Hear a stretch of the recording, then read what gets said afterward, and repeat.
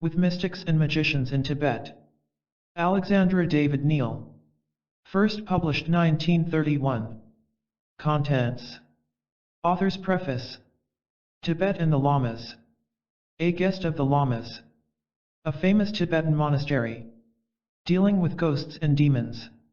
Disciples of yore and their contemporary emulators. Psychic sports. Mystic theories and spiritual training. Psychic phenomena in Tibet, how Tibetans explain them. Author's preface.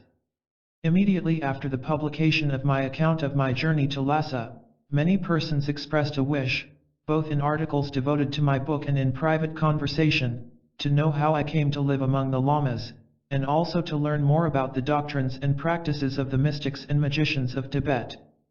In this book I attempt to satisfy their friendly curiosity. This task is however fraught with certain difficulties, owing to the limited space at my disposal. In order to answer these two questions in the order in which they have been put to me, I have started by describing the events which brought me into contact with the religious world of the Lamas and of the various kinds of magicians who surround them. Next I have tried to group together a certain number of salient points concerning the occult and mystical theories and the psychic training practices of the Tibetans. Whenever I have discovered in the rich store of my recollections a fact bearing on these subjects, I have related it as it came. Consequently the book is not a record of travel, for the subject does no lend itself to that treatment. In the course of such investigations as I have pursued, the information obtained on one particular day is sometimes not completed till several months or several years later. It is only by presenting the final results of information gathered in various places that one can hope to give an adequate idea of the subject I am describing. It is my intention, later on, to treat the question of Tibetan mysticism and philosophy in a more technical work. As in my previous book My Journey to Lhasa, the Tibetan names are generally transcribed phonetically only. The few cases in which the Tibetan orthography has been indicated will show how the correct pronunciation deviates from the spelling. For many Westerners, Tibet is wrapped in an atmosphere of mystery. The land of snows is for them the country of the unknown, the fantastic, and the impossible. What superhuman powers have not been ascribed to the various kinds of lames, magicians, sorcerers, necromancers and practitioners of the occult who inhabit those high tablelands, and whom both nature and their own deliberate purpose have so splendidly isolated from the rest of the world. And how readily are the strangest legends about them accepted as indisputable truths. In that country plants, animals, and human beings seem to divert to their own purposes the best established laws of physics, chemistry, physiology and even plain common sense.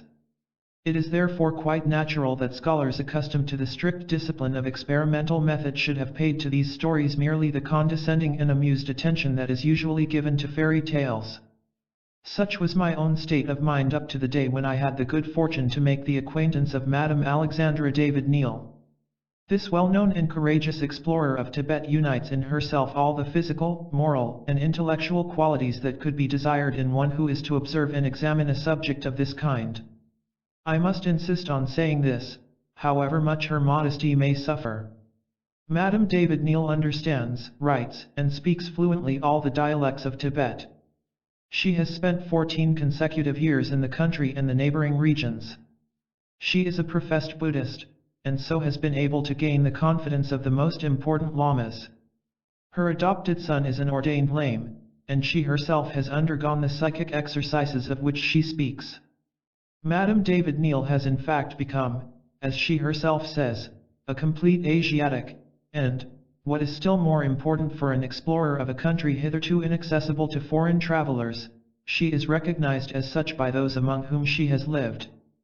This Easterner, this complete Tibetan, has nevertheless remained a Westerner, a disciple of Descartes and of Claude Bernard, practicing the philosophic skepticism of the former which, according to the latter, should be the constant ally of the scientific observer.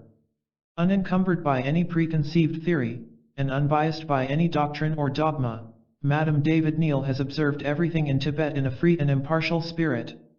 In the lectures which, in my capacity as professor of the Collège de France, succeeding my master Claude Bernard, I asked her to deliver, Madame David-Néel sums up her conclusions in these words: everything that relates, whether closely or more distantly, to psychic phenomena and to the action of psychic forces in general, should be studied just like any other science. There is nothing miraculous or supernatural in them, nothing that should engender or keep alive superstition. Psychic training, rationally and scientifically conducted, can lead to desirable results. That is why the information gained about such training, even though it is practiced empirically and based on theories to which we cannot always give assent, constitutes useful documentary evidence worthy of our attention. Here, it is clear, is a true scientific determinism, as far removed from skepticism as from blind credulity. The studies of Madame David-Néel will be of interest to Orientalists, psychologists, and physiologists alike. Dr. Adar Sanval. With Mystics and Magicians in Tibet. Chapter 1, Tibet and the Lamas. Well, then, it is understood. I leave Dewazend up with you as interpreter. He will accompany you to Gangtok. Is it a man who is speaking to me? This short yellow-skinned being clad in a robe of orange brocade, a diamond star sparkling on his hat, is he not, rather, a genie come down from the neighboring mountains? They say he is an incarnated Lama and heir prince of a Himalayan throne, but I doubt his reality. Probably he will vanish like a mirage, with his caparisoned little steed and his party of followers, dressed in all the colors of the rainbow. He is a part of the enchantment in which I have lived these last 15 days. This new episode is of the stuff that dreams are made of. In a few minutes, I shall wake up in a real bed, in some country not haunted by genii nor by incarnated lamas wrapped in shimmering silk. A country where men wear ugly dark coats and the horses do not carry silver inlaid saddles on golden yellow cloths. The sound of a kettle drum makes me start, two hautboys intone a melancholy minor tune. The youthful genie straddles his diminutive courser, knights and squires jump into their saddles. I shall expect you, the Lama Prince says, smiling graciously at me. I hear myself, as if I were listening to some other person, promising him that I will start the next day for his capital, and the little troop, headed by the musicians, disappears. As the last murmurs of the plaintive melody die away in the distance, the enchantment that has held me spellbound dissipates. I have not been dreaming, all this is real. I am at Kalimpong, in the Himalayas, and the interpreter given me when I arrived stands at my side. I have already related, in a previous book, my journey to Lhasa, the circumstances which had brought me to the Himalayas. Political reasons had at that time led the Dalai Lama to seek refuge in British territory. It had seemed to me a unique opportunity, while he was stopping at the Indian frontier, of obtaining an interview and getting information from him about the special type of Buddhism that prevails in Tibet. Very few strangers have ever approached the monk king hidden in his sacred city, in the land of snows. Even in exile, he saw no one. Up to the time of my visit, he had obstinately refused an audience to any woman except Tibetans, and I believe, even to this day, that I am the only exception to this rule. As I left Darjeeling, in the early rosy dawn of a cool spring morning, I little guessed the far-reaching consequences of my request. I thought of a short excursion, of an interesting but brief interview, while, actually, I became involved in wanderings that kept me in Asia for full 14 years. At the beginning of that long series of journeys, the Dalai Lama figures, in my diaries, as an obliging host who, seeing a stranger without the walls, invites him to see over his domain. This, the Dalai Lama did in a few words, learn the Tibetan language, he told me. If one could believe his subjects who call him the omniscient, Tamschtmgyentpsa, the sovereign of Tibet, when giving me this advice, foresaw its consequences, and consciously directed me, not only towards Lhasa, his forbidden capital, but towards the mystic masters and unknown magicians, yet more closely hidden in his wonderland. At Kalimpong, the Lama king lived in a large house belonging to the minister of the Raja of Bhutan. To give the place a more majestic appearance, 2 rows of tall bamboo poles had been planted in the form of an avenue.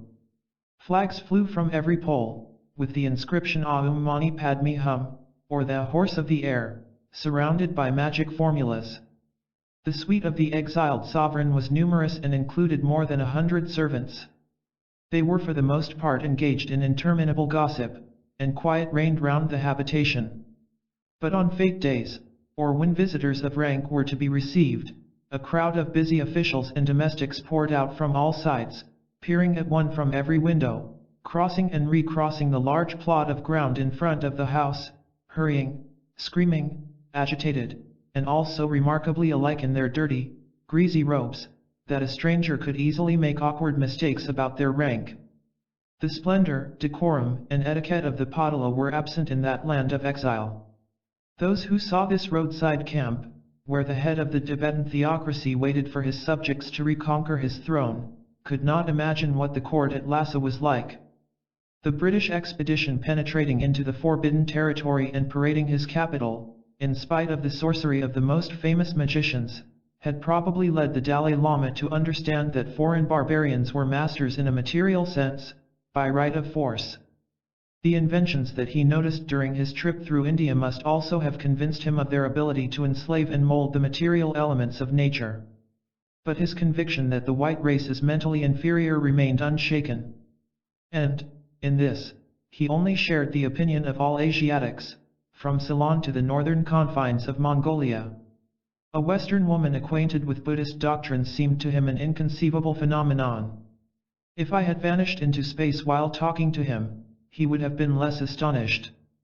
My reality surprised him most, but, when finally convinced, he politely inquired after my master, assuming that I could only have learned of Buddha from an Asiatic. It was not easy to convince him that the Tibetan text of one of the most esteemed Buddhist books, the Gyachur Ralpa, translated by Ed Pau Cos, professor at the Collège de France, had been translated into French before I was born. Ah well, he murmured at last, if a few strangers have really learned our language and read our sacred books, they must have missed the meaning of them. This was my chance. I hastened to seize it. It is precisely because I suspect that certain religious doctrines of Tibet have been misunderstood that I have come to you to be enlightened, I said. My reply pleased the Dalai Lama. He readily answered any questions I put to him, and a little later gave me a long written explanation of the various subjects we had discussed. The Prince of Sikkim and his escort having disappeared, it only remained for me to keep my promise and make ready to start for Gangtok. But there was something to be seen before moving on. The evening before, I had witnessed the benediction of the pilgrims by the Dalai Lama, a widely different scene from the pontifical benediction at Rome. For the Pope in a single gesture blesses the multitude, while the Tibetans are far more exacting and each expect an individual blessing. Among Lamaists again the manner of the blessing varies with the social rank of the blessed. The Lama places both hands on the heads of those he most respects. In other cases only one hand, 2 fingers, or even only 1 finger. Lastly comes the blessing given by slightly touching the head with colored ribbons, attached to a short stick. In every case, however, there is contact, direct or indirect, between the Lama and the devotee. This contact, according to Lamaists, is indispensable because the benediction, whether of people or of things, is not meant to call down upon them the benediction of God but to infuse into them some beneficial power that emanates from the Lama. The large number of people who came to Kalimpong to be touched by the Dalai Lama gave me some idea of his widespread prestige. The procession took several hours to pass before him, and I noticed that not only Lamaists but many people from Nepal and from Bengal, belonging to Hindu sects, had joined the crowd. I saw some, who had come only to look on, suddenly seized by an occult fervor, hurrying to join the pious flock. As I was watching this scene, my eyes fell on a man seated on the ground, a little to one side. His matted hair was wound around his head like a turban, in the style common to Hindu ascetics. Yet, his features were not those of an Indian and he was wearing dirty and much torn Lamaist monastic garments. This tramp had placed a small bag beside him and seemed to observe the crowd with a cynical expression. I pointed him out to Dwaysendup, asking him if he had any idea who this Himalayan Diogenes might be. It must be a traveling Naljorpa, written Nalhoyerpa, literally, he who has attained perfect serenity, but usually interpreted, an ascetic possessing magic powers, he answered, and, seeing my curiosity, my obliging interpreter went to the man and entered into conversation with him. He returned to me with a serious face and said, "This Lama is a peripatetic ascetic from Bhutan. He lives here and there in caves, empty houses, or under the trees. He has been stopping for several days in a small monastery near here." My thoughts returned to the vagabond when the prince and his escort had disappeared. I had no definite plan for the afternoon. Why should I not go to the Gampa monastery, where he was staying, and persuade him to talk? Was he really mocking, as he seemed to be, at the Dalai Lama and the faithful? And if so, why? There might be interesting reasons. I communicated my desire to Dawaisendup, who agreed to accompany me. We went on horseback and soon reached the Gampa, which was only a large-sized country house. In the Lhakang, the room containing the holy images, we found the Naljorpa seated upon a cushion in front of a low table, finishing his meal. Cushions were brought and we were offered tea. It was difficult to begin a conversation with the ascetic, as his mouth appeared to be full of rice. He had only answered our polite greetings by a kind of grunt. I was trying to find a phrase to break the ice, when the strange fellow began to laugh and muttered a few words. Dawaisendup seemed embarrassed. "What does he say?" I asked. "Excuse me," answered the interpreter, "these Naljorpas sometimes speak roughly. I do not know if I should translate." "Please do," I replied. "I am here to take notes, especially of anything at all curious and original." "Well, then excuse me," he said, "what is this idiot here for?" Such rudeness did not greatly astonish me, as, in India also, certain yogins make a habit of insulting anyone who approaches them. "Tell him I have come to ask why he mocked at the crowd seeking the benediction of the Dalai Lama." Puffed up with a sense of their own importance and the importance of what they are doing. "Insects fluttering in the dung," muttered the Naljorpa between his teeth. This was vague, but the kind of language one expects from such men. "And you," I replied, "are you free from all defilement?" He laughed noisily. "He who tries to get out only sinks in deeper. I roll in it like a pig. I digest it and turn it into golden dust, into a brook of pure water. To fashion stars out of dog dung, that is the great work." Evidently my friend was enjoying himself. This was his way of posing as a Superman. Are these pilgrims not right, to profit by the presence of the Dalai Lama and obtain his blessing? They are simple folk incapable of aspiring to the knowledge of the higher doctrines, but the Naljorpa interrupted me. For a blessing to be efficacious, he who gives it must possess the power that he professes to communicate. Would the precious protector, the Dalai Lama, need soldiers to fight the Chinese or other enemies if he possessed such a power? Could he not drive anyone he liked out of the country and surround Tibet with an invisible barrier that none could pass? The Guru, who is born in a lotus, Padmasambhava, who preached in Tibet in the 8th century, had such a power, and his blessing still reaches those who worship him, even though he lives in the distant land of the Rakshasas. I am only a humble disciple, and yet, it appeared to me that the humble disciple was maybe a little mad and certainly very conceited, for his and yet had been accompanied by a glance that suggested many things. My interpreter meanwhile was visibly uneasy. He profoundly respected the Dalai Lama and disliked to hear him criticized. On the other hand, the man who could create stars out of dog dung inspired him with a superstitious fear. I proposed to leave, but as I understood that the Lama was going away the next morning, I handed Dawaisendup a few rupees for the traveler to help him on his way. This present displeased the Naljorpa. He refused it, saying he had already received more provisions than he could carry. Dawaisendup thought it right to insist. He took a few steps forward, intending to place the money on a table near the Lama. Then I saw him stagger, fall backward and strike his back against the wall as if he had been violently pushed. He uttered a cry and clutched at his stomach. The Naljorpa got up and, sneering, left the room. "I feel as if I had received a terrible blow," said Dawaisendup. "The Lama is irritated. How shall we appease him? Let us go." I answered. The Lama has probably nothing to do with it. You, perhaps, have heart trouble and had better consult a doctor. Pale and troubled, the interpreter answered nothing. Indeed, there was nothing to be said. We returned, but I was not able to reassure him. The next day the ways up and I left for Gangtok. The mule path that we followed dives right into the Himalayas, the sacred land which ancient Indian traditions people with famous sagas, stern magicians, ascetics, and deities. The summer resorts established by foreigners on the border of these impressive highlands have not yet modified their aspect. A few miles away from the hotels where the Western world enjoys dancing and jazz bands, the primeval forest reigns. Shrouded in the moving fogs, a fantastic army of trees, draped in livid green moss, seems to keep watch along the narrow tracks, warning or threatening the traveler with enigmatic gestures. From the low valleys buried under the exuberant jungle to the mountain summits covered with eternal snow, the whole country is bathed in occult influences. In such scenery it is fitting that sorcery should hold sway. The so-called Buddhist population is practically shamanist and a large number of mediums, Mel, Enpas, Pawos, Bunting, and Yabas of both sexes, even in the smallest hamlets transmit the messages of gods, demons, and the dead.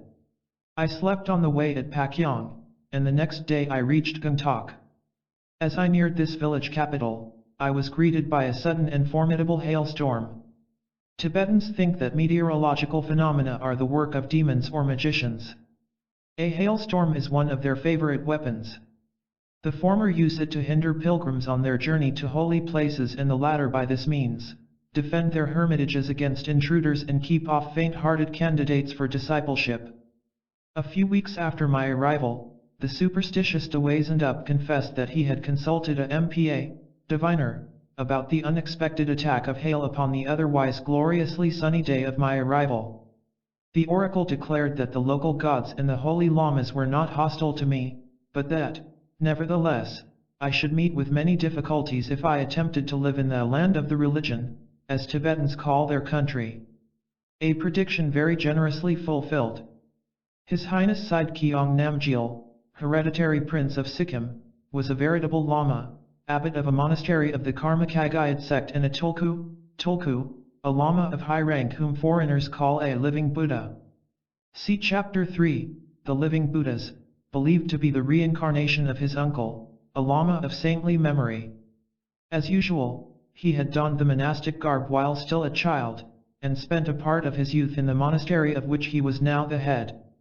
The British government having chosen him, in preference to his elder brother, as successor to the Maharaja his father, he was put in charge of an anglicized Indian as guardian and teacher. A short stay at Oxford and a trip round the world completed his heterogeneous education.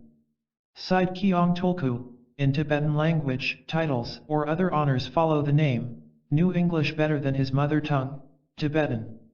He spoke Hindustani fluently and, also, a little Chinese. The private villa he had built in his father's gardens resembled an English country house unposed on a Tibetan temple. The same contrasts were repeated within. The ground floor was furnished according to English taste, while upstairs there was an oratory with Lamaist images and a Tibetan sitting room. The young prince was very open-minded. He immediately became interested in my researches and facilitated my task with great zeal. The first part of my stay in Sikkim was devoted to visiting the monasteries scattered through the forests picturesquely situated, usually on the spur of a mountain. Their aspect impressed me deeply. I liked to imagine these rustic dwellings inhabited by thinkers liberated from worldly ambitions and struggles, who passed their days in peace and deep meditations. I did not, however, find the monasteries quite what I expected. The monks of Sikkim are for the most part illiterate and have no desire to be enlightened, even about the Buddhism which they profess. Nor, indeed, have they the necessary leisure. The Gompas of Sikkim are poor, they have but a very small income and no rich benefactors. Their Trungpas are compelled to work for their living. Foreign authors call all members of the Lamaist clergy indiscriminately lamas, but this is not the custom in Tibet. The only monks who have a right to the title of Lama, written Blama, which means superior, excellent, are the ecclesiastical dignitaries such as the tulkus, the abbots of large monasteries, the heads of the great monastic colleges and monks who hold high university degrees. All other monks, even those who have been ordained as gelong, are called trupas, students. Nevertheless, it is usual to give the courtesy title of lama to aged and learned monks when addressing them. In Sikkim, a number of trupas whom their colleagues held to be learned men were capable of celebrating a few religious rites. They taught the novices to recite the liturgy and received as fees gifts in kind, more rarely a little money and, often, merely the domestic service of their pupils. However, the exercise of their priestly functions was the main source of their income. Orthodox Buddhism strictly forbids religious rites, and the learned lamas acknowledge that they cannot bestow spiritual enlightenment, which can only be acquired by personal intellectual effort. Yet the majority believe in the efficacy of certain ritualistic methods of the healing of the sick, securing material prosperity, the conquest of evil beings and the guidance of the spirits of the dead in the other world. The funeral ceremonies were the principal duty of the Himalayan monks. They celebrated these rites with zeal, even with pleasure, for they include 1 or 2 banquets offered by the family of the dead to the monks of the monastery to which he had been attached. The officiating trupas also received presents of money and in kind at the house of the dead man. Now, the peasant clergy of these forests are generally poor and ill-fed, and it is difficult for them to suppress a thrill of delight when the death of a rich villager promises them several days' feast. Grown-up men usually dissimulate their feelings, but the child novices who guard the cattle in the woods are amusingly frank. One day, while I was sitting not far from some of these youthful herdsmen, a far-off sound of wind instruments reached us. In an instant the boys who had been playing stopped listening attentively. Again, we heard the same sound. The children had understood. "The conches," said one of them. "Someone is dead," another answered. Then they kept silent, looking at each other, their eyes sparkling with pleasure. "We shall have meat to eat," one of the boys whispered. In many villages, the Lamaist priest comes into competition with the sorcerer, though as a rule this leads to no animosity. Generally, each has more or less faith in the worth of his rival's methods. Although the Lama is held in higher esteem than the Boil sorcerer, a follower of the ancient religion of the Aborigines, or than the Ngag Spa, magician, assimilated to the official clergy, these latter are, nevertheless, believed to be more skillful in dealing with the demons who harm living beings or the spirits of the dead. An unforeseen incident led me to discover how the spirit of a dead man is drawn out of his body by the officiating Lama and directed on the right road in the next world. I was returning, that day, from an excursion in the forest when I heard a sharp brief cry, unlike that of any animal known to me. A few minutes later, the same cry was twice repeated. I advanced slowly and noiselessly in the direction of the sound and discovered a cabin which had been hidden by a slight rise in the ground. Lying flat between the bushes, I could observe what was going on without being seen. 2 monks were seated under the trees, their gaze lowered in an attitude of meditation. "Hic!" cried one upon a peculiar abnormal shrill note. "Hic!" repeated the other after a few minutes. And so they continued, with long intervals of silence, during which they remained motionless between the shrieks. I noticed that a great effort seemed required to produce this sound, which apparently came up from their very entrails. After having watched them for some time, I saw one of the trupas put his hands upon his throat. His face expressed suffering. He turned his head to one side and spat out a stream of blood. His companion said a few words that I could not hear. Without answering, the monk rose and went towards the cabin. I then noticed a long straw standing straight up on the top of his head. What did this ornament signify? While the traps entered the hut and his friend had his back to me, I escaped. As soon as I saw to ways and up, I questioned him. What were these men doing? Why did they utter this strange cry?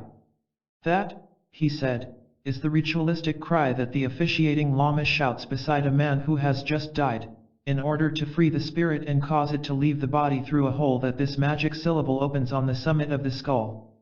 Only a Lama who has received, from a competent master, the power of uttering that hic with the right intonation and required force, is capable of success. After hic, he shouts fat. But he must be careful not to articulate fat when he is only practicing, like the monks you overheard. The combination of these two sounds invariably leads to the separation of body and spirit, so that the Lama who pronounced them correctly over himself would immediately die. This danger does not exist when he is officiating, because he acts by proxy, in place of the dead lending him his voice, so that the effect of the magic words is felt by the dead man, not by the Lama. Once the psychic power of drawing the spirit out of its corporeal envelope has been conferred, by a competent master, upon a disciple, the latter must practice the uttering of hic in the right tone. It is known that this has been attained when a straw stuck in the skull stands up straight as long as desired. For by shouting hic, a slight opening in the skull is produced and the straw is placed in it. In the case of a dead man, the opening is much larger. It is sometimes large enough to introduce the little finger. Dawazendup was much interested in all questions concerning death and the spirit world. 5 or 6 years after I knew him, he translated a classic Tibetan work on the peregrinations of the dead in the next world. Several foreigners, Orientalist scholars, or British officials have employed Dawazendup and acknowledged his ability. However, I have good reasons to think that none of them knew the real peculiarities of high character as I did. Dawazendup was an occultist and even, in a certain way, a mystic. He sought for secret intercourse with the Dakanas, feminine deities. Dakani is their Sanskrit name used also in Tibetan mystic literature. Their Tibetan name is Mkagroma, pronounced Kandoma. They are often styled mothers and are said to impart esoteric profound doctrines to their devotees, and the dreadful gods hoping to gain supernormal powers. Everything that concerned the mysterious world of beings generally invisible strongly attracted him, but the necessity of earning his living made it impossible for him to devote much time to his favorite study. Born at Kalimpong, his ancestors were hillmen, Bhutanese or Sikkimese from the Tibetan stock of the invaders. He got a scholarship and was educated at the High School of Darjeeling, established for young men of Tibetan origin. He entered the British government service in India and became interpreter at Baxduar, on the southern frontier of Bhutan. There he met the Lama whom he chose for spiritual guide. I got some idea of this teacher from the accounts of Dawazendup, who venerated him deeply. He must have resembled many lamas whom I have met later on, harboring in his mind a mixture of learning and superstitions, but, above all, a good and charitable man. He was distinguished from all his colleagues, however, by having had as master a veritable saint whose death is worth relating. This holy Lama was an anchorite who practiced mystic contemplation in a secluded spot in Bhutan. As is often the case, one of his disciples shared his hermitage and served him. One day a pious benefactor came to see the ascetic and left him a sum of money to purchase winter provisions. His disciple, urged on by covetousness, stabbed him and ran off with the silver. The aged Lama was still alive, and came to his senses soon after the murderer had gone. His wounds caused him excruciating suffering, and to escape this torture he sank into meditation. Concentration of thought is carried so far by Tibetan mystics that it becomes anesthetic and they do not feel anything, or at a lower degree of power they can thus greatly lessen their pains. When another disciple of the Lama went to visit him a few days later, he found him rolled up in a blanket and motionless. The smell from the festering wounds and the blood-stained blanket caught his attention. He questioned his master. The hermit then told him what had happened, but when the man wished to get a doctor from the nearest monastery he was forbidden to do so. If the lamas and villagers happen to hear about my condition they will search for the culprit, said the ascetic. He cannot have got far. They would find him and, probably, condemn him to death. I cannot permit this. I wish to give him more time to escape.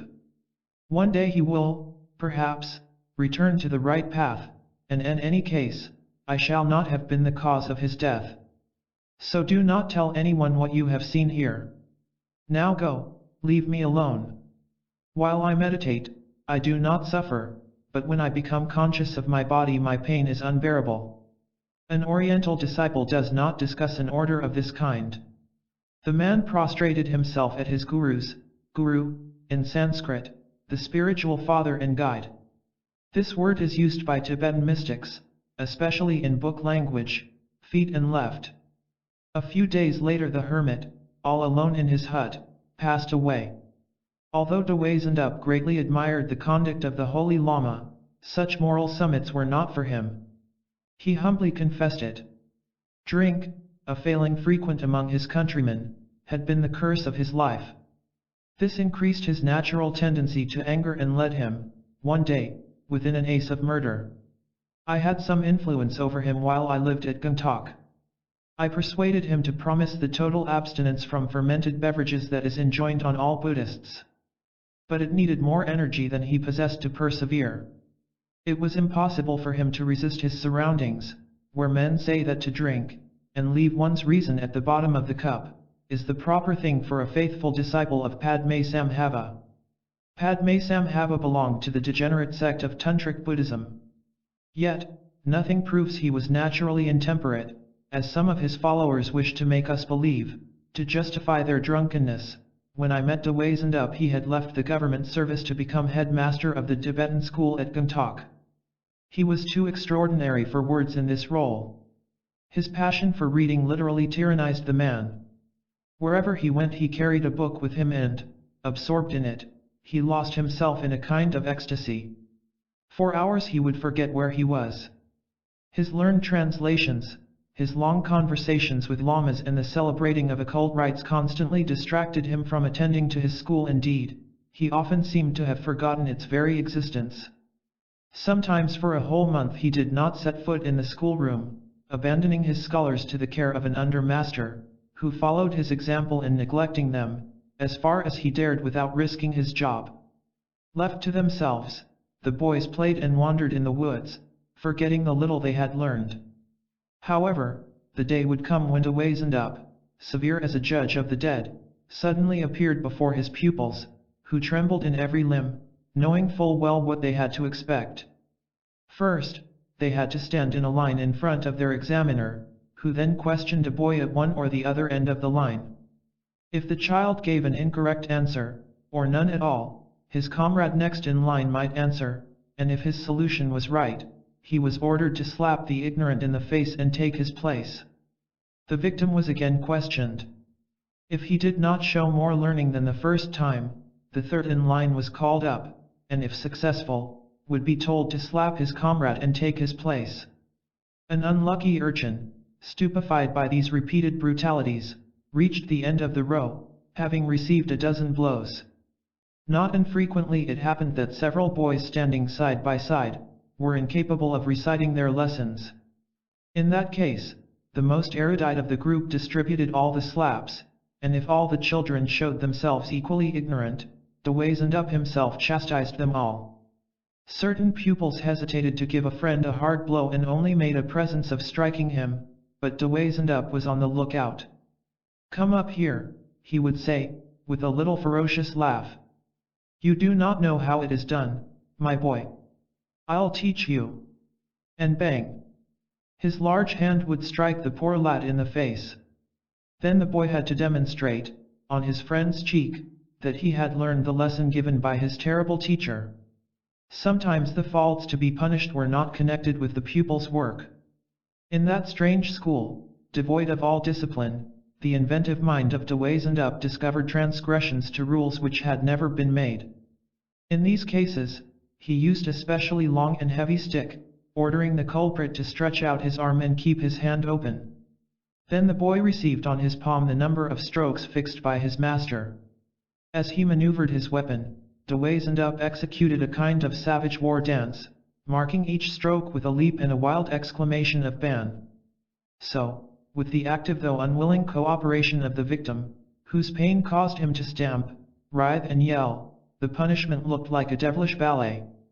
Arriving unexpectedly at the school one day, I witnessed one of these scenes, and the children, who became familiar with me, frankly described their teacher's educational methods.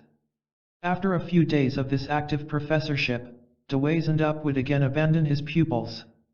I could tell many other stories about my good interpreter, some quite amusing, in the style of Boccaccio. He played other parts than those of occultist, schoolmaster, and writer. But, peace to his memory, I do not wish to belittle him. Having acquired real erudition by persevering efforts, he was sympathetic and interesting. I congratulate myself on having met him and gratefully acknowledge my debt to him. I may add that Deweysendup is the author of the first, and up to now, only English Tibetan dictionary, and that he ended his days as professor of Tibetan at the University of Calcutta. My joy was intense when the Prince Tulku announced that a real Tibetan doctor of philosophy from the famous University of Trashalumpo, near Shigitsa, the capital of the Tsung province, was coming to live at the Inch Monastery, near Gangtok, and that he also expected another Lama, a native from Sikkim, who had studied in Tibet, to return shortly to his country. I soon was able to meet these two men and found them learned and distinguished scholars. The doctor of philosophy's name was Kushog, Tibetan equivalent of Sir, Chostst, and he belonged to the family of the ancient kings of Tibet. He had been some years in prison for some political offense, and attributed his delicate state of health to poisoned food absorbed during his incarceration. The Prince of Sikkim held men of learning in high esteem. He was glad to receive the refugee and appointed him abbot of the Inchgampa, with the further duty of teaching grammar and sacred literature to about 20 novices. Kushog Chostst was a Gelug-spa, that is to say a follower of the Reformed sect founded by Tsongkhapa about AD 1400, familiarly known as the sect of the Yellow Hats. Foreign writers who describe the doctrines and religious practices of the Yellow Hats as completely opposed to those of the Red Hats would have recognized their error on finding, at Inch Monastery, a Gelug-spa abbot presiding over monks of the Red sect and chanting the liturgy with them. I do not know whether this Lama gave himself assiduously to meditation and should be classed as a mystic, but he certainly possessed extraordinary erudition. His memory resembled a miraculous library, where each book was ready at the asking, to open at the desired page. Without the slightest effort he could quote texts by the dozen, on any matter connected with Lamaism, Buddhist philosophy, and Tibetan history or secular literature. This is, however, not an unusual feat in Tibet, but his perfect understanding and subtle comprehension of shades of meaning was quite uncommon. Whether from fear of being thought obtrusive or from pride of birth, his rank being higher than that of his protector, the Lama seldom visited the prince at his villa, and only to consult with him about affairs concerning the monastery. Sometimes he came to see me, but I generally went up to his Gampa, which stood on a spur of the mountain that dominated Gangtok. After several conversations, the Lama, suspicious as are most Orientals, devised an amusing stratagem to test my knowledge of Buddhism and the extent of my understanding of its doctrines. One day when I was seated in his room, he took out of a drawer a long list of questions and with exquisite politeness asked me to answer them at once. The subjects treated were abstruse and had certainly been chosen with the intention of embarrassing me. I passed the trial honorably. My examiner seemed content. He then confessed that up to this moment he had not believed me to be a Buddhist and that, not being able to discover my reasons for questioning the Lamas about their religion, he had feared that my designs were evil. After this he seemed quite reassured and manifested great confidence in me. The second Lama who arrived shortly after this at Gangtok came from the monastery of Talung Tserphug, situated in the region of Lhasa.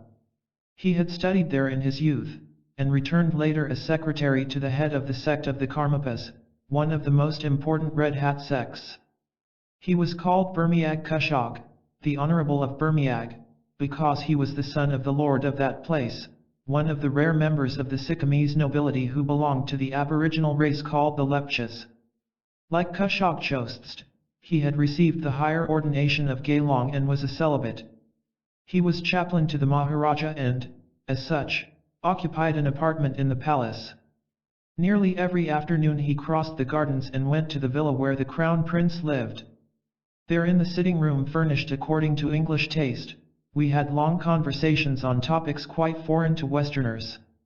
I like to recall these talks which gradually enabled me to lift the veil that hides the real Tibet and its religious world. Side Kyong Tulku, always wearing his brocade robes, presided, seated on a couch. A table was placed in front of him, and I sat opposite, in an armchair. We were each provided with a little bowl of fine Chinese porcelain, with a silver saucer and a cover shaped like a pagoda roof, studded with coral and turquoises. At a short distance from the prince, the Honorable of Burmiag, majestically draped in his garnet-colored toga, had an armchair and a bowl with a silver saucer, but without a cover. As for Dewaysendup, who was often present, he squatted tailor fashion, in the east they say like a lotus, at our feet, and his bowl, placed upon the rug, had neither cover nor saucer. The complicated and very strict Tibetan etiquette was thus obeyed. While that learned and fluent orator, Burmiag Kushok, talked, we were lavishly supplied with Tibetan tea, the color of faded roses and flavored with butter and salt.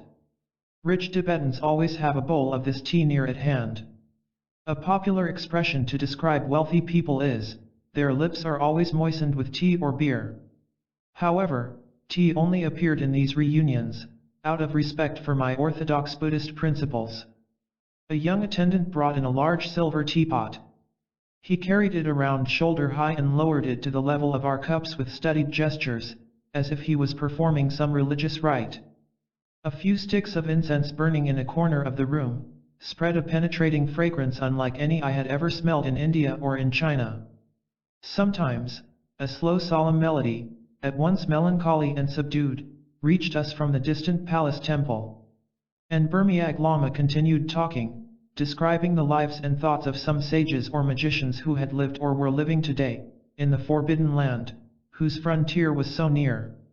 To Kushok Chostst and to Burmiag Kushok I owe my first initiation into the creeds held by the Lamaists regarding death and the beyond, creeds unknown to most foreigners. As one of these lamas was Red Hat, and the other belonged to the Yellow Hat sect, by listening to both, I was sure of acquiring information that represented the general opinion and not that of any one particular sect or creed.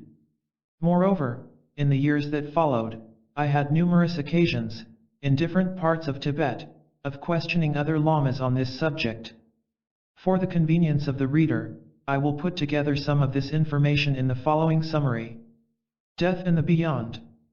The profane generally imagine that Buddhists believe in the reincarnation of the soul and even in metempsychosis. This is erroneous. Buddhism teaches that the energy produced by the mental and physical activities of a being brings about the apparition of new mental and physical phenomena when once this being has been dissolved by death. There exist a number of subtle theories upon this subject, and the Tibetan mystics seem to have attained a deeper insight into the question than most other Buddhists. However, in Tibet, as elsewhere, the views of the philosophers are only understood by the elite. The masses, although they repeat the orthodox creed, all aggregates are impermanent, no ego exists in the person, nor in anything, remain attached to the more simple belief in an undefined entity traveling from world to world, assuming various forms. The ideas of the Lamaists regarding the condition of man immediately after death differ from those held by the Buddhists of the southern countries, Ceylon, Burma, Siam. They affirm that a certain time elapses between his death and his rebirth among one or other of the 6 kinds of recognized sentient beings. See page 260. According to popular belief, the class of beings in which one is reborn and the more or less happy conditions in which one is placed among them, depend upon the good and evil actions one has accomplished during one's previous existence. The more enlightened lamas teach that man, or any other being, by his thoughts and actions, creates affinities which, quite naturally, lead him to a kind of existence in keeping with the nature of these affinities. Others say that, by his actions, and above all, by his mental activity, he modifies his very substance and so acquires the characteristics of a god, an animal, or of any kind of being. So far, these views differ very little from those expressed among Buddhists. The following Lamaist theories are more original. In the first place, the great importance given to cleverness by certain Mahayana Buddhist sects is still more emphasized by Lamaists. He who knows how to go about it could live comfortably even in hell, is a very popular saying in Tibet. This explains more clearly than any definition or description all that the Lamas mean by thaps, i.e. method. Thus, while most of their co-religionists believe that the fate of the dead is mathematically fixed in accordance with their moral character, the Lamaists declare that he who knows the proper method is capable of modifying for the better his post-mortem fate. In other words, he may cause himself to be reborn in the most agreeable conditions possible.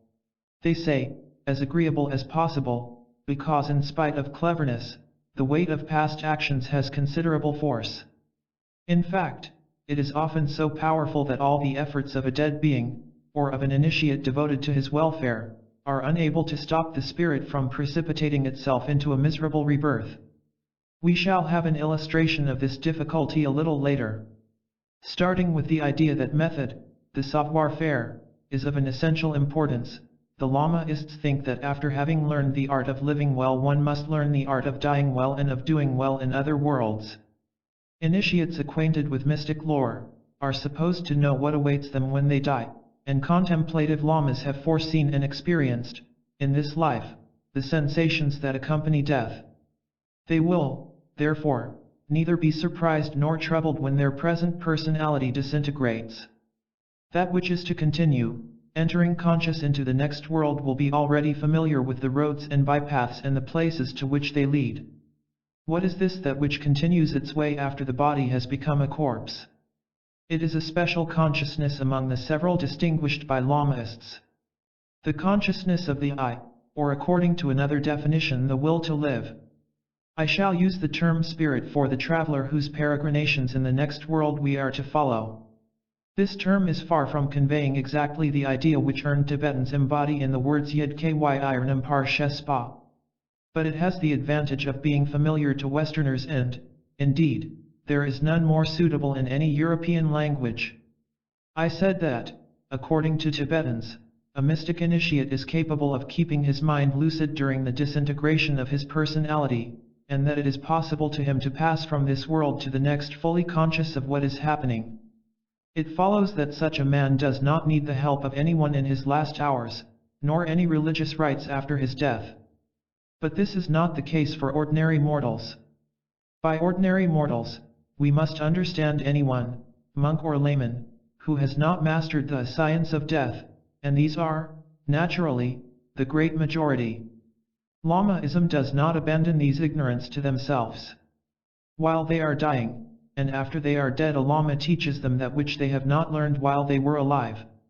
He explains to them the nature of the beings and things which appear on their way. He reassures them, and, above all, he never ceases guiding them in the right direction. The Lama who is assisting a dying man is careful to prevent him from falling asleep, or from fainting or falling into a coma. He points out the successive departure of the special consciousness attached to each sense, viz. Consciousness of the eye, consciousness of the nose, of the tongue, of the body, of the ear.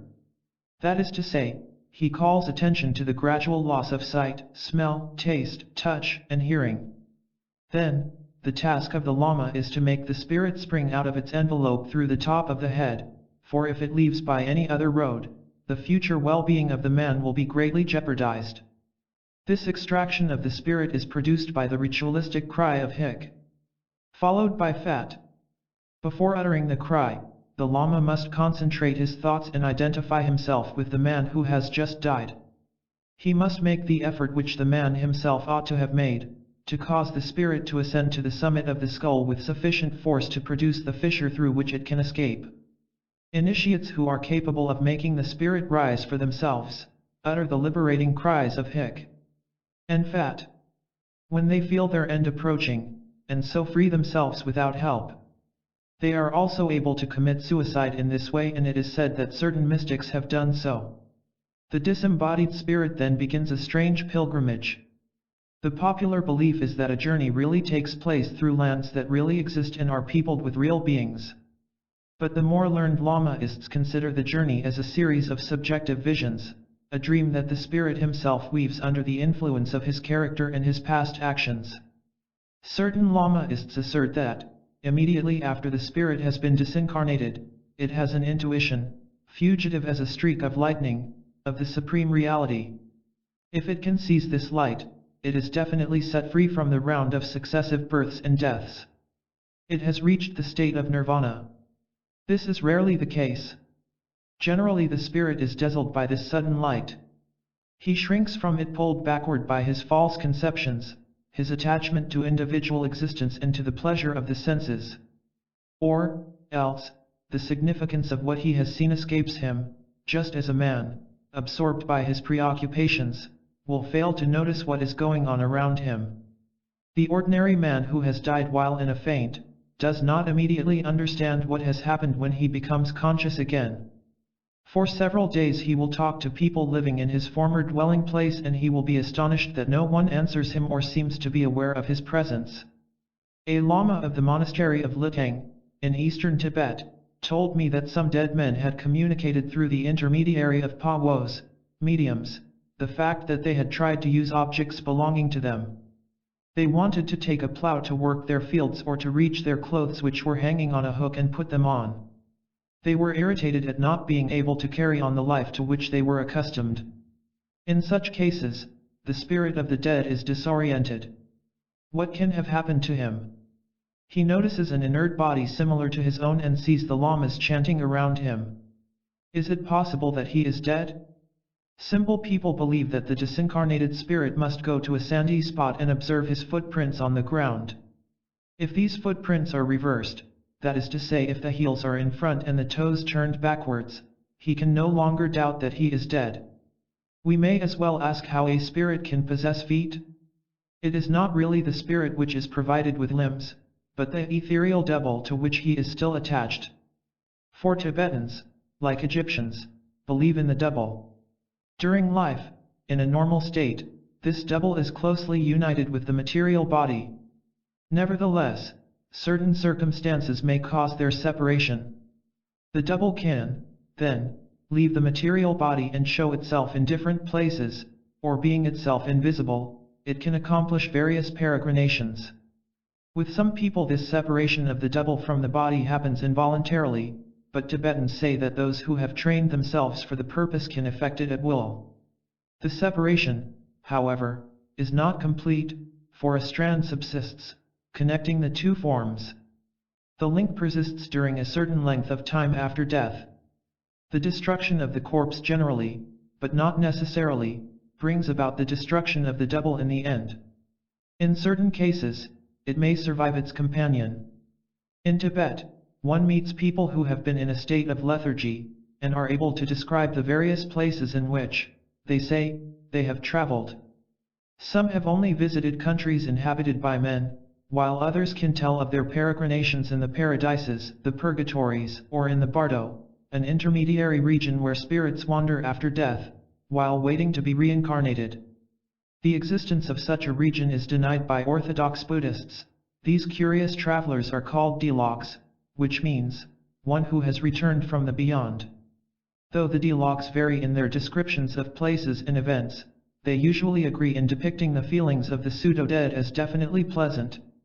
A woman whom I met in a village of Tsarong had some years ago, remained inanimate for a whole week. She said she had been agreeably astonished by the lightness and agility of her new body and the extraordinary rapidity of its movements. She had only to wish herself in a certain place to be there immediately. She could cross rivers, walking upon the waters, or pass through walls. There was only one thing she found impossible, to cut an almost impalpable cord that attached her ethereal being to the material body which she could see perfectly well sleeping upon her couch. This cord lengthened out indefinitely, but, nevertheless, it sometimes hampered her movements. She would get caught up in it, she said. A male dialogue, whom my son had met in his youth, gave a similar description of his state. Evidently, the dialogue is not really a dead man, so that nothing can prove that the sensations he experiences in his lethargy are the same as those felt by the dead. Tibetans, however, do not seem to be troubled by this distinction.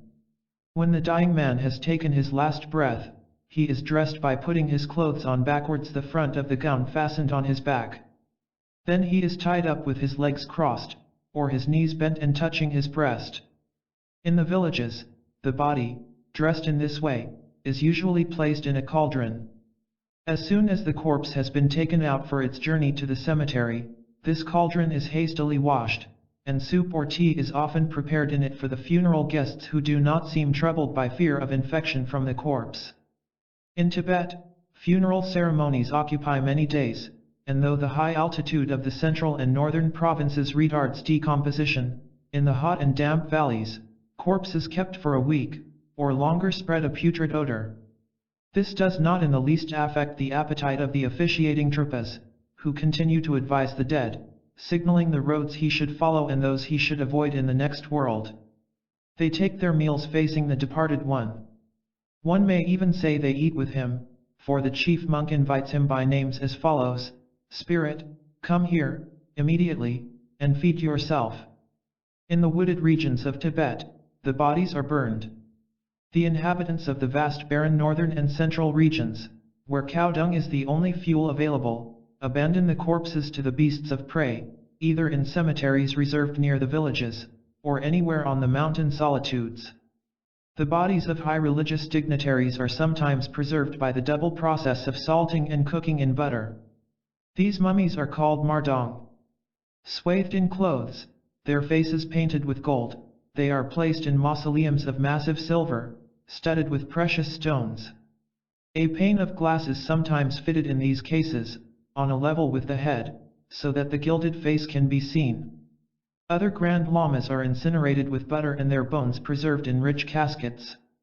All funeral monuments, in Tibet, take the form of chorten, which are imitations of the stupas which the ancient Buddhists of India built over their holy dead, or other precious relics.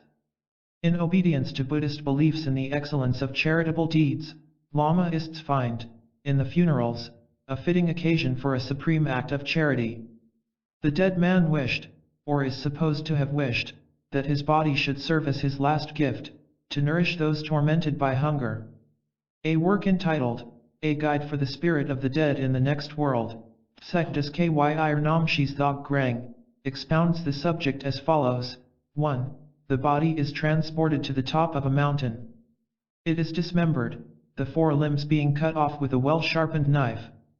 The entrails, the heart, the lungs are laid out on the ground. The birds, wolves, and foxes feed themselves upon them. 2. The body is thrown into a sacred river. The blood and the humors are dissolved in the blue water. The fish and the otters eat the flesh and the fat. 3. The body is burned. Flesh, bones and skin are reduced to a heap of cinders. The Tisas are demigods who feed upon odors, but while some of them nourish themselves with sweet fragrances, others prefer odors which are offensive to us, such as that of burnt flesh, are nourished by the odor. 4. The body is hidden in the earth. Flesh, bones and skin are sucked by worms. Families who can afford to pay the officiating monks, have the religious service repeated every day, for 6 weeks following the funerals. After this, an effigy is made with a light frame of sticks, supporting clothes that belong to the deceased. A sheet of paper represents the face. The portrait of the dead person is sometimes sketched upon it. More often a printed paper sheet is bought, ready-made, in a monastery. There are 2 models, one being the picture of a man, the other that of a woman. The name of the departed is written under the drawn portrait or the printed picture. There is one more, final, religious ceremony, at the close of which the officiating lama burns the paper sheet, or face of the dead person. The clothes in which the effigy was dressed are given to the lama as part of his fee. After this symbolic incineration, the ties which might still have attached the deceased to this world are considered to be definitely severed. Tibetans keenly desire avoiding any intercourse with the dead. Peasants use especially precise words to get rid of them. Just before the corpse is carried out of the house, a meal is served to him and an aged member of the family harangues him, in these words: "So and so, listen. You are dead, be sure of that. You have nothing more to do here. Eat copiously for the last time. You have a long road to run and several mountain passes to cross. Take strength and do not return again." I heard an even stranger discourse. After having duly told the dead man that he no longer belonged to this world and bidding him never to reappear, the orator added, "Pugjan, I must tell you that your house has been destroyed by fire, everything you possessed is burned. Because of a debt you had forgotten, your creditor has taken your 2 sons away as slaves. Your wife has left with a new husband. As it would sadden you to see all this misery, be careful not to return. I listened in astonishment to this extraordinary list of calamities. How did this series of misfortunes happen? I asked an assistant. Nothing at all has happened, he answered, smiling maliciously. The farm and the cattle are intact and the widow is sitting quietly at home with the sons. We invented that tale to disgust Bhagwan so that he will not think of returning to his home. This seemed rather a naive stratagem for people who credit the spirit with the faculty of seeing what is going on in our world.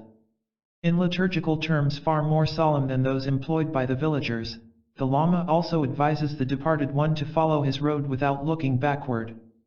But this counsel is for his own good, while the common people only think of avoiding the occult presence of a ghost which they consider dangerous. During the celebration of these various ceremonies, the spirit travels through the bardo. He beholds, in turn, radiant beautiful beings in hideous forms. He sees diversely colored paths and a crowd of strange visions. These apparitions frighten him, he is bewildered and wanders at random among them. If he is able to hear and to follow the advices of the officiating Lama, he can take a road that will lead him to be reborn among the gods, or in some other pleasant condition just as the initiate may, who has entered consciously into the bardo after a careful study of its map. But men who have not learned anything about the bardo, and who enter it while absorbed in their regret at leaving the material world, can hardly profit by the counsels given to them. So they miss the opportunity of escaping the mathematically rigid consequences of their actions. The roads to celestial happiness are behind them. The wombs of human and of animal beings are offered them and, deceived by their hallucinations, they fancy these to be pleasant grottos or palaces. Thinking they will find an agreeable resting place, they enter one or another of them and thus determine for themselves the conditions of their rebirth. This one will become a dog, while another will be the son of distinguished human parents. According to other beliefs, the great mass of people who have not obtained post-mortem spiritual illumination, by seizing the meaning of the vision which arose before them immediately after death, travel like a frightened flock of sheep through the phantasmagoria of Bardo, until they reach the court of Shinye, the judge of the dead. Shinye examines their past actions in a mirror or weighs them under the form of white and black pebbles. According to the predominance of good or of evil deeds, he determines the species of beings among whom the spirit will be reborn and the particular conditions that shall accompany this rebirth, such as physical beauty or ugliness, intellectual gifts, social standing of the parents, etc. There is no question of skillfulness in saving oneself here, for the judge is impartial and inflexible. In fact, even at the time when skillfulness may be helpful, it only acts within the limit permitted by the power of past actions. I have already mentioned this limitation and will, now, give an amusing illustration of it which is characteristic of Tibetan humor. A Grand Lama had passed his whole life in idleness. Although he had been given excellent tutors in his youth, had inherited from his predecessors an important library and had, moreover, always been surrounded by men of learning, still, he scarcely knew how to read. This Lama died. In these times there lived a strange man, a miracle worker and rough-speaking philosopher, whose eccentricities, sometimes coarse, often exaggerated by his biographers, have given birth to a number of stories in the style of Rabelais, much appreciated in Tibet. Dugpa Legs, for such was his name, traveled under the guise of a vagabond. Having arrived at the bank of a brook, he saw a girl who had come there to draw water. Suddenly he attacked her, and without saying a word he tried to violate her. The lass was robust and Dugpa Legs was approaching old age. She defended herself so vigorously that she escaped him, and, running back to the village, told her mother what had happened. The good woman was most astonished. The men of the country were well behaved, none of them could be suspected. The brute must be a stranger. She made her daughter minutely describe the wicked wretch. While listening to the girl, the mother wondered. The description of the man corresponded, in all points, to that of Dugpa Legs, this eccentric and saintly Lama whom she had met during a pilgrimage. There was no doubt possible. Dugpa Legs, himself, had wished to abuse her daughter, She began to reflect on the strange behavior of the Holy One. The common moral principles which rule the conduct of ordinary men do not apply to men of supernormal wisdom, she thought. A Daotub, a sage and wonder worker, is not bound to follow any law. His actions are dictated by superior considerations which escape the vulgar observer. So she said to her daughter, "The man you have seen is the great Dugpa Legs. Whatever he does is well done. Therefore, return to the brook, prostrate yourself at his feet and consent to anything he wishes." The girl went back and found the Daotub seated upon a stone, absorbed in his thoughts. She bowed down before him, excused herself for having resisted him when she had not known who he was, and declared that she was entirely at his service. The saint shrugged his shoulders. "My child," he said, "women awake no desire in me. However, the Grand Lama of the neighboring monastery has died in ignorance, having neglected all occasions of instruction. I saw his spirit wandering in the bardo, drawn towards a bad rebirth, and, out of compassion, I wished to procure him a human body, but the power of his evil deeds has not permitted this. You escaped, and while you were at the village, the asses in that field nearby, coupled. The Grand Lama will soon be reborn as a donkey. The majority of the dead men heed the desire of their families, as expressed during the funeral, and do not return. The latter conclude that their fate, in the next world, has been definitely settled and, probably, to their satisfaction. However, some departed ones are less discreet. They frequently appear in dreams to their relatives or their friends, and strange things happen in their former dwellings. Tibetans believe that this shows the spirit to be unhappy and calling for help. There are Lama diviners who can be consulted in such cases. They have ordered the rites to be celebrated, the gifts to be bestowed upon the clergy, and holy books to be read, to comfort the unhappy spirit. Nevertheless, many people, especially in those remote regions near the frontiers, fall back on the practices of the ancient bones, the shamanist aborigines, for such cases. They think that the dead man, himself, should be listened to. So a medium, male or female, Pawo or Pamo, is summoned to lend his voice to the departed one. Spiritualistic seances in Tibet do not resemble those of the Western countries. Neither darkness nor silence are required, sometimes they are held in the open air. The Pawo begins chanting, accompanying himself with a little drum and a bell. He dances, first slowly, then faster and faster, and, finally, trembles convulsively. A being of another world, god, demon, or spirit of a dead person, has taken possession of him. In a kind of frenzy, he utters broken sentences, which are supposed to convey that which the invisible being wishes to communicate to the assistants. Since it is of the first importance to know exactly who is speaking through the medium, and what he is saying, the most intelligent men of the village are called upon to listen attentively. It sometimes happens that different gods or spirits take possession of the medium one after another. Once in a while, the latter, under the impulsion given to him by one of these beings, will suddenly attack one of the public and beat him mercilessly. This correction is always accepted without any resistance being offered. Tibetans imagine that it is meant to drive out a demon that has lodged himself in the man without his being aware of it. This undesirable guest has, however, been discovered by the spirit animating the medium. The departed ones who suffer in the next world usually limit their performances to giving an account of their misfortunes. At a séance, where I was a spectator, I heard one say, "I met a demon upon my road who dragged me into his dwelling. He made a slave of me. He forces me to work hard, without stopping, and ill-treats me. Have pity on me. Set me free so that I may reach the paradise of the great bliss." The mother of the man who was supposed to be speaking, as well as his wife and children, wept bitter tears. Families who receive supplications of this kind, think of nothing but how to liberate the unfortunate captive. It is a complicated affair. First, one must get into communication with the demon and negotiate the ransom of his prisoner.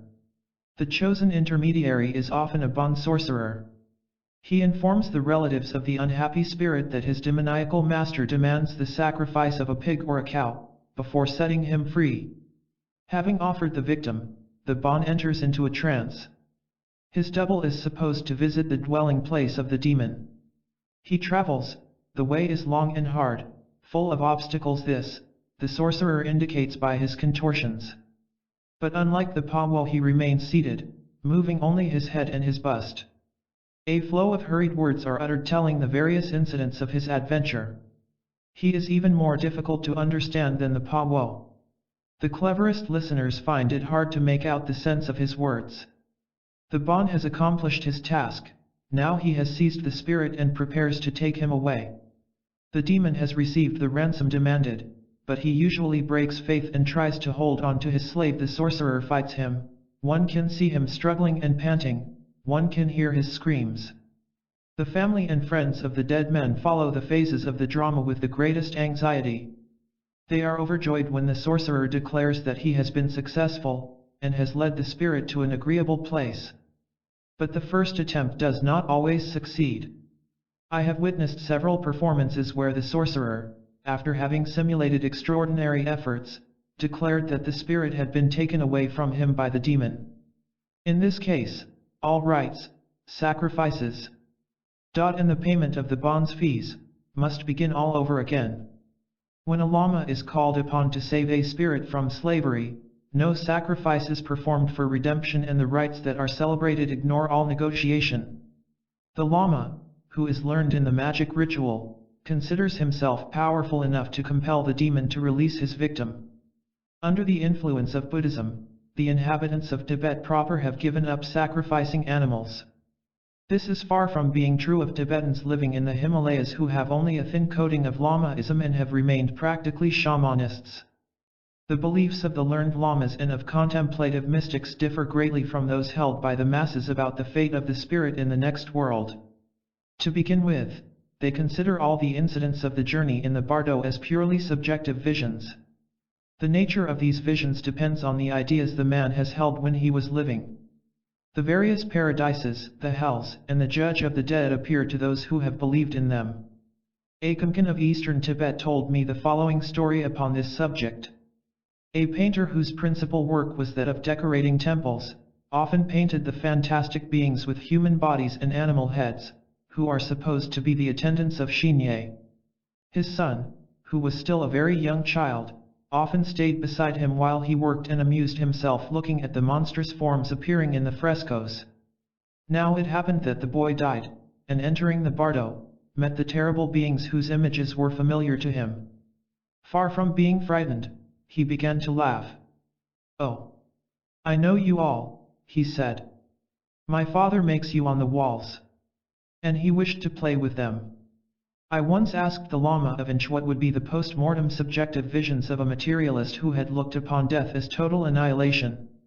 "Perhaps," said the Lama, "such man would see apparitions corresponding to the religious beliefs he held in his childhood, or to those, familiar to him, held by the people among whom he has lived. According to the degree of his intelligence and his post-mortem lucidity, he would, perhaps, examine and analyze these visions and remember the reasons which, during his lifetime, made him deny the reality of that which now appears to him. He might, thus, conclude that he is beholding a mirage. A less intelligent man in whom belief in total annihilation was the result of indifference or dullness, rather than of reasoning, will, perhaps, see no vision at all. However, this will not prevent the energy generated by his past actions from following its course and manifesting itself through new phenomena. In other words, it will not prevent the rebirth of the materialist. My many copybooks filled with notes showed that I had worked a great deal since I had come to Sikkim. I thought I might allow myself a holiday. Summer was approaching, the warmer temperature tempted me to undertake a trip in the north of the country. The road I chose was an excellent mule track leading from Gangtok to Kampadzong and on to Shikatsa in Tibet. Rising gradually from the traveler's bungalow of Dichua buried in the tropical jungle, on the bank of the Tista, it follows a tributary of this river up to its source, passing through enchanting landscapes. At about 50 miles from Gangtok, and at a height of 8,000 feet, this road crosses a village called Lakan, which occupies a prominent place in my experiences of Lamaist mysticism. This little group of cottages is the most northern in Sikkim, the last which the traveler meets on his way towards the high passes of the Tibetan border. It is inhabited by sturdy hillmen, who combine a little farming, in the valley, with the rearing of yaks, yak, the hairy Tibetan ox, higher up on the Tibetan tableland, where they spend a part of the year under tents. Perched on a mountain slope, a humble monastery dominates the villagers' dwellings. I visited it the day after my arrival, but finding nothing of interest in the temple, I was about to leave when a shadow darkened the luminous space of the wide open door. A lama stood on the threshold. I say a lama, but the man did not wear the regular monastic garb, neither was he dressed as a layman. His costume consisted of a white skirt down to his feet, a garnet-colored waistcoat, Chinese in shape, and through the white armholes, the voluminous sleeves of a yellow shirt were seen. A rosary made of some grey substance and coral beads hung around his neck. His pierced ears were adorned with large gold rings studded with turquoises, and his long, thick, braided hair touched his heels. Later on, I learned that this is the costume of the anchorites who are proficient in Tummo, see Chapter 6, and various other branches of the secret lore. The rosary is made of 108 small round pieces of bone, each one cut out from a different human skull. This strange person looked at me without speaking, and as at that time I knew but little of the Tibetan language, I did not dare to begin a conversation. I only saluted him and went out. A young man, my general factotum, was waiting for me on the terrace of the monastery. As soon as he saw the lama descending the steps of the peristyle, behind me, he prostrated himself thrice at his feet, asking for his blessing.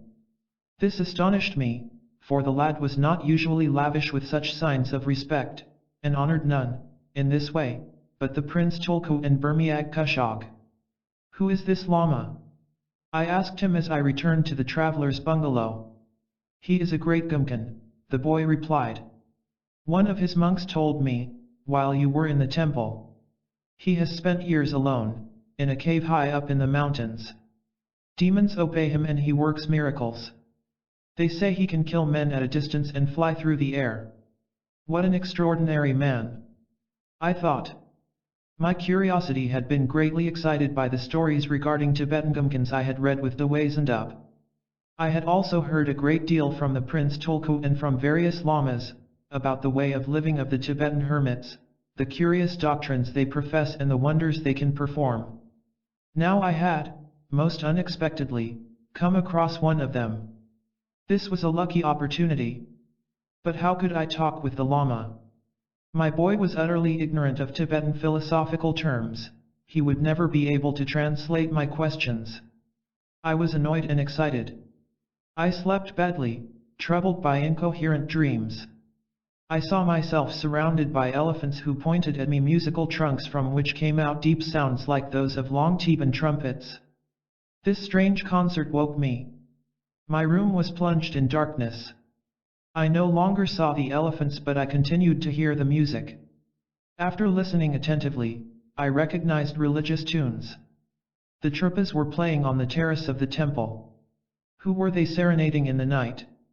Whatever might come of it, I wished to risk an interview with the Gumkan.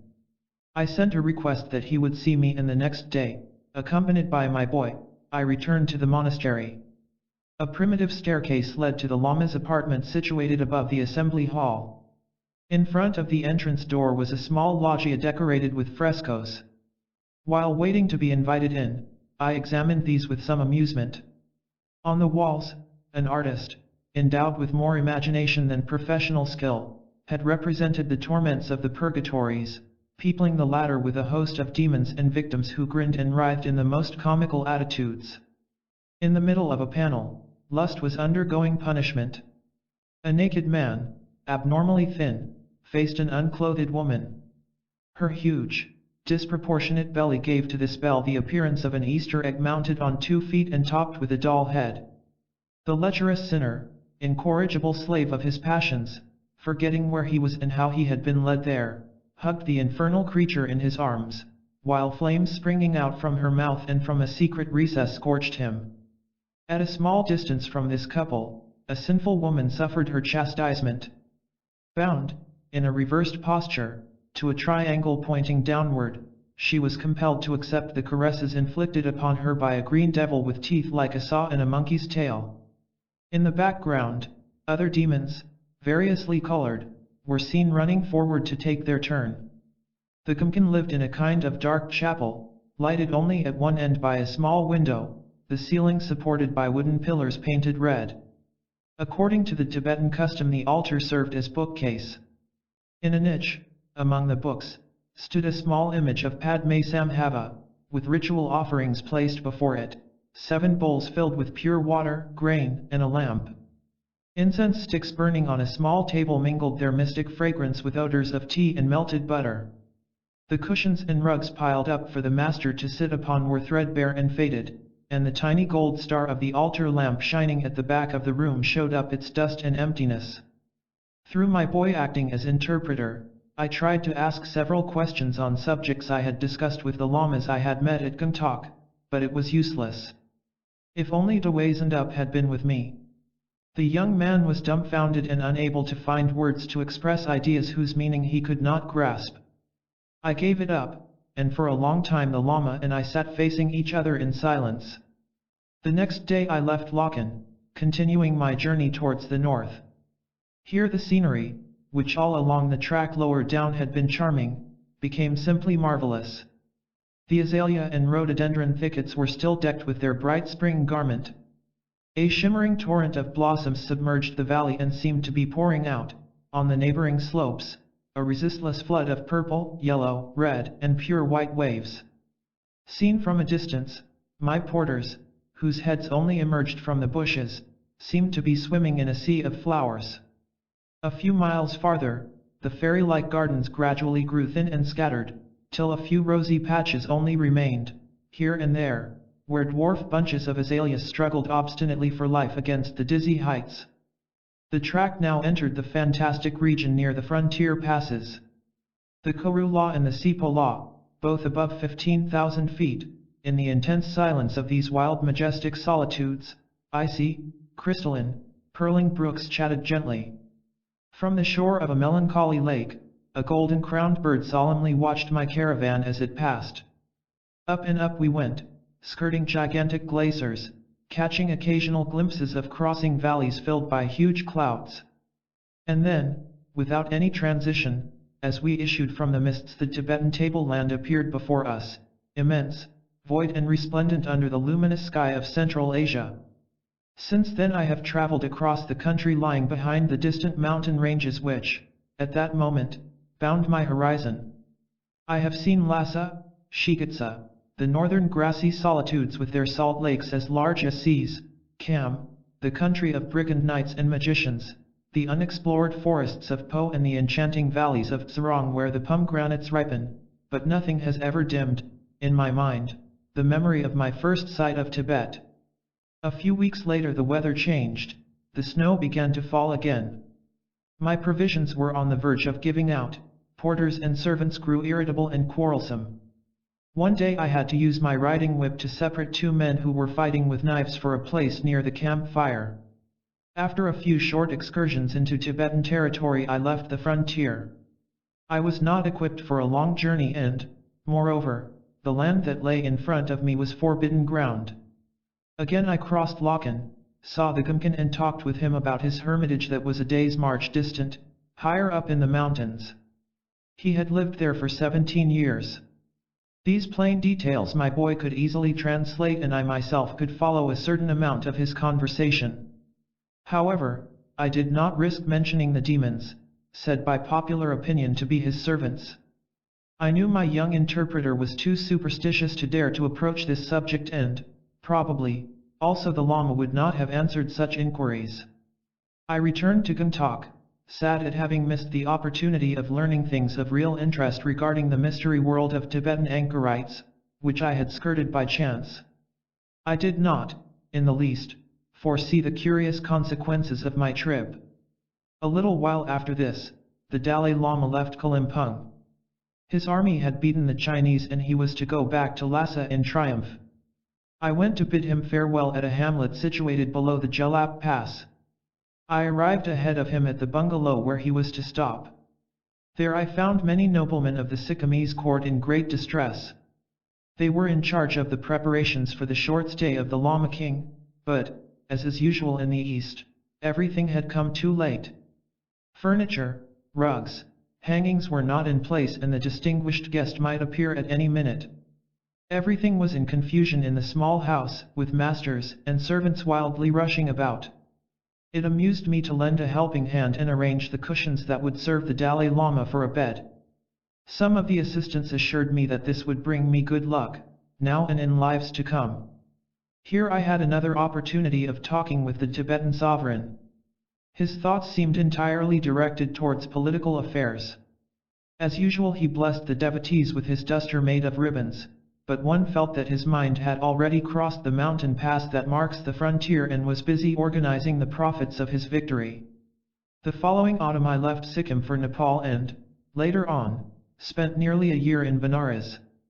I had made a long stay there in my youth, and returned with pleasure. I gratefully accepted the kind offer of the members of the Theosophical Society to rent me a small apartment in their beautiful park. The ascetic simplicity of this lodging was in harmonious keeping with the atmosphere of the holy city of Shiva and quite suited my taste. In these congenial surroundings, I assiduously resumed the study of the Vedanta philosophy, somewhat forsaking Lamaism, which I did not seem to be able to investigate more thoroughly than I had already done. I had no thought of leaving Benares, when an unexpected combination of circumstances led me one morning to take a train going towards the Himalayas. Chapter 2, A Guest of the Lamas. At Gangtok I again met Burmiag Kushog. The Lama of Inch had left for Shigitsa in Tibet and only returned some months later. Dawaisandup had been called upon, as interpreter, to follow the Sino-Tibetan political conference that was convoked in India. The Maharaja having died, his son Side Keong Tulku succeeded him and, consequently, had less time to devote to religious studies. Unexpected obstacles prevented me from completing the journey which I had planned. Everything worked against my desires. Gradually hostile forces seemed to gather around me. I seemed to be obsessed by invisible beings who incited me to leave the country, insinuating that I should be able to advance no farther, either in my study of Lamaism or upon the actual soil of Tibet. By a sort of clairvoyance at the same time, I saw these unknown enemies triumphant and rejoicing, after my departure, at having driven me away. I attributed these phenomena to fever or neurasthenia due to brain fatigue and the annoyance at my plans being upset. Some people would, perhaps, have seen in this the effect of occult activities. Whatever it was, I could not overcome this painful state bordering on hallucination. Calming drugs did not relieve me. I thought that a change of scene might be more efficacious. While I was racking my brain to think of a place where I might stop without leaving the Himalayas, the new Maharaja, the Lama Tulku, without guessing that he was more than realizing my desires, offered me an apartment in the monastery of Padang, about 10 miles away from Gangtok, in the misty forests. The apartment consisted of an immense room on the first floor of the temple and a huge kitchen where, according to Tibetan custom, my servants were to sleep. 2 large bay windows let in all the light of the sky, and with equal hospitality they admitted wind, rain, or hail through large gaps on both sides, for the framework was too narrow and only joined the walls at the top. In one corner of this hall I placed my books upon a wide wainscot. I opened my folding table and chair, and this was my workroom. In another corner I hooked my tent to the beams and set up my camp bed. This was my bedroom. The middle of the apartment, too well aired by cross ventilation, became a kind of reception room for my visitors, when the weather was fine. The religious music which I heard at Padang twice a day, before dawn and at sunset, enchanted me. The small orchestra consisted of 2 gyalings, a kind of hautboy, 2 ragdongs, a huge Tibetan trumpet, and 2 kettle drums. A bell striking a special rhythm, peculiar to Eastern temples, was sounded as prelude. After a few moments' silence the deep-toned ragdongs rumbled for a while, then the gyalings by themselves sang a slow musical phrase supremely moving in its simplicity. They repeated it with variations, supported by the bass notes of the ragdongs in which finally joined the kettle drums that imitated the thunder rolling in the distance. The melody flowed as smoothly as the water of a deep river, without interruption, emphasis, or passion. It produced a strange, acute impression of distress, as if all the suffering of the beings wandering from world to world, since the beginning of the ages, was breathed out in this weary, desperate lamentation. What musician, inspired without his knowing, had found this leitmotif of universal sorrow? And how, with this heterogeneous orchestra, could men devoid of any artistic sense render it with such heart-rending fervor? This remained a mystery which the musician monks would have been unable to explain. I had to be content to listen to them, while watching the dawn come up behind the mountains, or in the darkening of the sunset sky. Beside attending the daily services, I had the opportunity during my stay at Padang to witness the annual ceremony of the demons. In Tibet, later on, I saw the same rites celebrated with much greater display of clerical paraphernalia, but, to my mind, this diminished the picturesque character which they assumed when performed in the shadow of the Himalayan forests. Sorcery loses much of its prestige when seen by broad daylight and in a crowd. First, the Trappist took Mahakala out of the cabinet in which he had been shut up a full year, with offerings and charms. In every Lamaist monastery there exists a temple, or a room reserved as a dwelling place for the ancient deities of the Aborigines or those imported from India. The latter have considerably lost rank in entering the land of snows. Unconscious of their irreverence, Tibetans have turned them into mere demons and sometimes treat them harshly. Mahakala is the most famous among the exiled Hindu deities. His original personality is a form of Shiva in his function of destroyer of the world. Having become a harmful spirit, he is held in slavery by the lamas, who compel him to render them various kinds of services and do not hesitate to punish his lack of zeal. A popular tradition has it that a celebrated lama, head of the Karmapa sect, attached Mahakala to him as attendant. When this lama was at the Chinese court, he offended the emperor, who had him tied to the tail of a horse. Dragged behind the animal, and in peril of death, the great Karmapa called on Mahakala to help him. But the latter did not immediately appear. When the Lama had freed himself by means of magic words which separated his beard from his chin, he saw Mahakala coming toward him too late to be of any use, and in his anger he hit the poor devil such a blow that though several centuries have now passed, his cheek remains swollen even today. Of course, the Trippas of Padang were not powerful enough to take such liberties. Mahakala inspired them with real terror. Here, as in some other monasteries, grim wonders were said to happen. Sometimes blood sweated through the boards of the shrine where Mahakala was shut up, and at other times, on opening it, the remains of a human heart or brain were found. These signs, according to the Trippas, betoken the occult activity of the terrible deity. When the mask which represents Mahakala, and in which he is supposed to reside, was taken out of the shrine, it was placed in a dark chapel reserved for other kindred malevolent deities. 2 novices watched it, repeating without interruption the magic words which prevent him from escaping. Lulled by their monotonous chant, the boys fought with all their might against sleep during the long hours of the night, convinced that if they stopped for an instant repeating the mysterious formula, their dreadful captive would take advantage of it to free himself and they would become his first victims. In the neighboring hamlets, the peasants were greatly perturbed by the slight semblance of liberty given to Mahakala. They locked their door early in the evening, and mothers bid their children not to stay out after sunset. Less important demons, supposed to be wandering around the country, seeking to do harm, were attracted by the incantations of the lamas and compelled to enter a sort of cage woven of light wood and colored threads. Then this pretty house was solemnly carried out of the monastery and precipitated, with its prisoners, into a flaming brazier. But the demons are immortals, fortunately for the sorcerers whose living depends upon them. Next year the same rites must be performed all over again. A learned lama belonging to a wealthy family of Sikkim had just returned from Tibet. He became head of the monastery of Rumtek in succession to his brother who had died recently. Custom demanded that he should celebrate certain rites meant to assure the welfare of the dead in the next world, at Podane, the chief monastery of his sect in Sikkim. The late head lama was an old acquaintance of mine. I had met him at Kalimpong, where he had come in the train of the Air Prince to pay a visit to the Dalai Lama. He was a jolly fellow, a veritable bon vivant, who did not worry himself with philosophic problems, kept 2 wives at home, and appreciated old brandy to the extent of drinking several bottles a day. In possession of a large income, he would buy anything he fancied right and left, although ignorant of its use. It is in this way that, one day, the big powerfully built head lama came to see me wearing the hat, trimmed with pink ribbons, of a 3-year-old girl. The new abbot, popularly called the gentleman from Tibet Podkushog, because he usually lived in this country, was quite different from his brother. He had spent his youth studying in various Tibetan monasteries, and even in Lhasa he enjoyed the reputation among erudite lamas of being a distinguished grammarian. He had also taken high orders and remained a celibate, which is rare among the Himalayan clergy.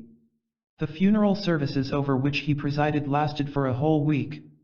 Happy days for the Tripas of Padang, who feasted and received gifts. These ceremonies being ended, in the first month of the year, the Tibetan year begins in February, Podkushog proceeded to the annual blessing of the monastery. Escorted by a choir of Tripas chanting a litany of good wishes, he walked round the buildings and through the corridors, throwing consecrated grain into each room as he passed by. A few handfuls of barley, cast with a gracious smile, and the liturgic wish Tashi Shog. May prosperity be, rattled against my tent bedroom and sprinkled the table and the books in my study. Prosperity. Prosperity. Duly exorcised and blessed, the monastery should become a branch of the paradise of the great bliss, Navdi Wachan. Yet the monks did not feel quite safe. Secretly doubting their occult powers and even those of the learned grammarian, they feared that a few devils might have escaped extermination and be waiting in hiding to begin doing mischief again. They begged the help of one whom they trusted more. One evening, the Gumkin of Lakan appeared with all the trapping of a magician, a 5-sided crown, a rosary necklace made of 108 round pieces, cut out of so many skulls, an apron of human bones bored and carved, and in his belt the ritualistic dagger, Furba. Standing in the open, near a flaming fire, he drew magic signs in the air with his scepter or he and stabbed the air as he recited incantations in a low voice. I do not know which invisible demons he was fighting, but in the fantastic light of the leaping flames, he certainly looked like a demon himself. My remedy had proved efficacious, whether change of place had killed the microbes of fever, or the diversion of new scenes had cured the brain fatigue, or my unyielding willpower had conquered conscious beings of the occult world, I, at any rate, was freed from the obsession that had tortured me. Yet a strange thing happened during my stay at Padang. Side Kyong Tulku, having become Maharaja, wished to make his subjects renounce their superstitions in favor of orthodox Buddhism. For this purpose, he had invited an Indian monk, who belonged to the Theravadan philosophic school, to preach in his country. The missionary had to fight against such anti-Buddhistic customs as sorcery, the cult of spirits and the habit of drinking fermented drinks. This monk, Kali Kumar by name, was already at work. The Maharaja Lama, as abbot of Padang, had an apartment in the monastery where he stayed on the rare occasions when he officiated at the head of his monks. He came for 2 days, during my stay in the Gompa. We were taking tea together, late in the afternoon, and talking of Kali Kumar's mission and the way in which he might hope to free the hillmen from their inveterate superstitions. It is impossible, I said, to know exactly what the historical Padme Sambhava, who preached in Tibet centuries ago, was like. But it is certain that his followers have made him the hero of legends that encourage drunkenness and absurd, pernicious practices. Under his name, they worship an evil spirit, even as you do, I added laughingly, pointing out an image of the great magician standing at the far end of the room with an altar lamp burning at its feet. It is necessary, I continued, when, suddenly, I could say no more. A third invisible presence had interrupted me. Yet no one had spoken, there was complete silence in the room, but I keenly felt the influence of some occult force. Nothing you can do will succeed, said a soundless voice. The people of this country are mine. I am more powerful than you. I listened in amazement to these silent words, and I had almost decided that they were only the expression of my own doubts regarding the success of the proposed reforms, When the Maharaja replied, he replied to that which I had not said, arguing with the invisible adversary of his plans. Why should I not succeed? He went on to say. Possibly it will take some time to change the ideas of the peasants and the lower clergy. The demons which they feed will not easily become resigned to die of hunger, but, nevertheless, I shall get the better of them. He was mockingly alluding to the animal sacrifices offered to the evil spirits by the sorcerers. But I have not said, I began and stopped short, for I thought that, in spite of the brave declaration of war the prince had made on the demons, he was not entirely free from superstition and consequently it was better not to tell him what had happened. However, I do not wish to leave the reader with this impression of Side Kyong Tulku. He had probably liberated himself from superstition more fully than I supposed. According to his horoscope, in which Tibetans place complete faith, the year of his death was noted as dangerous for him. To counteract hostile influences, several lamas, among whom was the Khamkhan of Lhasa, offered to celebrate the rites prescribed for the purpose. He thanked them and refused their ministry, saying that if he must die, he felt capable of passing into another life without their ceremonies. I think he must have left the reputation of being an impious man. As soon as he was dead, all innovations and religious reforms that he had started were abolished. Preaching was stopped and beer was supplied in the temples again. A lama informed the country clergy that they should return to their former habits. The invisible adversary triumphed as he had predicted he would. Although my headquarters were at Padang, I had not entirely given up my excursions across Sikkim. Thus it happened that I met two Khamkhans from eastern Tibet who had recently come to live in the Himalayas. One of them dwelt in Sakyong, and for this reason he was called Sakyong Khamkhan. It is not considered polite, in Tibet, to address a person by his name. All who are not treated as one's inferiors are designated by some title. Sakyong Khamkhan was picturesque in his ways and open-minded. He haunted the cemeteries and shut himself up for months in his house to practice magic rites. Like his colleague from Lhasa, he did not wear the regular monastic garb, and instead of cutting his hair short he wore it rolled up on the top of his head after the fashion of Indian yogins. For anyone except a layman to wear his hair long in Tibet, is the recognized distinction of those ascetics or anchorites who are called Naljorpas and are believed to seek salvation through the mystic short path. See Chapter 7. Up to then, my conversations with lamas had been chiefly concerned with the philosophical doctrines of Mahayanist Buddhism from which Lamaism is derived. Sakyong Khamkhan held them in slight esteem and moreover was but little conversant with them. He was fond of paradoxes. Study, he said, is of no use in gaining true knowledge, it is rather an obstacle. All that we learn in that way is vain. In fact, one only knows one's own ideas and one's own visions. As for the real causes that have generated these ideas, they remain inaccessible to us. When we try to grasp them, we only seize the ideas that we, ourselves, have elaborated about these causes. Did he clearly understand what he said, or was he merely repeating what he had read or heard expressed by others? At the request of the Prince Tulku, Sakyong Khamkhan also went on a round of preaching. I had the opportunity of watching him delivering a sermon. I say watching rather than hearing, for at that time I was far from being capable of understanding all what he said in Tibetan. In this role of apostle he was really very fine, the vehemence of his speech, his gestures, the varied expressions of his countenance proclaimed him a born orator, and the frightened faces, bathed in tears of his listeners was proof enough of the impression he produced. The Khamkhan of Sakyong is the only Buddhist I have ever seen preaching in such impassioned way. For orthodox Buddhism excludes gestures and vocal effects as unbefitting in expounding a doctrine which appeals only to calm reason. I, one day, asked him, "What is the supreme deliverance, Dharpa?" He answered, "It is the absence of all views and all imagination, the cessation of that mental activity which creates illusions. That mental activity which Tibetans call Togpa, ratiocination in contradistinction to Togspa, understanding. Another day, he said, you should go to Tibet and be initiated by a master of the short path.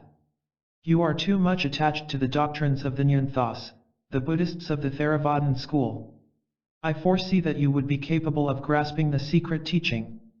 Secret teaching regarding methods of spiritual training and not regarding a supposed esoteric Buddhist doctrine as a few foreigners unacquainted with Buddhist literature believe. There exists no such thing as esoteric Buddhism. All theories expounded in the mystic circles are extant in books.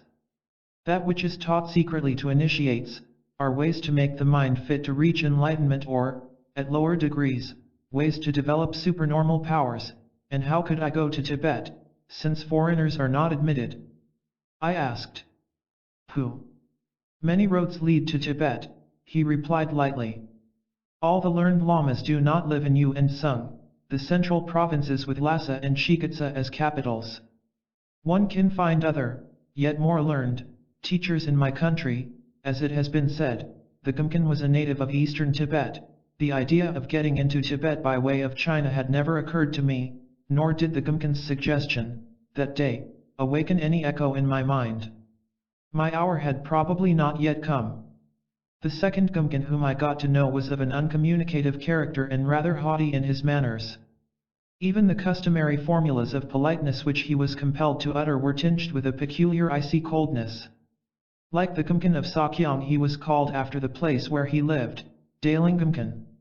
He always wore the regular monastic robes and toga, but with the addition of earrings of ivory, and a silver dorje studded with turquoises stuck in his hair. This Lama spent the whole summer of every year in a cabin built for him on the top of a woody mountain. A few days before his arrival, his disciples and the villagers round about would carry into the hermitage enough provisions for 3 or 4 months. After this, they were absolutely forbidden to approach the Gumken's dwelling. The Lama had no difficulty in getting them to respect his solitude. The country people did not doubt that he practiced dreadful rites to trap the demons and compel them to give up their mischievous designs against the persons or the possessions of those who worshipped him. His protection greatly reassured them, but they feared that if they went near his hut they might chance to meet some malignant beings answering unwillingly the Gumken's summons and not in pleasant mood. Moreover, the mystery which always surrounds the conduct, as well as the character, of the Naljorpas, inspired them with prudence. Little inclined as this Lama was to answer my questions, the desire expressed by the prince, to whom he owed his appointment as head of the small monastery of Daling, compelled him to depart somewhat from his reserve. Among other subjects that I approached in my talk with him was that of the food permitted to a Buddhist. Should we interpret the command not to kill, sophistically, and continue to eat meat and fish? I asked. The Gumken, like most Tibetans, was not a vegetarian. He expounded a theory on this subject which I heard again in other parts of Tibet and which is not altogether lacking in originality. Most men, he said, eat like beasts, to satisfy their hunger without pondering upon the act they are accomplishing nor upon its consequences. Such ignorant people do well to abstain from eating meat and fish. Others consider what becomes of the material elements they absorb when eating animals. They know that the assimilation of these elements involves the assimilation of the psychic elements which are inherent in them. Anyone who has acquired that knowledge may, at his risk and peril, contract these associations and endeavor himself to obtain results useful to the victims sacrificed. The question is to find out whether the animal elements which he absorbs strengthen the animal propensities of the man, or whether this man will be capable of transmuting these elements into intellectual and spiritual forces, so that the substance of the animal passing into the man will be reborn in the form of human activity. I then asked him if this explained the esoteric sense of the belief common among Tibetans, that the lamas can send the spirits of the slaughtered animals to the paradise of the great bliss. Do not think that I can answer your question in a few words, he replied. The subject is intricate.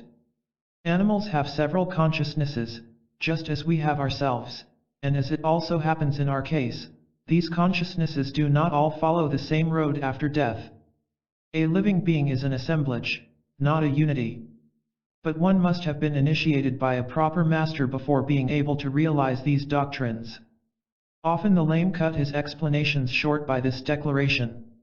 One evening, when the prince, Daling Lame and I were together in the bungalow of Kusing, the conversation was about mystic ascetics.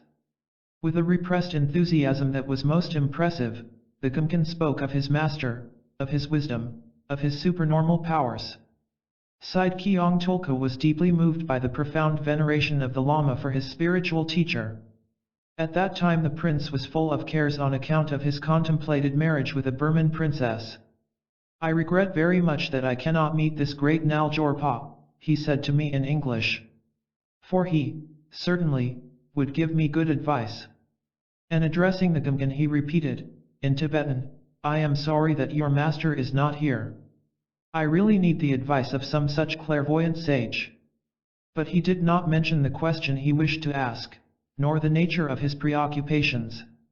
The Lama with his usual coldness of manner asked, "Is the subject serious?" "It is extremely important," the prince replied. "You can perhaps receive the desired advice," said Dalingumkan. I thought that he meant to send a letter by a messenger and was about to remind him the great distance that would have to be covered, when his aspect struck me. He had closed his eyes and was rapidly turning pale, his body stiffening. I wished to go to him, thinking he was ill, but the prince, who had observed the sudden change in the Lama, held me back, whispering, "Don't move. Gumkans sometimes go into a trance quite suddenly. One must not wake them, for that is very dangerous and might even kill them." So I stayed seated watching the Lama, who remained motionless. Gradually his features changed, his face wrinkled, taking on an expression I had never seen him wear before. He opened his eyes and the prince made a startled gesture. The man we were looking at was not the Gumkan of Daling, but someone we did not know. He moved his lips with difficulty and said in a voice different from that of the Gumkan, "Do not be disturbed. This question will never have to be considered by you." Then he slowly closed his eyes, his features changed again and became those of Daling Lama, who slowly recovered his senses. He eluded our questions and retired in silence, staggering and seeming to be broken with fatigue. "There is no sense in his answer," the prince concluded. Whether by chance or for some other reason, it unfortunately proved that there had been a meaning in these words. The matter troubling the young Maharaja was about his fiancée and an affair with a girl who had borne him a son which he did not wish to break off when he married. But, truly, he needed not to ponder over his course of conduct toward the two women, for he died before the day arranged for the marriage. I happened also to see two hermits of a peculiar type which I did not meet again in Tibet, where, on the whole, the natives are more civilized than in the Himalayas. I was returning with the Prince Tulku from an excursion to the frontier of Nepal.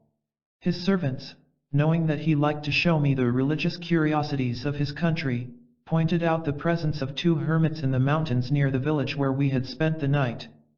The peasants said that these men had hidden themselves so cleverly that no one had seen them for several years. A supply of food was placed from time to time under a rock, at a chosen spot where the anchorites would take it at night. As to the huts they had built themselves, none knew where they were, nor did anyone try to discover them. For if the hermits were anxious to avoid being seen, the superstitious villagers were even more anxious to keep at a distance from them and turned away from the wood they inhabited. Side Kyong Tulku had freed himself from fear of sorcery. He ordered his servants together with a number of peasants to beat up the forest and bring the hermits to him. The latter should be well treated and presents promised to them, but great care must be taken that they did not escape. The hunt was strenuous. The two anchorites, surprised in their quiet retreat, tried to run away, but with 20 men on their track they were finally captured. They had to be forcibly made to enter the small temple where we were waiting with several lamas, among whom was the Gumkan of Sakyong. Once there, no one could get a word out of them.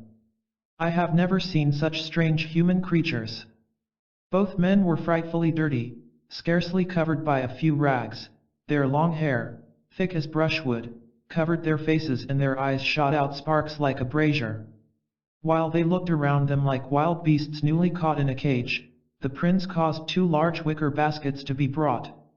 These were filled with tea, meat, barley flour, rice and sundries. He told the hermits that he meant to give all this to them. But in spite of this agreeable prospect they remained silent. A villager then said that he thought he had understood that when the anchorites came to live on that hill they were under a vow of silence. His Highness, who was a prey to sudden attacks of truly oriental despotism, replied that they might at least bow to him as it is the custom and adopt a more respectful attitude. I saw his anger rising and, to avoid trouble brewing for the wild holy ones, I begged him to allow them to retire. He first resisted my request, but I insisted. In the meantime I had told one of my servants to bring 2 bags of crystallized sugar taken from my luggage. Tibetans are very fond of it. I placed 1 bag in each basket. "Open the door, and let these animals out," the prince commanded at last. As soon as they saw a chance of escape, the hermits pounced on the baskets. One of them hastily pulled something from under his rags, plunged his claw-like hand in my hair, and then both of them flew away like hares. I found a little amulet in my hair which I showed to my friends and, later on, to some lamas who were conversant in the science of charms. All agreed in telling me that far from being harmful, the amulet secured me the company of a demon who would drive away any dangers on my road and serve me. I could only be pleased. Perhaps the hermit had understood that I begged for him and his companion to be set free, and his strange gift was a token of gratitude. My last excursion with the Lama Prince led me again toward the north of the country. I revisited Lhasa and saw its Gumkan. I was now able to converse with him, but there was no time for long talks as we only stopped for 1 day on our way to reach the foot of the Kinchenjunga mountain. Altitude 28,150 feet. The altitude of the Mount Everest, the highest mountain of the world, is 29,000 feet. On the way, we camped on the side of a pretty lake in the desolate valley of Lonak, not far from the highest pass in the world, the Jongsan Pass, about 24,000 feet high, where the frontiers of Tibet, Nepal, and Sikkim meet. We spent a few days near the gigantic moraines from which spring the snow-covered peaks of the Kinchenjunga.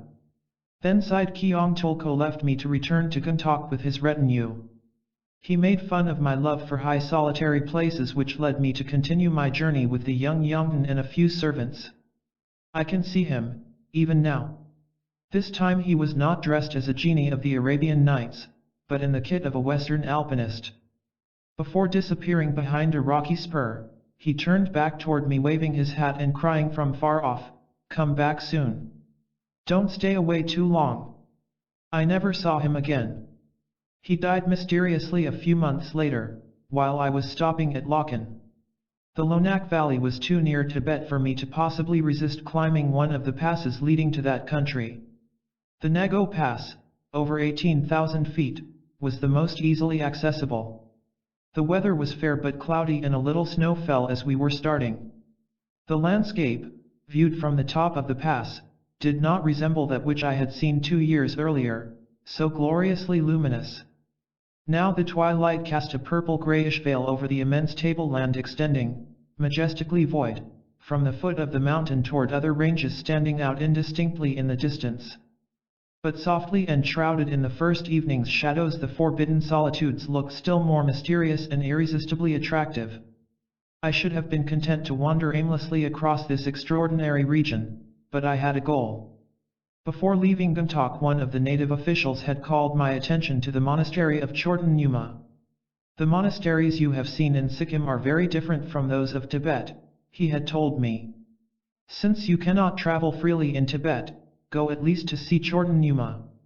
Though this Gompa is very small, you will get some idea of a true Tibetan monastery." So I was going to Chorten Nyuma. The monastic habitations of that place fully justified the name Gompa, a dwelling in the solitude, given, in Tibetan language, to monasteries. It is impossible to fancy any more solitary site. The region in which the monks' houses have been built is not only uninhabited, but the high altitude makes a desert of it. Sandy cliffs curiously carved by erosions, a large valley ascending toward a mountain lake, high snowy peaks, a limpid brook on a bed of mauve, grayish-green, or rosy-colored pebbles formed around the Gompa, an impassable, holy mineral scenery from which emanated a serenity beyond expression. Legends and prodigies are naturally in their right place in such a setting. They are not lacking at Chorten Nyuma. This very name, which means sun shrine, was derived from a wonder. Once upon a time a Chorten containing precious relics was miraculously transported through the air. on a ray of sun from India to that spot.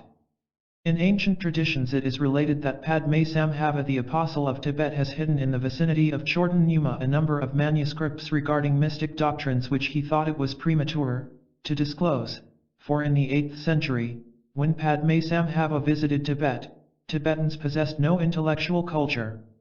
This master foresaw that long after he had left this world, lamas, predestined by their former lives, would bring these writings to light again. Several works are said to have been found in this region and some lamas are still hunting to discover others. According to Tibetans, 108 Chortens and 108 springs exist round about Chorten Numa. All of them are not visible. A large number can only be seen by those whose mind is particularly pure. Wishes made beside these springs, after one has placed an offering in the water at the very spot where it wells up out of the earth, cannot help being fulfilled. Code 2. Stone offerings, either standing up or piled in the shape of cairns, bristle all over the country, and when erected by pious pilgrims to honor Padmasambhava, these primitive monuments are believed to be indestructible.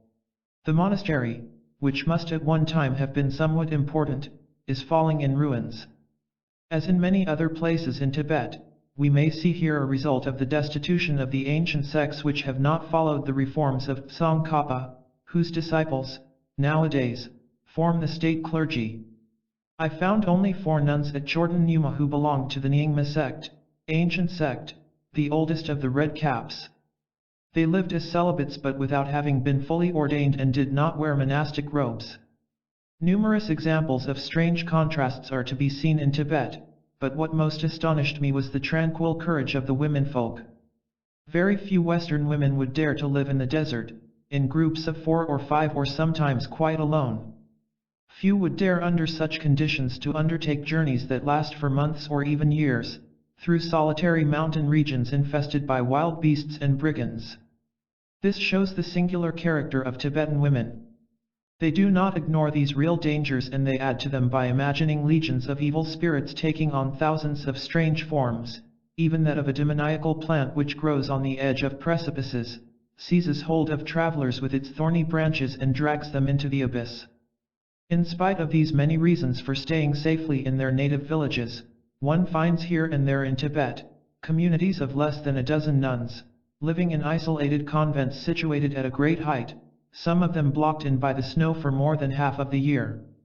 Other women live as hermits in caves, and many women pilgrims travel, alone, across the immense territory of Tibet carrying their scanty luggage on their backs. Visiting the Lhakhangs, houses of the gods, where their images are placed, still existing among the ruined buildings of the monastery, I found a room containing a collection of small images made of colored clay and representing the fantastic beings which surround the spirits of the dead as they cross the bardo. See Chapter 1, Death and Hereafter.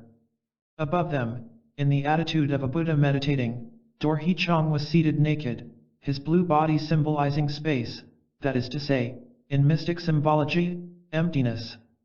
One of the nuns surprised me by explaining their meaning. All these are non-existent, she said, pointing out the monstrous forms of the bardo's phantoms. Mind evokes them out of the void and can also dissolve them into the void. How do you know that? I asked, doubting that the good woman could have evolved this theory by herself. My lame has told it to me, she answered. And who may your lama be? A Gumkan living near the Mote Tong Lake. Does he come here sometimes? No, never. The Lama of Chorten Numa lives at Trang Lung. Is he too a Gumkan? No, he is a Ngag Spa, magician, and a householder. He is very rich and works many kinds of wonders. For instance, he can cure people or animals or cause them to become ill, even at a distance. He can stop, or bring rain and hail at will. Listen to what he did a few years ago, when it was harvest time. The Lama ordered the villagers to cut and store his grain. Some of them made answer that they would certainly store his barley but not until they had lodged their own grain. The weather was unsettled and the peasants were afraid of hailstorms, frequent at that time of the year. So instead of begging the Lama to protect their fields while they were working for him, a number of them remained obstinate, meaning to cut their own barley first. Then the Lama used his magic powers. He performed a dubthab rite, called up his tutelary deities and animated some tormas. Ritualistic cakes. As soon as he had ended uttering the magic words, the tormas flew away and traveling, like birds, through the air, they circled about, entered the houses of those who had refused to obey immediately and caused much damage. But they passed by the houses of the men who had first harvested the maize barley, without doing any harm. Since then, no one dares to disregard the orders of the Lama. Oh! To talk with this magician who shot avenging cakes through space.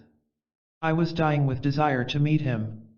Trang Lung was not far from Chorten Numa, the nuns said a day's march would bring me there.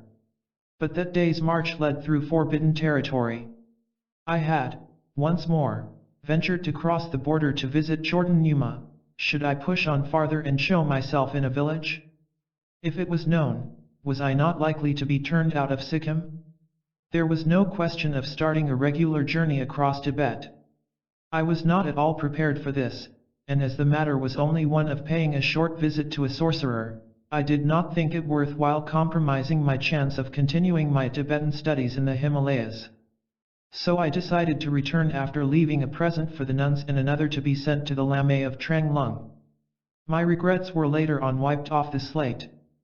For 2 years later I met the sorcerer and was several times his guest at Trang Lung. Autumn was coming on, snow had invaded the passes, nights under the tent became hard. I recrossed the frontier and was delighted to find myself in a house, beside a flaming fire. The house was one of those bungalows built by the British administration for the convenience of foreign travelers, all along the roads of India and the neighboring countries under British control. Thanks to them, trips that would otherwise have to be organized expeditions, can be easily accomplished. The Thang Bungalow, 12,000 feet high and about 14 miles to the south of the Tibetan frontier, stood in a pretty solitary place surrounded by forests. I felt comfortable there and stayed on, little inclined to hasten my return to Gangtok or to Padang. There was not much more for me to learn from the lamas I had been associated with.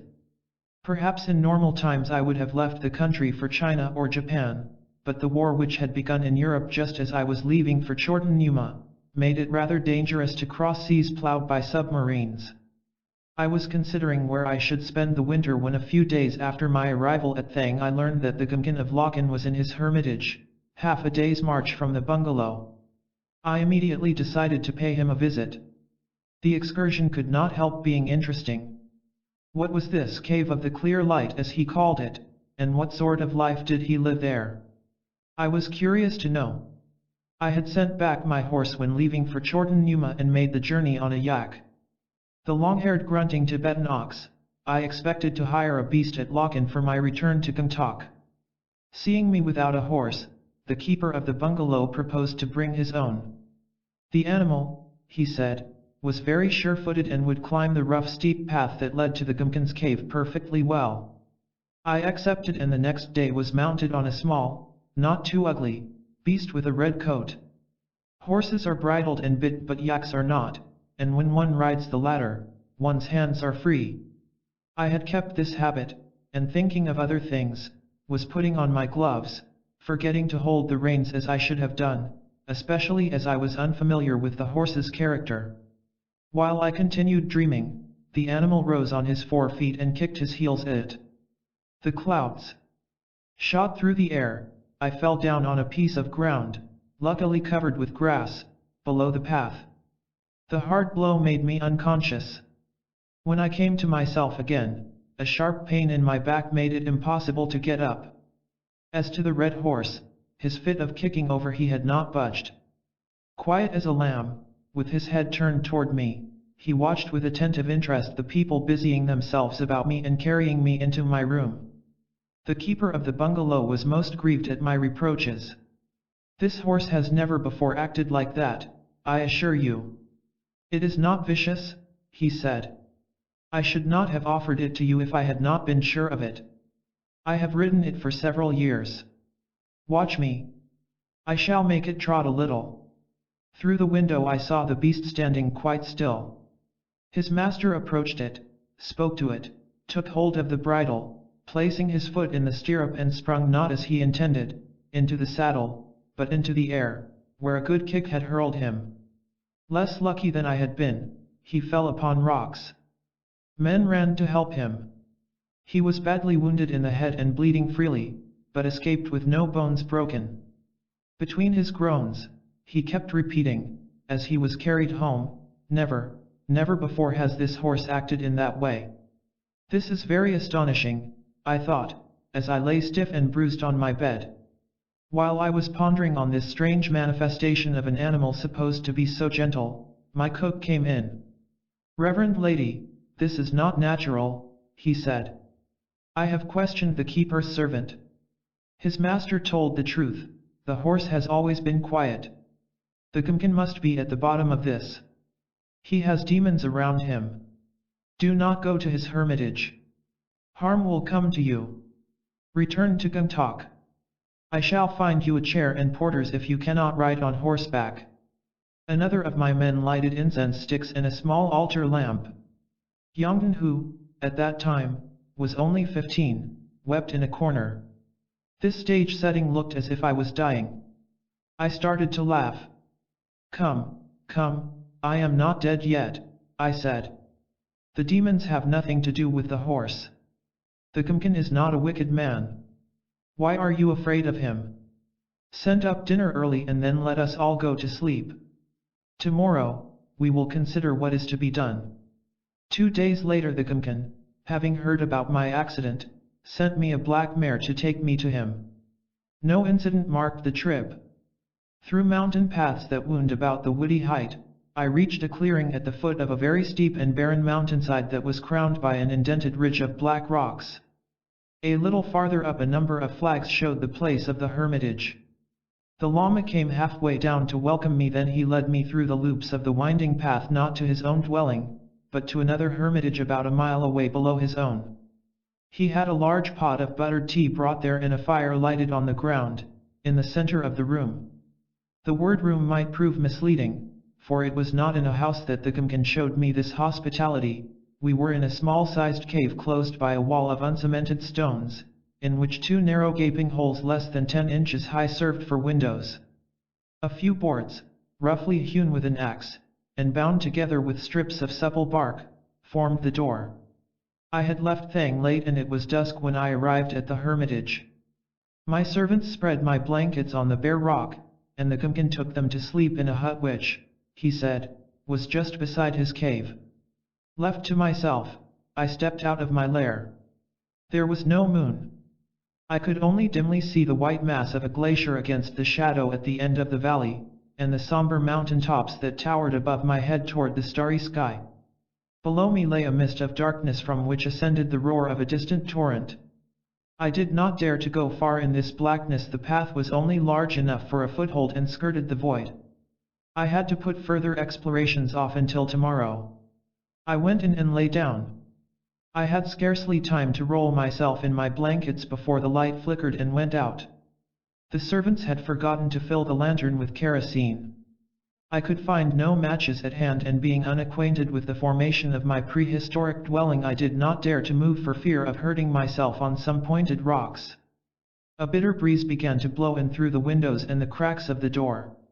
A star peeped at me through the gap facing my ascetic couch. "Do you feel comfortable?" it seemed to say. "What do you think of a hermit's life?" Indeed, its ironical twinkling mocked me. "Yes, I am all right," I answered.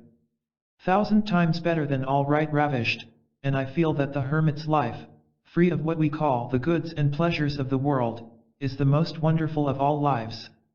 Then the star left off mockery. It shone more brightly and growing larger, lighted the whole cave.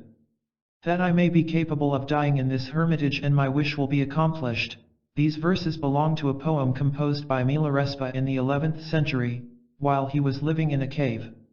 It is popular in Tibet and means, "If I am capable of living in this hermitage until death, without being tempted to return to the world, I shall have reached my spiritual goal," it said, quoting the verses of Milarepa. And an expression of doubt dulled its grave voice. The next day I went up to the hermitage of the Gumkin. This too was a cave, but larger and better furnished than mine. The whole ground under the arched rocky roof had been enclosed by a wall of uncemented stones and provided with a solid door. This entrance room served as a kitchen. At the back of it a natural opening in the rock led into a diminutive grotto. There the Gumken had his living room. A wooden step led to the entrance, for it was higher than the kitchen, and a heavy multicolored curtain hid the doorway. There was no aperture to ventilate this inner chamber. A fissure in the stone through which air may have entered was closed with a glass pane. The furniture consisted of several wooden chests piled up behind a curtain which formed the back of the anchorite's couch, which was made of large hard cushions placed on the ground. In front of it were two low tables, mere slabs of wood set up on feet, painted in bright colors. At the back of the grotto, on a small altar were placed the usual offerings, copper bowls filled with water, grain, and butter lamps. Scrolls of religious painting completely covered the rocky uneven walls. Under one of these was hidden the small cabinet in which lamas of the tantric sects keep a demon prisoner. Outside the cave, half sheltered under protuberant rocks, two cabins had been built that served to store the provisions. As you can see, the Gumken's dwelling was not entirely lacking in comfort. This area commanded a romantic and absolutely solitary sight. The natives held it to be inhabited by evil spirits. They said that some men who had formerly ventured there looking for stray cattle or to work as woodcutters had strange encounters which sometimes led to fatal consequences. Such spots are often chosen as dwelling places by Tibetan hermits. Firstly, they deem them a suitable ground for spiritual training. Secondly, they think that they find, there, the opportunity of using their magic powers for the good of men and animals, either by converting malignant evil spirits or by forcibly preventing their harmful activity at least. Simple people ascribe that charitable desire to these holy ones. 17 years earlier, the Lama whom the mountaineers called Yogamken, Lord Contemplative Anchorite, had established himself in the cave where I saw him. Gradually the monks of the Lhasa monastery had improved it, till it became as I have just described it. At first the Gumken had lived in total seclusion. The villagers or herdsmen who brought his provisions, left their offerings in front of his door and retired without seeing him. The hermitage was inaccessible during 3 or 4 months every year, for the snows would block the valleys that led to it. When he grew older he kept a young boy with him as attendant, and when I came to live in the cave below he called near him his initiated consort. As he belonged to the Red Hat sect the Gumken was not bound to be a celibate. I spent a week in my cave, visiting the Gumken each day. Though his conversation was full of interest, I was still far more interested in watching the daily life of a Tibetan anchorite. A few Westerners such as Xomet Koros or the French Reverend Fathers Huck and Gabet have sojourned in Lamaist monasteries, but none has lived with these Gumkens about whom so many fantastic stories are told. This was reason enough to incite me to stay in the neighborhood of the Gumken. Added to this was my keen desire to myself experience the contemplative life according to Lamaist methods. However, my wish did not suffice, the consent of the Lama was needed. If he did not grant it, there would be no advantage in living near his hermitage. He would shut himself up and I could only look at a wall of rock behind which something was going on. So I presented my request to the Lama in a manner that agreed with Oriental customs. I begged that he would instruct me in the doctrine he professed. He objected that his knowledge was not extensive enough and that it was useless for me to stay in such an inhospitable region to listen to an ignorant man, when I had had the opportunity of long talks with learned lamas elsewhere. I strongly insisted, however, and he decided to admit me, not exactly as a pupil, but on a trial as a novice, for a certain time. I began to thank him, when he interrupted me. "Wait," he said, "there is a condition. You must promise me that you will not return to Gangtok, nor undertake any journey toward the south without my permission." To go southward meant to go to Gangtok or to Kalimpong, where a few foreigners reside, and even if avoiding these places to follow a road sometimes frequented by Western tourists coming to these hills from India, the adventure was becoming exciting. The strangeness of it aroused my enthusiasm. "I promise," I answered without hesitating. A rough cabin was added to my cave. Like that of the Gumken, it was built of planks roughly hewn with an axe. The mountaineers of this country do not know to use a saw, nor did they, at that time, care to learn. A few yards away, another hut was built, containing a small private room for Yongden and a lodging for our servants. In enlarging my hermitage, I was not altogether yielding to sybaritic tendencies. It would have been difficult for me to fetch water and fuel and to carry these burdens up to my cave. Yongden, who had just left school, was no more experienced than I at this kind of work. We could not do without servants to help us, therefore an ample supply of provision in a storehouse was indispensable since we were facing a long winter during which we should remain completely isolated. Now these things seem to me small difficulties, but at that time I was making my debut in the role of anchorite, and my son had not yet begun his apprenticeship as explorer. The days passed. Winter came, spreading a coat of immaculate snow on the whole country and, as we had expected, blocking the valleys that led to the foot of our mountain. The Gumkan shut himself up for a long retreat. I did the same thing. My single daily meal was placed behind a curtain at the entrance of my hut. The boy who brought it and who later carried away the empty plates left in silence, without having seen me. My life resembled that of the Carthusians without the diversion which they may find in attendance at religious services. A bear appeared in search of food and after its first feelings of astonishment and defiance were over, grew accustomed to coming and waiting for bread and other eatable things that were thrown to it. At last, toward the beginning of April, one of the boys noticed a black spot moving in the clearing beneath us and cried out, "A man," just as early navigators must have cried land ahead. We were no longer blocked in, letters arrived that had been written in Europe 5 months before. Then it was springtime in the cloudy Himalayas. 900 feet below my cave rhododendrons blossomed. I climbed barren mountain tops. Long tramps led me to desolate valleys studded with translucent lakes. Solitude, solitude. Mind and senses developed their sensibility in this contemplative life made up of continual observations and reflections. Does one become a visionary or, rather, is it not that one has been blind until then? A few miles farther north, beyond the last range of the Himalayas which the clouds of the Indian monsoon cannot cross, the sun shone in the blue sky over the high Tibetan tableland. But, there, the summer was rainy, cold and short. In September the tenacious snows already covered the neighboring heights and soon our yearly imprisonment began again. What were the fruits of my long retreat? I should have found it difficult to explain, yet I learned a number of things. Apart from my study of the Tibetan language with the help of grammars, dictionaries, and talks with the Gumkan, I also read with him the lives of famous Tibetan mystics. He would often stop our reading to tell me about facts he had himself witnessed, which were akin to the stories related in the books. He would describe people he had known, repeating their conversations and telling me about their lives. Thus, while seated in his cabin or in mine I visited the palaces of rich lamas, entered the hermitages of many an ascetic. I traveled along the roads, meeting curious people. I became, in that way, closely acquainted with Tibet, its inhabitants, their customs, and their thoughts, a precious science which was later on to stand me in good stead. I never let myself be taken in by the illusion that my anchorite's home might become my final harbor.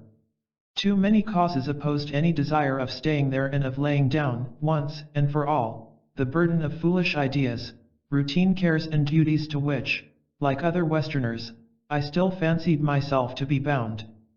I knew that the personality of a Gumkenma which I had taken on, could only be an episode in my life as a traveler, or at the best, a preparation for future liberation. Sadly, almost with terror, I often looked at the thread-like path which I saw, lower down, winding in the valleys and disappearing between the mountains. The day would come when it would lead me back to the sorrowful world that existed beyond the distant hill ranges, and so thinking, an indescribable suffering lay hold of me. Besides more important reasons, the impossibility of keeping my servants any longer in this desert, compelled me to leave my hermitage.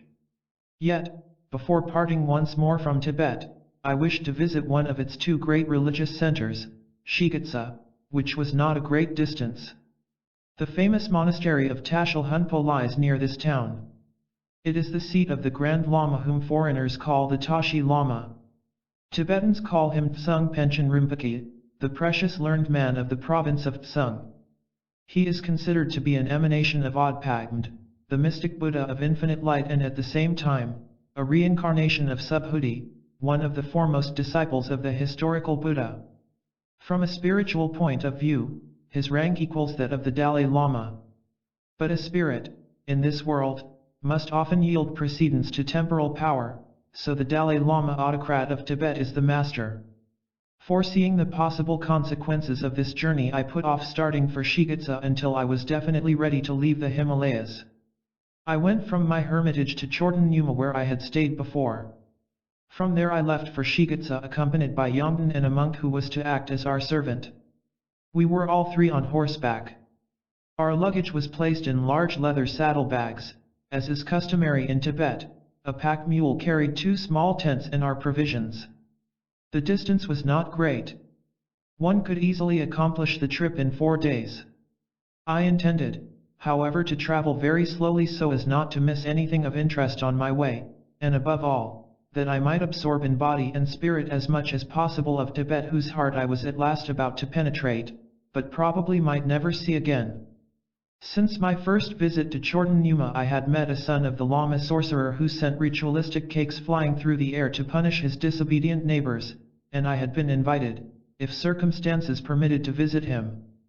Trang Lung, the village where he lived, was no more on the straight road leading from my hermitage to Shigitsa than Chorten Yuma, but as I have just said, I intended to profit by all opportunities of seeing interesting things that my adventure in Forbidden Land might bring me. We reached Trang Lung at the end of the afternoon. The village was quite different from any that Tibetan settlers have built in the Himalayas. It was, indeed, surprising to find such a complete contrast at so short a distance. Not only the tall stone houses differed from the cottages made of wood with thatched roofs I had been accustomed to see in Sikkim, but the climate, the soil, the landscape, the people's cast of features and general look had changed. I was really in Tibet. We found the sorcerer in his oratory, a huge room without any windows, scantily enough lighted through the roof. Near him were several men to whom he was distributing charms which consisted in toys like small pigs' heads, made of pink-colored clay and wrapped in woolen threads of different shades. The peasants listened with rapt attention to the Lama's endless instructions on the ways to use these objects. When they had gone, the householder Lama, with a gracious smile, invited me to take tea with him. A long conversation ensued. I was burning to ask my host about the flying cakes, but a direct question would have been against all rules of politeness. During the few days I remained there, I was told about a peculiar domestic drama and had the rare honor of being consulted by an authentic sorcerer. Here, as in a large number of families in central Tibet, polyandry was practiced. On the wedding day of the Lama's eldest son, his brothers' names had been mentioned in the marriage deed and the young girl had consented to take them all as husbands. As in most cases, at that time some of the bridegrooms were mere children who had, of course, not been consulted. They were, nevertheless, legally married. Now the sorcerer of Trang Lung had 4 sons. I was not told what the second son thought about his partnership with his elder brother. He was away in journey and most likely all was right with him. The third son, whom I knew personally, was also traveling somewhere. It was he who had upset the peace of the family. He was much younger than his first 2 brothers, being only 25, and he obstinately refused to fulfill his conjugal duties toward the collective wife. Unfortunately for the lady, this purely nominal husband was far more attractive than the elder 2. Not only was he rather better looking than his brothers, but he surpassed them in social position, eloquence, learning, and maybe in various other accomplishments that I could not discover. While the 2 elders were but wealthy farmers, the third brother enjoyed the prestige attached, in Tibet, to clergy. He was a Lama, and more than a common Lama. He was a so-called Naljorpa initiated in occult doctrines. He had the right to wear the 5-sided hat of the Tantric mystics and the white skirt of the Respas, who are adepts in Tummo, the art of keeping warm without fire in even the coldest weather. Regarding Tummo, see Chapter 6, it was this distinguished husband who refused to fulfill his part, and the offended wife could not resign herself to be disdained. What made the matter worse was that the young Lama courted a girl in one of the neighboring villages and meant to marry her. The law of the country permitted him to do so, but if he persisted in this marriage and thus broke up the unity of the family, the young husband would have to leave his father's house and establish a new home for his bride. The priestly son of my host, indeed, did not shrink from the responsibility, and even relied confidently on his earnings as a sorcerer to make that home comfortable. But by so doing, would he not be setting himself up as a rival to his father? Although the old Lama did not express his thought in words, I could read in the expression of his face that he feared a competitor in that obstinate son who refused to please a healthy, sturdy woman of 40, probably not too ugly. I could not dispute this point, for the wife's features were hidden under a thick coating of butter and soot that made her as black as a negress. "What on earth is to be done?" groaned the aged mother of the family. I had no experience in such matters. Though I had met polyandrist ladies in the West, as a rule no family council was called in to settle the imbroglios that result from their affairs. And in my travels I had only been asked for advice by polygamist gentlemen whose homes had become a seat of war. Since polygamy is also legal in Tibet, I suggested that the young Lama might be persuaded to bring his bride home. Luckily for me, I was then wearing the respected monastic robe, for only this prevented the jealous, disdained wife from throwing herself upon me. "Reverend lady," cried the old mother as she wept, "you do not know that our daughter-in-law wanted to send her servants to beat the girl and to disfigure her. We had a hard task to prevent her from doing so. Think of people of our rank doing such thing. We should be dishonored forever afterwards." I could find nothing more to say, so I remarked that it was time for my evening meditation and asked permission to retire to the oratory which the Lama had courteously lent to me for the night. As I was leaving the room I noticed the youngest son, a lad of 18, the husband number 4. He was seated in a dark corner and looking at the common wife with a strange half-smile, as if he were saying, "Wait a little, old lady, I have worse things in store for you." During the following days I wandered idly from village to village, sleeping at night in the peasants' houses. I did not try to hide my identity as I was obliged to later on the road to Lhasa. No one here seemed to notice that I was a foreigner, or at any rate, no one seemed to attach any importance to the fact. My road passed the monastery of Patar, which appeared to me immense compared with those of Sikkim. One of the ecclesiastic officials invited us to an excellent meal in a dark hall where we enjoyed the company of several monks. Nothing there, with the exception of the massive buildings several stories high, was entirely new to me. Nevertheless, I understood that Lamaism as I had observed it in Sikkim was only a pale reflection of that which exists in Tibet. I had vaguely imagined that beyond the Himalayas the country would become wild, but now I began to realize that on the contrary I was coming into touch with a truly civilized people. Among the various incidents of the journey, the Chi River, swollen by the rains and the melting snows, was difficult to ford in spite of the help of 3 villagers who took our horses across one by one. Beyond the village called Kuma extends a long track of desert land. According to the description of our servant who knew the road well, I hoped to camp pleasantly near thermal springs, getting a hot bath and warm earth for bedding.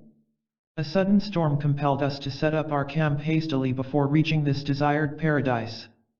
First hail attacked us, then the snow began to fall so hard that it soon came nearly up to our knees. A neighboring brook overflowed into our camp. I had to spend the night fasting and standing up most of the time on the small island that was the only spot, under my tent, not invaded by the muddy water. So much for the comfortable sleep I had expected. At last, at a turning of the road where I had stopped to look at a drunken man wallowing in the dust, my eyes suddenly fell on a glorious vision. In the bluish gloaming, the enormous monastery of Tashal Hunpo stood in the distance, a mass of white buildings crowned with golden roofs that reflected the last dim rays of the setting sun. I had reached my goal. A strange idea had grown up in my mind. Instead of looking for a shelter in one of the inns of the town, I sent my servant to the Lama who was responsible for entertaining the monks' visitors or the native students from the Kem province. How could a foreign woman traveler, unknown to him, awaken his interest, and what reason could she have for requesting his good offices? I had not asked myself this question. I acted entirely on impulse and the result was excellent. The distinguished official sent a Trapa to order 2 rooms for me in the only house next to the monastery. There I settled myself. The very next day, according to the protocol, the requests for an audience with the Tashi Lama were begun. I had to give details of my native country and satisfied them by saying that my birthplace was called Paris. Which Paris? South of Lhasa there is a village called Fagri, that name being pronounced Peri. I explained that my Paris was a little farther away from the Tibetan capital and stood westward, but I insisted on the point that starting from Tibet, one could reach my country without crossing the sea and that, consequently, I was not a filing stranger. This was a play upon the word filing, which literally means a continent over sea. I had stayed so long in the proximity of Shigitsa that it was impossible to be unknown there, and, moreover, the fact of having lived as a hermit made me somewhat famous in the country. An audience was immediately granted and the mother of the Tashi Lama invited me to be her guest. I went over every corner of the monastery and, to pay for my welcome, I offered tea to the several thousand monks living there.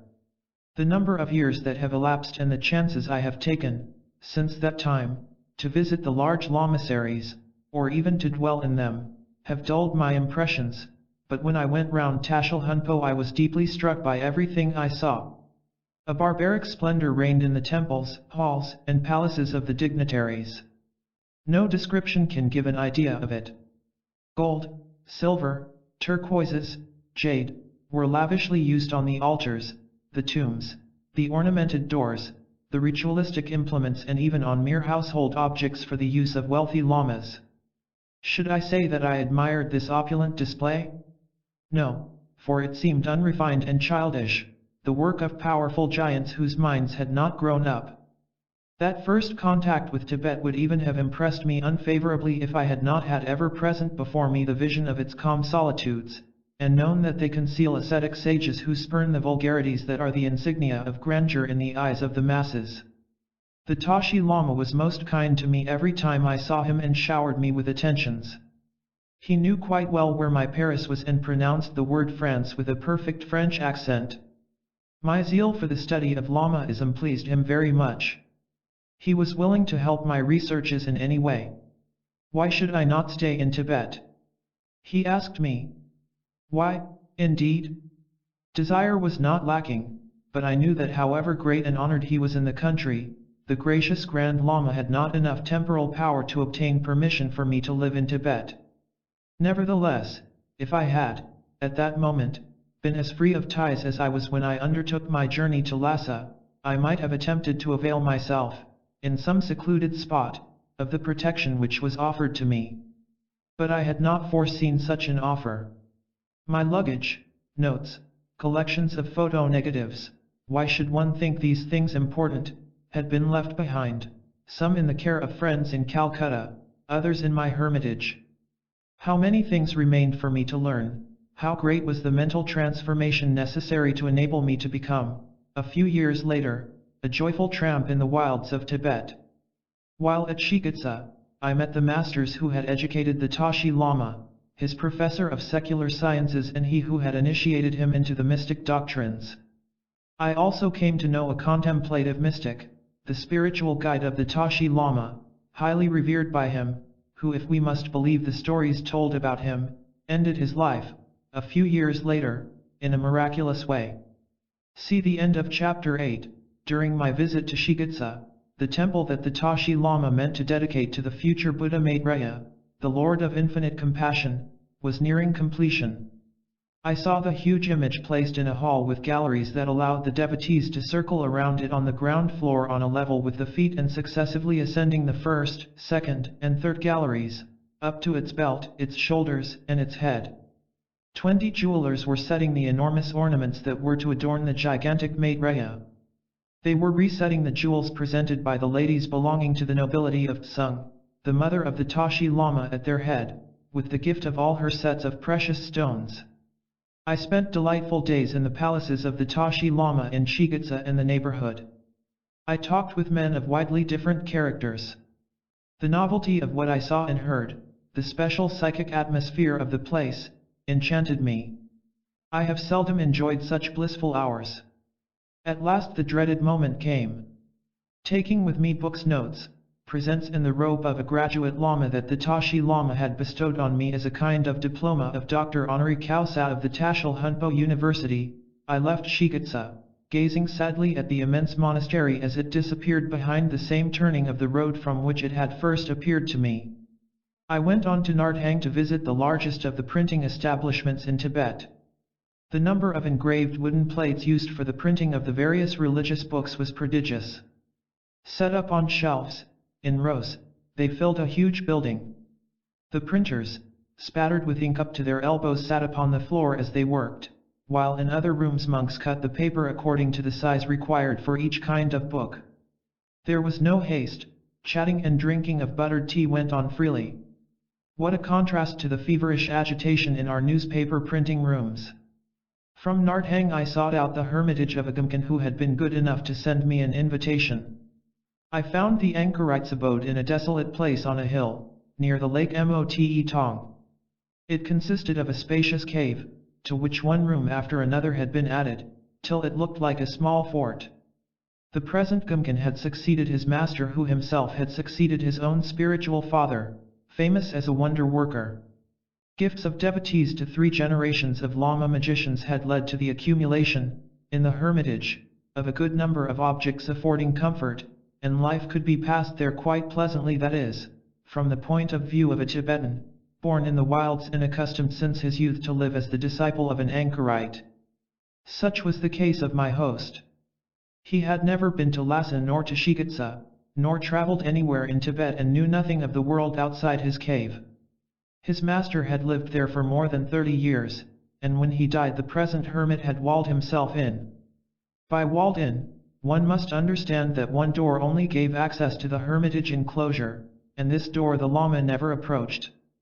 2 lower rooms under the rock kitchen, storeroom, and servants' quarter altogether, opened on an inner courtyard closed in, on the side which gave on to the precipice, by a high wall. Above these rooms an upper cave was the private apartment of the Lama, which was reached by a ladder and a trapdoor in the floor. This chamber stood on a small terrace, also closed by walls. So the recluse could take a little exercise or sun himself without being seen by anyone outside and without himself seeing anything but the sky overhead.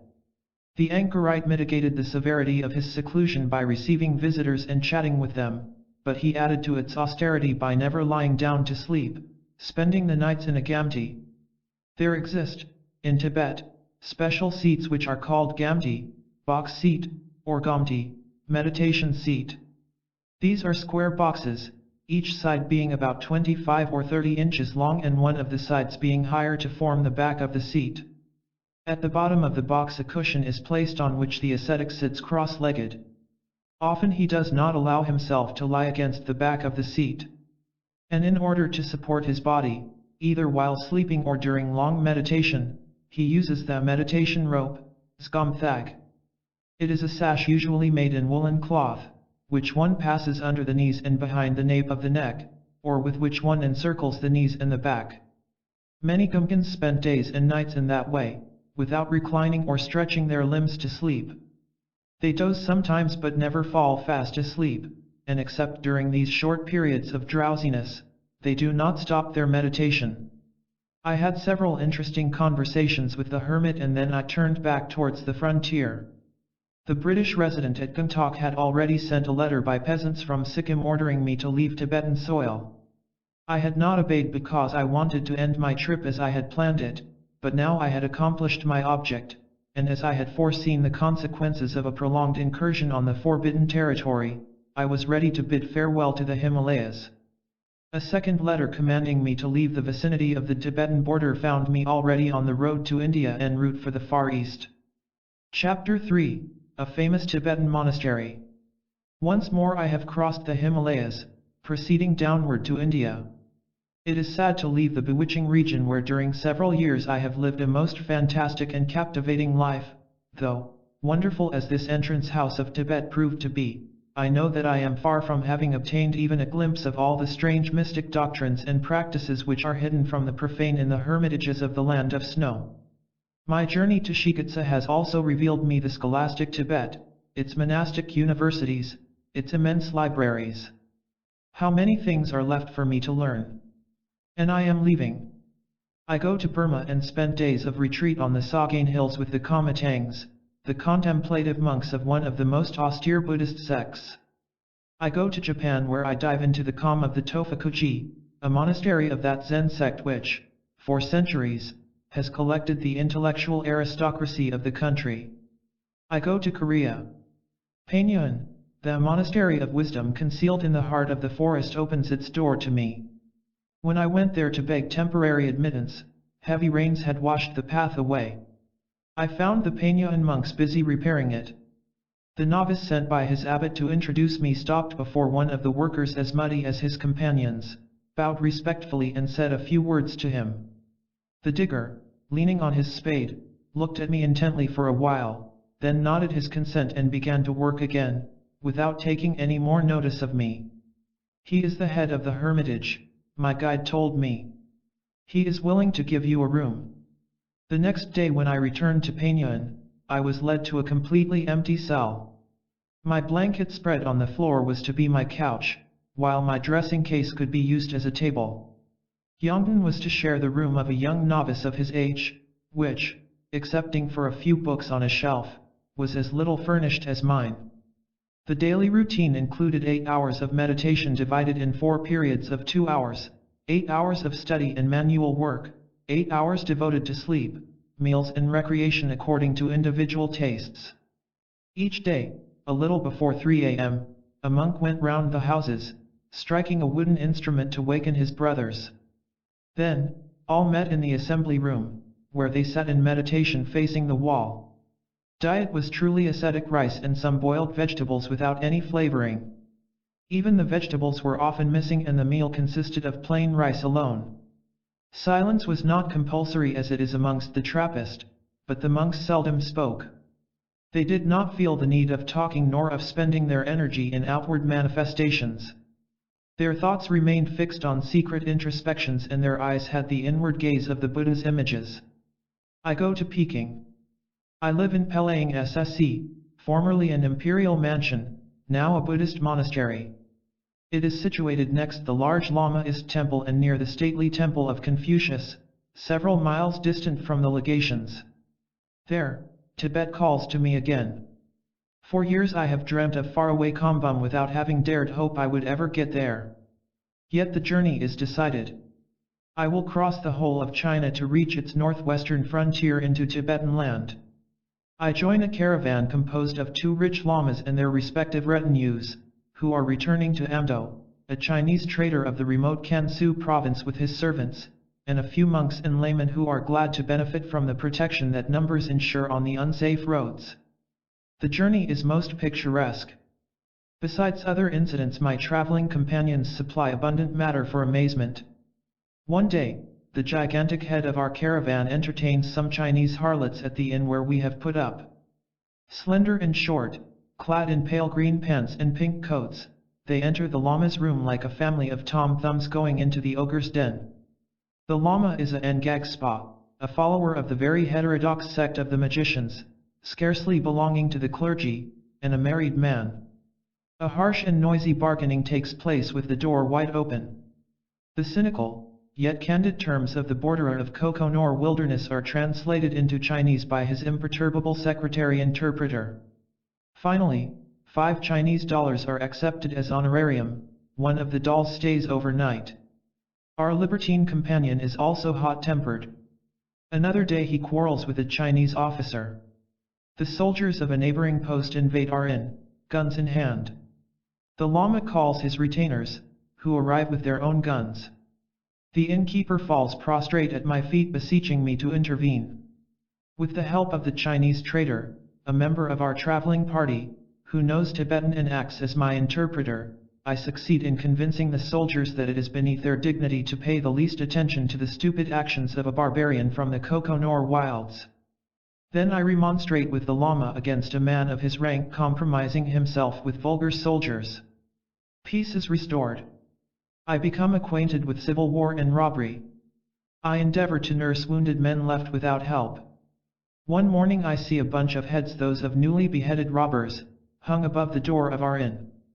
That sight arouses philosophical thoughts about death in my placid son, which he quietly expounds to me. The road ahead of us is blocked by the fighting troops. I think I shall be able to avoid the vicinity of the battles by going to a town named Tungchao, situated several miles away from the direct road to Xianfu. The day after my arrival, Tungchao is besieged. I could watch storming enemies climbing the city walls on high ladders, while defenders hurled stones down on them. I seem to be living in an ancient picture depicting the wars of olden times. I escape from the besieged town during a tempest when the army remains sheltered on the other side of the walls. My cart rushes madly through the night. We arrive at the shore of a river beyond which we expect to be in safety. We call the ferryman. For answer, shots are fired at us from the other bank. I have an amusing remembrance of a tea party with the governor of Shenxi. The enemy surrounds the city.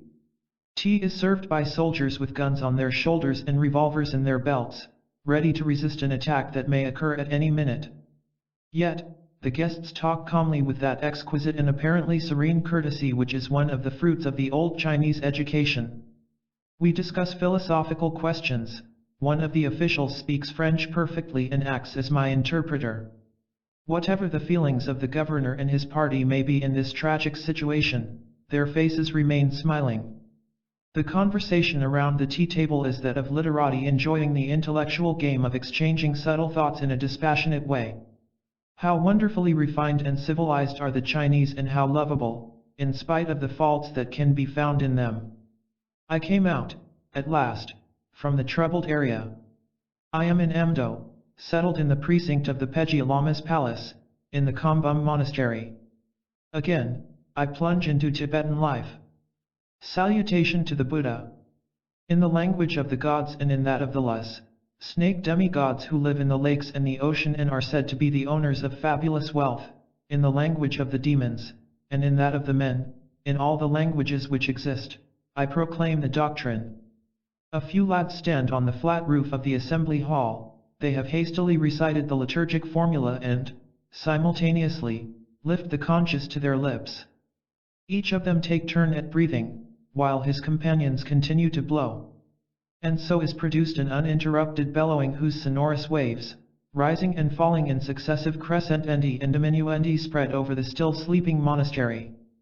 Above the peristyle of the hall the young novices, wrapped in the clerical toga, are silhouetted on the bright starry sky like a row of unearthly dark beings who have alighted to call the dead from their slumbers. And, truly, the silent Gompa with its many low-roofed whitewashed houses appears, in the night, as a vast necropolis. The musical summons dies away. Moving lights appear through the windows of the princely Gabras, Grand Lama's mansions, and noises arise from the tashas, houses of ordinary monks, squatting around them. Doors open, a hurried stamping of feet is heard in all the streets and avenues of the monastic city. The lamas are going to the morning assembly. As they reach the precincts of the hall, the sky grows pale, the day breaks. Taking off their felt boots which they leave outside, piled here and there, each of them hastens towards his place. In large monasteries, the gathering monks number several thousands. A strange, shabby, ill-smelling crew, offering a strange contrast to the sumptuousness of the gold brocade vests worn by the dignitaries and the jeweled cloak and rod of office of the Tsogs Chen Shalango, the elected ruler of the Gompa. Hanging from the high ceiling, from the galleries and against the tall pillars, scrolls of painting show countless Buddhas and deities, while a host of other worthy saints, gods and demons, may be vaguely discerned on the frescoes which decorate the walls of the dark edifice. At the bottom of the hall, behind rows of butter lamps, shine softly the gilded images of former Grand Lamas and the massive silver and gold reliquaries which contain their ashes or mummified bodies. A mystic atmosphere envelopes men and things, veiling all vulgar details, idealizing the attitudes and the faces. Whatever knowledge one may have acquired regarding the shortcomings of many of the monks assembled there, the sight of the assembly itself is most impressive. Now, everyone is seated cross-legged, motionless, the lamas and officials on their thrones whose heights vary according to their rank, and the common ecclesiastic folk on long benches nearly on the level of the floor. Chanting begins, deep-toned in a slow rhythm. Bells, wailing gyalings, a musical instrument like a hautboy, thundering ragdong, a kind of huge Theban trumpet, tiny drums and big drums on which the cadence is beaten, at times accompany the psalmody. The little novices, seated at the extremity of the benches near the door, hardly dare to breathe.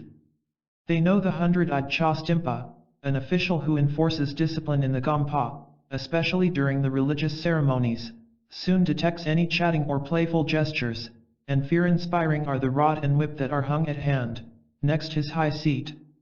Chastisement, however, is not for little boys only, and full-grown members of the religious order may well receive at times their good share of it.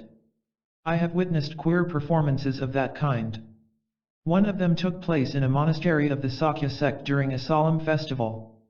Several hundred monks were assembled in the tsakan, assembly hall, and the usual liturgy and music was going on, when three men communicated something to each other by gesture.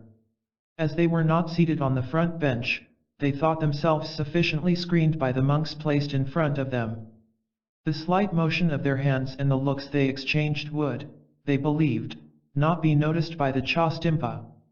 But most likely, the patron gods of the lamaseries invest these stern officials with a supernormal keenness of sight. The Chastimpa had seen the culprits and started towards them. He was a tall, dark Kampa, a native of Kam, in eastern Tibet, with athletic features, and standing on his high seat, as on a pedestal, looked like a bronze statue.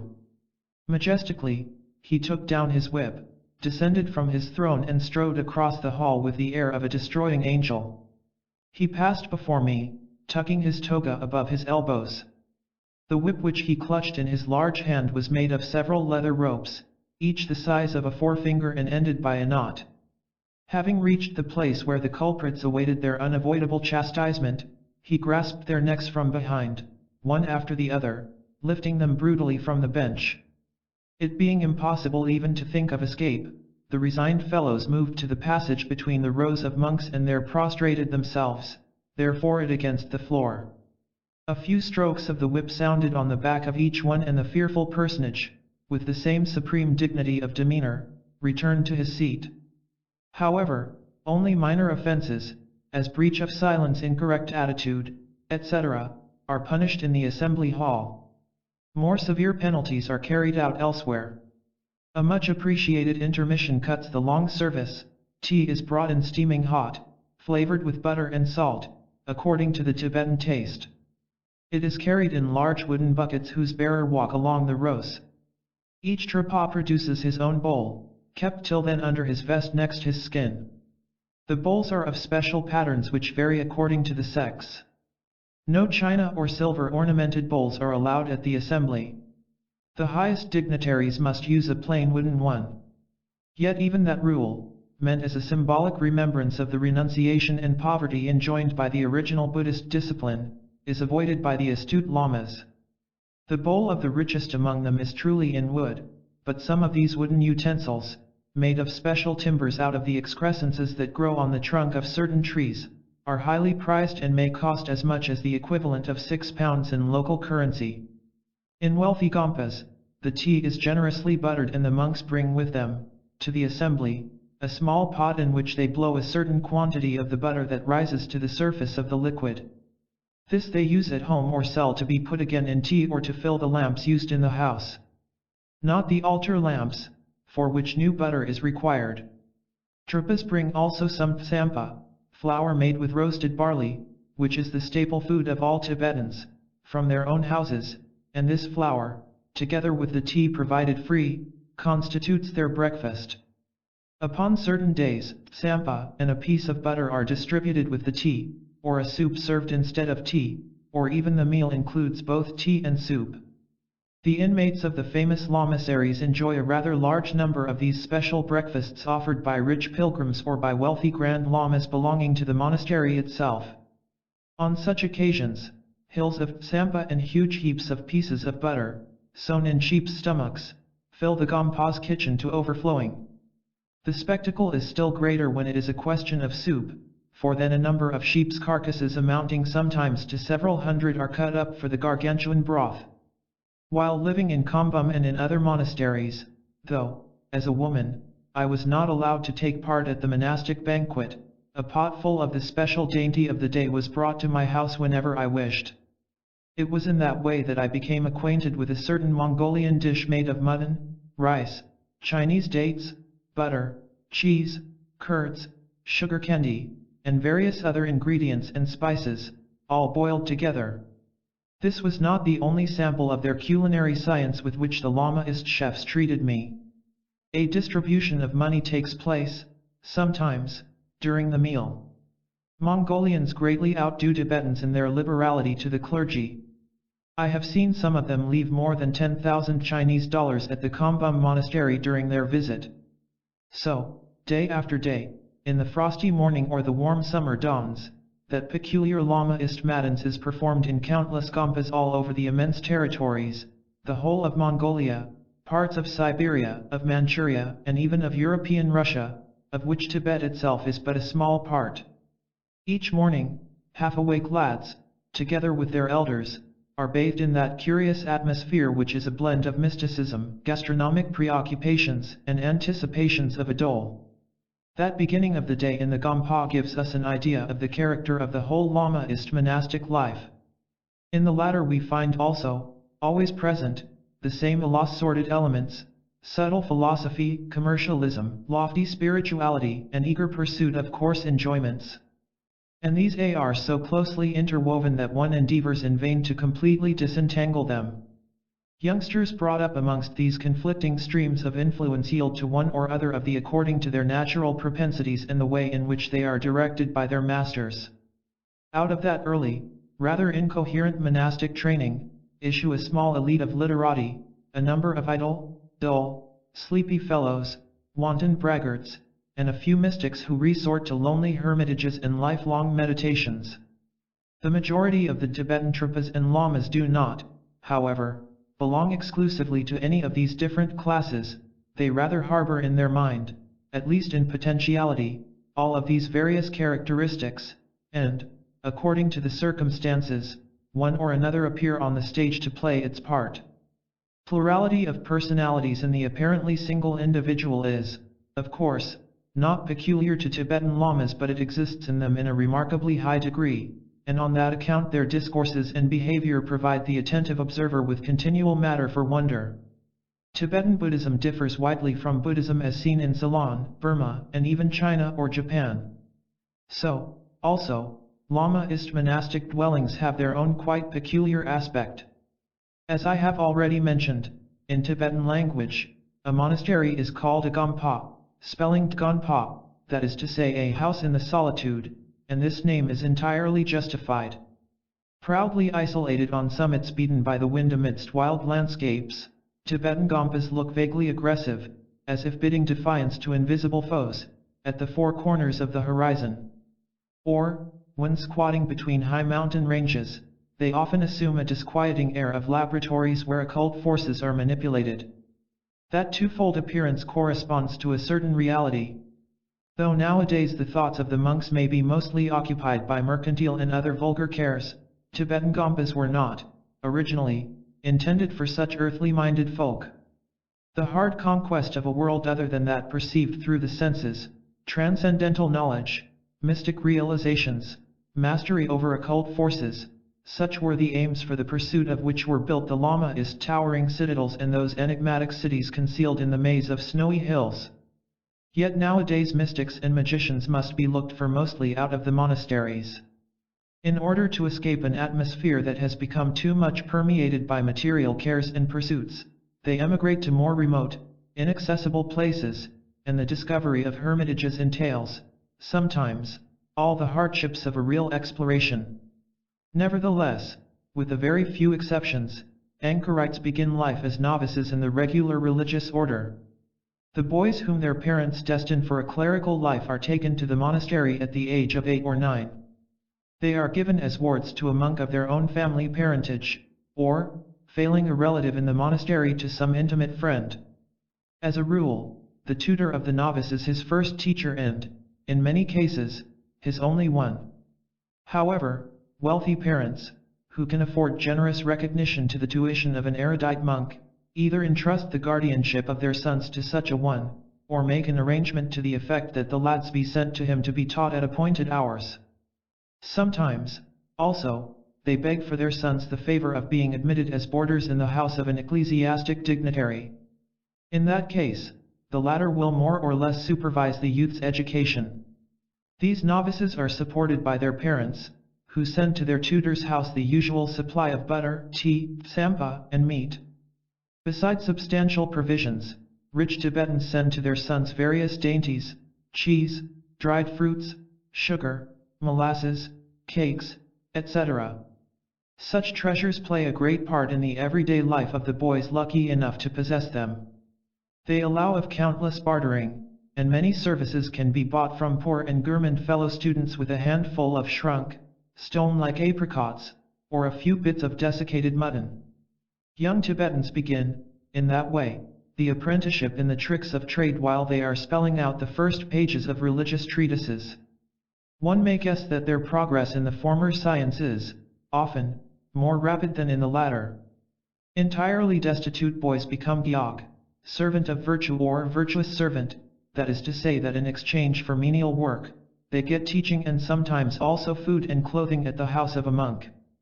Needless to add that, in this case, lessons are, as a rule, rare and brief. The professor, who is often illiterate or nearly so, can only teach the lads to memorize parts of the liturgic recitations, which they mangle dreadfully, and whose meaning they will never understand. Numbers of gyog remain without being taught anything at all.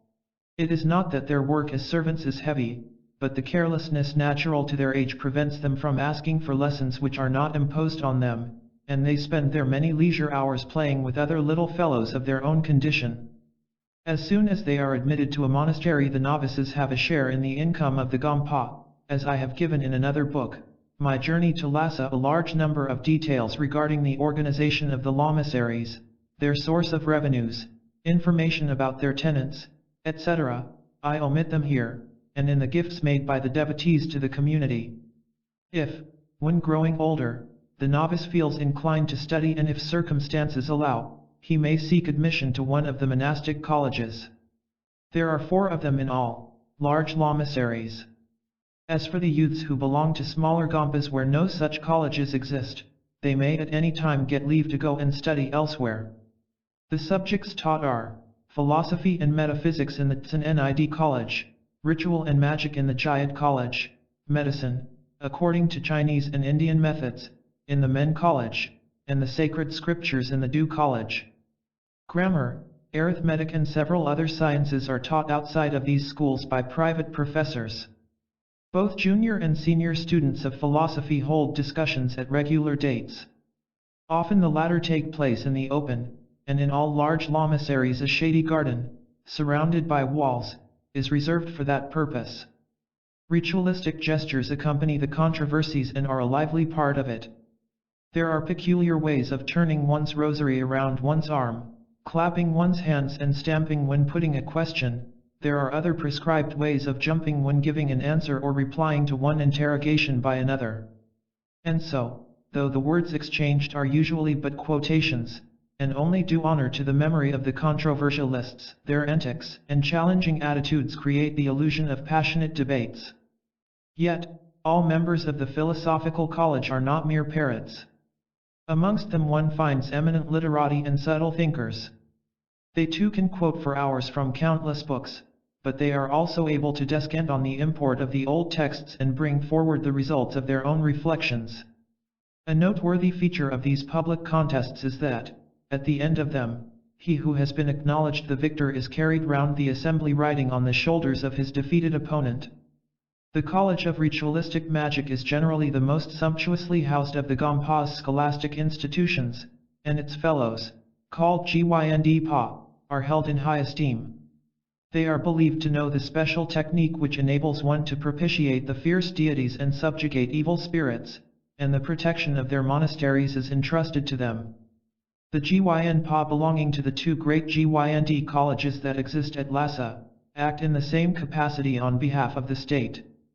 Their appointed duty is to attract prosperity to Tibet and its ruler, as well as to shelter them from all bad influences and malignant undertakings.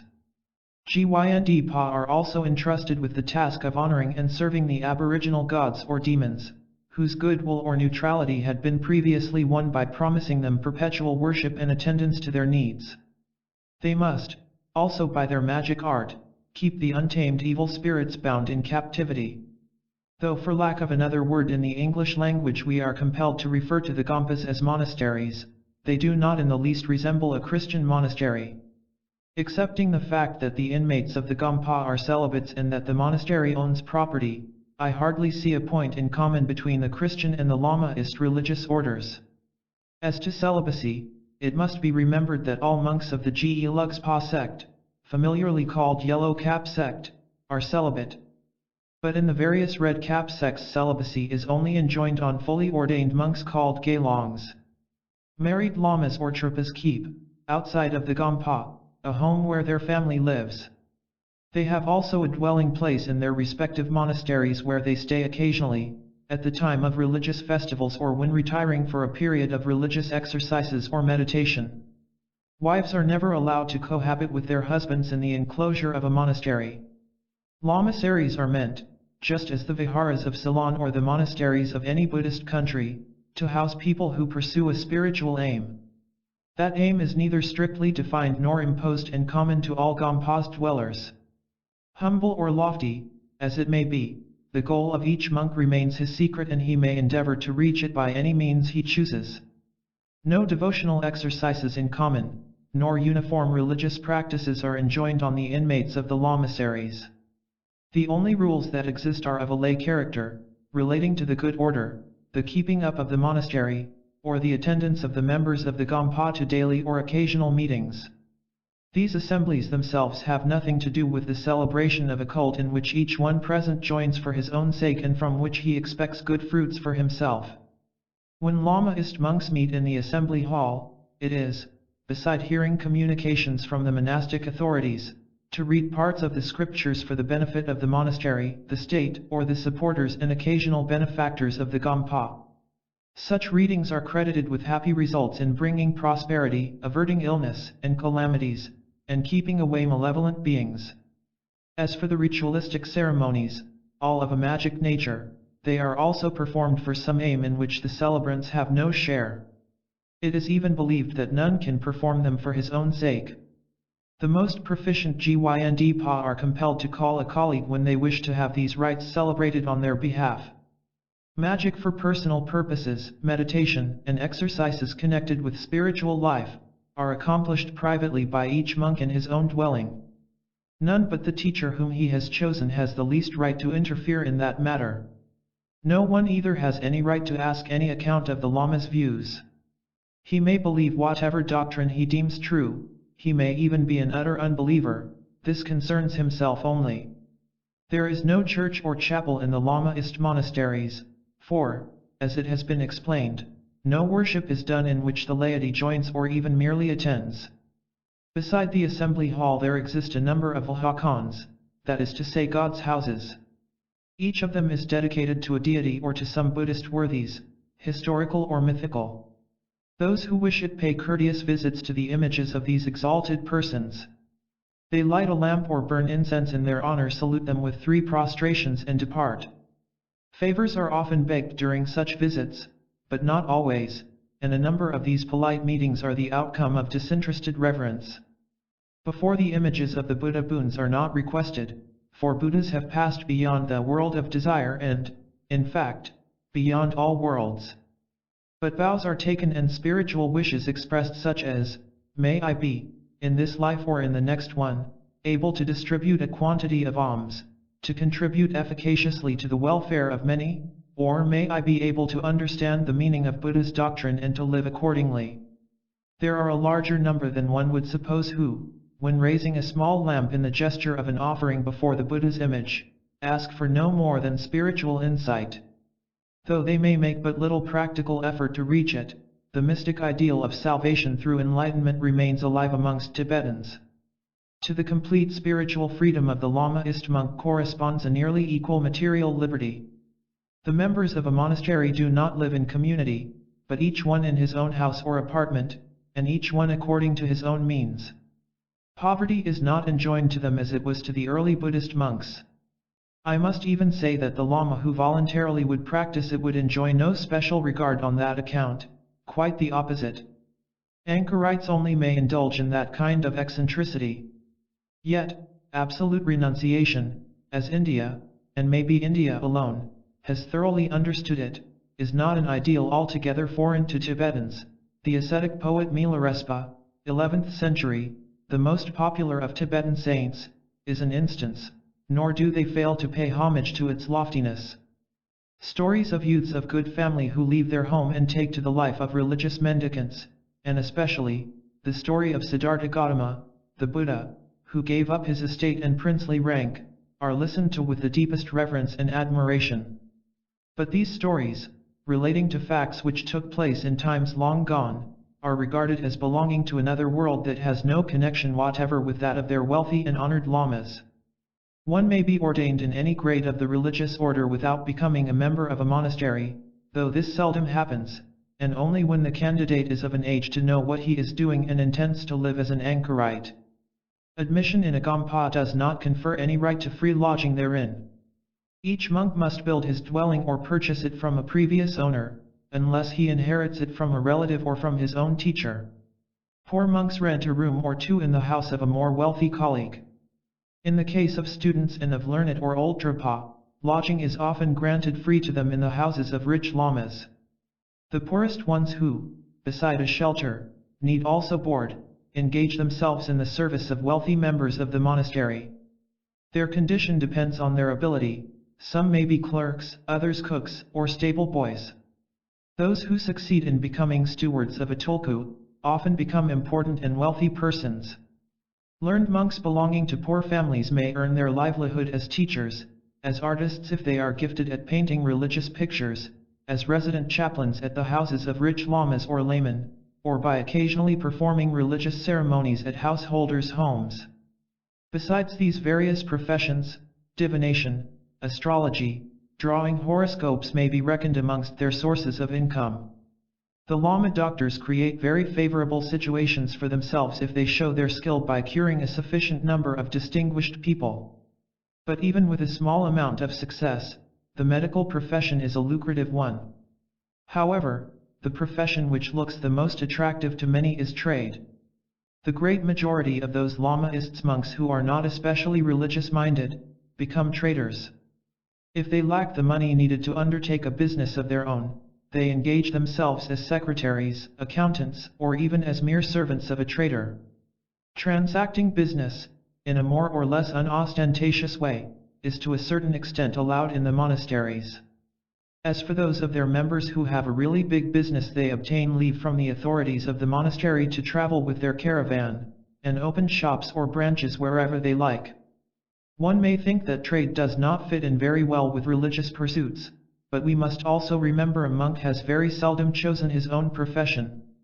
Most of them are led to the monastery as little boys, and it would be unjust to reproach them for not following a mystic avocation which has never been their own choice. Trading on a large scale is carried on by the lamaseries themselves as a means of increasing their income. They barter and sell the products of their land and cattle which they receive from their tenants. To these are added the revenue derived from the big collections called kartik. These collections take place at regular intervals, each year or every 2 or 3 years. The lamas resort, also, to occasional appeals when building a new monastery, or a new temple in an already established lamasery, and for various other purposes. Small monasteries merely send some of their monks in the neighboring regions to beg alms, but in large gampas, going to Kartik takes all the forms of an expedition. Groups of Trpas may go from Tibet to Mongolia, spend months traveling across the country and return like triumphant warriors with hundreds of horses, cattle, gold, silver, and goods of every description, all offerings from the devotees. They have a peculiar custom of entrusting, for a time, a certain amount of money, or a quantity of goods, to an official of the monastery, who must traffic with that capital so as to provide for certain special expenses out of his profit. As an instance, he must supply during 1 year, or more, the butter needed to keep burning the lamps of a particular lhakang, or he must give a fixed number of meals to the whole community, or, again, support the expenses of building repairs, horse fodder, reception of guests, and many other things. At the end of the period, be it 1 year or 3, the capital entrusted to him must be given back. If the man who has received it, as a deposit, has been able to make more profit than was needed to cover his expenses, so much the better for him, he can keep the balance. But if he has expended more than his profit, he must pay it from his own pocket. In any case, the capital must remain intact. The administration of a large monastery is as complicated as the administration of a town.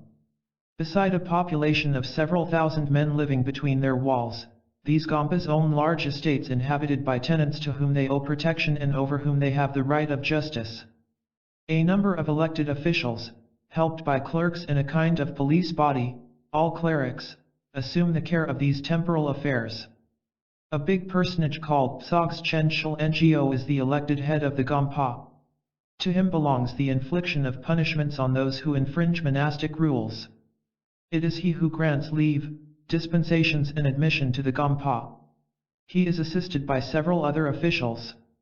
All of them wear ceremonial cloaks adorned with precious stones and carry massive silver sticks encrusted with golden ornaments and inlaid with turquoise and coral. The policemen, called dabdabs, are well worth special mention. They are recruited amongst the athletic unlettered braggarts whose fathers have placed them as children in the monastery when their place ought rather to be in the barracks. Brave with the wild rashness of brutes, always on the lookout for quarrels and mischief, these impudent scoundrels have all the picturesque characteristics of medieval ruffians. The badge which they favor is dirt. Grease, they think, increases the martial appearance of a man. A true brave never washes himself, nay more, he blackens his face with the greasy soot that sticks on the bottom of the cauldrons, till he looks like a real Negro. Sometimes poverty is responsible for the ragged garments worn by the dabdab, but he often deliberately tears his monastic robe, to look, he thinks, more terrible. Nearly always when putting on a new dress, his first care is to make it greasy. Tradition commands it. However costly the material may be, the dabdab kneading butter in his black hands, spreads it all over his new clothes. These strange fellows consider that nothing can be more elegant than a robe and a toga which has become as shining as velvet and stiff as armor, by the careful and constant application of dirt and filth. The miraculous tree of Tsongkhapa, the monastery of Kambum, owes its celebrity to a miraculous tree. I borrow from the Kambum Chronicles the following details about it. In 1555, the reformer Tsongkhapa, founder of the Gelugpa sects, Yellow Hat sect, literally Gelugpa means those who have virtuous customs, was born in Amado, in northeastern Tibet, at the place where now stands the great lamasery of Kambum. A short time after the child's birth, the Lama Dubchen Karma Dorje prophesied that his career would be an extraordinary one and advised his parents to keep the spot where his mother had been delivered perfectly clean. A little later, a tree began to grow there. Even today, beaten earth is used as the floor in most houses of Amdo, and the natives sleep on cushions or carpets spread on that floor. This makes it easy to understand the tradition according to which the tree grew out of the blood that had been spilled during the confinement and cutting of the umbilical cord. At first the sapling did not bear any peculiar signs on its leaves, but owing to its miraculous origin, it enjoyed some fame and was worshipped by people of the neighborhood. A monk built a hut next to it and lived there. This was the beginning of the present large and rich monastery. Many years later, when Tsongkhapa had already begun his reformation work, his mother, from whom he had been separated for a long time, wished to see him again and sent him a letter to call him back. At that time, Tsongkhapa lived in central Tibet. During a mystic meditation, he understood that his journey to Amdo would benefit nobody, and therefore he only wrote to his mother. With his letter he gave to the messenger 2 pictures of himself intended for his mother and his sister, a picture of Gyalwai Senj, more generally denominated Jampian.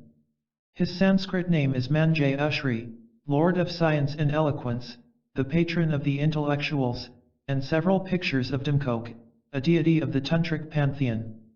When these objects were being handed to the family of the reformer, the latter, exercising his magic powers from afar, caused the picture of the deities to appear on the leaves of the miraculous tree.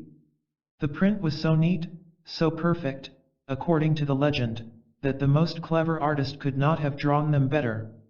With the pictures, various other marks and the 6 writings, the formula in 6 syllables, Aum Mani Padme Hum, appeared on the branches and the bark of the tree. This is the origin of the name Kambum, 100,000 images, by which the monastery became known. In the account of their journey in Tibet, the French fathers Huck and Gebet affirm that they have read the words Aum Mani Padme Hum on the leaves and the trunk of the tree. Now, what kind of tree did these 2 travelers see? The monastery's chronicles relate that after the miraculous appearance of the images on the tree, the latter was wrapped in a piece of silk, a robe, and that a temple was built around it. Was it an unroofed one? The word chorten used in the text does not favor that opinion, for a chorten is a monument with a needle-like top and consequently closed. Deprived of light and air, the tree could not but die. And as, according to the chronicles, the chorten was built in the 16th century, the fathers Huck and Gebet at best could only have seen the dried skeleton of the tree. But their description applies to a living one. The chronicles mention also that the miraculous tree remained unchanged in winter and summer, and that the number of its leaves was always the same. We read again that, once upon a time, noises were heard inside the chorten in which the tree stood. The abbot of Kambum entered it, cleaned the space around the tree, and found near to it a small quantity of liquid which he drank. These details seem to indicate that the tree was in a closed room but seldom entered, while the wonder of keeping its leaves during the winter, the species to which belongs the Kambum tree has caducous leaves, can only be applied to a living tree. It is difficult to find one's way amongst these conflicting accounts.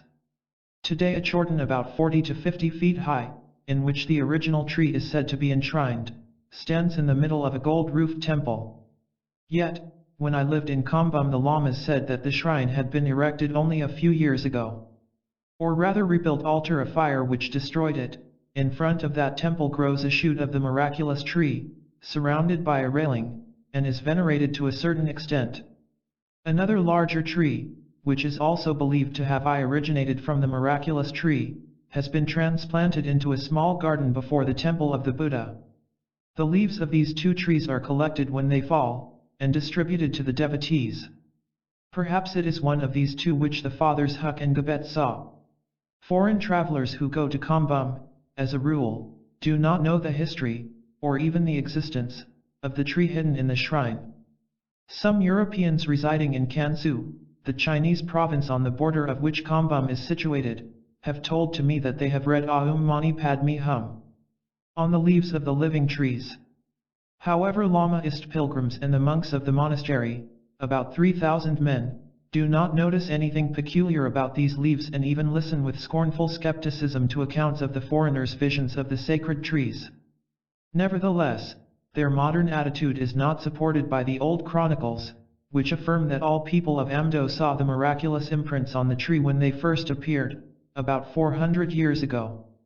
Living Buddha besides the various officials, there exist, in the Gompas, another class of men who, as a rule, do not take any direct part in the business of the monastery and live more or less aloof in their sumptuous mansions. These are the Lamas Tulkus. Tulkus occupy a prominent place in Lamaism. They constitute one of its most striking features which set it quite apart from all other Buddhist sects. The real character of the Lamas Tulkus has never been correctly defined by Western authors, and it would almost seem that they have never even suspected it. However, the theories regarding Tulkus are well worth our attention, for they are far removed from any belief in incarnations or transmigrating spiritual entities and, as we will see, border upon the field of psychic phenomena. The peculiar religious aristocracy which goes by the name of tulkus is not of very ancient origin. It is only after AD 1650 that it developed in the form which exists at present. The fifth Grand Lama of the Gelugpa sect, Yellow Caps, Lobsang Gyatso by name, had then been newly enthroned as temporal ruler of Tibet by a Mongolian prince and recognized as such by the Chinese emperor. Yet, these earthly honors failed to satisfy the ambitious Lama, and he added to them by declaring himself to be an emanation of the Bodhisattva Chinrizigs. At the same time, he established his religious teacher as Grand Lama of Tashil Hunpo, affirming that he was a tulku of Odpagmd, a mystic Buddha of whom Chinrizigs is the spiritual son.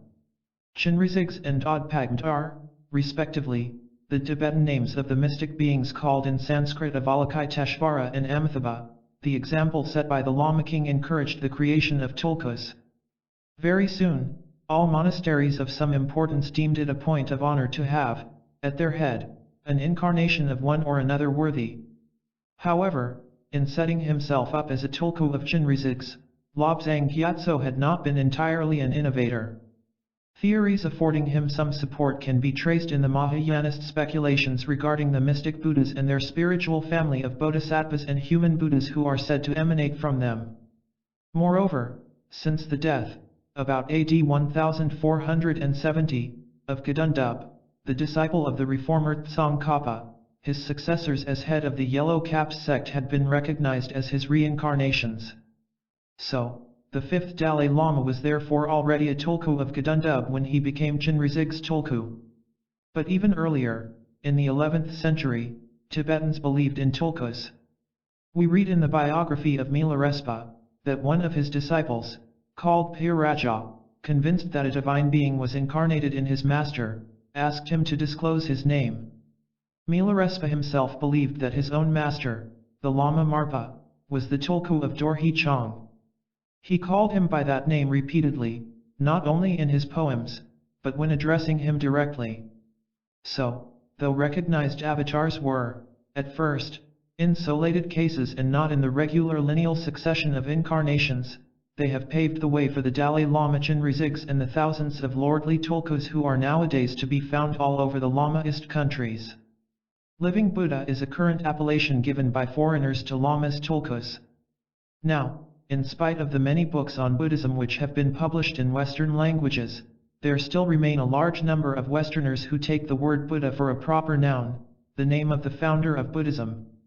To these people, the words living Buddha convey the idea of a reincarnation of Gautama the historical Buddha.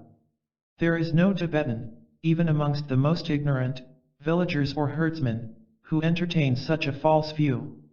As for learned lamas, they agree with all other Buddhists in declaring that the Buddha Gautama, Sakyathubpa as he is called in Tibet, cannot be incarnated again. The reason of it is that Gautama has entered nirvana, a state which precludes all possibilities of reincarnation, for that which is called nirvana is precisely a setting free from the round of births and death. So much for avatars of the historical Buddha. There have never been any in the past and none exist at present. Can there be incarnations of other Buddhas? In fact, no. And for the same reason, the Buddhas have entered nirvana. It is, indeed, because they have realized that condition that they are Buddhas. However, while in southern Buddhist countries the title of Buddha is exclusively given to the historical human Buddha, to his supposed predecessors and to his expected successor, Maitreya, northern Buddhists have imagined a number of symbolic and mystic entities, certain of which are styled Buddha. It is these who are said to manifest themselves through avatars, and their avatars may assume other forms than that of human being. It follows that, according to popular belief, a tulkus is either the reincarnation of a saintly or peculiarly learned departed personality, or the incarnation of a non-human entity. The number of the former greatly exceeds that of the latter. Tulkus of non-human entities are limited to a few avatars of mystic Buddhas, bodhisattvas, or deities, such as the Dalai Lama, the Grand Lama of Tashilhunpo, the Lady Dorje Phagmo and, lower in rank, the tulkus of some autochthonous gods like Pekar. Tulkus of gods, demons, and fairies, Kadhomas, appear especially as heroes of stories, yet some living men and women enjoy, as such, some local renown. This category of tulkus is not reckoned amongst the Lamaist aristocracy. One may think that it originated not in Lamaism, but in the old religion of Tibet. Though Buddhism denies the existence of a transmigrating soul and considers the belief in a permanent ego as almost pernicious error, the large majority of unlearned Buddhists have lapsed into the old Indian doctrine which represents the jiva, self, periodically changing his worn-out body for a new one, as we cast away a worn-out garment to clothe ourself in a new. Bhagavad Gita 2:22. Based on that belief, lines of successive reincarnations of human worthies. Bhagavad Gita 2:22 have been recognized. These are styled Rosary of Births or Rosary of Bodies, Kaya Treng, spelt Sky Freng, or more politely Kutreng spelt Sku Freng, because they are linked together like the beads of a rosary. When the tulku is considered as the incarnation of a god or the emanation of a spiritual entity who coexists with him, the reason afforded by the self changing his flesh garment does not explain his nature. But average Tibetans do not think deeply, and for all practical purposes tulkus of celestial personages are considered as true reincarnations of their predecessors. The ancestor of a line of purely human tulkus is called Kukungma. He is generally, but not necessarily, a lama. Amongst the exceptions I may mention the father and mother of the reformer Tsongkhapa. Both reincarnate in male children who become monks and as lamas, have their seat at Kambum Monastery. The lama who is held to be the reincarnation of Tsongkhapa's father is called Agyat Tsung and is the lord of the monastery. When I lived at Kambum, he was a boy in his 10th year. There exist also nuns who are tulkus of departed saintly ladies or goddesses. By the by, I may say that it is a cause of amusement for the observer to remark how intelligence and holiness often seem to become exhausted in a succession of incarnations. It is not unusual to find an utterly stupid fellow as the supposed embodiment of some eminent thinker, or to see an earthly-minded epicure recognized as the incarnation of a mystic anchorite famous for his austerity. The reincarnation of the tulkus cannot astonish people who believe in a transmigrating ego. According to that view, we all are tulkus, for the self, now embodied in our present form, cannot but have existed previously in other forms. The only peculiarity with tulkus is that they are reincarnations of remarkable personalities, that they, sometimes, remember their previous lives and are able, at the time of death, to choose and make known the place of their next birth and their future parents. However, some lamas see a complete difference between the process of reincarnation in the case of common men and that of the enlightened ones. Men, they say, who have practiced no mental training, who live like animals, yielding thoughtlessly to their impulses, are like travelers who wander over the world without any fixed purpose. Such a man sees a lake in the east, and, being thirsty, hurries away to the water. When nearing the shore, he perceives the smell of smoke. This suggests the presence of a house or a camp. It would be pleasant, he thinks, to get hot tea instead of water, and a shelter for the night. So the man leaves the lake without having actually reached its shore and proceeds to the north, the smoke coming from that direction. On his way, before he has yet discovered any houses or tent, threatening phantoms spring up before him. Terrified, the wanderer turns away from the fearful beings and runs for life towards the south. When he deems that he has gone far enough to be safe, he stops to rest. Now, other wanderers pass who tell him of some blissful land of joy and plenty that they intend to reach. Full of enthusiasm, the vagrant joins the party and goes off to the west. And on the road he will be tempted many times to change his direction again before seeing the enchanted country. So continually roaming at random all his life, that simpleton will reach no goal whatever. Death will overtake him on the road, and the conflicting forces of his disordinated activity will be scattered to the four winds. The coordinated amount of energy, in Tibetan psal or shugs, necessary to determine the continuation of a same current of force not having been produced, no tulkus can arise. On the contrary, the enlightened one is likened to a traveler well aware of the goal which he means to reach, well informed, also, of its geographical position and the roads that lead to it. The mind unflinchingly fixed on his aim, indifferent to the various mirages allurements of the roadside, this man controls the forces begotten by his concentration of mind and his bodily activity. Death may dissolve his body on the path, but the psychic energy of which that body is both creator and instrument, will remain coherent. Pushing forward towards the same goal, it will provide itself with a new material instrument, that is to say with a new form which is a tulku. Here we meet with different views. Some lamas think that the subsisting subtle energy attracts elements of congenial essence and thus becomes the nucleus of a new being. Others say that the disembodied force joins an already existing being, whose material and mental dispositions, acquired in previous lives, provide a harmonious union. Needless to say that several criticisms and objections may be brought forward against these theories, but the present book is meant only to relate Lamaist opinions and not to discuss them. I can only say that all the views I have mentioned are consistent with a number of old Tibetan stories whose heroes determine, by an act of will, according to Lamaists, that will is determined, depends on causes, the nature of their rebirth and the course of action of their future avatar.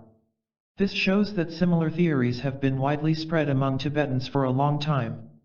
In spite of the part which a conscious purpose plays in bringing about the continuation of a line of tulkus, one must beware of thinking that the composition of the new personality is arbitrarily produced. The determinist idea is too strongly rooted in the mind even of the wildest Tibetan herdsman to allow of such an idea. Laws are said to be at work during the whole process which proceeds according to natural attractions and repulsions. More learned Lamaists hold another view regarding the nature of tulkus. This is, in fact, the only truly orthodox one, which fully agrees with the very meaning of the term tulku. The word tulku means a form created by magic, and in accordance with that definition, we must consider the tulkus as phantom bodies, occult emanations, puppets constructed by a magician to serve his purpose. I cannot do better than quote, here, the explanation of tulkus given to me by the Dalai Lama. As I have related it in the first chapter of the present book, I met the Dalai Lama in 1912 when he was living in the Himalayas, and asked him several questions regarding Lamaist doctrine to which he first answered orally. Afterward, in order to avoid misunderstandings, he told me to write a list of new questions on the points which still appeared to me obscure. To these he gave written answers. The present quotation is taken from the document with which the Dalai Lama favored me. A bodhisattva, a being who has attained the high degree of spiritual perfection immediately below that of a Buddha, is the basis of countless magic forms.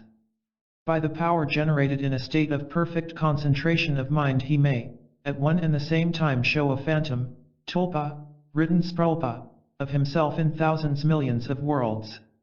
He may create not only human forms, but any forms he chooses, even those of inanimate objects such as hills, enclosures, houses, forests, roads, bridges, etc. He may produce atmospheric phenomena as well as the thirst-quenching beverage of immortality. The latter expression I have been advised to take in both a literal and a symbolic sense. In fact, reads the conclusion, there is no limit to his power of phantom creation. The theory sanctioned in these lines by the highest authority of official Lamaism is identical with that expounded in the Mahayanist literature, where it is said that an accomplished bodhisattva is capable of effecting 10 kinds of magic creations. The power of producing magic formations, tulkas, or less lasting and materialized tulpas, does not, however, belong exclusively to such mystic exalted beings. Any human, divmi, or demoniac being may be possessed of it. The only difference comes from the degree of power, and this depends on the strength of the concentration and the quality of the mind itself. The tulkus of mystic entities coexist with their spiritual parent. For instance, while the Dalai Lama, who is Chinrizig's tulku, lives at Lhasa, Chinrizig's himself, so Tibetans believe, dwells in Nangkai Potala, an island near the Chinese coast. Pudishang Island in the Joshan archipelago, off the coast of Chekiang, the Dhyani Buddha Odpagmt, of whom the Tashi Lama is the tulku, resides in the western paradise, Nubdi Wachan. Men, also, may coexist with their magic progeny. King Srongpston Gampo and the warrior chieftain Gesar of Ling are illustrations of this. In our own days it is said that when he fled from Shigutsa, the Tashi Lama left, in his stead, a phantom perfectly resembling him who played his part so thoroughly and naturally that everyone who saw him was deceived. When the Lama was safe beyond the border, the phantom vanished. See the account of the Tashi Lama flight in my book, My Journey to Lhasa. The three men here mentioned are themselves tulkus, but according to Lamaists, that circumstance does not preclude the further creation of emanations. These spring from one another and there exist denominations for emanations of the second or the third degree. Yang Tulku emanated from a Tulku, Chsam Tulku emanated from the Tulku of a Tulku. It may happen that the self-same defunct Lama, multiplying himself post-mortem, has several recognized Tulkus who are contemporaries. On the other hand, there are lamas who are said to be tulkus of several entities. Before dismissing the subject, it may be interesting to remind ourselves that the followers of the Dosidi sect, in early Christianity, looked upon Jesus Christ as being a tulku. They maintained that Jesus who had been crucified was not a natural being, but a phantom created to play that part by a spiritual entity. So, also, in contradiction with the orthodox tradition which tells that the historical Buddha Gautama is the incarnation of a bodhisattva who came down from the Tushita heaven, some Buddhists have affirmed that he who is the real Buddha was never incarnate, but that he created a phantom which appeared in India as Gautama.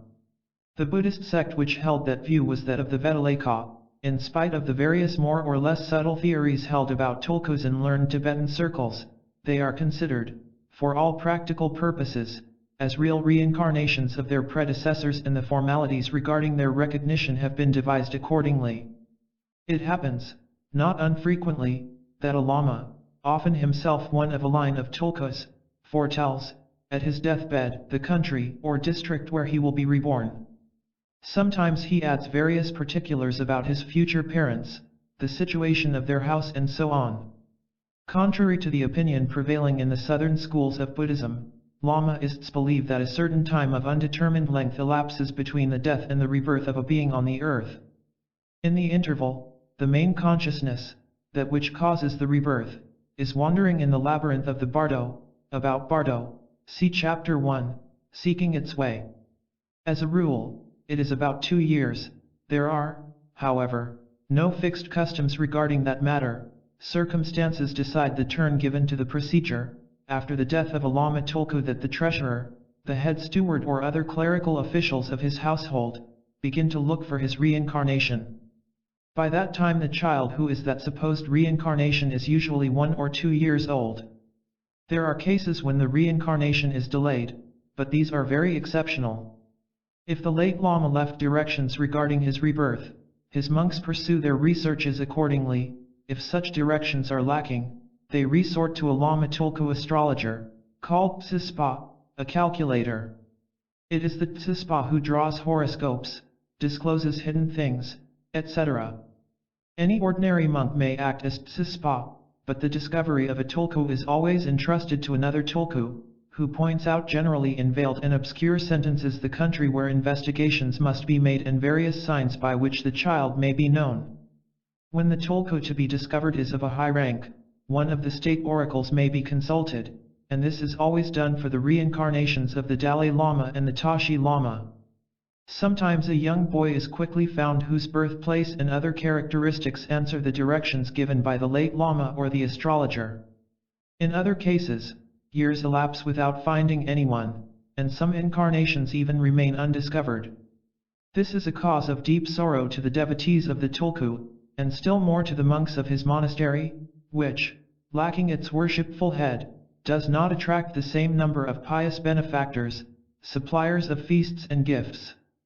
Yet, while some lament, that sad plight may be a cause of secret joy to a cunning steward who, during the absence of a legitimate master, manages the business of the Tulku estate on his own authority and may thus find a way to make his own fortune. When a child is discovered who nearly answers the prescribed conditions, a Lama clairvoyant is again consulted, and if he pronounces in favor of the child, the following final test is applied. A number of objects such as rosaries, ritualistic implements, books, teacups, Each Tibetan owns a private bowl in which he alone drinks tea. That bowl may be the wooden one of the poor or the costly jade one with golden saucer and cover of the rich, or any of the intermediate kinds, but it is never lent to anyone to drink in, etc., are placed together, and the child must pick out those which belong to the late tulku, thus showing that he recognizes the things which were his in his previous life. It sometimes happens when several children are candidates to a vacant tulku seat, that equally convincing signs have been noticed concerning each of them, and they all correctly pick out the objects owned by the defunct lama. Or it sometimes occurs that 2 or 3 clairvoyants disagree among themselves as to which is the authentic tulku. Such cases are rather frequent when it is a question of succeeding to one of these grand tulkus, lords of big monasteries and large estates. Then many families are eager to place one of their sons on the throne of the departed grandee, which brings with it consideration and material profit. Generally the parents of the tulku are allowed to live in the monastery till the child can dispense with his mother's nursing and care. Then a comfortable lodging is provided for them on the monastery land, but outside the gompa's enclosure, and they are plentifully supplied with all they need. If the monastery has no special mansion reserved for the parents of its grand talks, the latter are well provided for at their own home. Beside a grand lama tulku, who is the lord of the monastery, the gompas often include several other tulkus amongst their members. In the largest of these monastic cities, their number may amount to a few hundreds. Some of them rank high in the lamaist ecclesiastic aristocracy and, in addition to their seat in their parent monastery, they own mansions and other gompas and estates in Tibet or Mongolia. In fact, to be the near relative of even the least of them is a connection profitable enough to rouse covetousness in the heart of any Tibetan. So countless intrigues are woven around the succession to a tulku, and, amidst the warlike folk of Kem or of the northern borderland, bloody feuds spring from such passionate competitions. Countless tales are told throughout Tibet about extraordinary proofs of memory from previous lives and wonders worked by young tulkus to testify their identity. We find in them the habitual Tibetan mixture of superstition, cunning, comedy, and disconcerting events. I could relate dozens of them, but I prefer to confine myself to the relation of facts connected with people whom I have personally known.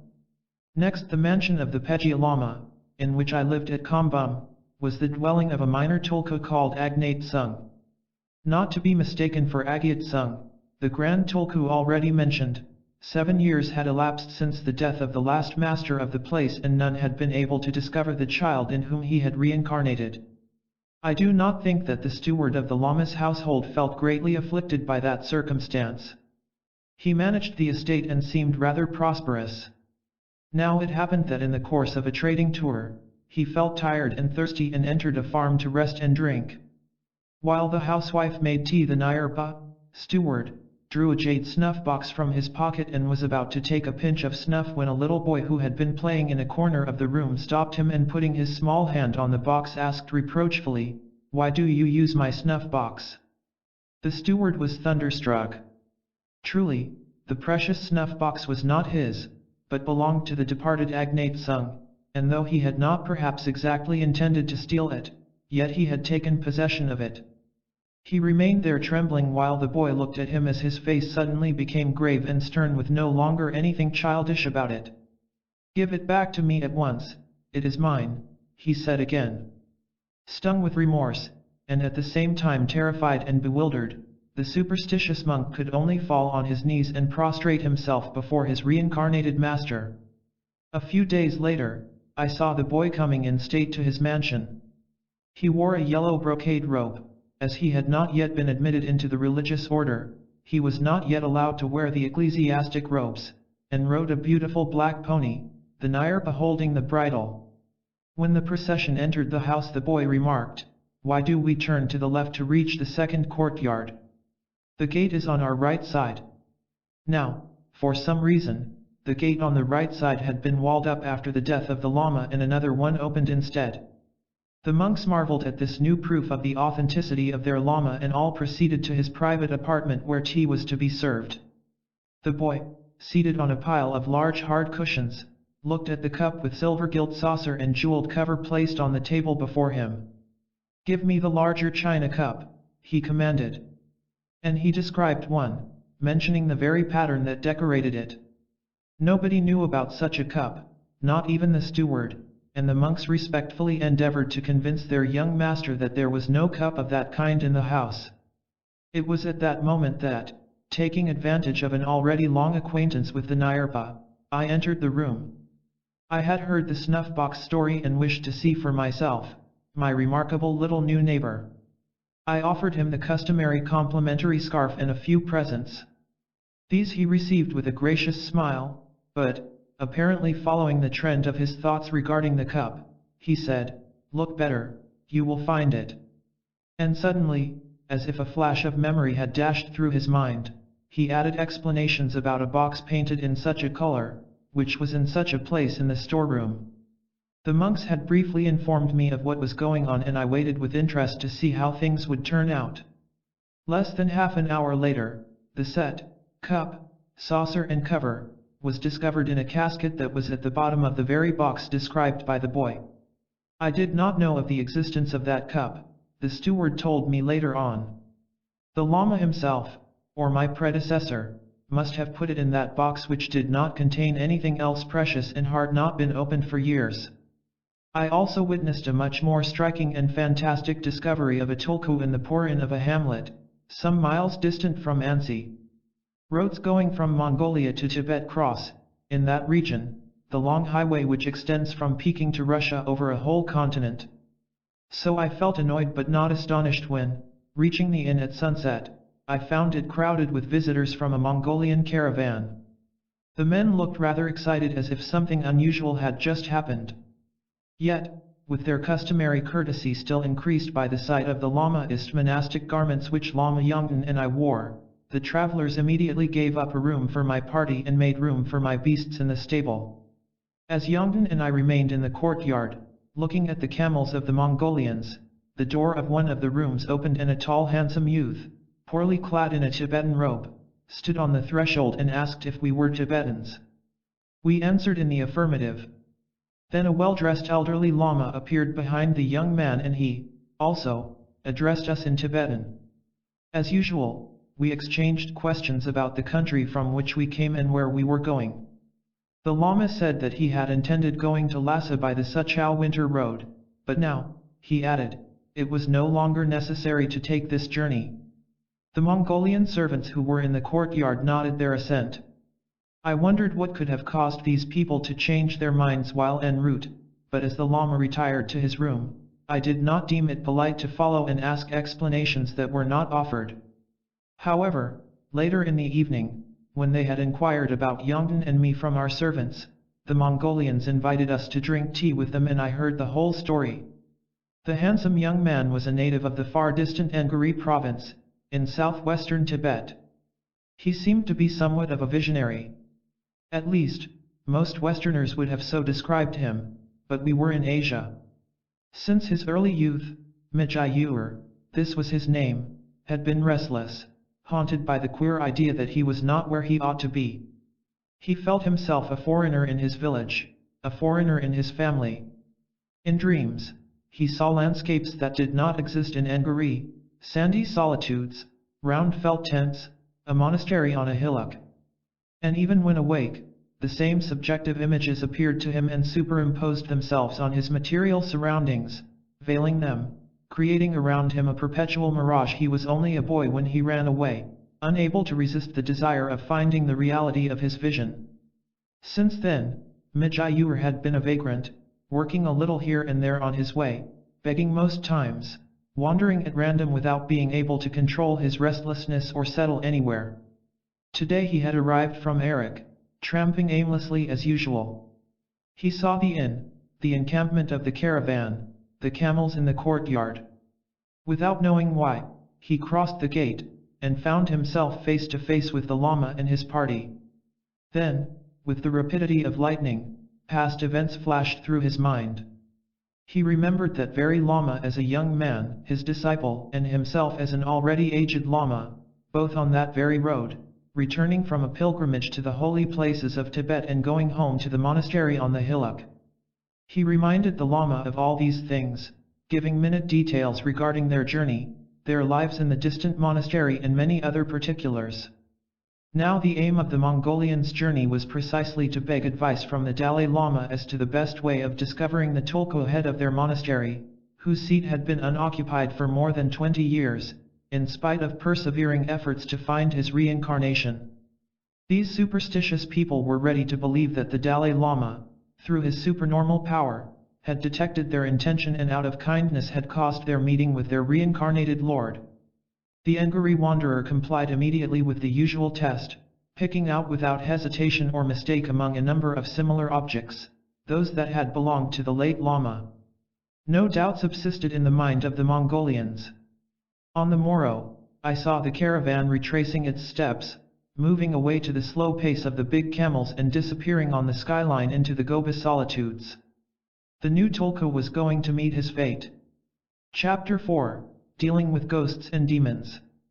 The Lugubrious Communion. A rather large number of Tibetan occultists seem to delight in lugubrious musing and practices in which corpses play a prominent part.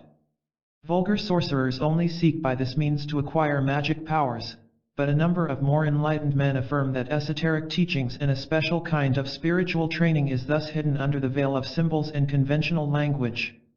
I need not say that this repugnant mysticism has nothing at all in common with Buddhism. It is also foreign to true Lamaism, though a few Lamas secretly yield to its bizarre attraction. Its origin must be sought in the light of Tantric Hinduism and the doctrines of the ancient Bonpo shamanists. The following story will be sufficient to illustrate this dark side of Tibetan occultism. It was told me at Churku only a few years after the death of those concerned and by a man who had known them personally. The Lama who plays the principal part was the abbot of Minyaparl near Tachienlu, known by the name of Kokst Sung. He is the author of a number of prophecies regarding events which are to take place in Tibet, China, and the world at large. He was regarded as having supernormal powers, among others of being able to cause death. Kokst Sung used to behave in a strange, often quite incomprehensible way, and was addicted to drinking. He lived for some time with the Tibetan chieftain of Tachienlo who bears the title of Gyalpo, king. Once, while talking and drinking with his host, the Lama asked for the sister of the master of horse as his wife. This official, who happened to be present, refused his consent.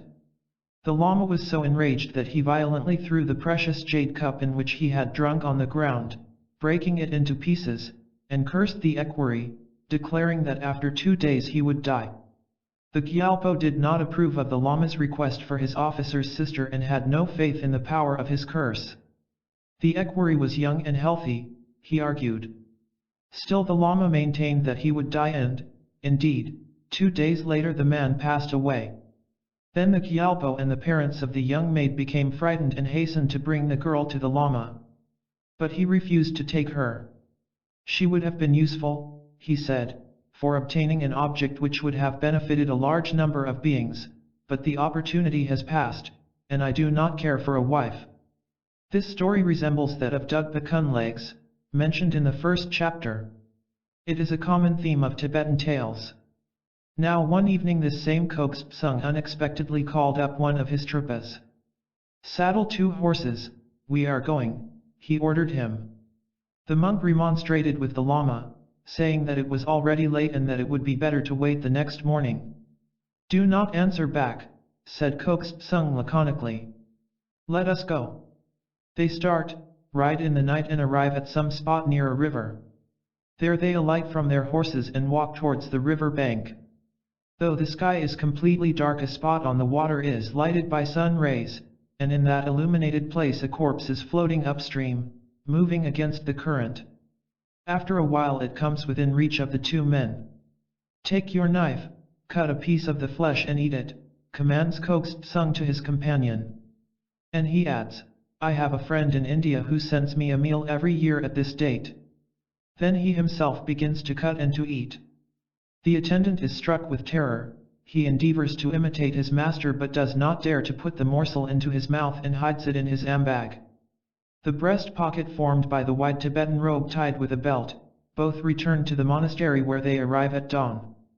The Lama says to the monk, "I wished you to share the favor and the most excellent fruits of this mystic meal, but you are not worthy of it. That is why you have not dared to eat the piece which you have cut off and hidden under your dress."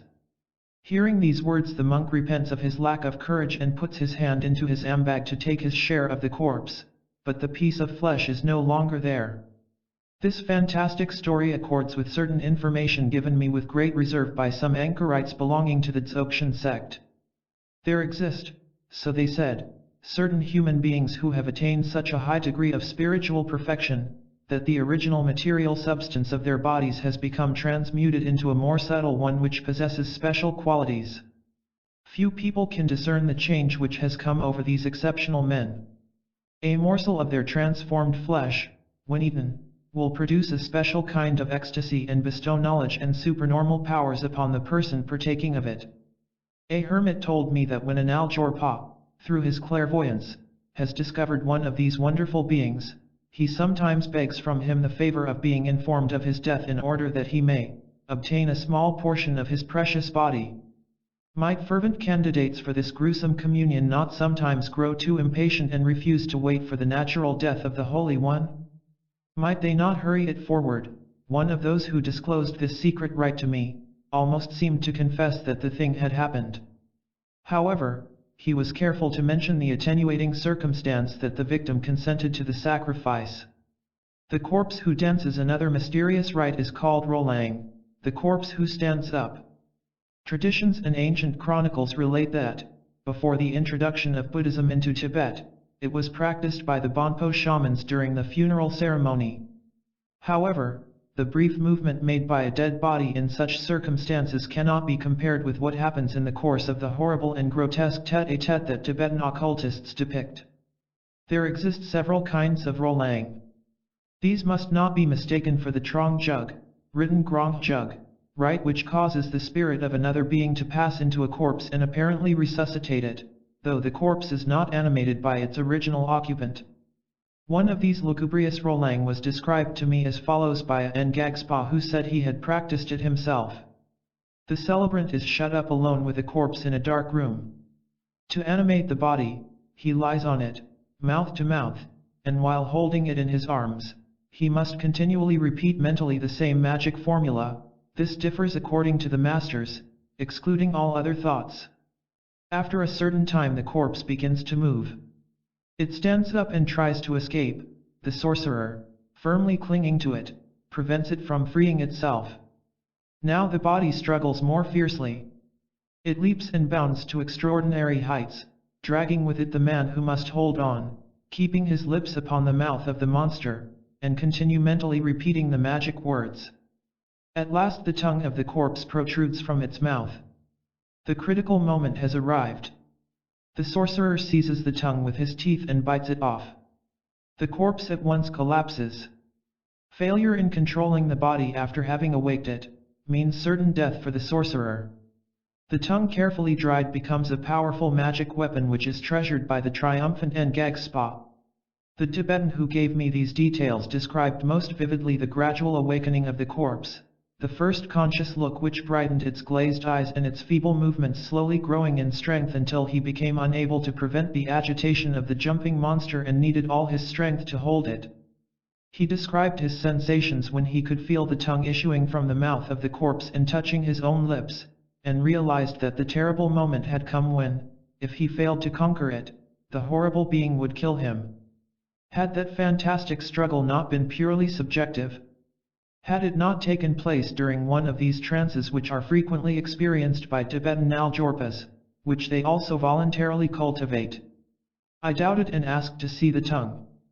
The sorcerer showed me a desiccated blackish object which might have been a tongue, but it was not sufficient to prove the origin of the hideous relic. Be that as it may, numbers of Tibetans believe that the Rolang rite really takes place. Beside corpses being revived by special rites, Tibetans believe also that any corpse is liable to rise suddenly and harm the living. It is for this reason that dead bodies are continually watched by someone who recites the liturgic words which prevent that sham resurrection. A Trapa from Sepagon in the vicinity of the Salween told me the following story. While still a boy novice, he had accompanied 3 lamas of his monastery to a house where a man had died. There the lamas were to perform the daily rite for the dead till the day appointed to carry the corpse to the cemetery. At night they had retired to sleep in a corner of the large room where the body was kept, tied up in a seated posture with many scarves and swathed in clothes. The charge of reciting the magic formulas had been entrusted to me. In the middle of the night I was overcome with the continuous wearisome repetition and may have dozed a few minutes. A small noise awaked me.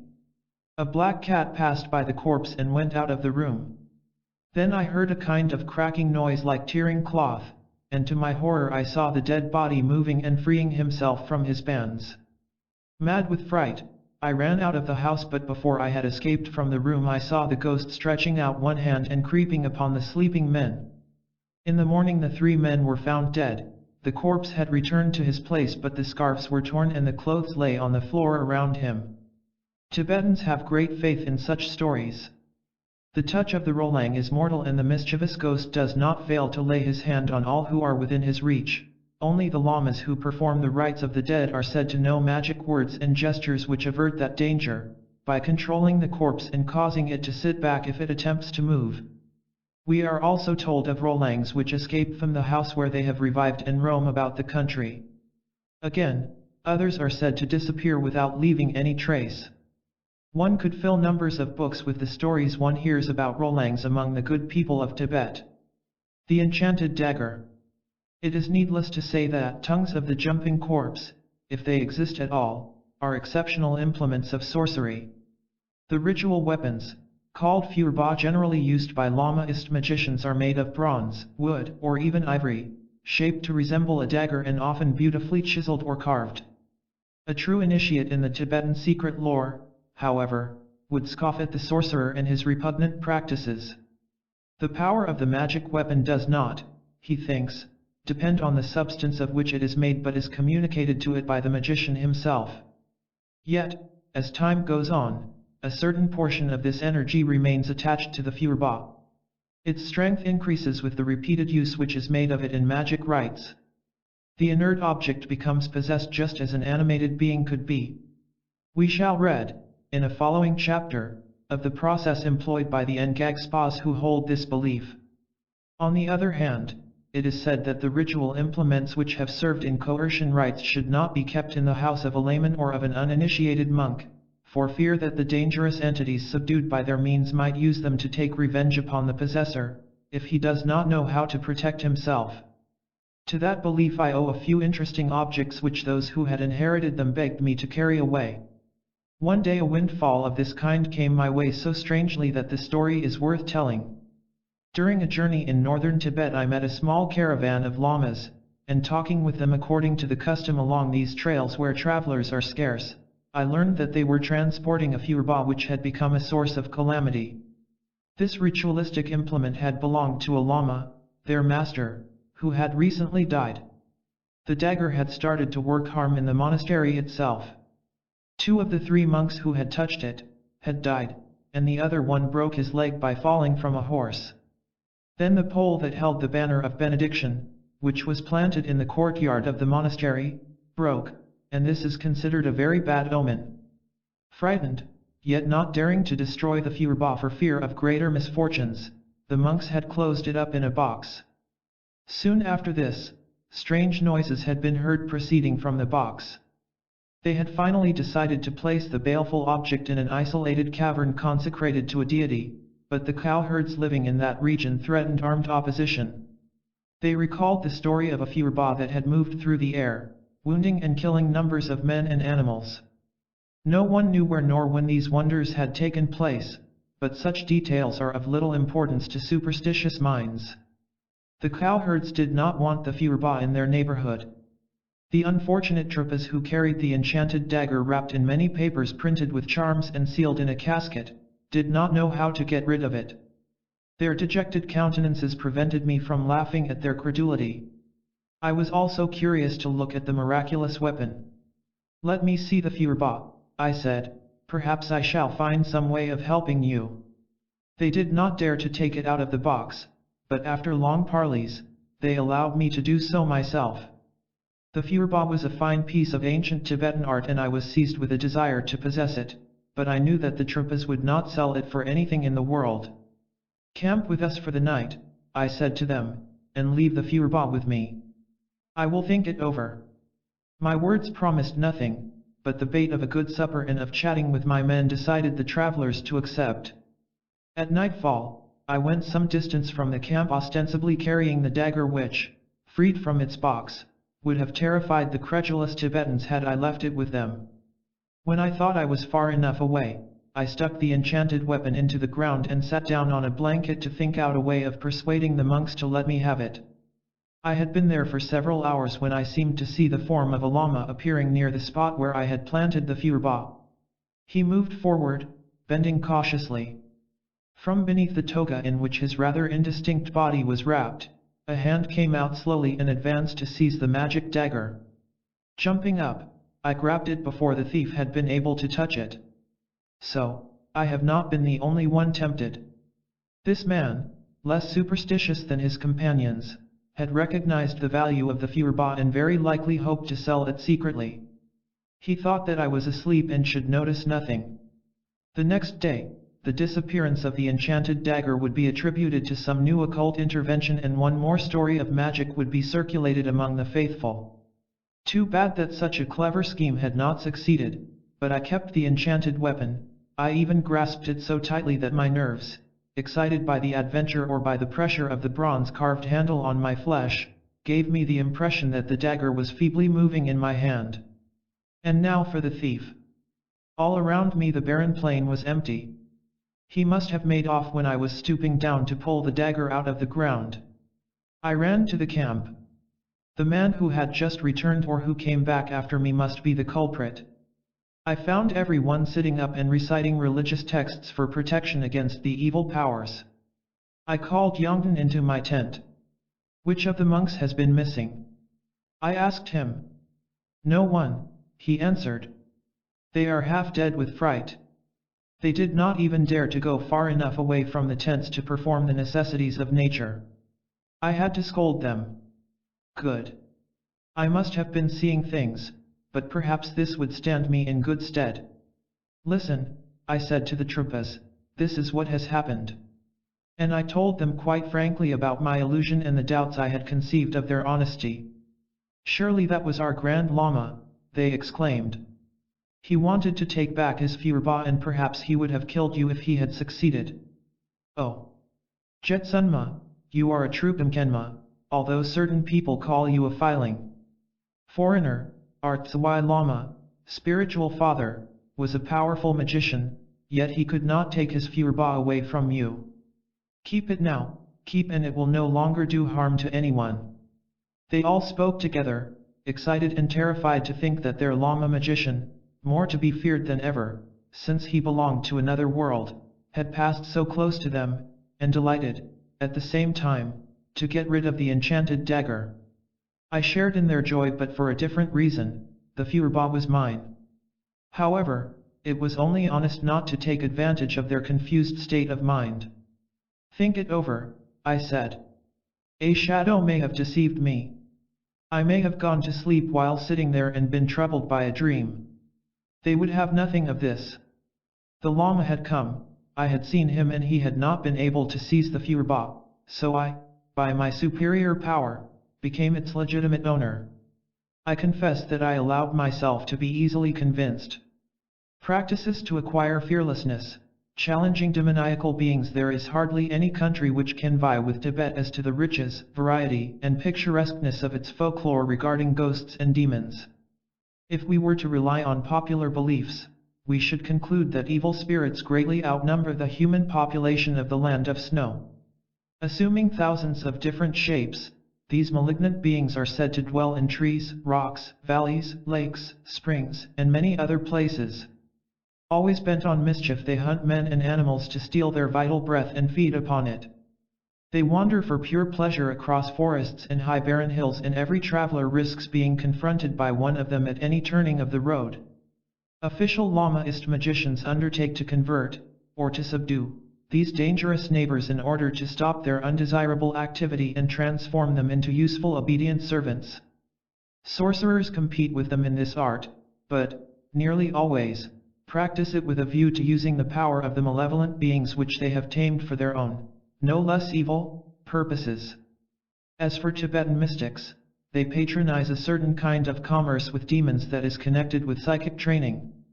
This consists in meetings deliberately sought by the disciple, either to challenge demoniac beings or to give them alms. These rites are very different from those which have been described at the beginning of this chapter. Though they, too, may sometimes appear ridiculous or even repugnant, according to our ideas, their purpose is useful or lofty, such as liberating from fear, awakening feelings of boundless practical compassion leading to complete detachment and, finally, to spiritual illumination. It happens, not infrequently, that credulous men who firmly believe in the strictly objective existence of thousands of demons, betake themselves to a mystic lama and, desirous of leading a religious life, beg to be accepted as his disciples.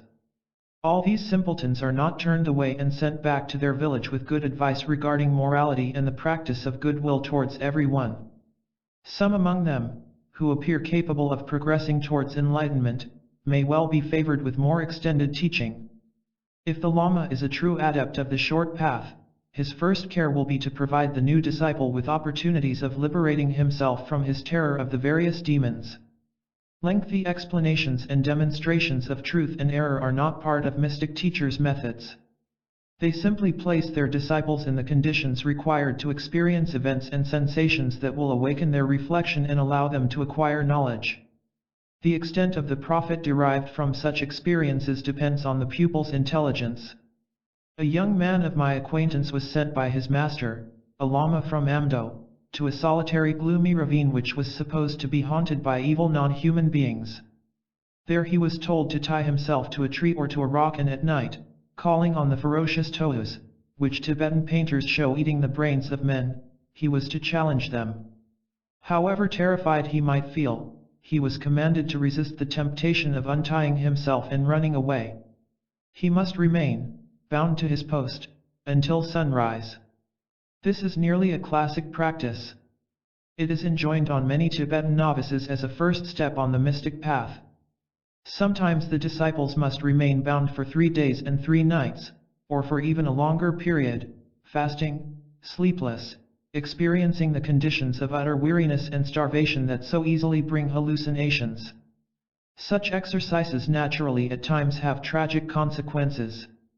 Yongden was told a story that illustrates this by an old lama of Tsarong, when I was traveling incognito to Lhasa.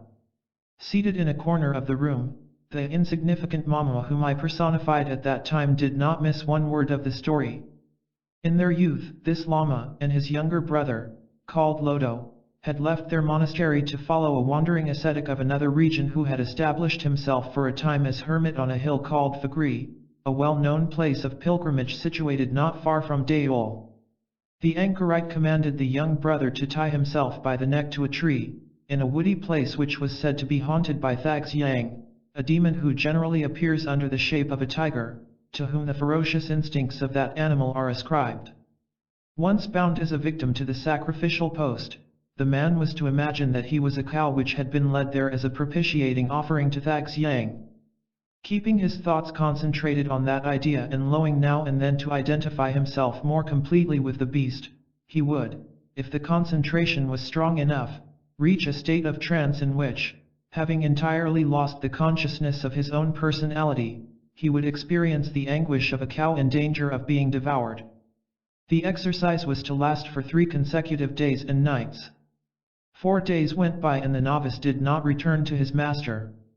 On the morning of the 5th day, the latter said to the eldest of his disciples, "I had a strange dream last night. Go and fetch your brother." The monk obeyed. An appalling sight awaited him in the forest. The corpse of Lodo, torn and half devoured, remained partly fastened to a tree, while bloody pieces lay scattered among the surrounding bushes. The terrified man collected the ghastly remains in his monastic toga and hastened back to his guru. When he reached the hut in which the latter lived with his 2 disciples, he found it empty. The lama had left, taking with him all his belongings, 2 religious books, a few ritualistic implements and his traveling stick with a trident at the top. I felt that I was becoming mad. said the old Tibetan. That sudden departure frightened me even more than the discovery of my brother's mangled body. What had our teacher dreamt? Did he know the awful fate of his disciple? Why had he gone? Without actually knowing any better than the afflicted monk what reasons had led the Lama to run away, I nevertheless thought that when he saw that his disciple had not returned, he might have feared some accident had befallen the young man in the forest haunted by wild beasts. Perhaps he had really received some kind of mysterious information in a dream about the tragic event, and thought it prudent to escape the anger and revenge of the victim's family. As for the novice's death, it could be explained quite naturally. Panthers are frequently found in that region, some leopards roam also in the woods. I had met two myself a few days before hearing the story. See my journey to Lhasa, one of these animals, which the monk himself had perhaps attracted by his lowing, might have killed him before he had time to break his bonds and defend himself. But a very different interpretation was given to the sad story by the man who told it and those seated around him. According to them, the demon tiger had seized upon the offering imprudently presented to him. The young disciple, they said, ignored the magic words and gestures which would have protected him. And in this matter the fault of his teacher was very great, for he ought never to have sent him to challenge the demon tiger without arming him with the teachings and ritualistic formula which are efficacious weapons in such cases. But in the utmost depth of his soul the monk, wounded in his brotherly love, had a more terrible idea which he expressed in a low and trembling voice. Who knows, he said, if that strange Lama was not the demon tiger himself who had taken on a human form to attract a victim. He could not have killed my poor brother while in human form, but at night when I was asleep, resuming his tiger shape, he ran to the forest and satisfied his ferocious craving. The last words of the old man met with profound silence. He had probably told this terrifying episode of his long-lost youth many times. But his audience was once more deeply impressed. Might it not still happen any day? Thags Yang and so many other kindred beings continue to prowl around the villages and to follow the travelers, seeking to prey upon those who are insufficiently protected. Everyone there believed it. In the large kitchen dimly lighted by the flames leaping now and then from the hearth, a woman lifted her eyes instinctively towards the protective charms pasted on the walls, as if she wanted to ascertain that they were still there. The grandfather went into the next room where the evening offering lamps burnt on the family altar, and the sweet fragrance of incense sticks he had lighted floated in to soothe our nerves. Although one may suppose that a number of accidents apparently of occult origin do actually happen during the performance of these rites, yet they can only be exceptional. So it seems only logical that, after spending a certain amount of time sitting in haunted places and challenging evil spirits, the disciple should come to doubt the existence of beings which never appear. I have questioned several lamas on this subject. Incredulity comes sometimes, answered Agishes from Derj. Agishes is a graduate, a kind of LLD and PhD. Derj is a town in the province of Kham, in eastern Tibet. Indeed, it is one of the ultimate objects of the mystic masters, but if the disciple reaches this state of mind before the proper time, he misses something which these exercises are designed to develop, that is fearlessness. Moreover, the teachers do not approve of simple incredulity, they deem it contrary to truth. The disciple must understand that gods and demons do really exist for those who believe in their existence, and that they are possessed with the power of benefiting or harming those who worship or fear them. However, very few reach incredulity in the early part of their training. Most novices actually see frightful apparitions. I shall not venture to contradict this latter opinion. A number of instances have proved to me that it is well grounded. Darkness, the peculiarly wild aspect of the places chosen for meeting the dreaded evil beings, the power that Orientals possess to a high degree of visualizing their thoughts, are sufficient to produce hallucinations. But must we classify all phenomena witnessed by the celebrants of these curious rites as hallucination? Tibetans affirm that we must not. I had the opportunity of talking with a Gumkhan of Ga, eastern Tibet, called Kushogwanchen, about sudden deaths which occurred while calling up demons. This Lama did not appear inclined towards superstition, and I thought he would agree with my opinion on th matter. Those who died were killed by fear. Their vision were the creation of their own imagination. He who does not believe in demons would never be killed by them. I was much astonished when the anchorites replied in a peculiar tone of voice.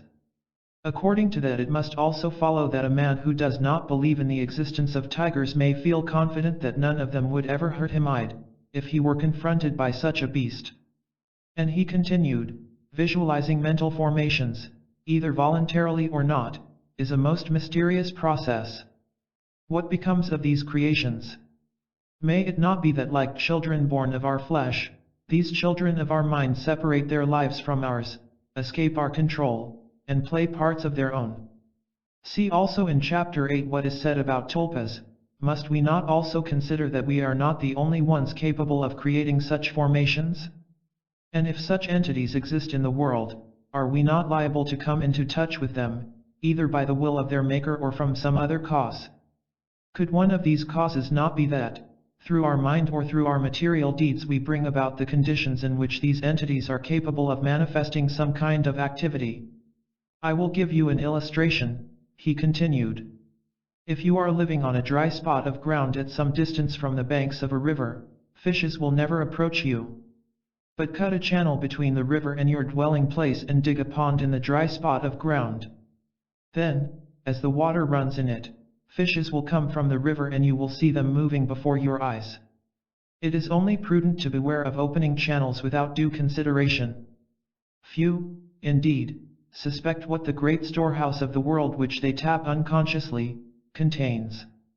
And in lighter vein he concluded, one must know how to protect oneself against the tigers to which one has given birth, as well as against those that have been begotten by others. The dreadful mystic banquet. It is these theories and others akin to them which have determined the choice of the places deemed proper as exercise grounds for mental wrestling with occult adversaries, as well as the peculiar form of the rites to be practiced on these occasions. The most fantastic of them is called code, written kchat, cutting off. It is a kind of mystery played by one actor only, the celebrant, and it has been so cleverly devised to terrify the novices that one hears of men who have suddenly gone mad or died while engaged in its performance. A cemetery, or any wild site whose physical aspect awakens feelings of terror, is considered to be an appropriate spot. However, the place is thought even more suitable if it is associated with a terrible legend or if a tragic event has actually happened there quite recently. The reason of this preference is that the effect of code, or kindred rites, does not depend solely on the feelings aroused in the mind of the celebrant by the stern words of the liturgy, nor upon the awe-inspiring surroundings.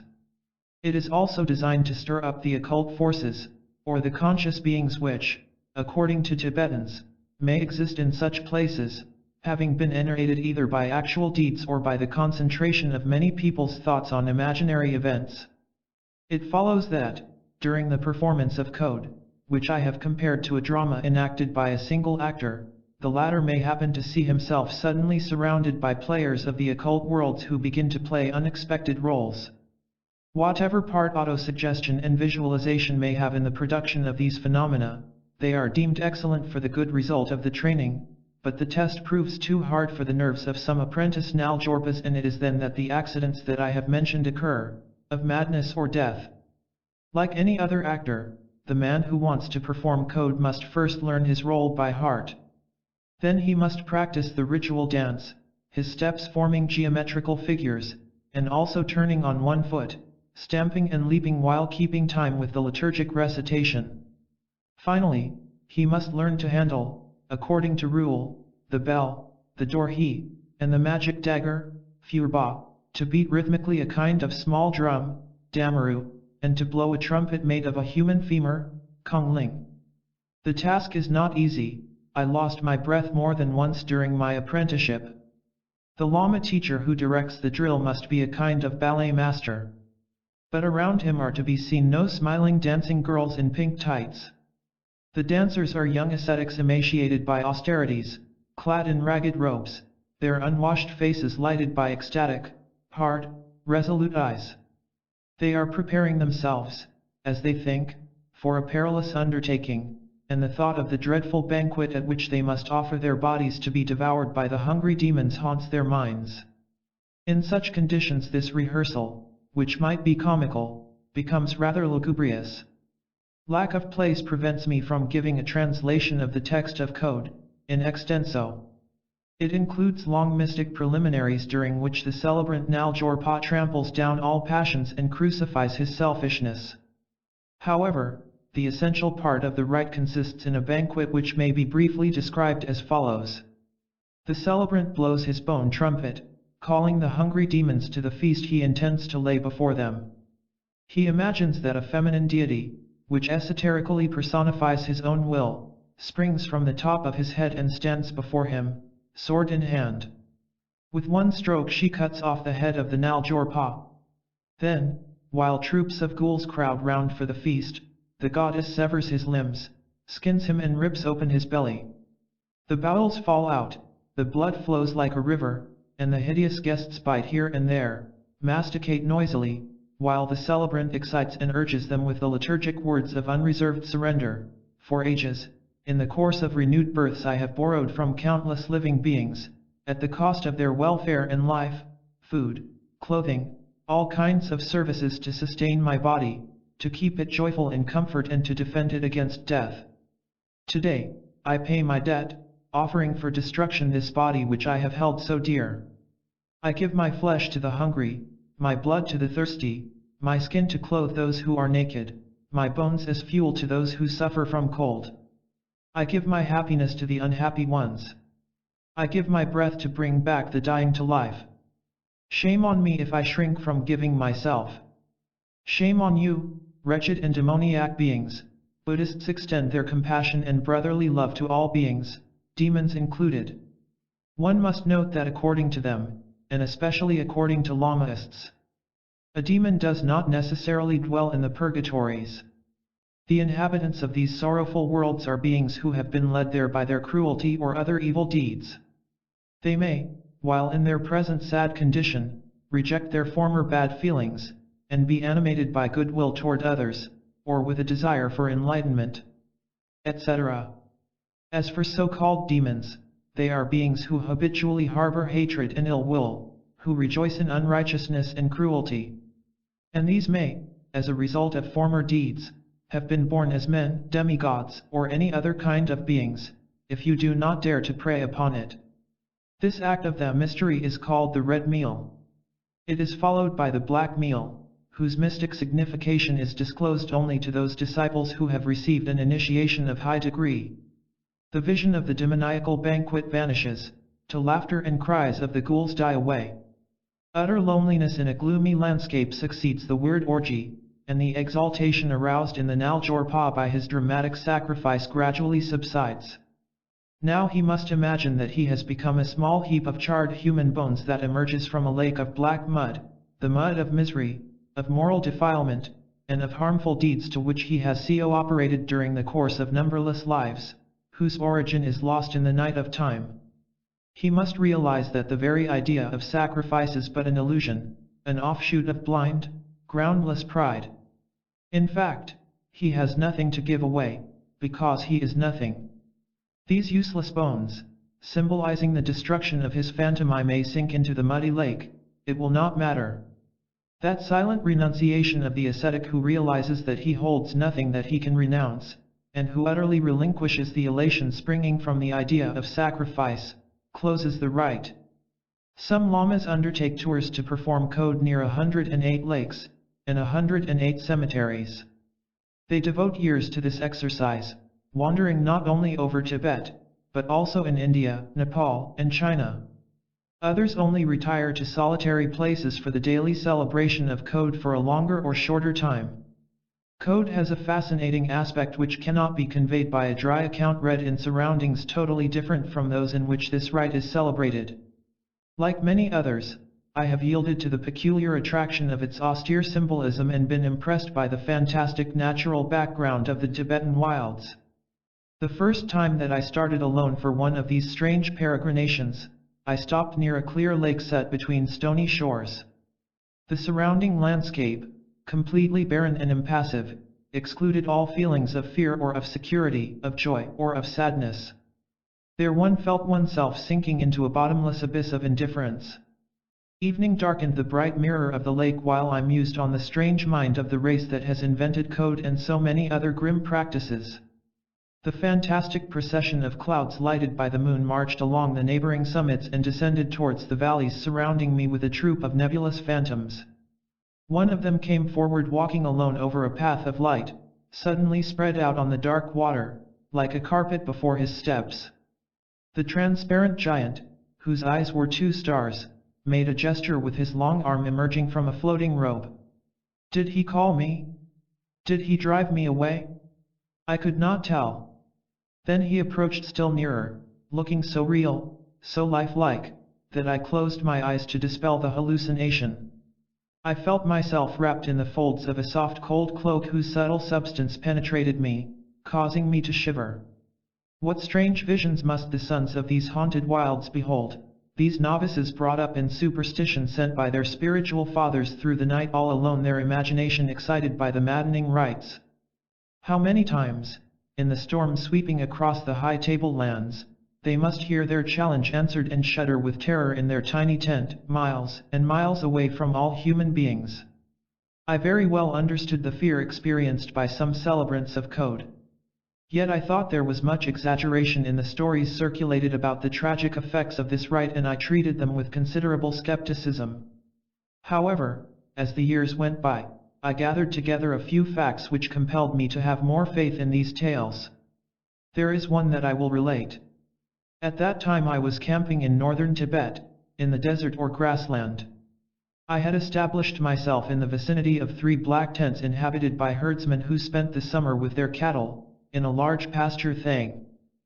A tableland of level ground between hill ranges or a very wide valley, chance, which is but an easy word to designate unknown causes, had led me there while hunting for butter, of which I had run short. These few cowherds happened to be good men. My presence near them as a lady lama and also as a purchaser from whom silver might be obtained, did not displease them in the least. They offered to keep my horses and mules with their own, which would save my servants a good deal of work, and I decided to let men and beasts enjoy a week of rest. 2 hours after my arrival, I already knew all about the neighboring region. Truly, there was not much to be said about it. The void immensity of the grassy solitudes extended towards the 4 quarters, broken only by streams and solitary hill ranges, while over all lay the great sky, luminous and void. Yet there was an object of interest in that desert.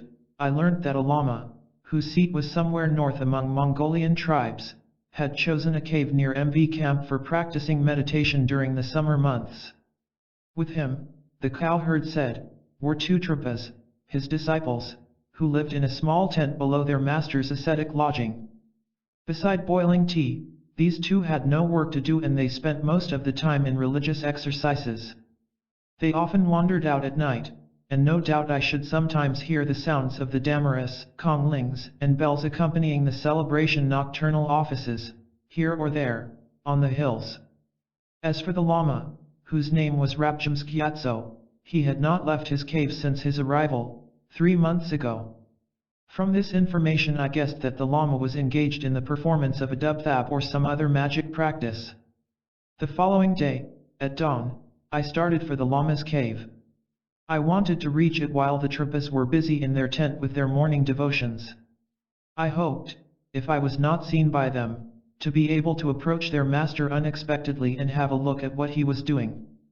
This is not at all etiquette, but being well acquainted with the customs of Tibetan lamas, I feared that Rabjams Gyatso would refuse to see me if I asked permission to pay him a visit. Guided by the directions which the cowherds had given me, I easily found the cave on a slope dominating a glen in which flowed a purling brook. A low wall built of stones, sods and turf and a curtain of rough yak hair had been added to the prehistoric dwelling to provide the lama with some sort of comfort and to hide him from passers-by. My stratagem met with failure. As I climbed towards the cave, I met a sickly-looking, matted-haired fellow dressed in ragged ascetic garb who stopped me. I had difficulty in persuading him to go to his master and beg for me the favor of an interview. The answer which he brought was polite but negative. The lama said that he could not see me but that if I would come again in a fortnight he would receive me. As I had already planned to stay where I was for another weekend, indeed, was not in a hurry to continue my journey, there was no special reason against some further delay. But, on the other hand, I did not know whether it was worthwhile waiting for the Lama. I merely told the Trapa that I might return, but would not engage to do so. Twice a day, one or the other of the Lama's disciples passed by my tent to fetch milk from the cow herds. The lean young man who had stopped me near the Lama's cave attracted my attention by his wretched appearance. I thought that I might help him with some medicine and made up my mind to have a talk with him. At my first words about medical treatment, he denied that he was suffering from any kind of illness, and as I pressed him with questions about the cause of his skeleton-like appearance, an expression of intense terror appeared in his wild eyes. It was impossible to obtain any explanation from him. I told my servants to try and learn something about the matter from his companion, but he too evaded all questions. Unlike the majority of Tibetans, who are rather talkative folk, these men were both uncommonly silent. After my inquiries, they went to the Dokpa's tents by a roundabout way to avoid my camp, and as it was clear that they did not want me to interfere, even in order to help them, I let them alone. I had been staying there for 7 days, when I was informed that a man had died among a group of herdsmen established about a mile away, in the middle of the thing, and this decided me to postpone my departure to witness the rustic funeral. In great haste 2 riders set off for a Lama's camp, or as Dokpas, cow herdsmen, call it, a Banag Gompa, that is to say a monastery composed of an agglomeration of black tents, situated 2 days' journey from their home. They were to request the service of 2 monks to perform the rite for the dead. Only the ecclesiastics belonging to the monastery with which a layman is connected, as spiritual son or supporter, are rightly entitled to attend his post-mortem needs. But, in the meantime, the disciples of the foreign Lama, our neighbor, went each in turn to read religious books over the dead man. Some friends of the deceased, who had learnt the sad news, arrived from different directions, bringing presents to console the family in its bereavement, and the riders returned with the 2 monks and a few lay acquaintances.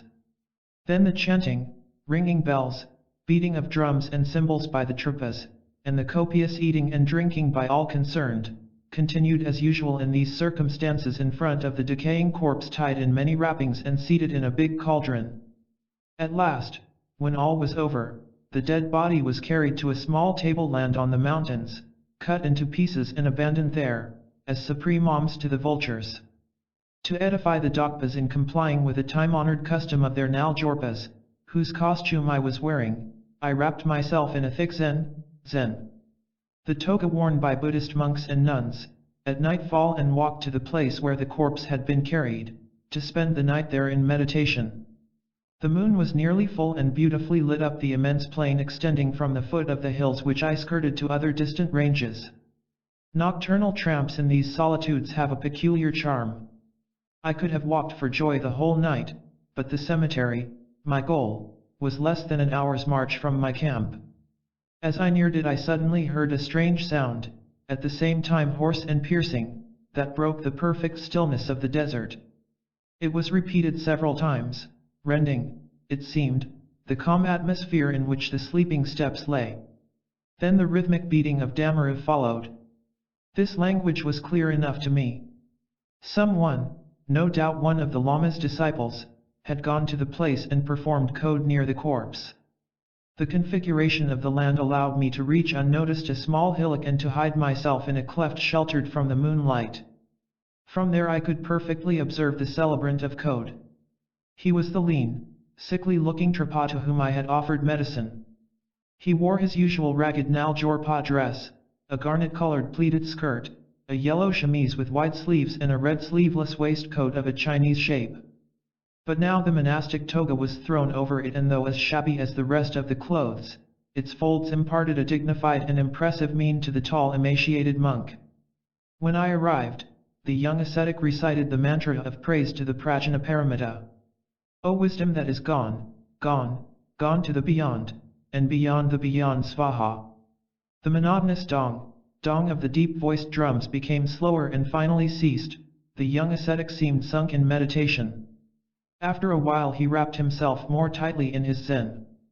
The Kongling in his left hand, the Damaru lifted high in the right and beating in aggressive staccato, the man stood in a challenging attitude, as if defying some invisible enemy. "I, the fearless Naljorpa," he exclaimed, "I trample down the self, the gods, and the demons." His voice sounded still louder. "Ya lamas, spiritual teachers, heroes, Kad Omas, by thousands, come join me in the dance."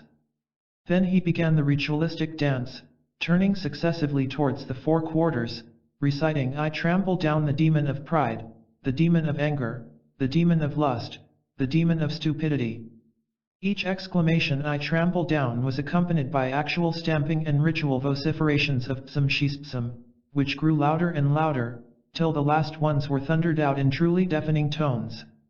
He rearranged his toga, which trailed on the ground, and having put aside his damaru and the bone trumpet, he spread the tent, seized a peg in one hand, a stone in the other one, and drove home the pegs while chanting the liturgy.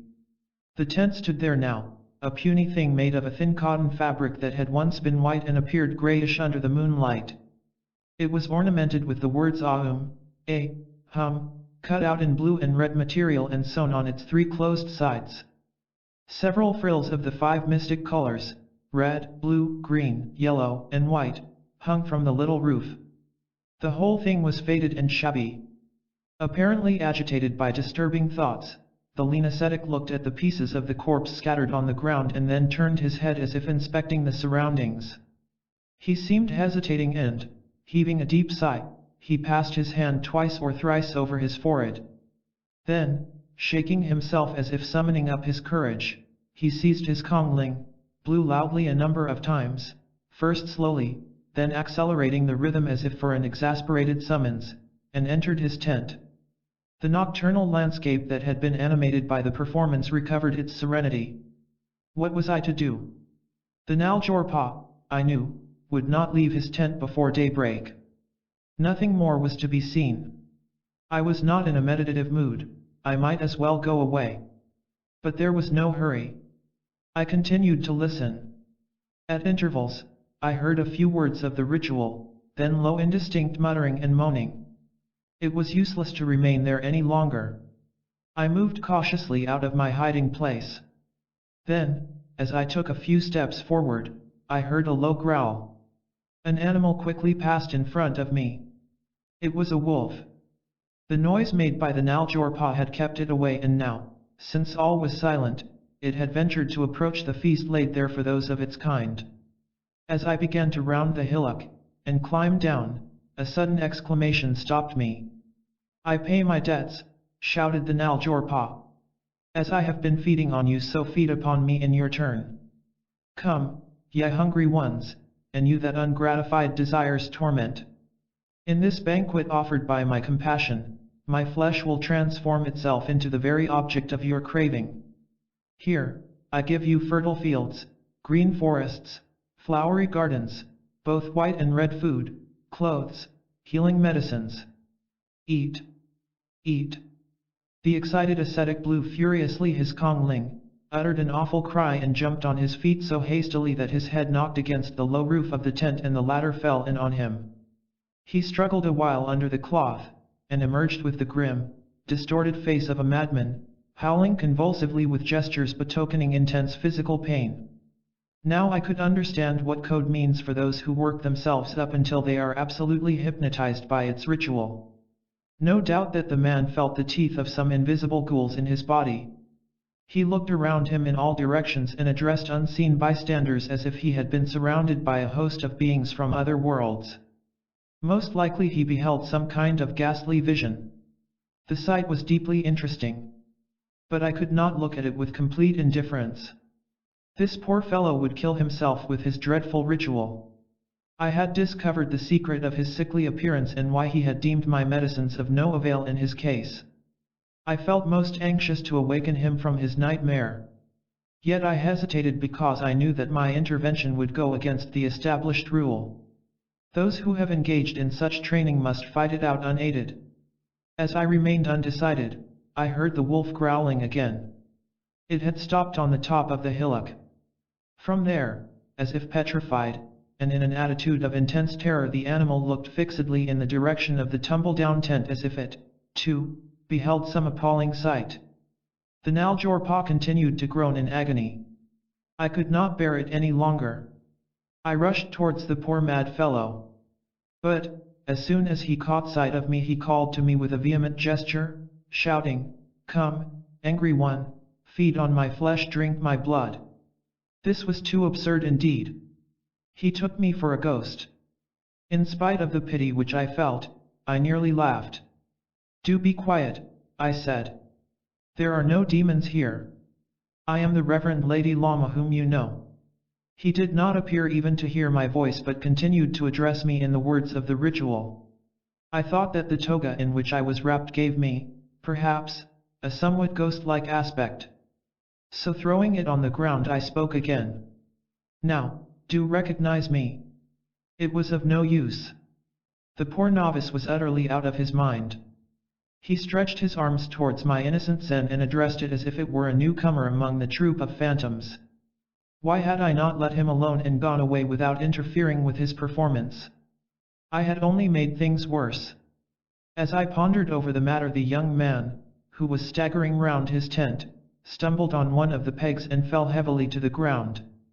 He remained immobile as if he had fainted, and I watched him to see if he would get up, but I did not dare to approach, for fear I should frighten him even more. After a while he moved, and I deemed it better to withdraw before he looked at me again. I decided to inform the Lama of what was happening to his disciple. Though I guessed that the latter often went into such a state while performing code, and probably his teacher did not ignore it, still he might be particularly mad tonight. Rabjams could send the other Trapa to fetch him and spare the poor young man several hours of suffering. As I had failed in my attempt to help him directly, I did not see any better way. I went down to the thing. All the way I continued to hear, at intervals, the sound of the congling to which the howling of the wolf sometimes made answer.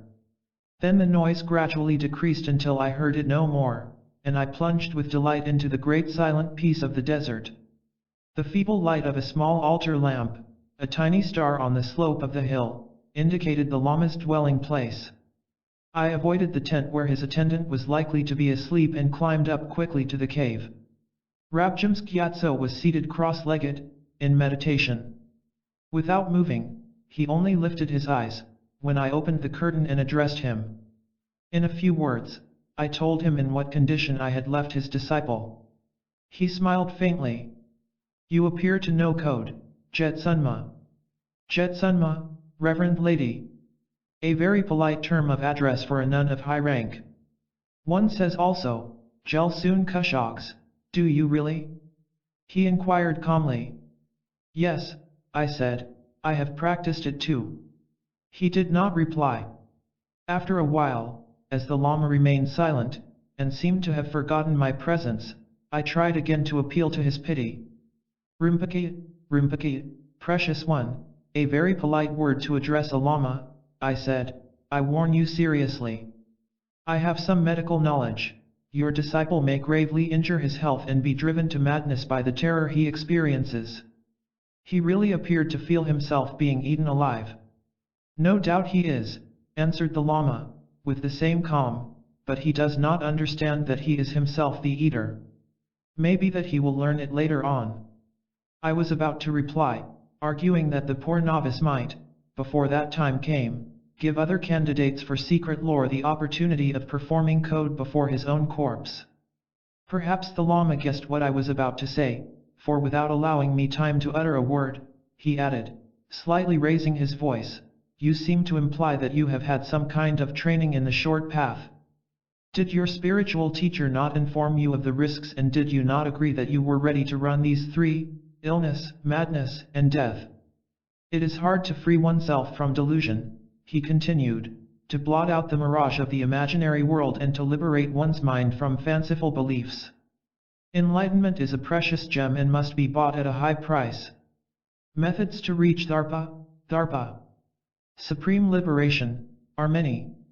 You may follow another one, less coarse than that suited to the man whom you pity, but I am certain that your way must be as hard as that of my disciple. If it is easy, it is a wrong one. Now, pray, go back to your camp. You may come to see me tomorrow in the afternoon if you wish to. It was useless to add another word. The ideas expressed by the Lama are current among Tibetan mystics. I bowed my parting good night and returned to my tent. The next afternoon, I availed myself of the permission which Rabjam's Gyatso had given me to pay him a visit, and during the few days that I still spent at that place, I saw him again several times. He was not a great scholar, but had a rather deep insight into a number of subjects, and I was glad to have met him. Inborn tendencies to distrust and incredulity prevent me from granting full faith to the many dreadful stories told by Tibetans regarding the practice of code. I persist in believing that such a dramatic performance as that which I chanced to witness is exceptional. Yet the feeling of being devoured during the celebration of this rite, and the wasting away of the novices, are not very rare occurrences. I have personally known 2 or 3 cases of the kind beside that related above, and like Rabjam's Gyatso, the masters of these unfortunate candidate Naljorpas also declined to reassure their disciples by disclosing to them the subjective nature of their sensations. Moreover, as I have already mentioned, a number of mystic masters hold that these sensations are not in fact always entirely subjective. The liturgic text of code and its scenic part are said to be the work of a certain Lama, Padma Rigjan, head of the Dzogchen sect of the Great Accomplishment, the last in date of the Red Hat sects. Nowadays, it is practically divided in 2 branches. The southern, original one, whose head has his seat at Mindaling Monastery, near the Brahmaputra's bank, and the northern one, with the Tulku of Padma Rigjan at its head, who lived about 200 years ago. In 1922 I paid a visit to his successor, or rather, according to the Tibetan belief, to himself, who, having several times died and been reborn, still occupied the seat of the abbot in the Dzogchen Gompa. The wild aspect of the site where the monastery stands at the border of the immense northern grassy solitudes, is well fitted to incline the mind to fantastic, dismal broodings. Yet the good Padma Rigjan, who was my host, did not in the least appear to indulge in melancholy musing. Mercantile schemes, together with childish whims, occupied his mind. He questioned me at length on French Indochina and Burma, inquiring about import and export in these countries. He especially wanted to know if he could get peacocks from there, as he had a great desire to add some of these birds to his little zoological collection of live animals. However, far away from the sumptuous apartments of the Lama Tulku, isolated, small dwellings sheltered monks whose grave look and mysterious demeanor matched the surrounding scenery more harmoniously. Some of these tsamkangs, houses for recluses, see chapter 7, were inhabited by strict recluses who had intercourse with nobody. Among them, some aimed at obtaining supernormal psychic faculties or magic powers, while others were absorbed in mystic contemplations which, according to the views held in their sect, should lead them to spiritual enlightenment. For long, the monastery of Dzogchen has been famous as a center where secret methods of psychic training are taught and practiced. Those who have obtained the fruit of code may dispense with the theatrical side of the rite. Its different phases are, then, called to mind only, in the course of silent meditation, and soon even this exercise becomes unnecessary.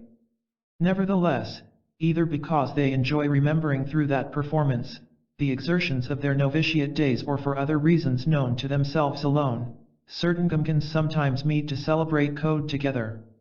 But, then, the dismal rite changes its character and becomes a mystic feast in which the exulting Naljorpas rejoice over their utter freedom. I have had the rare opportunity of beholding some of these ascetics, tall men of Kham, clad in the picturesque garb of the hermits, their plaited hair falling to their feet. Under the starry sky, they danced to the strange music of hand drums and femur trumpets, in these majestic wilds which lay at the summit of our globe. On their ecstatic faces shone the proud joy of having trampled down the feelings that keep the mind feverish through hopes and fears, through the burning thirst, the distressing race towards mirages. And then they sank in endless meditations that kept them till late after dawn, sitting cross-legged, the body erect, the gaze cast down, motionless, like stone images. It was a sight never to be forgotten. Chapter 5, disciples of yore and their contemporary emulators. The incidents connected with the admission of a disciple by a mystic teacher, the first years of his novitiate, the tests imposed on him, the peculiar circumstances in which spiritual illumination dawns upon him, might in many cases supply the material for a most curious novel. Hundreds of such wonderful stories, either ancient or of recent date, handed down by oral tradition, written in the biographies of famous lamas or even told by living witnesses, are circulated all over Tibet. Translated into a foreign language, read in countries whose customs, thoughts, and physical aspect are so different from those of Tibet, the charm of that strange golden legend largely vanishes.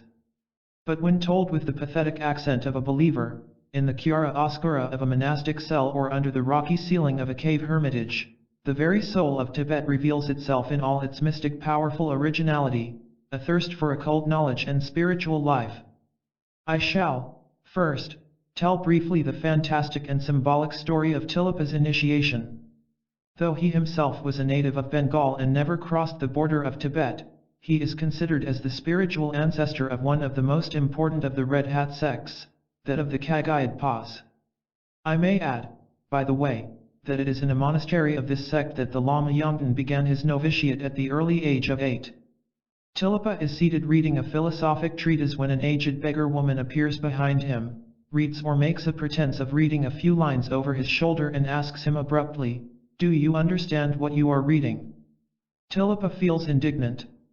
What does this witch mean by putting him such an impertinent question?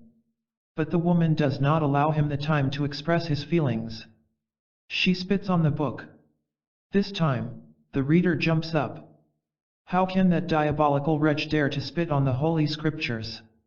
In answer to his vehement reproaches, the woman spits a second time on the book, utters a word that Tilapa cannot understand and disappears. Strangely enough, that word which was nothing to him but an unintelligible sound, yet suddenly calmed Tilapa's anger. An uncomfortable sensation spreads all over his frame. Distrust, doubt of his knowledge arise in his mind. After all, it may be true that he has not understood the doctrine expounded in the treatise, or any doctrine whatever, and that he is but an utter ignoramus. What did that strange woman say? What word has she pronounced that he has not been able to catch? He wants to know it. He feels that he must know it. And so Tilapa started in search of the old woman. After much wandering and exertion he found her at night in a solitary wood, others say in a cemetery. She was seated alone, her red eyes shining like live coals in the darkness. It must be understood that the strange woman is a Dakinai. Tibetans call them Kadoma, but in mystic terminology they often use the Sanskrit name Dakinai or its abbreviation Daki. These are a kind of fairies who play a great part in mystic Lamaism, as teachers of secret doctrines, and are styled mothers. They often appear in the shape of an aged woman, and one of their peculiar signs is that they have red or green eyes. There are two kinds of Kadomas, the spiritual ones who do not belong to our world and are called Kadomas of wisdom, and the Kadomas who, either incarnated as woman or not, belong to our world. In the course of the conversation that followed, Tilapa was directed to go to the Dakinas' land, in order to meet their queen. On the road, dangers of countless kinds awaited him, abysses, roaring torrents, ferocious animals, delusive mirages, ghastly apparitions, hungry demons. If he allowed himself to be overpowered by fear, or missed the narrow, thread-like path winding across that terrible region, he would fall a prey to the monsters. If, driven by thirst or hunger, he drank at the clear springs or ate the fruits hanging at hand on the trees by the road, if he yielded to the fair maidens inviting him to sport with them in pleasant groves, he would become bewildered and incapable of finding his way. For his protection, the woman gave him a magic formula. This he must repeat all along the road, keeping his mind entirely concentrated on it, uttering no word, listening to nothing. Some believe that Tilapa actually achieved the phantasmagoric journey. Others, better informed regarding the various experiences that may be undergone during certain peculiar states of trance, see in it a form of psychic phenomena. Anyhow, Tilapa saw the countless frightful or alluring sights. He struggled across steep rocky slopes and foaming rivers, he felt himself freezing amidst snows, scorched on burning sandy steps, and never departed from his concentration on the magic words. At last, he reached the castle whose bronze walls were glowing with heat. Monstrous gigantic females opened wide mouths to devour him. Trees, with branches holding weapons, barred his way. Yet he entered the enchanted palace. Their innumerable sumptuous rooms formed a labyrinth. Tibetan wended his way through them and reached the queen's apartment. There was the beautiful fairy seated on her throne adorned with precious jewels, and she smiled at the daring pilgrim as he crossed the threshold. But he, unmoved by her loveliness, ascended the steps of the throne and, still repeating the mantra, wrenched from her the glittering jewels, trampled underfoot the flowery garlands, tore away her precious silk and golden robes, and as she lay naked on her wrecked throne, he violated her. Such conquests of a Dakini, either by sheer violence or by magic devices, are a current theme in Tibetan mystic literature. They are an allegory referring to the realization of truth and to some psychic process of self-spiritual development. Tibetan handed down his doctrine to Narada, a learned Kashmiri, and a Tibetan pupil of the latter, the Lama Marpa, brought it to his own country. The foremost disciple of Marpa, the famous anchorite poet Milarespa, in his turn, communicated it to his disciple Dapol Haji. And the lineal succession still continues nowadays under the name of the Kagayadpa sect. We find in the biography of Narada an amusing description, not as fantastic as might be supposed, of the tests devised by a master of the short path to train and direct his disciple. A brief summary will give an idea of it. Narada, or Naropa, as Tibetans call him, was a Brahmin of Kashmir who lived in the 10th century AD. Deeply learned in philosophy, he was also believed to be an adept in magic. Having been greatly offended by a Raja to whom he was chaplain, he resolved to kill the prince by an occult process. For this purpose, he shut himself up in an isolated house and began a dragpoi dub thap, a magic rite to bring about death or injury. As he was performing the rite, a mother fairy appeared at a corner of the magic diagram and asked Naropa if he deemed himself capable of sending the spirit of the Raja towards a happy place in another world, or of bringing it back into the body which it had left and resuscitating it. The magician could only confess that his science did not extend so far. Then the mother fairy assumed a stern mien and reproached him for his heinous undertaking. She told him that no one had the right to destroy who could not build up again the being destroyed or establish it in a better condition. The consequence of his criminal thought, she added, would be his own rebirth, in one of the purgatories. Terror-stricken, Naropa inquired how he could escape that terrible fate. The Kadama advised him to seek the sage named Tibetan and to beg, from him, initiation into the secret doctrine of Tsi Chiglas Chig Sang Yis.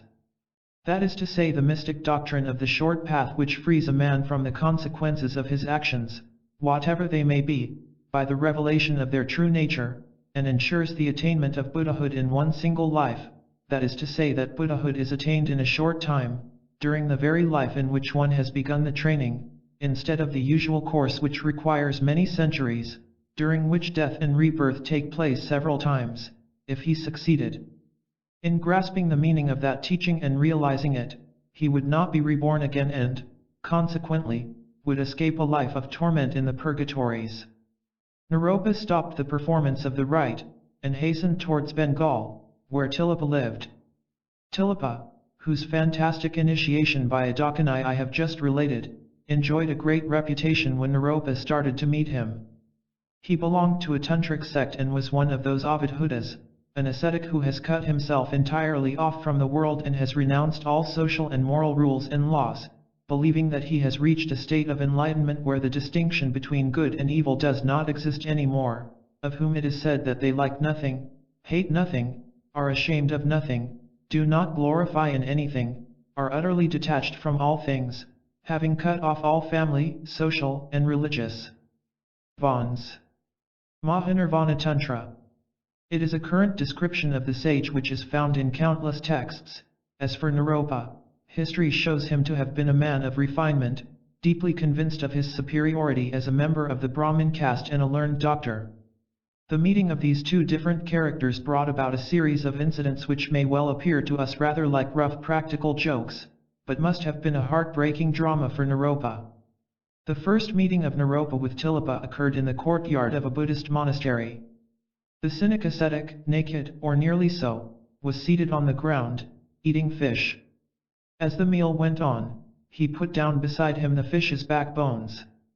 In order not to defile his caste purity, Naropa was on the point of passing by at some little distance from the eater, when a monk started to reproach Tilopa for parading his lack of compassion for the animals, because the food he ate had been obtained by killing the fish, in the very premises of a Buddhist monastery. And so saying, he ordered him to depart at once. Tilopa did not even condescend to answer. He muttered some magic words. Such resurrections are a favorite theme in Oriental stories. We read in Milarespa's biography that the Lama Choserder of Nag resuscitated, in the same way, a number of birds and field mice which had been killed during a hailstorm. A still queer story was told me by a Korean. A holy monk, so runs the story, met on his way a man who was boiling, near a river, a broth made with the fishes he had just caught. The monk, without uttering a word, took the pot and swallowed the boiling broth. The man was astonished to see how he could bear the touch of the boiling liquid, but yet scoffed at him, reproaching him for his sinfully gluttony. Chinese and Korean Buddhist monks never eat animal food, but the monk, still keeping silent, entered the river and micturated. And then with his water, the fishes came out living and went away swimming in the river, snapped his fingers, and behold! The fish bones were again covered with flesh, the fishes moved as if living, they went up in the air for a while and vanished. No vestige remained of the cruel meal on the ground. Naropa was petrified, but suddenly an idea flashed through his mind. This strange wonder worker, no doubt, was the very Tilopa whom he was seeking. He hurriedly inquired about him, and the information given by the monks agreeing with his own intuition, he ran after the yogin, but the latter was nowhere to be found. Then, in his eagerness to learn the doctrine that could save him from the purgatories, Naropa wanders from town to town, with the only result that each time he reaches a place where Tilopa is said to be staying, the latter has, invariably, just left it a little before his arrival. It is quite probable that Naropa's biographers have lengthened and exaggerated his peregrinations, but their account is certainly grounded on actual facts. Sometimes, so goes the story, Naropa met, as if by chance on his way, singular beings who were phantoms created by Tilopa. Once, knocking at the door of a house, to beg food, a man comes out who offers him wine. Naropa feels deeply offended and indignantly refuses the impure beverage. Orthodox Brahmins are not allowed to drink strong drink. To offer wine or spirit to them is to treat them like a low-caste man and is, consequently, an insult. The house and its master vanish immediately. The proud Brahmin is left alone on the solitary road, while a mocking voice laughs, "That man was I, Tilopa." Another day, a villager asks Naropa to help him to skin a dead animal. Such work, in India, is only done by untouchable outcasts. The mere approach of such men makes a Hindu, belonging to one of the pure castes, unclean. Naropa flees, utterly disgusted, and the invisible Tilopa scoffs at him, "That man was myself." Again, the traveler sees a brutal husband who drags his wife by her hair, and when he interferes, the cruel fellow tells him, "You had better help me, I want to kill her. At least, pass your way and let me do it." Naropa can hear nothing more. He knocks the man down on the ground, sets free the woman, and lo! Once more the phantasmagoria disappears while the same voice repeats scornfully, "I was there, I, Tilopa." The adventures continue in this same vein. Proficient magician though he may be, Naropa has never even conceived the idea of such display of supernormal powers. He stands on the brink of madness, but his desire to become Tilopa's disciple grows still stronger. He roams at random across the country, calling Tilopa aloud and, knowing by experience that the Guru is capable of assuming any form, he bows down at the feet of any passerby and even before any animal he happens to see on the roads. In one of the deceitful apparitions, Tilopa had taken the shape of a hare. To be able to show oneself under various shapes is one of the supernormal powers with which Tibetans credit their great Naljorpas. It is related that Milarepa showed himself as a snow leopard and as a crow to people who visited him in his snow-buried hermitage of Lachi Kangs. The legend of Gesar of Link contains numbers of such prodigies. Suggestion, no doubt, plays an important part in visions of this kind which are not all mere tales. I have been able to see something of them myself. One evening, after a long tramp, he reaches a cemetery. A crumbled-down pyre is smoldering in a corner. At times, a dark reddish flame leaps from it, showing shriveled-up carbonized remains. The glimmer allows Naropa to vaguely discern a man lying beside the pyre. He looks at him. A mocking laugh answers his inspection. He has understood. He falls prostrate on the ground, holding Tilapa's feet and placing them on his head. This time the yogin does not disappear. During several years, Naropa follows Tilapa without being treated as of any importance. His master teaches him nothing, but by way of compensation, he tests his faith in him by means of 12 great and 12 small ordeals. Space is lacking to describe each of the 24 tests which, in fact, often repeat the same details. I shall confine myself to a few. According to the custom of Indian ascetics, Naropa went on a begging round. Coming back to his master, he offered him the rice and curry which he had received as alms.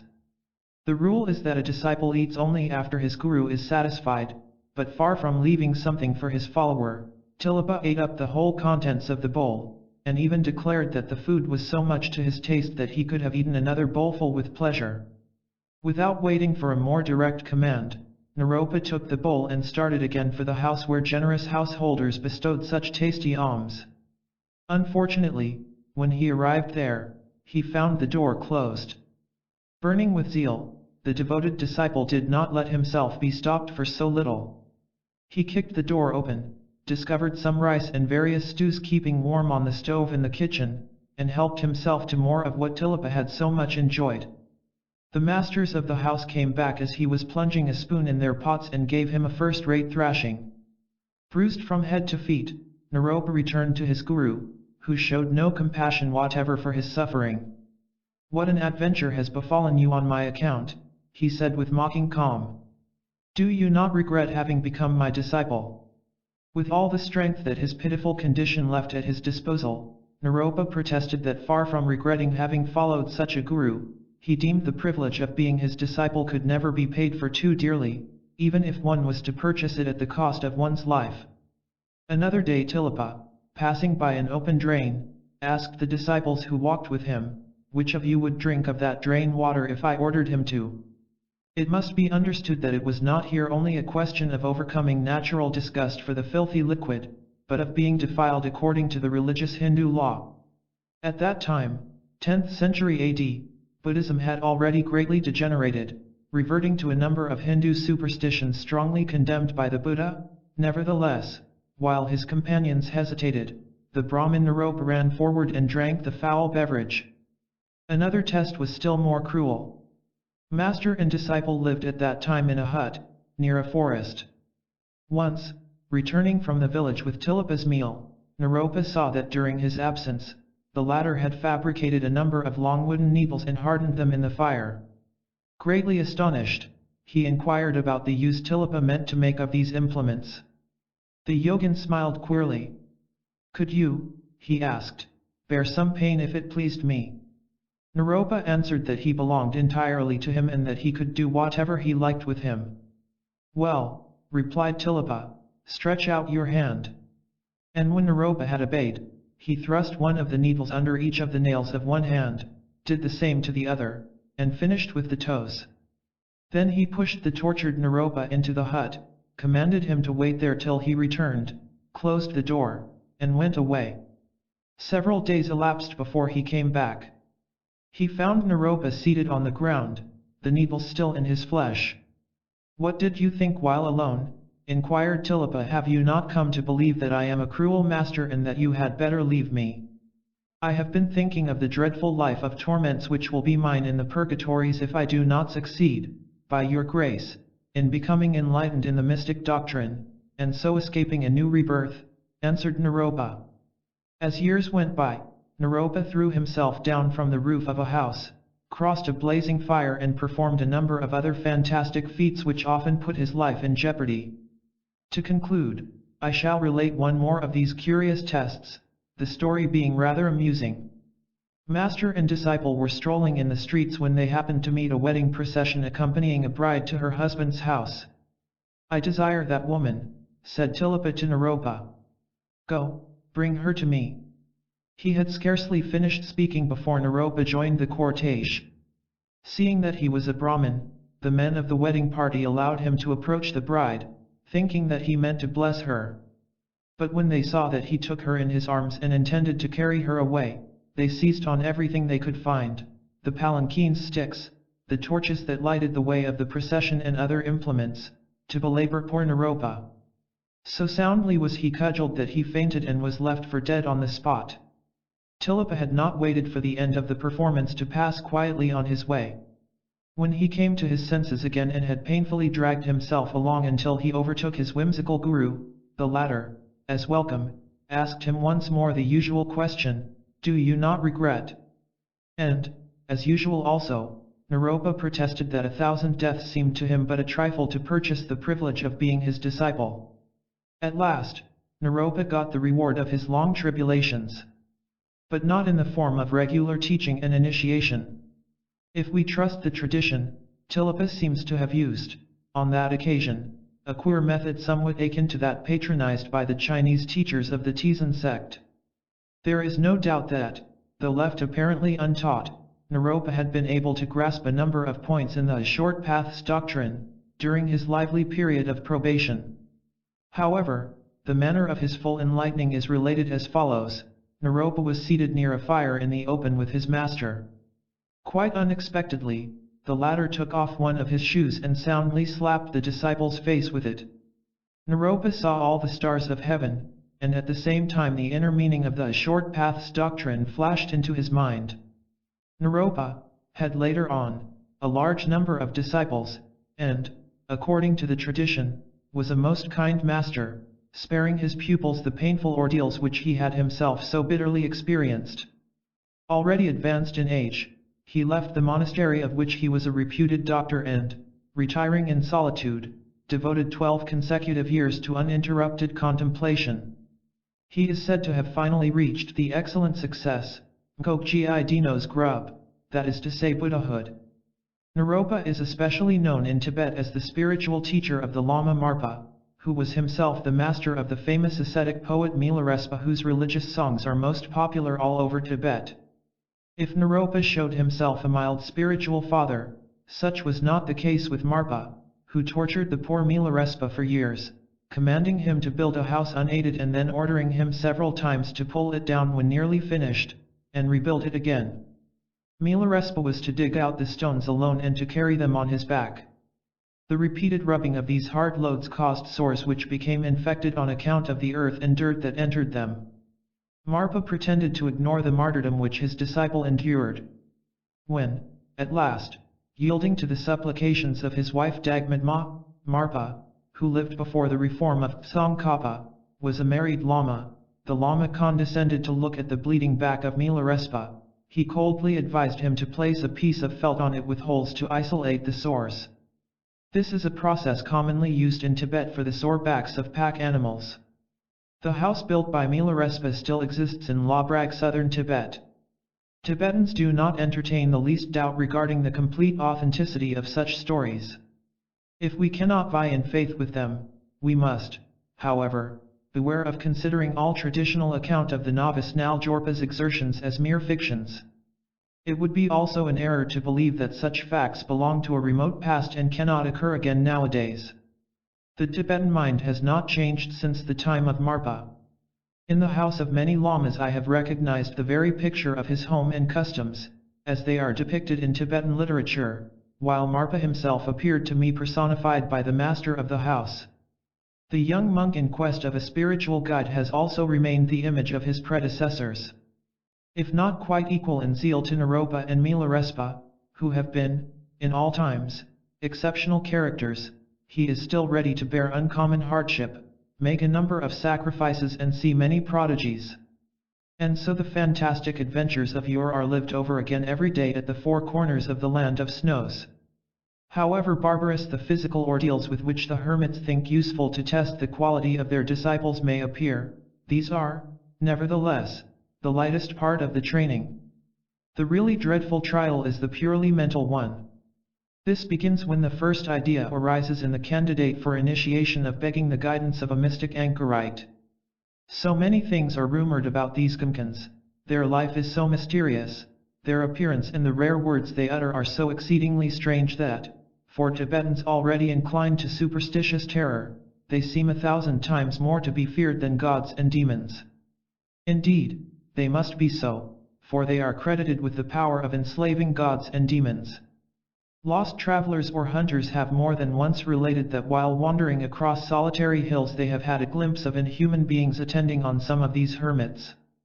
To betake oneself to such a master, to put one's present life and one's fate hereafter in his hands is a hazardous step. It is easy to imagine the hesitations, the conflicting feelings, and the anguish which prey on the mind of the aspirant to secret lore. The long distances which the candidate generally has to travel through desert regions to reach the hermitage of the master whom he has chosen, the wild majesty of the site in which such hermitages are generally situated, all these again contribute to deeply impress the young monk. Psychic training undertaken in such a disposition, in such surroundings, and under such a master cannot help being fantastic. Around the disciple abandoned to prolonged solitary meditations, heaven and earth quake and whirl so that he can nowhere find a firm footing. Gods and demons mock him with visions at first appalling, then ironical and disconcerting when he has conquered fear.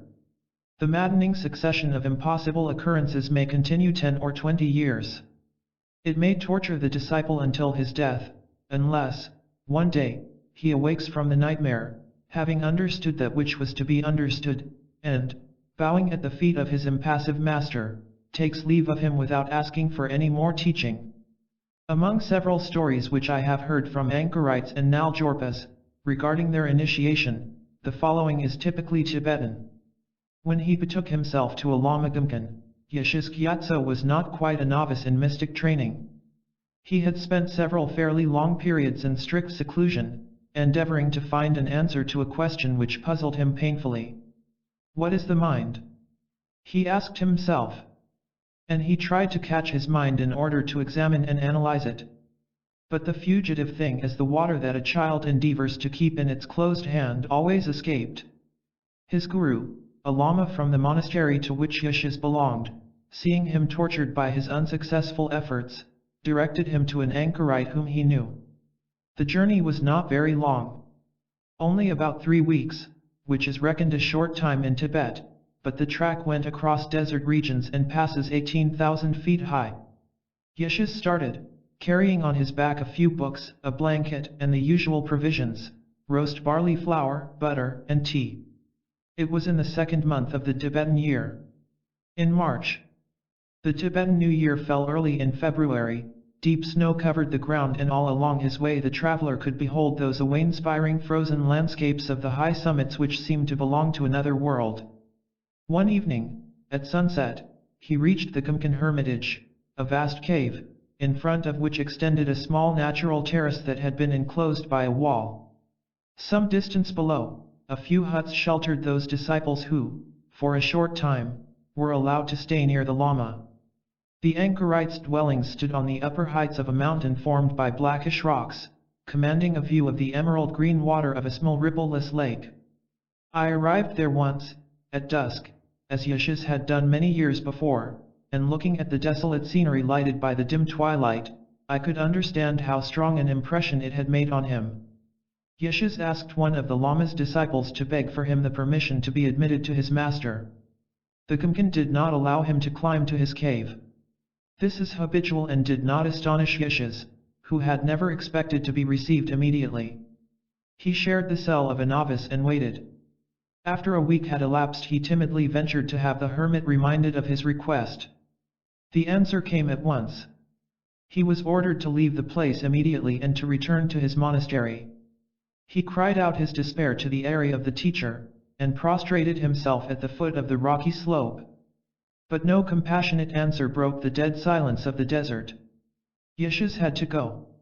The same evening, a hailstorm swept across a barren tableland which he had to cross. He distinctly saw giant threatening phantoms, lost his way in the darkness and was wandering about all the night. The following days brought nothing but trouble. The weather remained awful, the traveler had exhausted his provisions, he was nearly drowned in crossing a mountain stream and reached his Gompa, at last, a victim of disease and despair. Yet, the faith which he had intuitively put in the stern Gumken remained unshaken. 3 months later he started again. As during his previous journey, he met terrible storms on the high passes. The credulous Yeshes did not fail to ascribe them to supernormal cause. Either, he thought, the Lama had let the winds loose to test his steadiness of purpose, or evil spirits had stirred them up to prevent him from reaching the Gornjan's hermitage and being initiated by him in the mystic doctrine. That second journey did not prove more successful than the first one. Yeshes was not even allowed to bow at the feet of the hermit, but was sent back immediately. He made 2 more journeys to the anchorite during the next year, and the second time he was at last admitted before him. "You are mad, my son," the Gumken told him. "Why are you so obstinate? I do not accept new disciples. I have also got some information about you. You have already pursued philosophic study and spent a long time in meditation. What do you hope for, from an old, ignorant man? If you really wish to learn the secret mystic lore, go to the Lama at Lhasa. He is conversant with all works of the more learned authors and is fully initiated in the esoteric traditions. Such a master is just what a young well-read man like you needs." Yeshes knew that this way of speaking is usual with gurus. It is a way of testing the degree of confidence and esteem in which the candidate disciples hold them. Moreover, he was full of faith. So he remained obstinate, testified in various manners of his sincere devotion and earnestness, and was finally accepted by the Lama. Another monk whom I have known had sought an anchorite teacher for reasons that had nothing to do with philosophic or mystic pursuits. If I relate his case, it is because it contrasts with that of Yeshes and shows another aspect of the Tibetan mind. Karmador he was low-born. As a little boy, in the monastery where he was a gyak, a young novice of poor parentage whose family cannot maintain him, and who does menial work at a lama's house for his living. See Chapter 3, he had been the butt of ridicule and contempt of the young novices of his age who belonged to a higher social class. These vexations had embittered his young mind, and he confessed to me that he was but a little over his 10th year when he had sworn that he would rise above those who humiliated him. When he was grown up, his companions had at last to refrain from too open manifestations of their scorn, but they revealed it clearly enough by their silence and their aloofness. Karmador he was proud and possessed a strong will, he still dreamed of keeping the oath taken in his early youth. His low birth and his monastic condition left him only one way of reaching his aim. He must become a famous Naljorpa, a magician, one of those who coerce the demons and make them their retainers. In this way he could revenge himself on his tormentors and make them tremble before him. In this not very pious frame of mind, Karmadorje applied to the head of his monastery for a 2 years' leave, being desirous, he said, to retire to the forest for meditation. Permission he knew is never refused to such requests. Karma climbed high up on the hills, found a convenient place near a spring and built a hut there with branches and mud. Immediately, in order to imitate the Riskiangpas, the Naljorpas who have acquired the power of developing tumo, the internal heat, and wear but a single cotton dress, Riskiang, or even remain naked. See Chapter 6, he discarded all clothes and let his hair grow. Those who brought him supplies of food at long intervals found him seated cross-legged and naked even in the heart of winter, apparently sunk in a deep trance. People began to talk about him, but he was still far from the fame he desired. He realized that his hermitage in the forest and his nakedness were not sufficient to obtain it for him. So he went down to his monastery, and this time asked permission to leave the country in search of a spiritual teacher. No one endeavored to detain him. Karma's peregrinations were much more fertile in incidents than those of Yeshes, for the latter at least knew where he was going and under which Lama he wished to practice the mystic life, while Karma had no idea of either and tramped at random.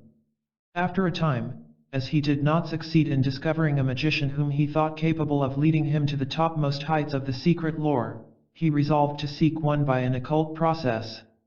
Karma was a staunch believer in gods and demons. He knew by heart the story of Milarespa who, with their help, had caused a house to fall down on his enemies, and remembered many other tales of terrible deities who brought the bloody heads which he had claimed into the middle of the Kielkhor, magic diagram, constructed by the magician. He had acquired himself a certain knowledge regarding Kielkhors. So he drew one with stones in a narrow gorge and began his conjurations in hopes that the mighty wrathful lords Tohus would direct him to one of the masters whom they serve. In the course of the seventh night a mountain stream that flowed in the gorge suddenly rose with startling rapidity. An enormous quantity of water, probably due to the breaking of a natural dam or to a cloudburst higher up the hill, suddenly swept across the defile, and the young monk was swept away with his Kielkhor and his small luggage. Whirled along amongst the rocks, Karma was lucky enough to escape being drowned and came aground at the end of the gorge in an immense valley.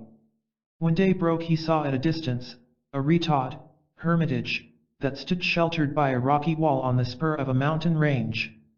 The sun rose bright as it does on the tableland of Central Asia, and the little whitewashed house appeared rosy and luminous under its first touch. Karma could clearly discern the rays of light that flashed from it and rested on his head. Certainly his long-sought-for master lived there. The help of the deities answering his summons was not to be doubted.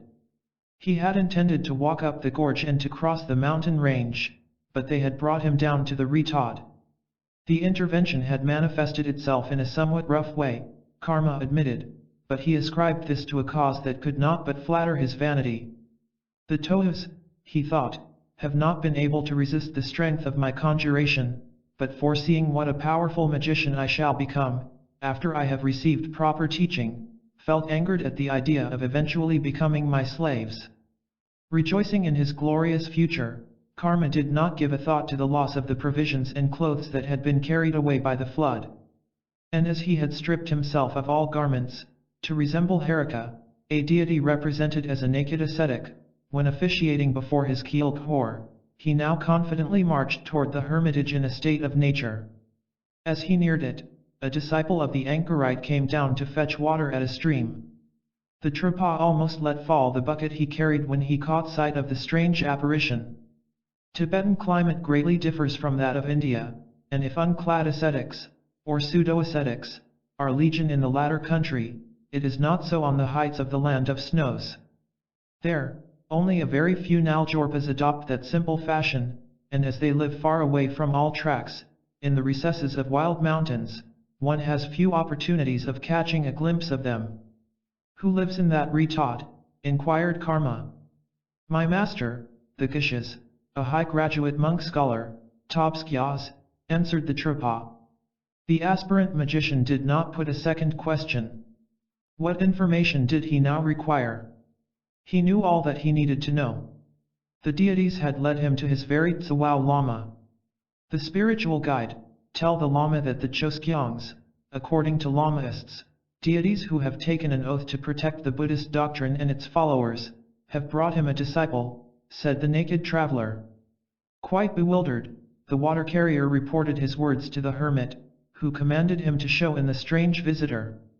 Lama Tobskyas was a well-read man, the grandson of a Chinese official and of his Tibetan wife.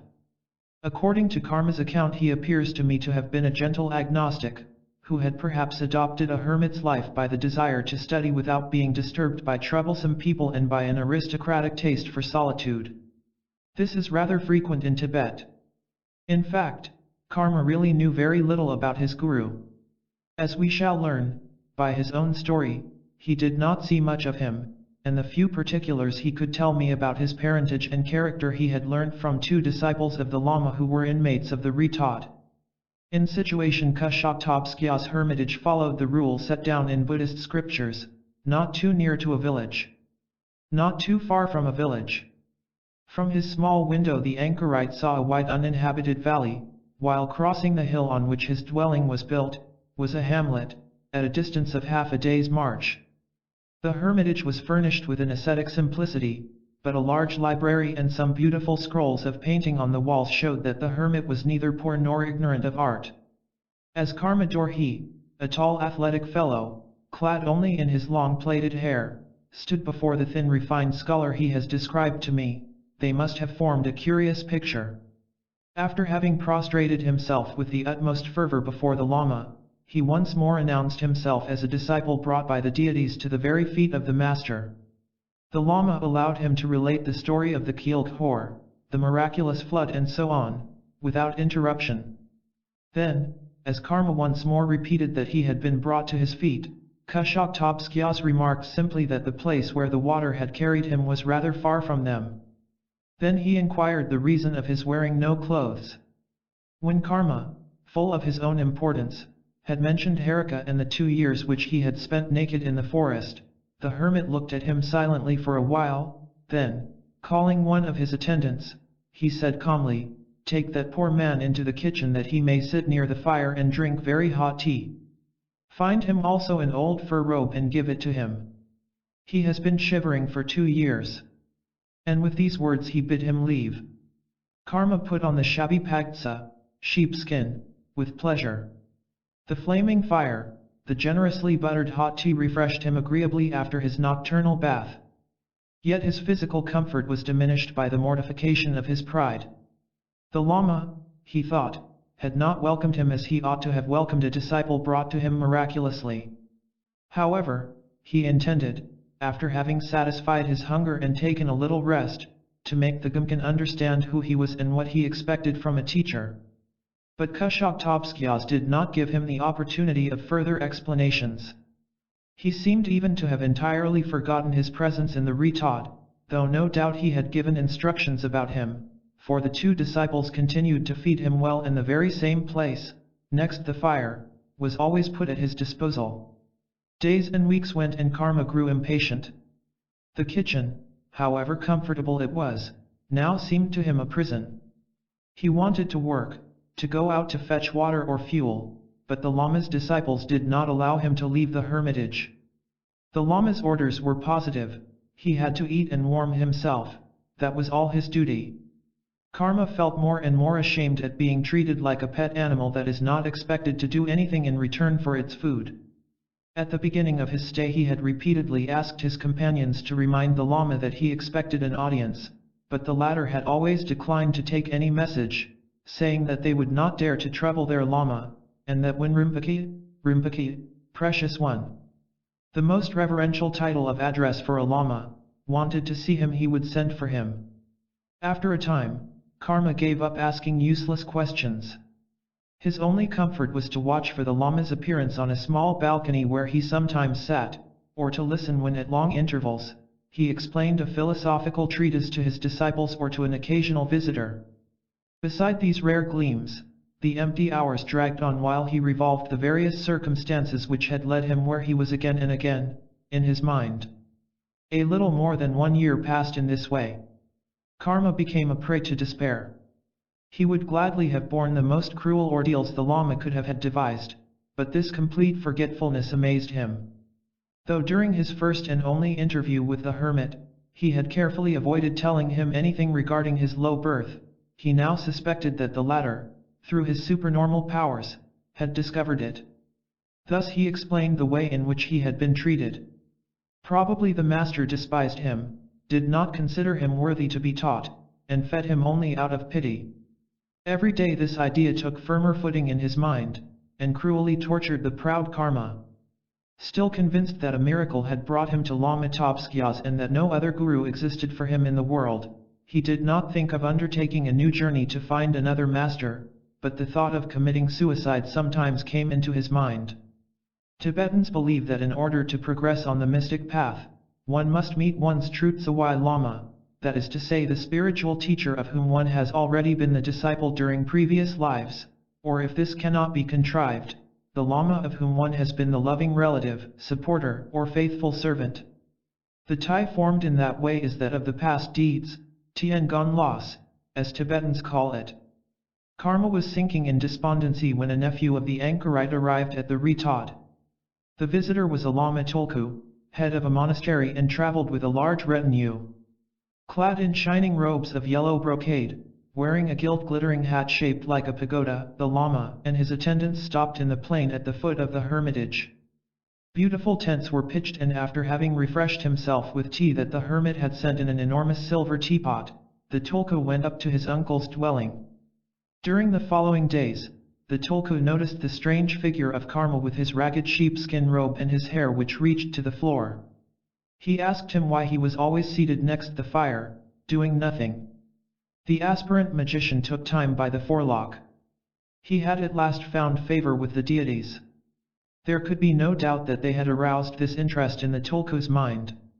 He introduced himself with all his titles, told about his long retreat naked in the forest, the conjuration and the keel core in the gorge, the flood, the rays of light which, springing from the hermitage, rested on his head.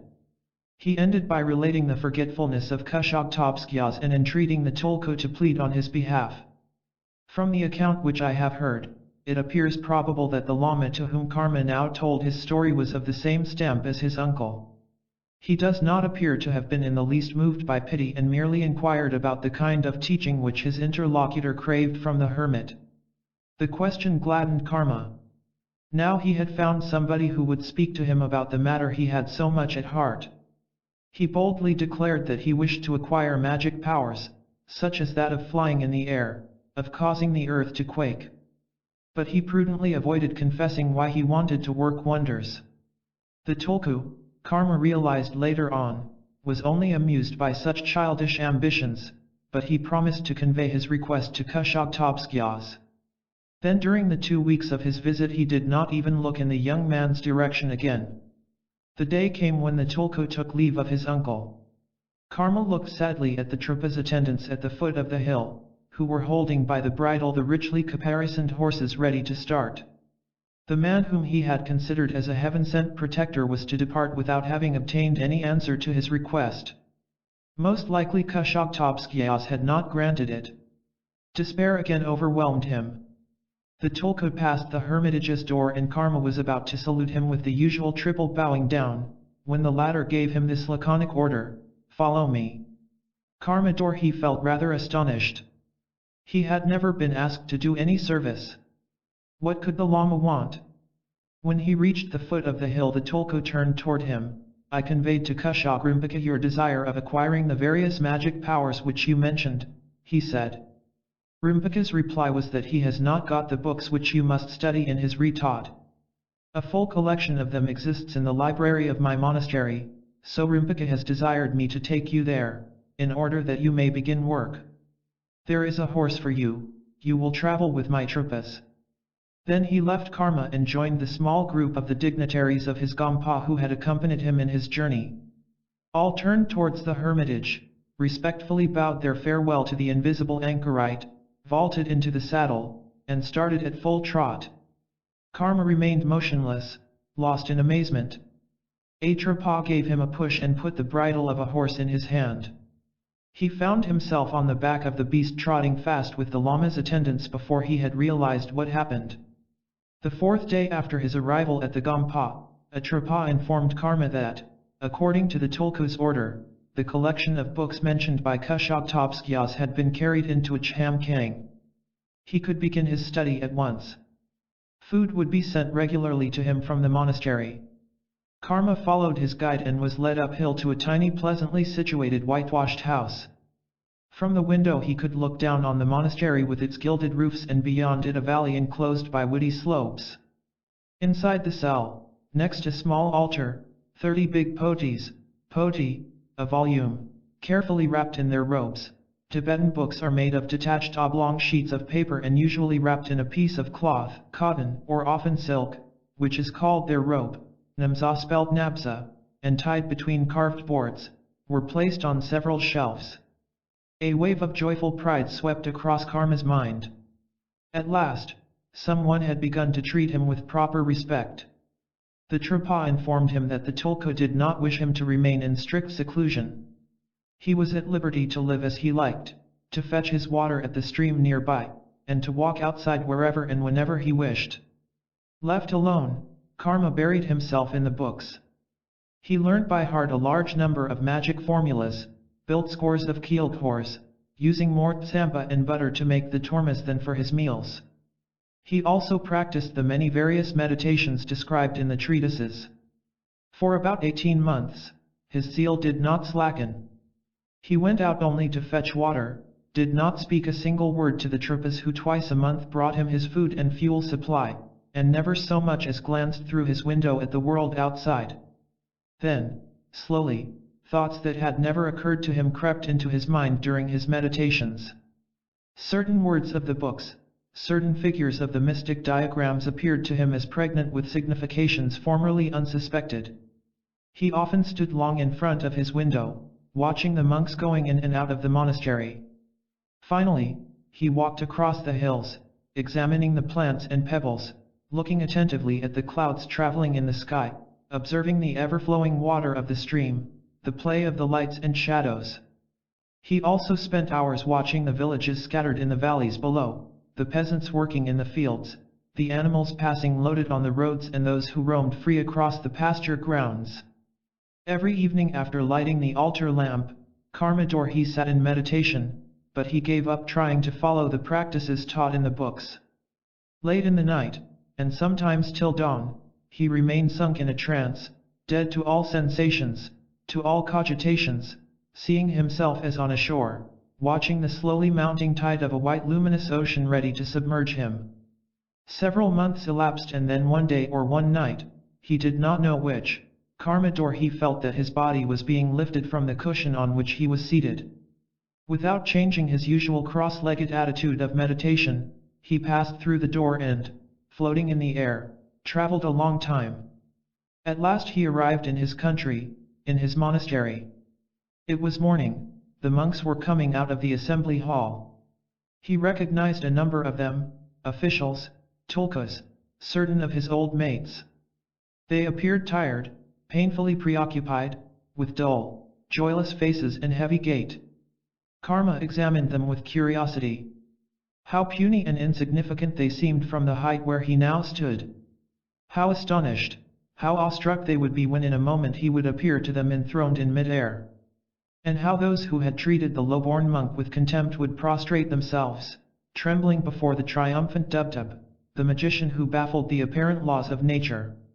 Then, as he dwelt on these ideas of victory, scorn awakened in the inmost depth of his mind and his elation subsided.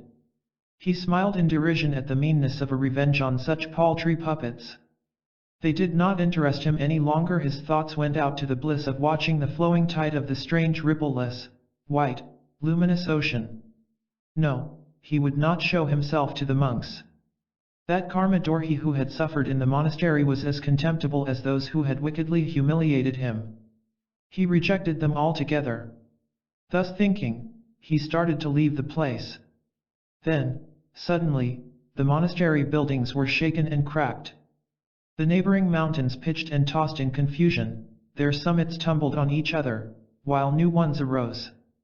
The sun crossed the sky like a thunderbolt and fell on the earth, another sun sprang out, piercing the heavens, and the rhythm of the phantasmagoria went on with increasing speed till Karma discerned nothing but a kind of furious torrent whose foaming waves were made of all beings and things of the world. Visions of this kind are not very rare among Tibetan mystics. They must not be mistaken for dreams. The visionary is not asleep. Often, in spite of his imaginary peregrinations, the sensations he experiences and the scenery he perceives, he remains quite clearly conscious of his actual surroundings and of his own personality. Often, also, when going into a trance where they are liable to be interrupted, they quite consciously hope that none come by, or speak to them and trouble them in any other manner. Though they may be themselves incapable of speaking or moving, they hear and understand what is going on around them, but they do not feel connected with any material objects, all their interest being absorbed in the events and sensations of the trance. If that state of trance is abruptly broken by any exterior agent, or if he who experiences it has to break it himself by a strong effort, the shock that ensues is peculiarly painful and leaves a prolonged feeling of discomfort. It is to avoid these unpleasant effects and the consequences which they may have on the general health of those who suffer them, that rules have been devised for coming out of a period of ecstatic meditation, or even of ordinary meditation, if it has lasted for any length of time. As an instance, one is advised to turn the head slowly from one side to another, to massage the forehead and the crown of the head, to stretch the arms while clasping the hands behind the back and bending the body backward. There are numbers of similar exercises, and each one may choose whichever suits him best. The followers of the Zen sect in Japan, who meditate together in a common hall, appoint a kind of superintendent who is skilled in detecting when a monk is overcome by fatigue. He refreshes the fainting and revives their energy by striking them on one shoulder with a heavy stick. Those who have experienced it agree that the ensuing sensation is a most pleasant relaxation of the nerves. When he returned from his strange journey, Karmador found himself seated at his usual place in his cell. He curiously inspected the objects around him. His small room, with the books on the shelves, the altar, the hearth, was the same that he had seen the day before. Nothing had changed during the years that he lived in the Chamskang. He got up, looked through the window. The monastery, the valley, the woods wore their usual appearance. Nothing had changed, yet everything was different. Karma calmly lighted the fire, and when the wood burnt brightly he cut his long hair and threw it into the flames. Then he made tea, drank and ate without haste, put some provisions in a bag and went out, carefully closing the Chamskang's door behind him. In the monastery he walked straight to the Tulku's mansion, and meeting a servant in the courtyard, he told him to inform his master that he was leaving and to convey him his gratitude for his kind hospitality. Then he left the Gompa. He had already gone some way when he heard somebody calling him. One of the young monks belonging to the Tulku household ran after him. "Kushok Rinpoche wishes to see you," he said. Karmador returned with him. "You leave us?" asked the Lama politely. "Where are you going to?" "To bow down at the feet of my guru and thank him," answered Karma. The Tulku remained silent for a while and then said sadly, "My worshipful uncle is gone beyond sorrow," a reverential expression to say that a Lama is dead, 6 months ago. Karmador did not utter a single word. "If you wish to go to his retreat," continued the Lama, "I will give you a horse, it shall be my parting gift. You will find one of Kushok Topskia's disciples living in the hermitage." Karma thanked his host but accepted nothing. A few days later, he again beheld the white little house from which he had seen the light springing and coming towards him. He entered the Lama's small private room where he had been admitted but once, remained long prostrated before the seat of the departed anchorite and spent the night in meditation. In the morning he took leave of his master's successor. The latter handed him a monastic toga that had belonged to the late hermit. Before he died, Kushok Topskias had expressly commanded that it should be given to him when he came out of his Chamskang. From that time on, Karmador led the life of an itinerant ascetic, somewhat like that of the famous Milarespa whom he deeply venerated. When I happened to meet him he was already old, but he did not appear to be thinking of settling anywhere. Few are the anchorites or other Naljorpas whose novitiate has proved so strange as that of Karma. It is because it is, indeed, quite peculiar that I have ventured to give so long an account of it. Nevertheless, the spiritual training of a disciple always includes a number of curious incidents. Many strange descriptions which I have heard, and my own experiences as a disciple on the heights of the land of snows, incline me to believe that most of them are perfectly authentic. Chapter 7, Mystic Theories and Spiritual Training. The religious world in Tibet, generally speaking, is divided into two sections. The first includes those who advocate the strict observance of moral precepts and monastic rules as the means of salvation. The second is formed of those who prefer an intellectual method which frees its followers from all laws whatsoever. Nevertheless, there exists no rigid division between these two categories. Though their respective theories are always a favorite subject of controversy between the followers of the two schools, it seldom happens that one stands in the position of a harsh, pugnacious adversary towards those in the opposite camp. Even the monks attached to morality acknowledge that a virtuous life and the monastic discipline, though of great value and advisable for the many, are but a mere preparation to a higher path. As for the adepts of the second system, they all believe in the beneficial results of a faithful adherence to the moral laws and the rules laid down for members of the religious order. Moreover, all are unanimous in declaring the first method the safer of the two. A pure life, the performance of good deeds, righteousness, compassion, detachment from worldly cares, selflessness and quietness of mind act, they say, as a cleansing process which gradually removes the impure dust that covers the mental eyes, a favorite Buddhist illustration. We read in the Mahavagga 1:10 Bhagavan, looking over the world with his eyes of a Buddha, saw beings whose mental eyes were darkened by scarcely any dust and beings whose eyes were covered by much dust, beings sharp of sense and blunt of sense, of good disposition and bad disposition, easy to instruct and difficult to instruct, therefore leading to enlightenment which is salvation itself. As for the method which mystics call the short path, the direct path, technically, in mystic parlance, Tsekchig, Luskchig Sangrajya, to attain Buddhahood in one life, one body. That is to say, in the very life in which one has begun one's spiritual training. Tibetans say also, Lam Chung, the short road, it is considered as most hazardous. It is, according to the masters who teach it, as if instead of following the road which goes round a mountain ascending gradually towards its summit, one attempted to reach it in straight line, climbing perpendicular rocks and crossing chasms on a rope. Only first-rate equilibrists, exceptional athletes, completely free from giddiness, can hope to succeed in such a task. Even the fittest may fear sudden exhaustion or dizziness. And there inevitably follows a dreadful fall in which the too presumptuous alpinist breaks his bones. By this illustration, Tibetan mystics mean a spiritual fall leading to the lowest and worst degree of aberration and perversity, to the condition of a demon. I have heard a learned Lama maintain that the bold theories regarding complete intellectual freedom and the enfranchisement from all rules whatever, which are expounded by the most advanced adepts of the short path, are the faint echo of teachings that existed from time immemorial in Central and Northern Asia.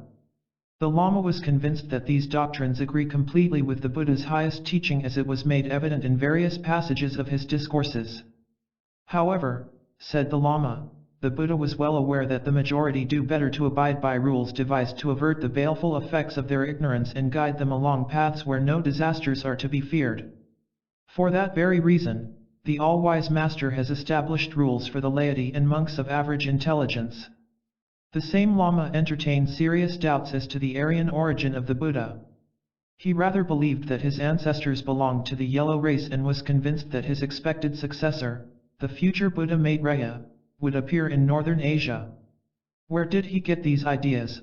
I have not been able to find out. Discussion is hardly possible with Oriental mystics. When once they have answered, I have seen this in my meditations, little hope is left to the inquirer of obtaining further explanations. I have also heard similar ideas expressed by Nwars from Nepal.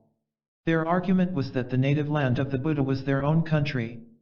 The great sage of India, they said, belonged to the same stock as ourselves. And as for us, we are of the same race as the Chinese. It is, of course, only the learned lamas and mystics who hold the theories just mentioned, regarding the path of the rules and the short path. Now, in Tibet, as elsewhere, scholars and thinkers are few. So while amongst the partisans of the rules the many merely vegetate in the monasteries, the doctrine of complete freedom affords a raison d'être to countless people scarcely capable of haunting any summit, but whose originality cannot be denied. Most magicians shelter themselves under the flag of the latter party. Not that many of them seek rapid spiritual achievement. That which appeals to them in the short path is freedom from the bondage of discipline and the permission thus granted to proceed with whatever experiments may be useful for their own advancement. The formula is vague enough to allow interpretations that fit all kinds of characters. A broad classification of Tibetan professed magicians and students of the magic art divides them into two categories. The first includes all those who do not seek direct mastery over nature, but only the power of coercing certain gods and demons to secure their help.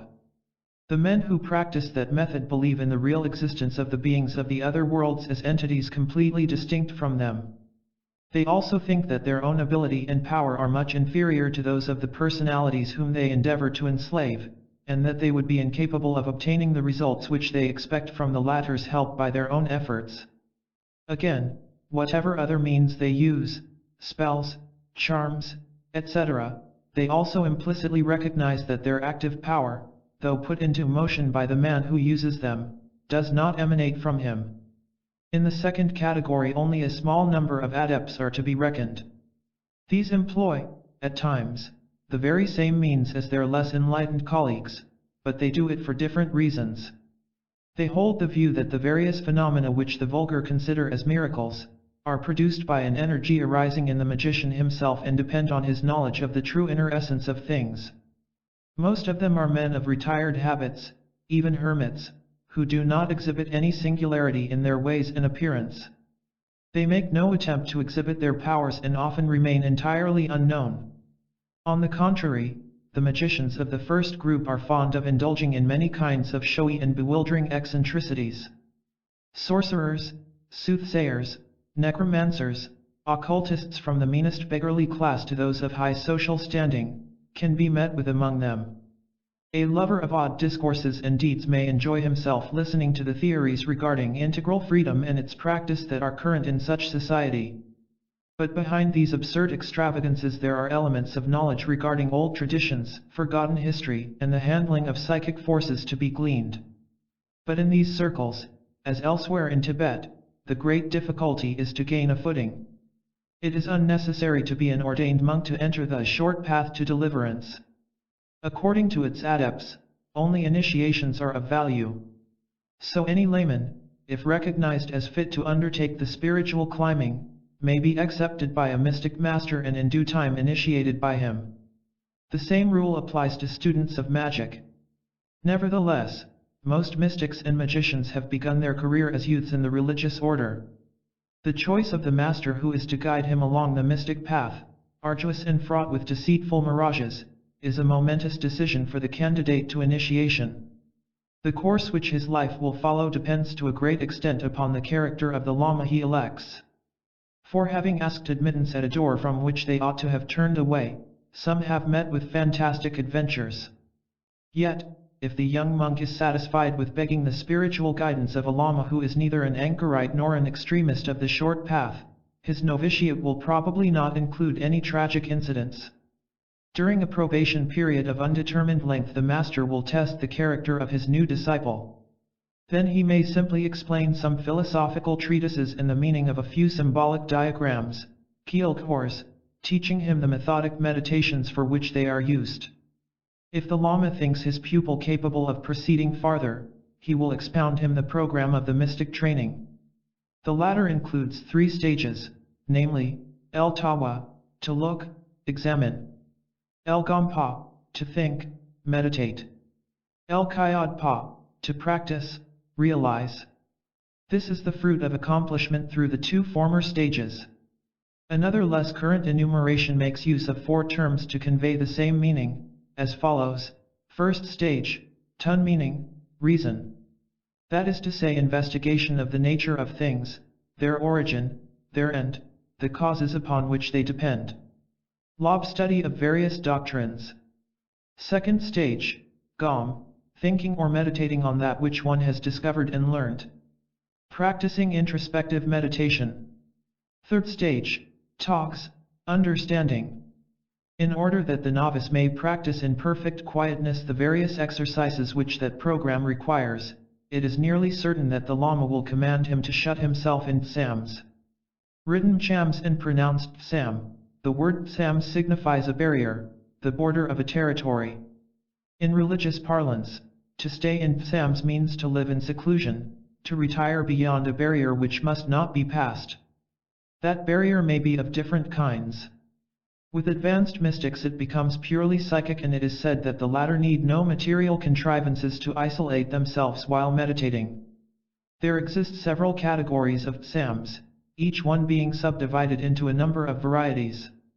Proceeding from the less austere towards the most severe forms, we find the following ones. A Lama or a lay devotee shuts himself in his room or private apartment. He does not go out, or only does so at fixed time, to perform some devotional practices such as walking around religious edifices, making repeated prostrations before sacred objects, or the like. According to the rule which he has adopted, the Tsamspa, he who practices Tsams, not to be mistaken for Tsampa, flour of roast barley, written Rasampa, either may be seen or must remain invisible. In the first case, he is generally permitted to talk briefly with the members of the household, his relatives, or servants, and even to receive a few visitors. In the second case, he may only be seen by those who attend him. If a visitor is admitted, he must remain within hearing outside the Tsamspa's room. A curtain screens the entrance and the interlocutors remain invisible to each other as in some Roman Catholic contemplative orders of nuns. A number of Tibetans resort occasionally to one or another of these mild forms of seclusion for non-religious motives, seeking merely to avoid disturbance while engaged in the study of any branch of Tibetan learning, grammar, philosophy, astrology, medicine, etc. Next comes the recluse who sees but one attendant. He who renounces speaking and makes known his needs by writing. He who partly covers his window, so that he cannot see the surrounding landscape, nor any outside object except the sky. He who renounces the sight of the sky, covering his window entirely, or living in a windowless room which, nevertheless, admits the daylight indirectly. He who sees no one at all. In this case, if the Tsamspa enjoys the use of a suite of rooms, his meals are brought into one of them, while he retires into another. When he lives in a single room, food is placed next the entrance. Someone knocks at the door to inform the recluse that what he needs is ready, and then the inmates of the house leave the adjacent room or corridors for a moment to allow the Tsamspa to come out without being seen. Any object is returned in the same way, the Tsamspa calling attention by knocking at the door or ringing a bell. Among those who practice this particular kind of Tsams, some ask by writing for the things which they require, but others renounce this facility. Consequently, whatever may be their needs, they cannot make them known. Even if those who attend on them forgot to give them their meal, they ought to fast in silence. Generally, Tsams in one's own house do not last long, especially of the strict kind. 1 year seems to be an exceptional period. One usually hears of people who live in seclusion for 3 months, 1 month, and even a few days only. Laymen rarely shut themselves in their apartment for more than 1 month. It is easy to understand that prolonged and severe Tsams cannot be practiced in an ordinary residence. There, whatever care is taken, the moving about of people busy with worldly affairs and the noise inevitably reach the Tsamspa, through the thin barrier of his closed door. The silence and quiet surroundings which may be enjoyed to a high degree in the monasteries are not even deemed sufficient by some, and many Gompas own special small houses built for the use of their members who wish to live in strict seclusion. These houses are called Tsamskang. From Chams and Kang, house, a house where to live in seclusion. They are sometimes situated in an out-of-the-way spot, inside the monastery's walls, but more frequently stand aloof on some hill, at a little distance outside the walled enclosure. It is not unusual to find groups of these meditation houses standing in the solitude, at a few days' march from their parent monastery. The plans of the Tsamskangs correspond to the various rules and requirements here above mentioned. From the windows of some of them, the recluse may end of the sight of beautiful landscapes, while others are surrounded by walls that cut off the view on all sides. In that case, the enclosure often forms a small courtyard or terrace where the Tsamspa may sit or walk in the open, without being seen, or himself seeing anything of the outside world. Most Tsamskangs are divided into 2 rooms.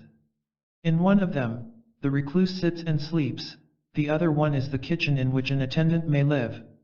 When the Tsampa must see no one and keep the rule of silence, his attendant lives in a separate hut. A double wicket is then built in the wall or the door of the recluse's room, and through it meals are given to him. Solid food is generally served only once a day, but buttered tea is brought several times.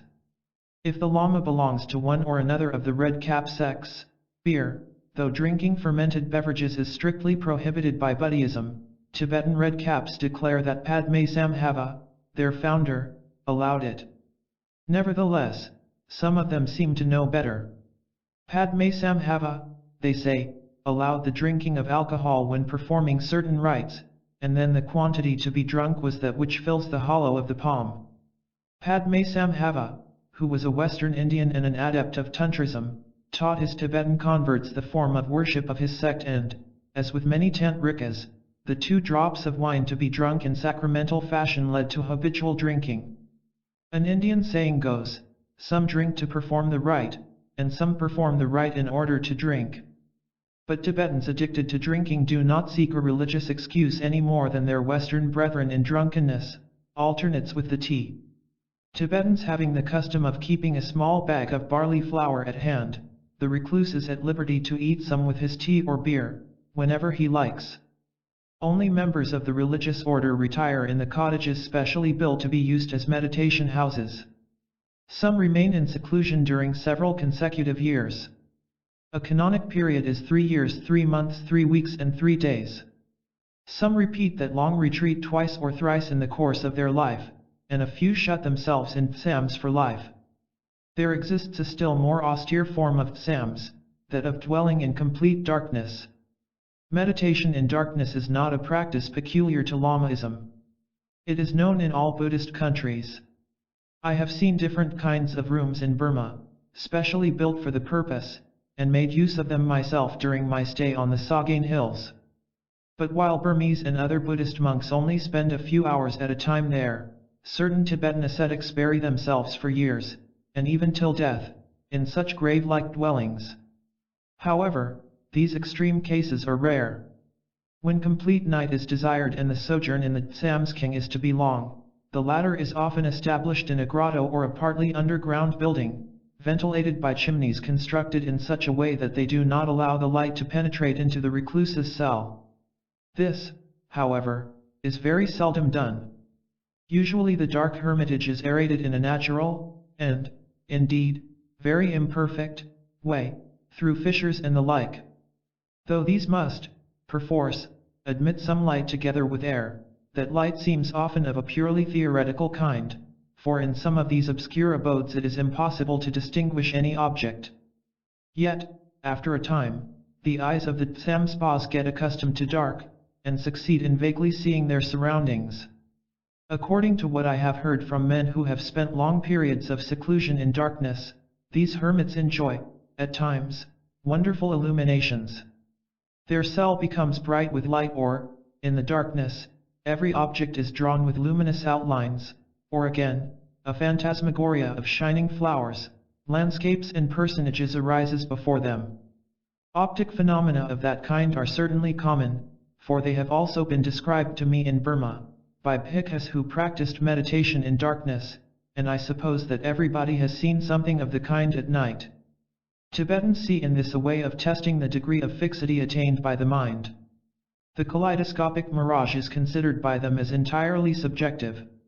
It is, they think, caused by the uncontrolled agitation of the mind. When the latter is brought near stillness, the phantasmagoria vanishes.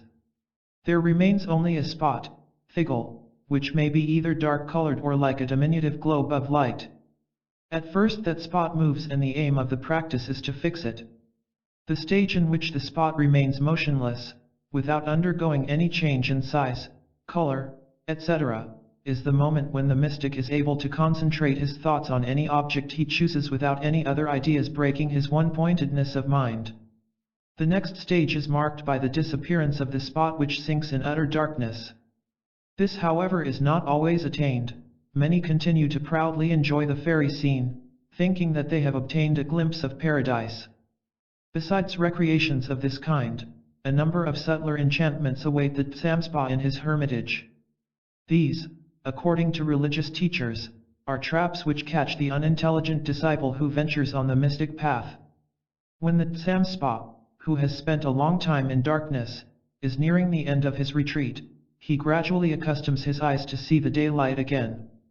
For that purpose, a hole, the size of a pin's head, is pierced in a mud part of the wall and is enlarged each day till the aperture forms a small window. This operation may take several months and is either done by the recluse himself or by another person, his guru or a friend. The longer the time spent in obscurity, the slower is the admission of light into the cell. Novices who shut themselves up entirely for the first time, either in light or dark samskangs, generally receive instructions from their guru during their seclusion.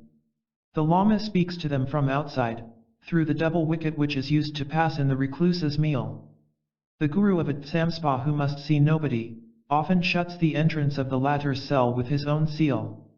A religious ceremony is performed on that occasion, and another one when the master breaks the seal and the recluse steps out.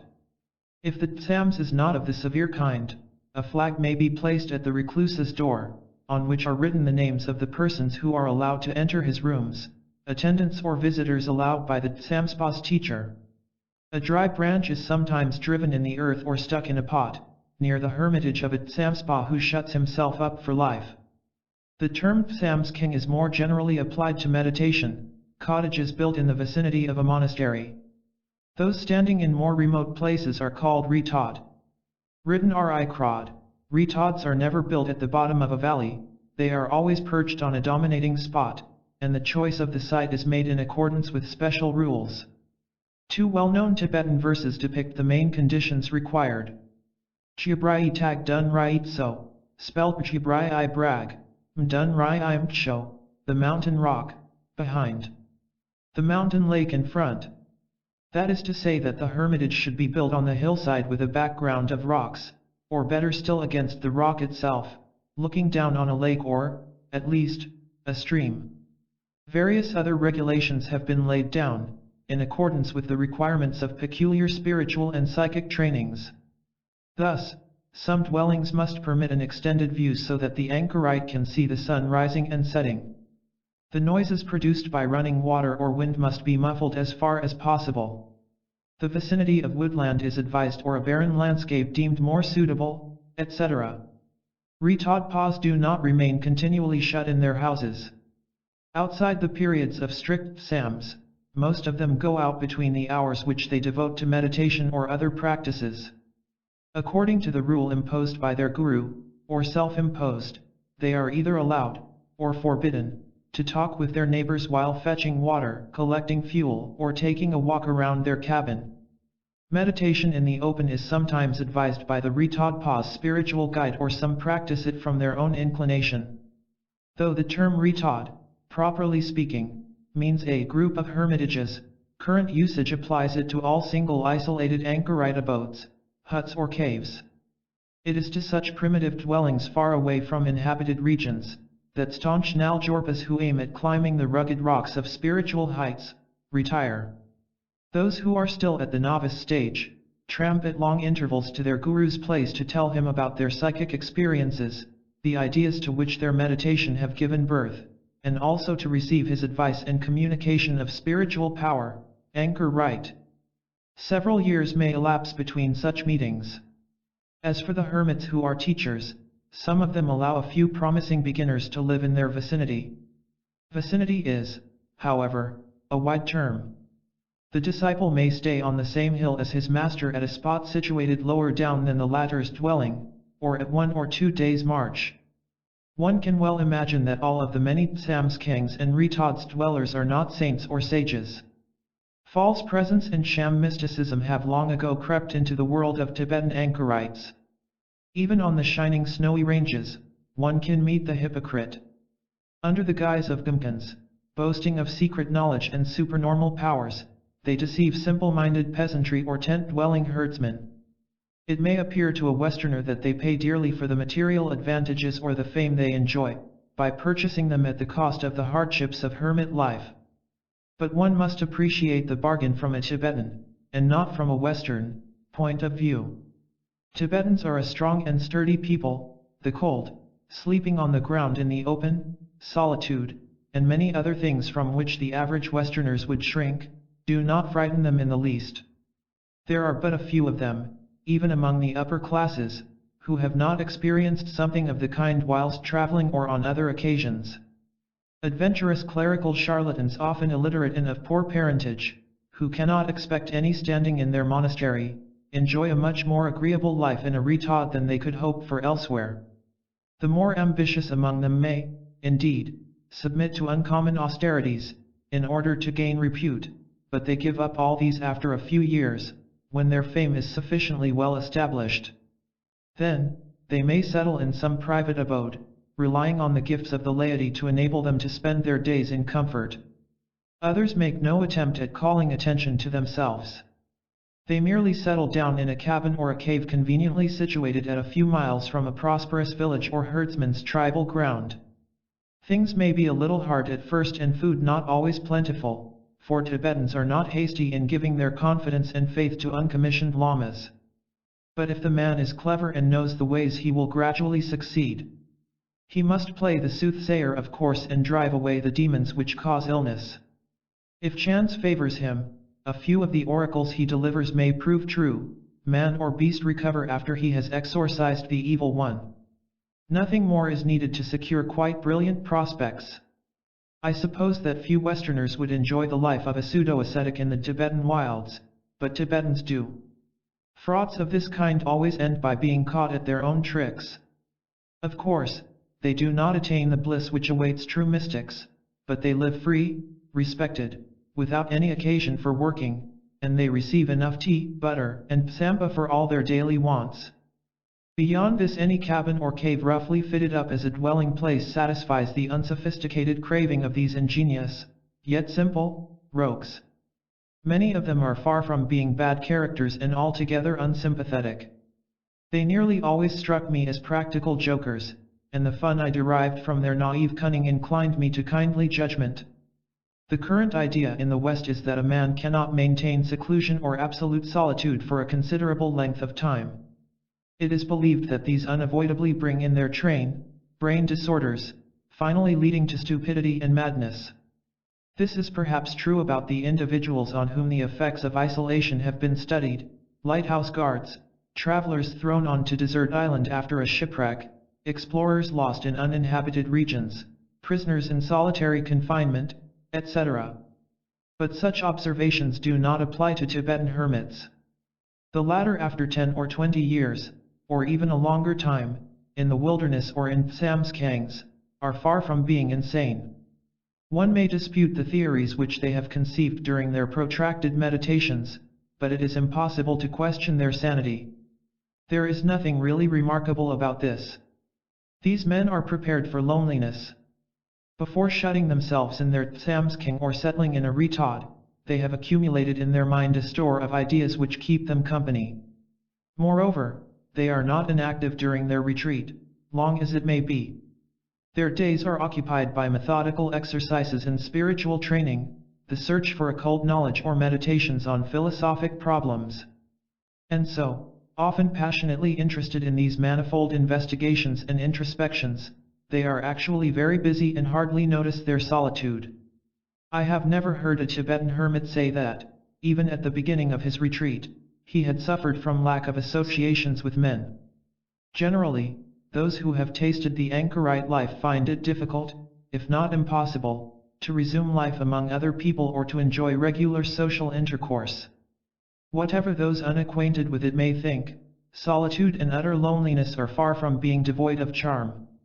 Words cannot convey the almost voluptuous sweetness of the feelings experienced when one closes the door of one's samskang, or when one looks down from the heights at the first wintry snow heaping up in the lower valleys, creating for months around the hermitage an impassable white and cold rampart. But, most likely, only those who have lived through it themselves can understand the irresistible attraction that hermit life exerts on many Orientals. The practices to which Tibetan recluses apply themselves while shut in their samskang or retods are many and of a various nature. Any attempt to compile a complete list of them would be vain, for most probably nobody in the world knows them all. One finds in the Tibetan mystic literature more or less exhaustive descriptions of a few practices, but, as a rule, they are reticent on the points which interest us most, that is to say, the purpose of the practices. Reliable information can only be obtained from those who are acquainted with traditional oral teaching for each particular exercise. One must, especially, beware of remaining satisfied with interpretations obtained of only one initiate, for they vary not only among different sects, but among individual teachers. It would be a mistake to fancy that all Tibetans who live in seclusion in a samsking or betake themselves to solitude, are endowed with uncommon intelligence and ponder over transcendental problems. I have already spoken of the Shamgumkans who have taken to religious life as to a profession. There also exists a very large number of well-meaning simpletons and men of average mental power who bring the superstitions of popular Lamaism to their retreat. Amongst those, many devote the time of their seclusion repeating thousands and even millions of times one single formula, generally a Sanskrit mantra which is unintelligible to them. Others recite a Tibetan text, but often they understand no more of its meaning than if they were uttering words in a foreign language. The most ordinary formula is the well-known Aum Mani Padme Hum. I say, well-known as far as the words are concerned, because foreigners have read it in many books. It does not follow that its meaning has been made clear to them. Lay travelers and even Orientalists are sometimes a little too quick to declare that meaningless which they do not at once understand.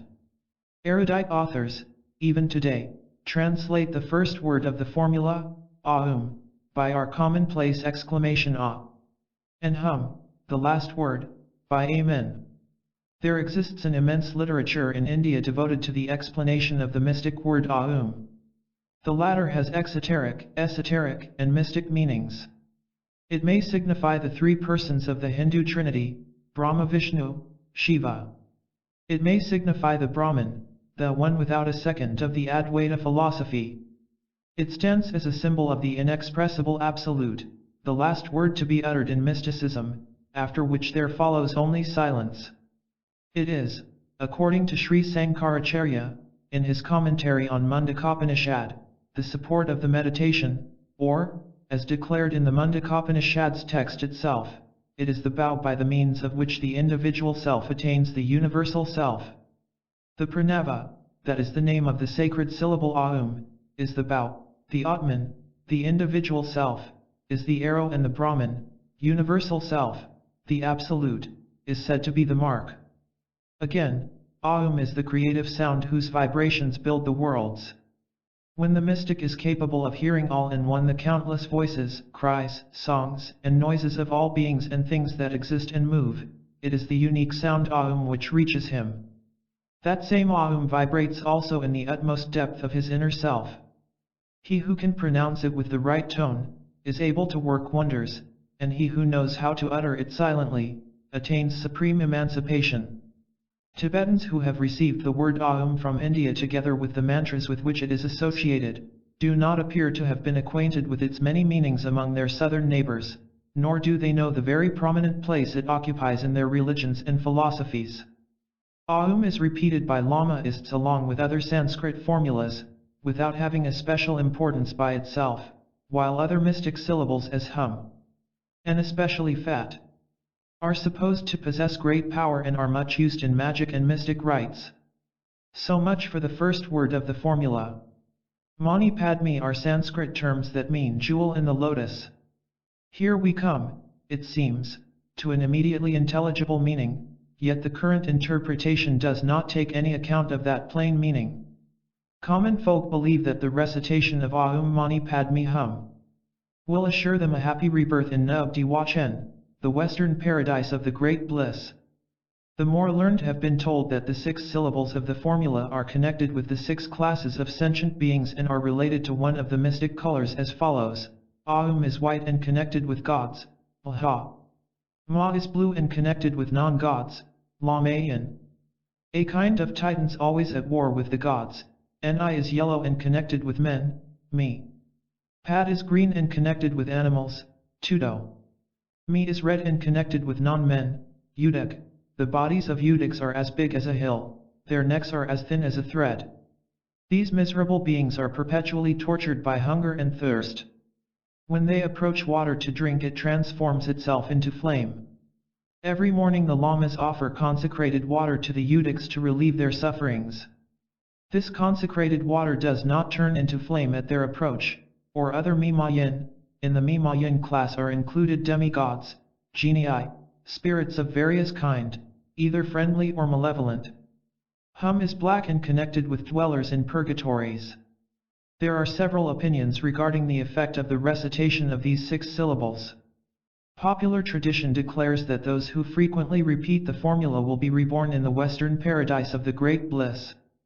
Others who deem themselves more enlightened declare that the recitation of Aum Mani Padme Hum may liberate from a rebirth in any of the 6 realms. Aum Mani Padme Hum is used as a support for a special meditation which may, approximately, be described as follows. 1. Identifies the 6 kinds of beings with the 6 syllables which are pictured in their respective colors, as mentioned above. They form a kind of chain without end that circulates through the body, carried on by the breath, entering through one nostril and going out through the other.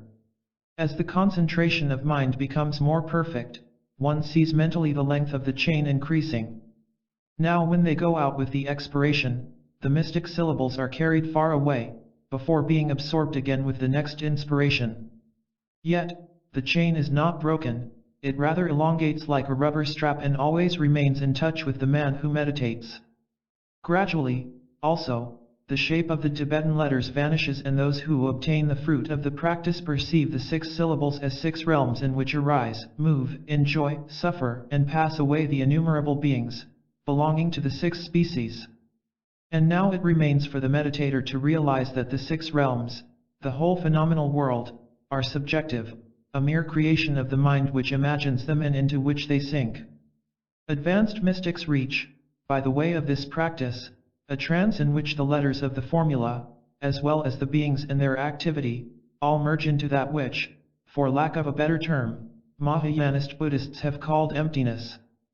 Then, having realized the void, they become emancipated from the illusion of the world and, as a consequence, liberated from rebirths which are but the fruit of that creative delusion. Another of the many interpretations of Aum Mani Padme Hum ignores the division in 6 syllables and takes the formula according to its meaning, a jewel in a lotus. These words are considered as symbolic. The simplest interpretation is, in the lotus, which is the world, exists the precious jewel of Buddha's teaching. Another explanation takes the lotus as the mind. In the depth of it, by introspective meditation, one is able to find the jewel of knowledge, truth, reality, liberation, nirvana, these various terms being different denominations of one same thing. Now we come to a meaning related to certain doctrines of the Mahayanist Buddhists. According to them, nirvana, the supreme salvation, is not separated from samsara, the phenomenal world, but the mystic finds the first in the heart of the second, just as the jewel may be found in the lotus. Nirvana, the jewel, exists when enlightenment exists. Samsara, the lotus, exists when delusion exists, which veils nirvana, just as the many petals of the lotus conceal the jewel nestling among them. At the end of the formula, is a mystic expression of wrath used in coercing fierce deities and subduing demons. How has it become affixed to the jewel in the lotus and the Indian Aum? This again is explained in various ways. Is a kind of mystic war cry, uttering it, is challenging an enemy. Who is the enemy? Each one imagines him in his own way, either as powerful fiends, or as the trinity of bad propensities that bind us to the round of rebirth, namely lust, hatred, and stupidity. More subtle thinkers see him as the I. Is also said to mean the mind devoid of objective content, etc. Another syllable is added to conclude the repetition of Aum Mani Padme Hum 108 times on the beads of a rosary. It is the syllable Hri. Some understand it as signifying an inner reality hidden under the appearances, the basic essence of things. Beside Aum Mani Padme Hum Hri, other formulas are also repeated as Aum Vajra Sattva. That is to say, Aum most excellent, diamond, being. It is understood that the excellent one meant is the Buddha. The followers of the red cap sects often repeat, Aum Vajra Guru Padma Siddhi Hum, as praise of their founder Padme Sambhava. These words mean Aum, most excellent powerful Guru Padma, miracle worker, Hum. Amongst longer formulas, one of the most popular is that called Kyabdo, going to the refuge. It is Tibetan without admixture of Sanskrit and its significance is plain, yet far from crude. The text runs as follows, I take refuge in all holy refuges. Yet fathers and mothers, ancestors, who are wandering in the round of rebirths under the shapes of the 6 kinds of sentient beings. In order to attain Buddhahood, the state devoid of fear and sorrow, let your thoughts be directed towards enlightenment. Often this formula is given to beginners for the first period of Sams. Its words are well known and anyone can repeat them without being shut in Sams. They are held as meritorious and efficacious under any circumstance. For this reason, I had chosen them during my journey to Lhasa, to break the monotonous repetition of Aum Mani Padme Hum. When I deemed it prudent to appear absorbed in a pious exercise to avoid annoying talks and embarrassing questions that might have put my incognito in jeopardy. The common Kyabdo, Sams, consists in remaining in seclusion in a hut or in one's own room and repeating the above-mentioned formula 100,000 times, while prostrating oneself the same number of times. Any formula may be repeated in the same way, with 100,000 prostrations. Tibetans perform prostrations in 2 ways. One is very much like the Chinese kowtow. The difference is that before kneeling, one lifts the arms above the head, joining the palms, and then brings the folded hands successively in front of the forehead, the mouth, and the heart. Obeisances of that kind are repeated 3 times when saluting the images in the temples, the lamas of rank, one's own guru, and the sacred books or edifices. The second kind of prostration is called Kiang Chag. It is made in Indian fashion, the body lying flat on the ground, and is only performed in a few special very devotional exercises such as the Kyabdo practice. Samspas, who aspire to the title of Chagbam, repeat 100,000 times a Kyabdo formula while prostrating themselves as many times, their foreheads actually touching the ground or the floor of the room at each prostration. This repeated contact of the flesh with the hard surface produces a bump or even a sore. The latter must show certain peculiarities understood by experts in the matter, which indicate whether the object of the rite has, or has not, been obtained. Samspas, who consider themselves far above the practice of Kyabdo, perform breathing exercises. These consist in taking different, often extraordinary, postures while one trains oneself to inhale, exhale, hold the breath in and keep it out, that is to say after having breathed out, one remains for a while without breathing in. In technical terms, this is called, to stay void, in various ways. Often the Samspas drill themselves naked, and the shape of the belly during the exercises is a sign that shows the degree of proficiency attained by the disciple. Beside physical results, some of which have been described in a preceding chapter, Tibetans affirm that through mastery over breath one may conquer all passion and anger as well as carnal desires, acquire serenity, prepare the mind for meditation and awake spiritual energy. Breath is the courser and mind is the rider, say the Tibetan mystics. So it is essential that the courser must be well trained. But breath, in its turn, influences bodily and mental activity. Consequently, 2 methods have been devised, the most easy one which quiets the mind by controlling the breath and the more difficult way which consists in regulating the breath by controlling the mind.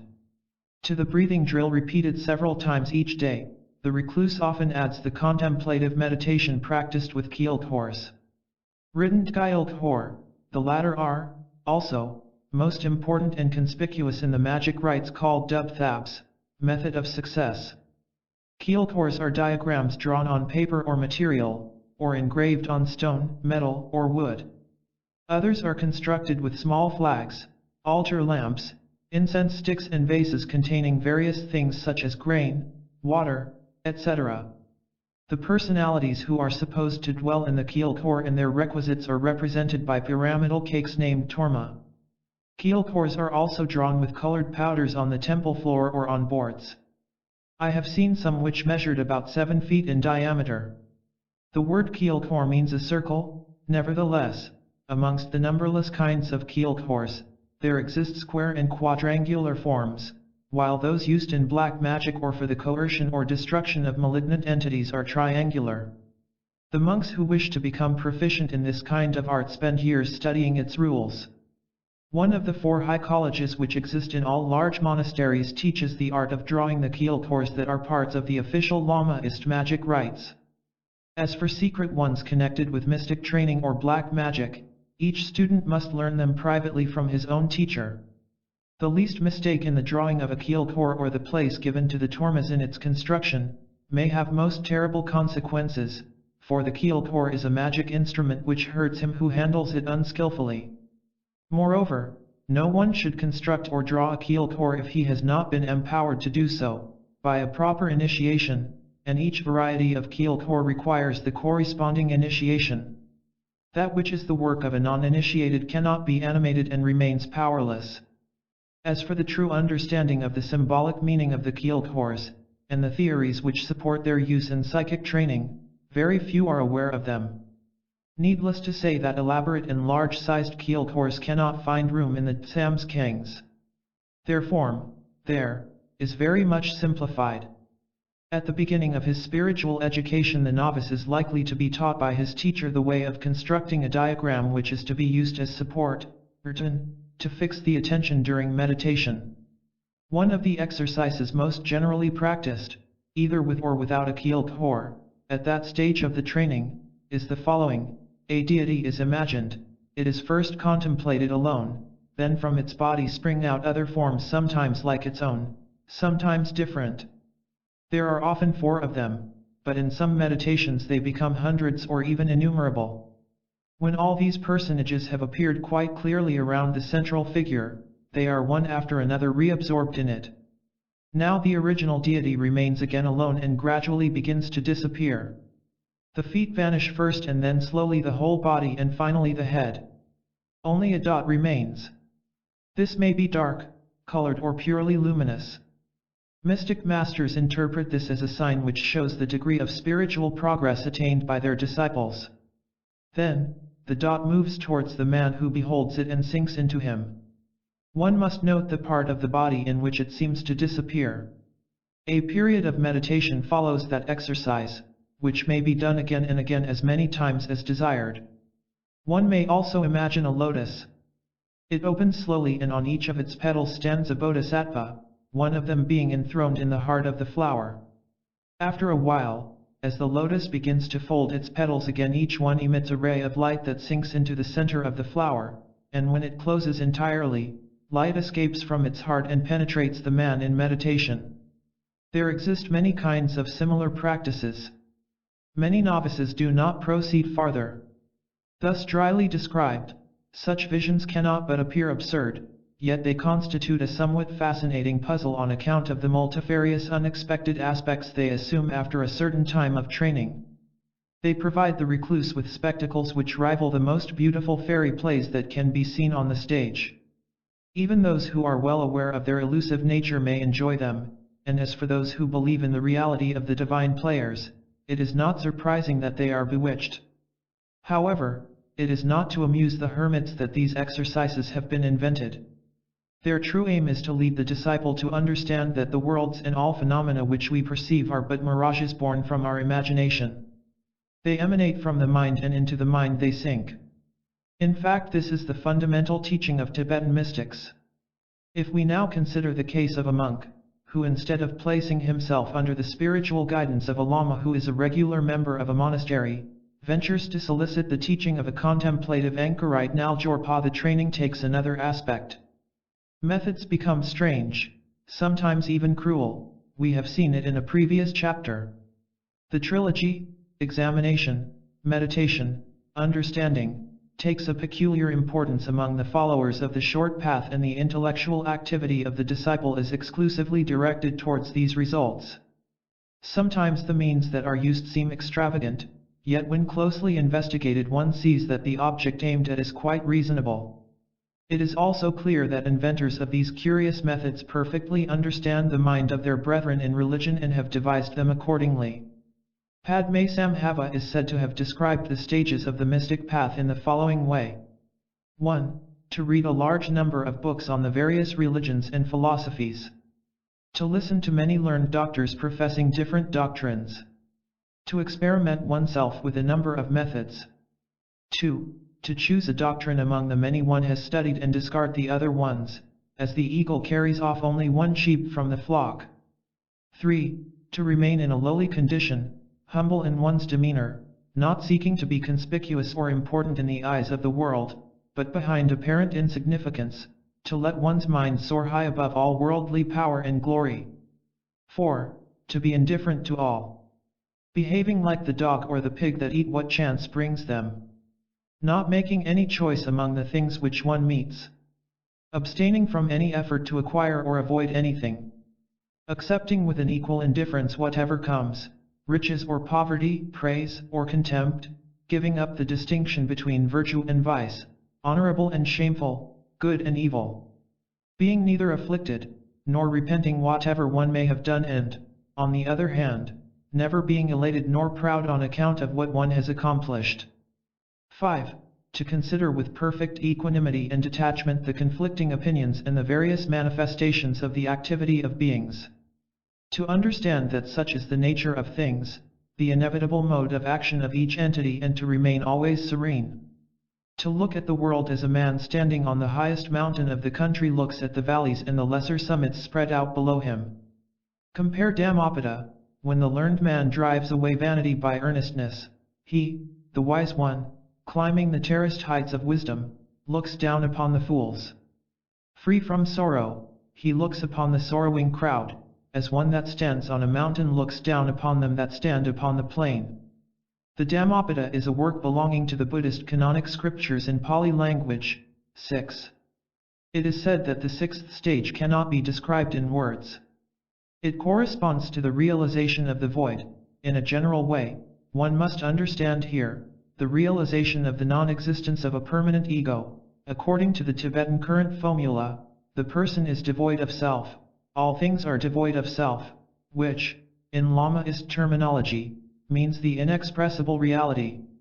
In spite of these programs, it is impossible to establish a regular gradation of the multifarious training exercises devised by Tibetan mystic anchorites. In practice, these various exercises are combined. Moreover, each Lama adopts a peculiar method, and it is even rare to see two disciples of the same master following exactly the same path. We must make up our minds to accept an apparent chaos which is a natural result of the different individual tendencies and aptitudes which the gurus, adepts of the short path, refuse to crush. Liberty is the motto on the heights of the land of snows, but strangely enough, the disciple starts on that road of utter freedom, by the strictest obedience to his spiritual guide. However, the required submission is confined to the spiritual and psychic exercises and the way of living prescribed by the master. No dogmas are ever imposed. The disciple may believe, deny, or doubt anything according to his own feelings. I have heard a Lama say that the part of a master, adept of the short path, is to superintend a clearing. He must incite the novice to rid himself of the beliefs, ideas, acquired habits, and innate tendencies, which are part of his present mind, and have been developed in the course of successive lives whose origin is lost in the night of time. On the other hand, the master must warn his disciple to be on his guard against accepting new beliefs, ideas, and habits as groundless and irrational as those which he shakes off. The discipline on the short path is to avoid imagining things. When imagination is prescribed, in contemplative meditation, it is to demonstrate by that conscious creation of perceptions or sensations, the illusory nature of those perceptions and sensations which we accept as real though they too rest on imagination, the only difference being that, in their case, the creation is unconsciously affected. The Tibetan reformer, Tsongkhapa, defines meditation as the means. The word used by the author is kungs, which means the source, the origin. The quotation is taken from the work called The Lamp of the Way. A similar definition is found in the Yoga Sutras of Patanjali, of enabling oneself to reject all imaginative thoughts together with their seed. It is this uprooting of the present imaginative thoughts, and the burning of their seed, so that no fanciful ideas may arise in the future, that constitutes the clearing which I have just mentioned. Two exercises are especially prescribed by the adepts of the mystic path. The first consists in observing with great attention the workings of the mind without attempting to stop it. Seated in a quiet place, the disciple refrains as much as he can from consciously pointing his thoughts in a definite direction. He marks the spontaneous arising of ideas, memories, desires, etc., and considers how, superseded by new ones, they sink into the dark recesses of the mind. He watches also the subjective image which, apparently unconnected with any thoughts or sensations, appears while his eyes are closed: men, animals, landscapes, moving crowds, etc. During that exercise, he avoids making reflections about the spectacle which he beholds, looking passively at the continual, swift, flowing stream of thoughts and mental images that whirl, jostle, fight and pass away.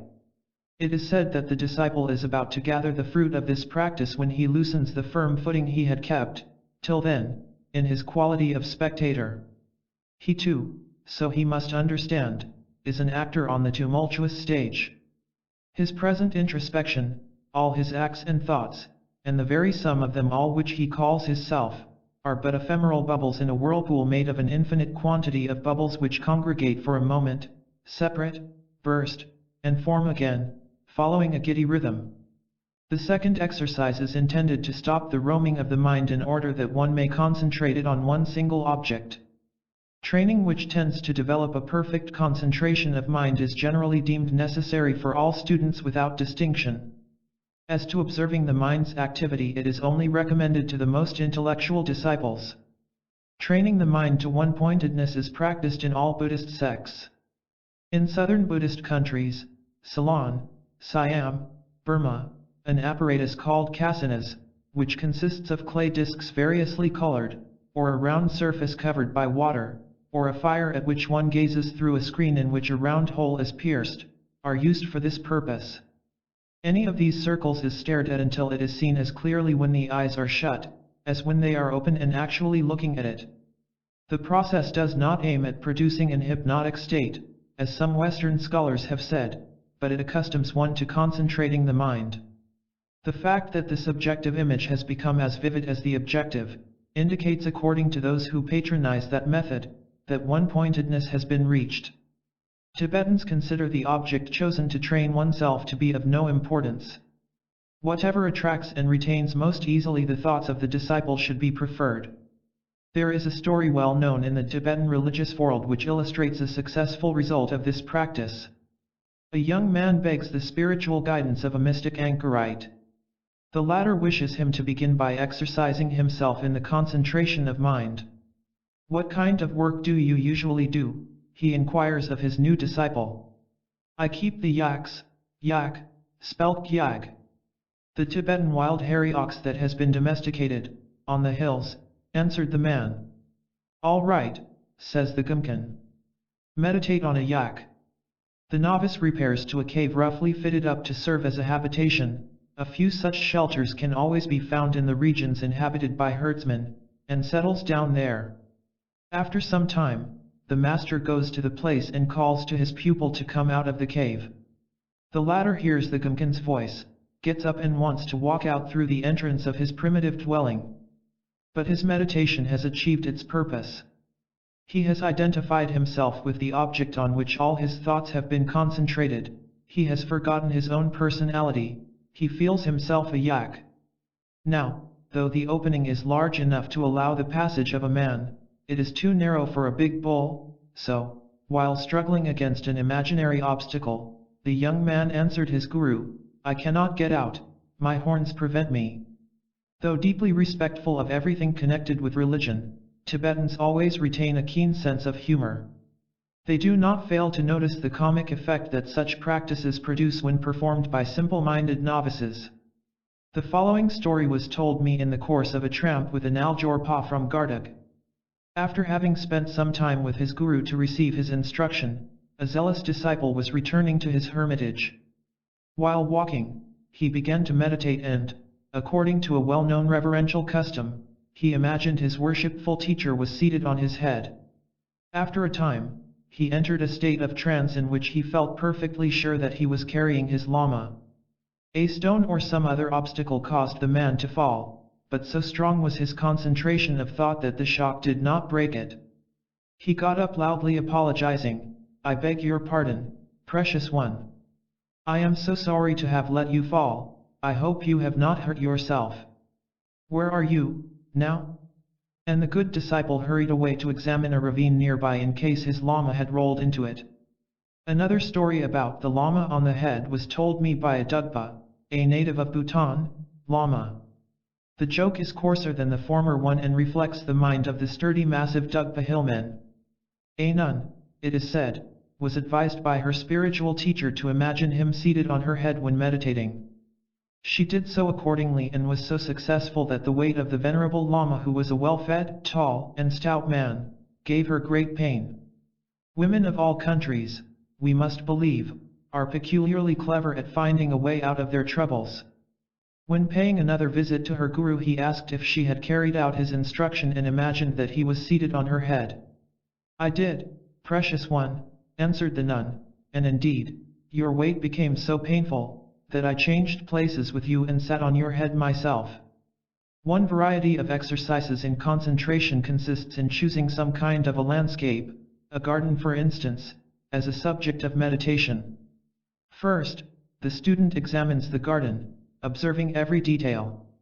The flowers, their different species, the way in which they are grouped, the trees, their respective height, the shape of their branches, their different leaves and so on, noting all particulars that he can detect. When he has formed a subjective image of the garden, that is to say when he sees it as distinctly when shutting his eyes as when looking at it, the disciple begins to eliminate one by one the various details which together constitute the garden. Gradually, the flowers lose their colors and their forms, they crumble into tiny pieces which fall to dust and finally vanish.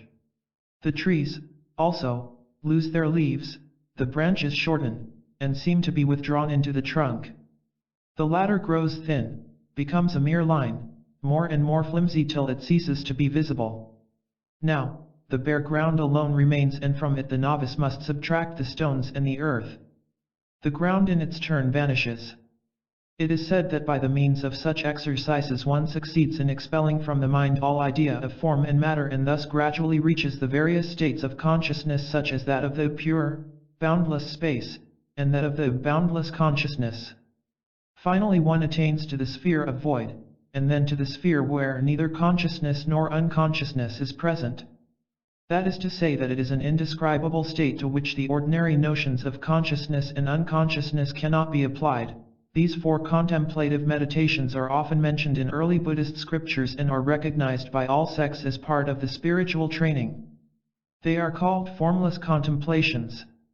Many methods have been devised which lead to these peculiar states of mind. Sometimes the later states are produced by a contemplation absolutely devoid of cogitations, while in other cases they follow a series of minute introspections or are the result of prolonged investigations and reflections regarding the external world. Lastly, it is said that there are people who suddenly reach one or another of these four states of mind without any preparation, in any place or during any kind of occupation. The following exercise has already been briefly described in the story of the man who felt himself to be a yak. However, it includes developments that were unknown to the hero of that story. For instance, the disciple has chosen a tree as an object of meditation, and has identified himself with it.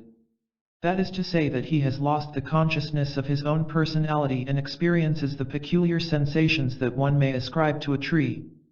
He feels himself to be composed of a stiff trunk with branches, he perceives the sensation of the wind moving the leaves. He notes the activity of the roots feeding under the ground, the ascension of the sap which spreads all over the tree, and so on. Then, having mentally become a tree, which has now become the subject, he must look at the man, who has now become the object, seated in front of him, and must examine this man in detail. This done, the disciple again places his consciousness in the man and contemplates the tree as before. Then, transferring his consciousness once more into the tree, he contemplates the man. This alternative transposition of subject and object is effected a number of times. This exercise is often practiced indoors with a statue of a stick called gomshing, meditation wood. Properly speaking, the gomshing is merely a stick at which one gazes to obtain fixity of mind. The burning incense stick is a variety of gomshing. A burning incense stick is also used in an obscure or completely darkened room to dispose the mind to meditation. But I must again lay stress upon the fact that it is not intended to produce an hypnotic state. Preparation for meditation is called Nyamparjagpa. It consists in bringing the mind into perfect stillness, and the contemplation of the tiny dot of fire at the top of the stick helps in producing that state of calm. People who habitually practice methodical contemplation often experience, when sitting down for their appointed time of meditation, the sensation of putting down a load or taking off a heavy garment and entering a silent, delightfully calm region.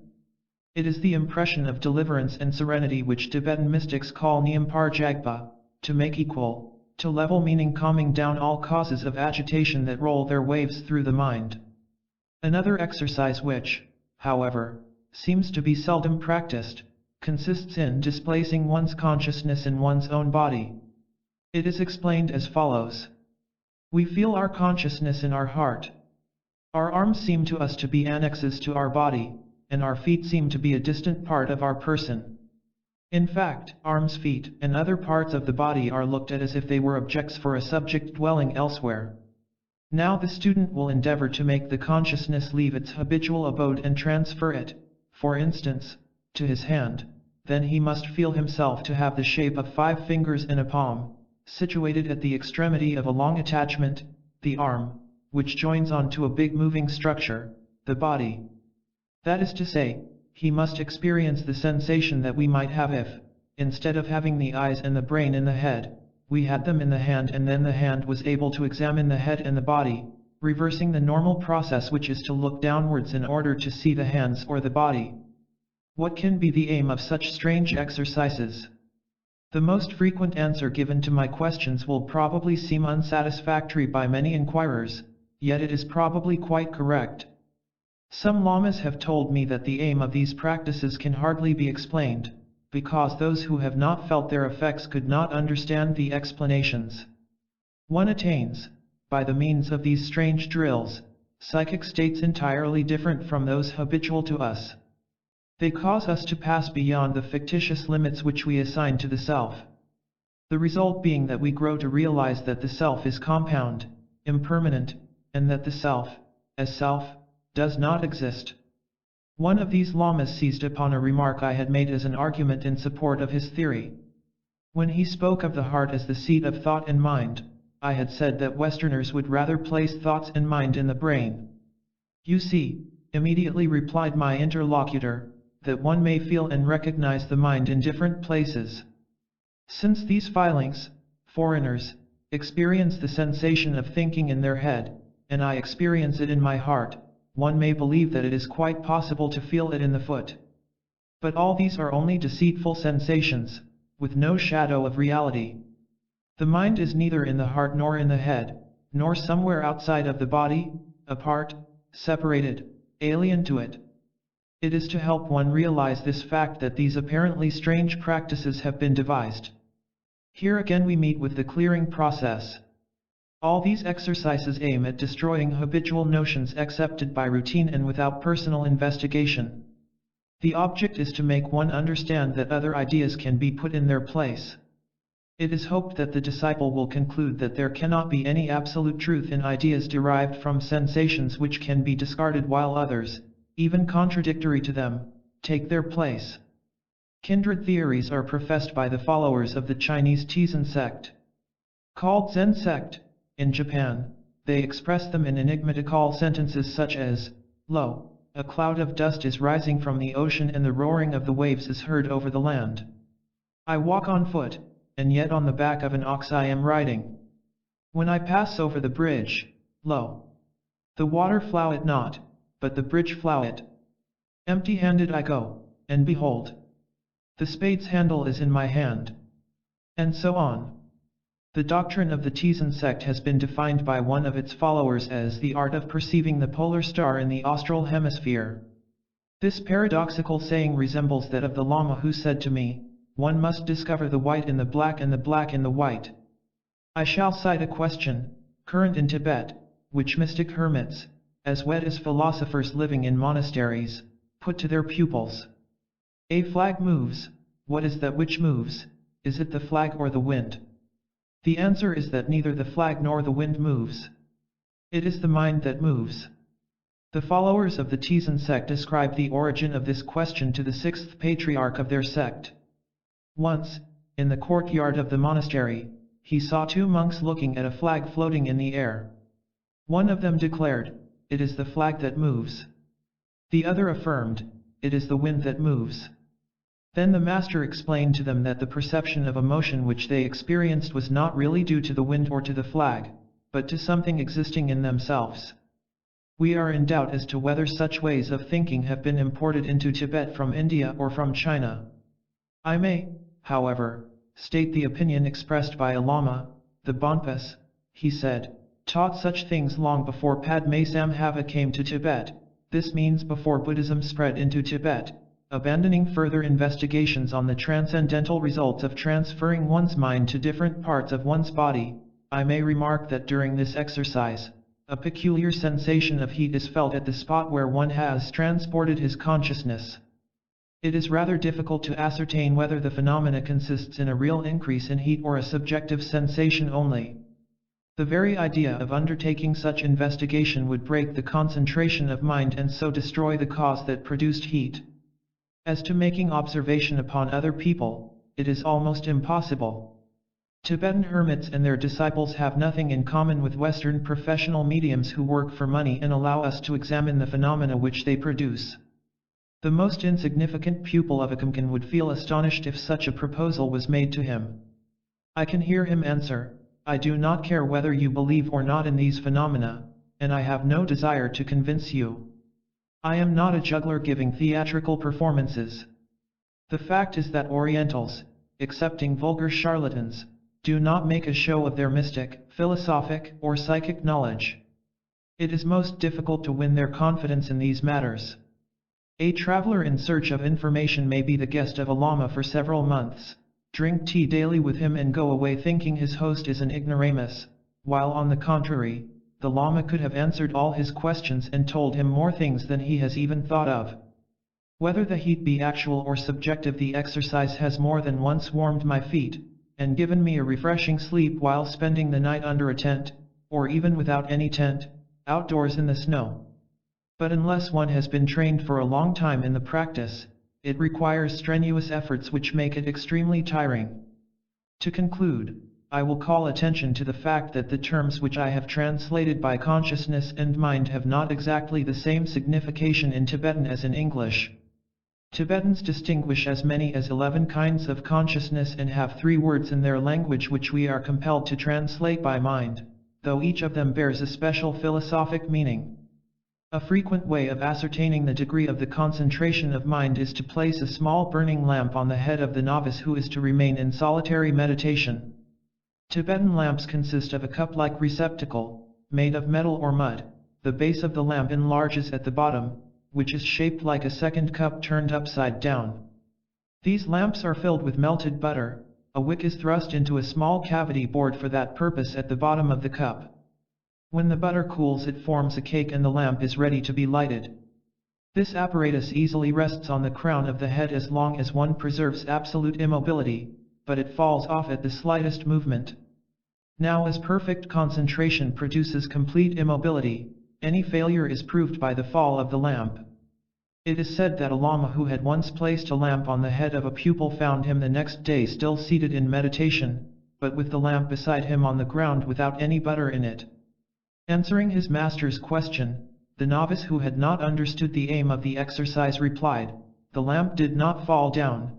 I myself took it away when the butter was exhausted and it went out." "How could you know that the lamp went out, or even that you had a lamp on your head, if you had reached true concentration of mind?" retorted the teacher. "Sometimes a small bowl filled with water is used instead of a lamp. Certain masters also command their disciples either before the time of their meditation or immediately after it, to carry from one spot to another a bowl with water up to the brim. This exercise aims at testing the degree of tranquility of the mind. The slightest agitation of the mind, whatever may be its cause, joy or sadness, memory, desire, etc., is likely to produce a movement of the body. Now, the least quivering of the fingers is sufficient to shake the bowl, and the quantity of water poured out, as well as the number of times the accident happens, discloses the more or less violent movement of the mind. Such at least is the theory on which the exercise is based. This theory and the exercises which have been devised from it, are known all over the East. Indians tell pretty stories about them. Here is one. A rishi, a sage often possessed with supernormal powers, had a disciple whom he believed already far advanced in spiritual development. Wishing that he might receive supplementary teaching from Janaka, the kingly sage of great repute, he sent the young man to him. At first Janaka left the newcomer for several days outside his palace gate without allowing him even to enter the courtyard. Nevertheless, the well-trained disciple, though he was of noble descent, did not show the least sign of being grieved, offended, or displeased by this humiliating treatment. When he was finally admitted to the presence of the king, he was given at the door of the throne hall a bowl filled with water up to the brim and ordered to walk with it in his hand all round the hall. Janaka, though his mind was utterly indifferent to all worldly things, was surrounded by true oriental splendor. Gold and precious stones glittered on the walls of the great hall, the courtiers wearing costly jewels surrounded their sovereign, and the palace dancing girls, as beautiful as goddesses and scantily clad, smiled at the young stranger passed before them. Nevertheless the disciple went through the prescribed ordeal without spilling a drop of water. Nothing offered to his eyes had been capable of producing the slightest movement in his mind. Janaka sent him back to his guru saying that he did not need any lessons. Tibetans are acquainted with the theory regarding the korlos, wheels, which is classic among the followers of Hindu Tantrism. Most likely it has been imported into Tibet from India or Nepal, but the interpretation given by the lamas differs on a number of points from that which is current in Hindu circles. The korlos are said to be centers of energy that are situated in various parts of the body. They are often called lotus. The practices connected with the korlos belong to the esoteric teaching. The general aim of the training in which the korlos play a part is to direct a stream of energy to the higher lotus, the dabtong, lotus with 1,000 petals, which is situated at the top of the head. The different kinds of exercises in this training aim at utilizing the energy naturally expressed in animal manifestations connected with sex, for the development of intelligent and supernormal powers. The lamas belonging to the Dzogchen sect are practically the only masters of this teaching. Again, certain disciples are advised to contemplate the sky and sometimes to confine themselves to this practice only. Some lie flat on their back in the open, in order to look at the sky with no other object in sight. This contemplation, and the ideas which it excites, is said to lead to a peculiar trance in which the notion of personality is forgotten, and an undescribable union with the universe is experienced. All lamas agree regarding the usefulness of most of these strangely artful training practices. Yet, when reading certain treatises about them or listening to oral explanations given by some mystic masters, one not unfrequently detects a restrained impatience. The teacher who instructs us seems to say, yes, all that is necessary, perhaps, even indispensable to the majority of novices, but as a preparatory drill only, the goal is elsewhere. Let us make haste and finish with the preliminary process. The following sober method keeps closer to this goal, at any rate its working is more easily understood. The master orders his disciple to shut himself in psalms and to meditate, taking his udam, tutelary deity, as object of his contemplation. The novice dwelling in strict seclusion, concentrates his thoughts on the udam, imagining him in the shape and form ascribed to him in books and images. Repeating certain mystic formulas and constructing a keel core are parts of the exercise of which the aim is to cause the udam to appear to his worshipper. At least, such is the aim that the master points out to the beginner. The pupil breaks his contemplation during the time strictly necessary to eat. Generally the recluse has only one meal a day, but drinks buttered tea several times. However, during such periods of retreat some ascetics subsist on water and roast barley flour only, and the very short time allowed for sleep. Often the recluse does not lie down and only dozes in one of those gamti which have been described in a previous chapter. See the end of chapter 2, months and even years may elapse in that way. Occasionally the master inquires about the progress of his pupil. At last a day comes when the novice informs him that he has reaped the fruit of his exertion, the Udam has appeared. As a rule, the vision has been nebulous and lasted only a little while. The master declares that it is an encouraging success, but not as yet a definitive result. It is desirable that the recluse should longer enjoy the hallowed company of his protector. The apprentice Naljorpa cannot but agree, and continues his effort. A long time again elapses. Then, the Udam is fixed, if I may use that term. He dwells in the Tsamsking, and the recluse sees him as always present in the middle of the Kiel-khor. This is most excellent, answers the master when he is informed of the fact, but you must seek a still greater favor. You must pursue your meditation until you are able to touch with your head the feet of the Udam, until he blesses you and speaks to you. Though the previous stages have taken long to be effected, they may be considered the easiest part of the process. The following are much more arduous to attain, and only a small minority of novices meet with success. These successful disciples see the Udam taking on life. They distinctly feel the touch of his feet when, prostrated, they lay their head on them. They feel the weight of his hands when he blesses them. They see his eyes moving, his lips parting, he speaks. And lo! He steps out of the Kiel-khor and walks in the Tsamsking. It is a perilous moment. When wrathful demigods or demons have been called up in that way, they must never be allowed to escape from the Kiel-khor, whose magic walls hold them prisoners. Set free out of due time, they would revenge themselves on the person who has compelled them to enter this prison-like consecrated circle. However, the Udam, though his appearance may be dreadful and his power is to be feared, is not dangerous because the recluse has won his favor. Consequently, he may move about as he pleases in the hermitage. Even better, he may cross its threshold and stand in the open. Following his teacher's advice, the novice must find out if the deity is willing to accompany him when he walks out. This task is harder than all previous ones. Visible and tangible in the obscure hermitage fragrant with incense, where the psychic influences born from a prolonged concentration of thought are working, will the Udam's form be able to subsist in quite different surroundings under the bright sunlight, exposed to influences which, instead of supporting it, will act as dissolving agents? A new elimination takes place amongst the disciples. Most Udam refuse to follow their devotee into the open. They remain obstinately in some dark corner and sometimes grow angry and avenge themselves for the disrespectful experiments to which they have been submitted. Strange accidents occur to some anchorites, but others succeed in their undertaking and wherever they go enjoy the presence of their worshipful protector. You have reached the desired goal, says the Guru to his exultant disciple. I have nothing more to teach you. You have won the favors of a protector mightier than I. Certain disciples thank the Lama and, proud of their achievement, return to their monastery or establish themselves in a hermitage and spend the remainder of their life playing with their phantom. On the contrary, others trembling in mental agony prostrate themselves at their Guru's feet and confess some awful sin.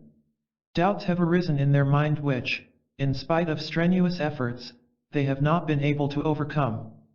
Before the Udam himself, even when he spoke to them or when they touched him, the thought has arisen in them that they contemplated a mere phantasmagoria which they had themselves created.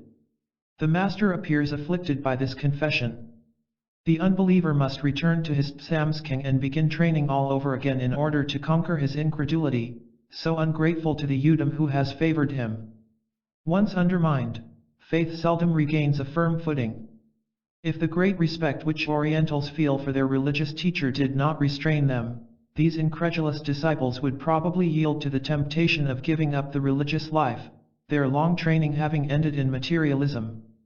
But nearly all of them hold on to it, for if they doubt the reality of their Udam, they never doubt their master's wisdom. After a time the disciple repeats the same confession. It is even more positive than the first time. There is no longer any question of doubt. He is thoroughly convinced that the Udam is produced by his mind and has no other existence than that which he has lent him. That is exactly what it is necessary for you to realize, the master tells him. Gods, demons, the whole universe, are but a mirage which exists in the mind, springs from it, and sinks into it. A declaration continually repeated by Tibetan mystics, Chapter 8, Psychic phenomena in Tibet, how Tibetans explain them. In the preceding chapter I have already mentioned some incidents that may be classified as psychic phenomena. It may be useful to take up the subject again, for the fame which Tibet enjoys in foreign countries is largely due to the belief that prodigies happen there as plentifully as wildflowers grow in the fields. Whatever certain people may think about the matter, strange events are far from being usual in Tibet, and it is good to bear in mind that the observations which I have condensed into a few pages are the result of researches which lasted more than 10 years. The fascination exercised by Tibet as an abode of sages and magicians dates from a time long back. Even before the Buddha, Indians turned with devout awe to the Himalayas, and many were the extraordinary stories about the mysterious, cloud-enshrouded northern country extending beyond their mighty snowy peaks. The Chinese also seem to have been impressed by the strangeness of Tibetan wilds. Amongst others, the legend of her great mystic philosopher Lhasa relates that, at the end of his long career, the master riding an ox started for the mysterious land, crossed its border, and never returned. The same thing is sometimes told about Bodhidharma and some of his Chinese disciples, followers of the Buddhist sect of meditation, Tibetan sect. Even nowadays one may often meet Indian pilgrims on the paths that climb towards the passes through which one enters Tibet, dragging themselves along as in a dream, hypnotized, it seems, by an overpowering vision. When asked the motive of their journey, most of them can only answer that they wish to die on Tibetan ground. And too often the cold climate, the high altitude, fatigue, and starvation help them to realize their wish. How can we explain this magnetic power in Tibet? There is no doubt that the reputation enjoyed by the land of snow for being a country of wizards and magicians, a ground on which miracles daily occur, is the main cause of its attraction over the majority of its worshippers. But now one may ask for what reason Tibet has been credited with being the chosen land of occult lore and supernormal phenomena. Perhaps the most obvious cause is that already mentioned, the extreme remoteness of the country, enclosed between formidable mountain ranges and immense deserts. Men compelled to abandon cherished ideals incompatible with their stern, prosaic surroundings, are eager to transplant them to a more favorable fairyland. As a last resource they build gardens in the heaven and superterrestrial paradises to shelter their daydreams, but how much more readily will they seize upon the opportunity of lodging them in an earthly country? Tibet offers that opportunity. It has all the physical features of a true wonderland. I do not think it is exaggerated to say that its landscapes surpass, in all respects, those imagined by the fanciful architects of gods and demons' worlds. No description can convey the least idea of the solemn majesty, the serene beauty, the awe-inspiring wildness, the entrancing charm of the finest Tibetan scenes. Often, when tramping across these solitary heights, one feels like an intruder. Unconsciously one slackens pace, lowers one's voice, and words of apology for one's unwarranted boldness come to the lips, ready to be uttered at the first sight of a legitimate superhuman master on whose ground one has trespassed. Common Tibetan villagers and herdsmen, though born amidst such surroundings, are strongly influenced by them. Translated by their primitive mind, their impressions take the form of these fantastic demigods and spirits of 100 kinds with whom they have densely populated the solitudes of Tibet, and whose whimsical demeanor is the inexhaustible theme of a rich folklore. On the other hand, just as the Chaldean shepherds of yore observing the starry sky, on the shore of Euphrates laid the foundation of astronomy, so Tibetan anchorites and itinerant shamans have long pondered over the mysteries of their bewitching country and noted the phenomena which there found a favorable ground. A strange art had its origin in their contemplations and, many centuries ago, the magicians from the northern trans-Himalayan land were already known and held in high repute in India. Now, in spite of its remoteness, Tibet is not altogether inaccessible. This, I can well testify. I have several times reached its southern tableland through different Himalayan passes, traveled for years in its eastern provinces and the northern North Thang, a large tract of more or less level ground. The Chongthang is the vast grassy desert which extends between Tibet and the Chinese Turkestan, and, during my last journey, I crossed the whole country from its southeastern border to Lhasa. Any robust man or woman who does not fear hardships might do the same but for the policy which closes Tibet. It is certain that, especially since the introduction of Buddhism, numbers of Indians, Nepalese, Chinese and other travelers have visited Tibet, seen its bewildering sights and heard about the supernormal powers with which its dubdubs are credited. Amongst them, a few have probably approached the lamas or Bonpas magicians and listened to the mystic doctrines of contemplative hermits. Their travelers' tales, which inevitably grew and amplified as they were circulated, must have greatly contributed, together with the causes I have mentioned and other less apparent ones, to create around Tibet the glamorous atmosphere it now enjoys. Must we conclude that the renown of Tibet as the land in which prodigies flourish, is entirely based on delusion? This would be as great an error as the uncritical acceptance of all the native tales, or of those lately conceived by the fertile brains of some facetious Westerners. The best way is to be guided by the rather surprising opinion of the Tibetans themselves regarding miraculous events. None in Tibet deny that such events may take place, but no one regards them as miracles, according to the meaning of that term in the West, that is to say as supernatural events. Indeed, Tibetans do not recognize any supernatural agent. The so-called wonders, they think, are as natural as common daily events and depend on the clever handling of little-known laws and forces.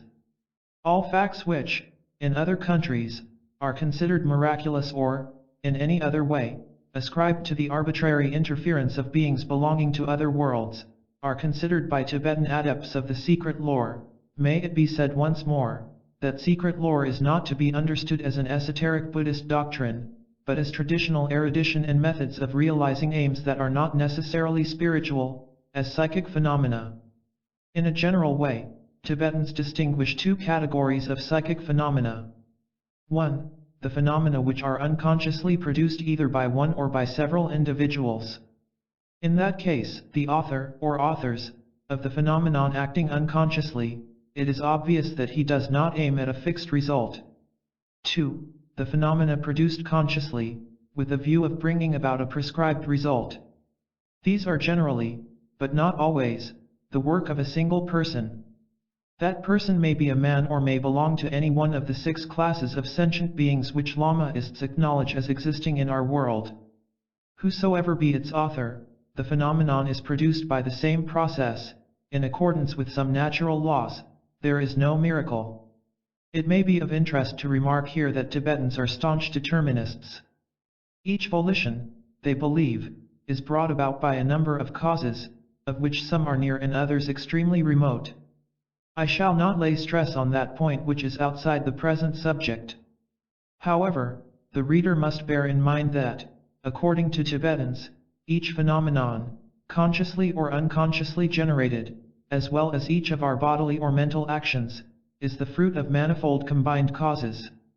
Amongst these causes, the first and more easily discernible ones are those which have arisen, in the mind of the doer of the action, the conscious will of doing it. To these causes Tibetans assimilate those which, even unknown to the doer, have put into motion some forces which have led him to perform the action. Both kinds are styled Jyu, immediate or principal cause. Then, come the outside causes, not originating with the doer, which may have helped the accomplishment of the action. These are called Kayan. As an instance, the seed is the Jyu of the plant.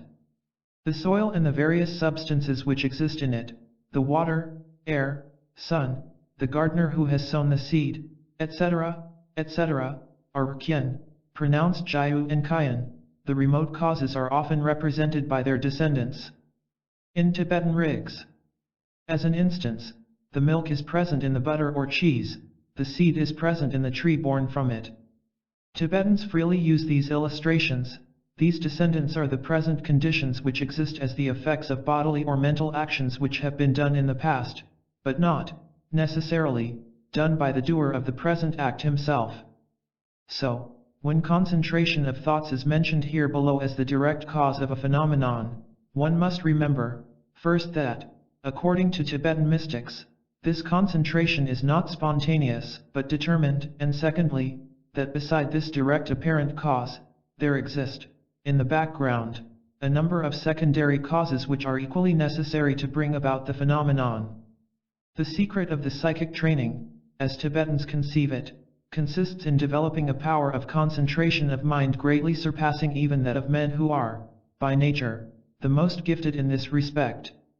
Mystic masters affirm that by the means of such concentration of mind, waves of energy are produced which can be used in different ways. The term wave is mine. I use it for clearness' sake and also because, as the reader will see, Tibetan mystics really mean some currents or waves of force. However, they merely say shugs or tsal, written rsal, that is to say, energy. That energy, they believe, is produced every time that a physical or mental action takes place, action of the mind, of the speech and of the body. According to the Buddhist classification, the production of psychic phenomena depends upon the strength of that energy and the direction in which it is pointed. 1. An object can be charged by these waves. It then becomes something resembling our electric accumulators and may give back, in one way or another, the energy stored in it. For instance, it will increase the vitality of one who touches it, infuse him with courage, etc. Practices grounded on this theory and aiming at beneficial results are current in Tibet. Numbers of lamas prepare pills, holy water, knotted scarves, charms printed on paper or cloth, which are supposed to impart strength and health, or to keep away accidents, evil spirits, robbers, bullets, and so on. The Lama must first purify himself by a proper diet and then concentrate his thoughts on the object which he means to empower, in order to load it with wholesome influences. Several weeks or months are sometimes deemed necessary for that preparation. However, when it is only a question of charmed scarves, these are often knotted and consecrated in a few minutes. 2. The energy which is communicated to an object, pours into it a kind of life. That inanimate object becomes able to move and can perform certain actions at the command of its maker. The Ngag-spas are said to resort to these practices, to hurt or kill without arousing any suspicion that they are responsible for the casualty. Here is an instance of the way in which the sorcerer proceeds. Taking with him the object which is to be animated, let us say a knife destined to kill someone, the Ngag-spa shuts himself in seclusion for a period that may last over several months. During that time he sits, concentrating his thoughts on the knife in front of him and endeavoring to transfer to the inanimate object, his will to kill the particular individual whose death has been planned. Various rites are often performed in connection with the Ngag-spa's concentration of mind. These aim at adding to the energy which the latter is capable of generating and transfusing into the knife. Beings deemed more powerful than the sorcerer are either besought to cooperate willingly with him or coerced and compelled to let their energy flow into the weapon. These beings are often of a demoniacal kind, but in the case when the murder is deemed a righteous action, as were the murders of harmful beings by King Gesar of Ling or the murder of the King Lang Dharma, who meant to re-establish the pre-Buddhistic shamanism in Tibet. Lamaists differ on that point from Orthodox Buddhism, which expressly forbids killing. Useful to the welfare of many, lofty benevolent entities may be called in as helpers. These are always respectfully implored and no one attempts to coerce them. Some Ngag-spas think it useful to bring the weapon into touch with the man whom it is meant to kill or with objects habitually used by him. Other adepts of the black art scoff at such a childish practice and declare that it discloses utter ignorance regarding the causes which may bring about the killing or hurting that is to appear accidental. When the sorcerer supposes that the knife is ready to perform its work, it is placed near the man who is to become its victim so that, almost always, he may be led to use it. Then, as soon as he seizes it, the knife moves, gives a sudden impulse to the hand which holds it, and the man against whom it has been prepared stabs himself. It is said that when once the weapon has been animated in that way, it becomes dangerous for the Ngag-spa who, if he lacks the knowledge and cleverness required to guard himself, may fall its victim. Autosuggestion is likely to result from the protracted meditation and the elaborate rites performed by the sorcerer while dwelling in seclusion, and it would not be surprising if some accident occurred to him. Nevertheless, apart from the stories of demons and spirits, there may be a phenomenon similar to that which is said to occur when the phantom created by a magician breaks away from its maker's control. Certain lamas and a few bonpas have told me that it is a mistake to believe, in such cases as I have just mentioned, that the knife becomes animated and kills the man. It is the man, they said, who acts on auto-suggestion as a result of the sorcerer's concentration of thought. Though the Ngagspa only aims at animating the knife, the man against whom the rites are performed is closely associated in his mind with the idea of the weapon. And so, as that man may be a fit receiver of the occult waves generated by the sorcerer, while the knife is not, he falls unconsciously under their influence. Then, when touching the prepared knife, the view and touch of the latter put into motion the suggestion existing, unknown to him, in the man's mind, and he stabs himself. Moreover, it is strongly believed that without any material object for transmission, proficient adepts of the secret lore can suggest, even from afar, to men or other beings, the idea of killing themselves in one way or another. All agree in saying that any such attempt cannot be successful against an adept in psychic training because such a one detects the waves of forces pointed at him and is able to discriminate their nature and thrust back those which he deems harmful. 3. Without the help of any material object, the energy generated by the concentration of thoughts can be carried to more or less distant points. There this energy may manifest itself in various manners. For instance, it can bring about psychic phenomena. It can penetrate the goal ascribed to it and thus transfer the power generated elsewhere. Mystic masters are said to use this process during the anchor rites. Much could be said about these rites and the spirit which pervades them. The limited space allowed in an average size volume forbids an exhaustive account of all theories and practices of mystic Lamaism, and I have reluctantly had to omit for the present a number of interesting subjects. I shall confine myself to a few words. Lamaist anchor, literally empowerment, is not an initiation, though, for lack of other words, I have sometimes used that term in the course of the present book. The various anchors are not meant to reveal esoteric doctrines, as initiations were, among the Greeks and other peoples. They have a decidedly psychic character. The theory about them is that energy may be transmitted from the master, or from some more occult store of forces, to the disciple who is able to tap the psychic waves in transmission. According to Lamaist mystics, during the performance of the anchor rite a force is placed within the disciple's reach. The seizing and assimilating of that force is left to his ability. In the course of talks I had on this subject with mystic initiates, they have defined anchor as a special opportunity offered to a disciple of empowering himself. By the same method, mystic masters are said to be able to dispatch waves of energy which, in case of need, cheer, refresh, and invigorate, physically and mentally, their distant disciples.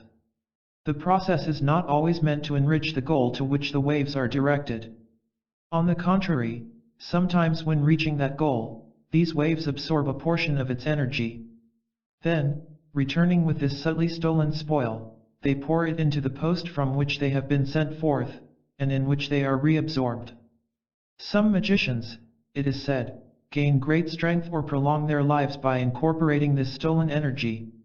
4. Tibetan mystics also affirm that adepts well trained in concentration are capable of visualizing the forms imagined by them and can thus create any kind of phantom, men, deities, animals, inanimate objects, landscapes, and so forth. The reader must recall what has been said on this subject in reference to the tulkus, see Chapter 3, and the innumerable phantoms which, according to the Dalai Lama, Achang Chub Semspa, in Sanskrit a bodhisattva, a highly spiritually developed being nearing the perfection of a Buddha, has the power to generate. These phantoms do not always appear as impalpable mirages, they are tangible and endowed with all the faculties and qualities naturally pertaining to the beings or things of which they have the appearance. For instance, a phantom horse trots and neighs. The phantom rider who rides it can get off his beast, speak with a traveler on the road and behave in every way like a real person. A phantom house will shelter real travelers, and so on. Such happenings abound in Tibetan stories and especially in the famous epic of King Gesar of Ling. The great hero multiplies himself. He produces phantom caravans with tents, hundreds of horses, lamas, merchants, servants, and each of them plays his part. In battles he creates phantom armies which kill their enemies just as well as if they were authentic warriors. All this appears to belong to the realm of fairy tales, and one may wisely assume that 99 out of 100 of these stories are purely mythical. Yet disconcerting incidents occur, phenomena are witnessed which it is impossible to deny. Explanations of them are to be found by the observer himself, if he refuses to accept those offered by Tibetans. But often these Tibetan explanations, on account of their vaguely scientific form, attract the inquirer and become themselves a field of investigation. Western travelers who have approached the Tibetan border and formed a superficial idea of the common folk's superstitions will be most surprised to hear of the strangely rationalistic and skeptical opinion of prodigies which these apparently credulous simpletons harbor in the depth of their minds. Two stories, which are known and famous all over Tibet, will serve to illustrate the matter. Whether the facts related be authentic or not is of no importance to us. Our interest hangs on the explanation given of the cause of the miracle and the spirit which pervades the whole story. Once upon a time, a trader was traveling with his caravan on a stormy day, and his hat was carried away by the wind. Tibetans believe that to pick up a hat which has fallen down in such circumstances in the course of a journey will bring bad luck. So yielding to that superstition, the merchant abandoned his hat. It was a soft felt hat, with fur laps that can be worn turned up or covering the ears, as the weather requires. Buried between the thorny shrubs where it had been violently tossed by the wind, its shape was hardly recognizable. A few weeks later a man passing by that place at dusk noticed an undistinguishable form which seemed to be crouched among the thickets. He was not too brave and hurriedly passed his way. On the morrow he told some villagers that he had seen something strange at a short distance from the path. Other travelers also remarked at that very spot a peculiar object whose nature they could not ascertain, and spoke of it to the villagers. Then, others again and again had a look at the innocent hat and called the attention of the country people to it. Now, sun, rain and dust helped to make the hat a stiff, more mysterious-looking object. The felt had taken on a dirty yellowish-brown color and the fur laps looked vaguely like an animal's ears. Traders and pilgrims stopping in the village were warned that, at the skirt of the forest, a thing, neither man nor beast, remained in ambush and it was necessary to be on the watch. Someone suggested that the thing must be a demon and soon the object, anonymous till then, was promoted to the rank of a devil. As months went by, more people cast a fearful glance at the old hat. More people spoke about it and the whole country came to talk of the demon hidden at the border of the wood. Then one day it happened that some passers-by saw the rag moving. Another day it tried to extricate itself from the thorns that had grown around it, and finally it followed a party of wayfarers who ran, panic-stricken, for their lives. The hat had been animated by the many thoughts concentrated on it. That story, which Tibetans affirm to be authentic, is given as an instance of the power of concentration of mind, even when unconsciously affected, and not aiming at a prescribed result. The second story has the appearances of having been invented by a miscreant joker to ridicule the devotees, but it is not so. No one in Tibet finds it laughable or irreverent. The fact related is accepted as revealing a strict truth about all cults. Whatever it may be, the worshipped object is only possessed with the power, which is supplied to it by the collective concentration of thoughts and the faith of its worshippers. The aged mother of a trader who went each year to India, asked her son to bring her a relic from the Holy Land. India, the cradle of Buddhism, is the holy land of Tibetans. The trader promised to do so, but his mind being much occupied with the cares of his business, he forgot his promise. The old woman felt very sad, and the next year, when her son's caravan started again, she renewed her request for the holy relic. Again the trader promised to bring one, and again he forgot it. The same thing happened for the third time the following year. However, this time the merchant remembered his promise before reaching his home and was much troubled at the idea of once more disappointing his aged mother's eager expectation. As he pondered over the matter, seeking a way to mend his neglect, he caught sight of a piece of a dog's jaw lying near the road. A sudden inspiration came to him. He broke off a tooth of the bleached jawbone, wiped away the earth which covered it and wrapped it in a piece of silk. Then, having reached his house, he offered the old bone to his mother, declaring that it was a most precious relic, a tooth of the great Sariputra. A prominent personal disciple of the Buddha, overjoyed, her heart filled with veneration, the good woman placed the tooth in a casket on the altar of the family shrine.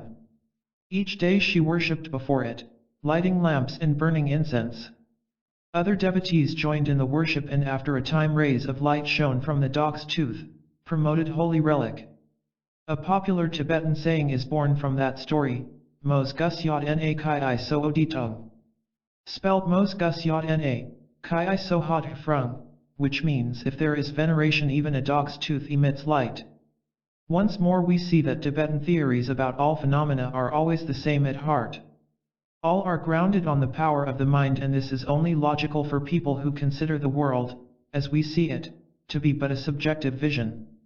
The power of becoming invisible at will, exhibited by numbers of magicians in the tales of all nations, is finally ascribed, by Tibetan occultists, to the cessation of mental activity. Truly, Tibetan legends tell us about material contrivances for causing invisibility. Among them is the dipshing, which appears in so many stories. It is the fabulous wood which a strange crow hides in its nest. The smallest fragment of it ensures complete invisibility to the man, beast, or object which holds it or near which it is placed. But great Naljorpas and Dubchins need not possess any magic material implement to make themselves invisible. From what I have been able to understand, adepts in psychic training do not see this prodigy in the same way as the profane. According to them, it is not a question of juggling oneself away, but of taking care not to arouse any feeling in the sentient beings by whom one is surrounded. By that means one's presence is not detected, or, at a lesser degree, one is scarcely noticed by those before whose eyes one passes, one does not excite any reflection in their mind and does not leave any impression in their memory. The explanations which have been given to me of this matter may be roughly summarized as follows. When one walks, making a loud noise and many gestures, jostling against men and things, one arouses many sensations in many people. Attention is roused in those who feel these sensations, and that attention is directed to the one who causes them. If, on the contrary, one steals along noiselessly without touching anybody, one arouses few sensations. These are not vivid, they awaken only slight attention in those who experience them, and, consequently, one is but little noticed. Yet, however motionless and silent one may be, the work of the mind generates an energy which spreads all around the one who produces it, and this energy is felt in various ways by those who come into touch with it. But if one succeeds in stopping all activity of the mind, one arouses no sensations in others, and so one is not seen. As I thought this theory too fantastic, I objected that in any case, the material body must remain visible. The reply was as follows: at each moment, a large number of objects are within our view, yet we only notice a few of them. The others do not make any impression on us. No knowledge, consciousness, nampar shespa, spelled renam par shespa, follows the visual contact, meggi regpa, we do not remember that this contact has taken place. Practically, these objects have remained invisible to us. However interested we may feel in the other strange accomplishments with which Tibetan adepts of the secret lore are credited, the creation of thought forms seems by far the most puzzling. We have already seen in the preceding chapter how the novice is trained to build up the form of his tutelary deity, but in that case the aim is a kind of philosophical enlightenment. The goal is different in other cases. In order to avoid confusion, we will first consider another kind of phenomena which is often discussed, not only in Tibet, but in various other Eastern countries and even in the West. Some profess to see a certain analogy between these and the creation of thought forms, but, in fact, the process is not at all the same. In nearly all countries there are people who believe in a subtle soul or spirit which, while the body lies asleep or in a cataleptic trance, can roam about in various places. About this subject see also what is said about the dialogues in Chapter 1, Death and Hereafter, and perform different deeds, sometimes associating for that purpose with a material body other than that with which it is habitually united. Tales of witches going to the sabbat were common during the Dark Ages, and investigations proved that, generally, the witch was lying unconscious in a trance all the time. Nevertheless, when coming to her senses again, she described at length the wonders of the infernal orgy at which she believed she had been a guest. Numbers of hysterical women have been burnt at the stake for having such delusions. In India, countless legends relate the strange adventures of men, demigods, or demons who enter dead bodies, act in guise of the dead man and then revert to their own frame, which had meanwhile remained unconscious. The most famous of these stories is that of Sri Sankaracharya, the celebrated Vedantin philosopher to whom Indian Brahmins are indebted for having re-established them in the privileged position that had been severely shaken by the rationalist Buddhist doctrine. His personality as it appears to us through half-legendary biographies must have been most remarkable. Unfortunately, a sort of political caste interest seems to have dimmed his otherwise bright intelligence. It made him a champion of baneful social theories which were in complete contradiction to the lofty pantheism which he preached. Sankaracharya, so runs the story, had challenged a rival philosopher named Mandana, who was a supporter of the ritualistic creed of karma mimamsa, the doctrine that salvation can only be attained through sacrifices to the deities, worship, sacraments, and ritualistic performances. Sankara held the opposite view, that is to say, salvation is the fruit of knowledge, and it had been settled that whoever was defeated in the discussion should become his opponent's disciple and embrace the same condition of life as his master. Consequently, Mandana, being a householder and Sankaracharya a sannyasin, an ascetic, who has entirely renounced the world, if Mandana's arguments triumphed, Sankara would have to give up his religious garb and marry, while in the event Mandana would be compelled to renounce his wife and home and to don the orange robe, the badge of ultimate renunciation. It happened that Mandana was losing the controversy and Sankara was about to claim him as a disciple, when Mandana's wife Bharati, who was a learned lady, interfered. "The holy scriptures," she said, "declare that wife and husband are one. So, having defeated my husband, you have only defeated one half of our being. Your victory cannot be admitted until you defeat me also." Sankara had no reply. The objection was grounded on orthodox beliefs. He began another philosophic tournament. The lady, understanding that her knowledge and controversial ability could not vie with those of her opponent, saved herself by a clever stratagem. Indian sacred scriptures classify among the orthodox sciences, the art of sensual love. Bharati put certain questions on that peculiar subject to Sankara which confounded the ascetic.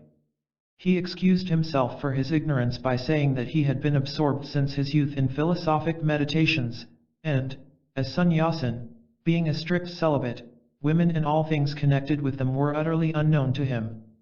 However, he deemed himself quite capable of acquiring the knowledge which he lacked. Would not his charming adversary grant him about a month's leave to seek enlightenment? He was willing to resume the controversy at the end of the fixed time. Here Bharati must have imprudently undervalued the capacity of her opponent, or thought that such a short time would not be enough for him to master the required science. She acquiesced and Sankara started in quest of teachers. Now it happened that, at about that time, a Raja named Amaruka died. Sankara, who could not have undertaken his study in the person of an already famous ascetic, here saw a convenient opportunity. He ordered his disciples to guard his body in a remote spot while he transmitted his subtle self into the body of the prince which was being carried to the funeral pyre. The resuscitated Amaruka was taken back to his palace to the great joy of his several Ranis, legitimate wives, and a good number of pretty concubines.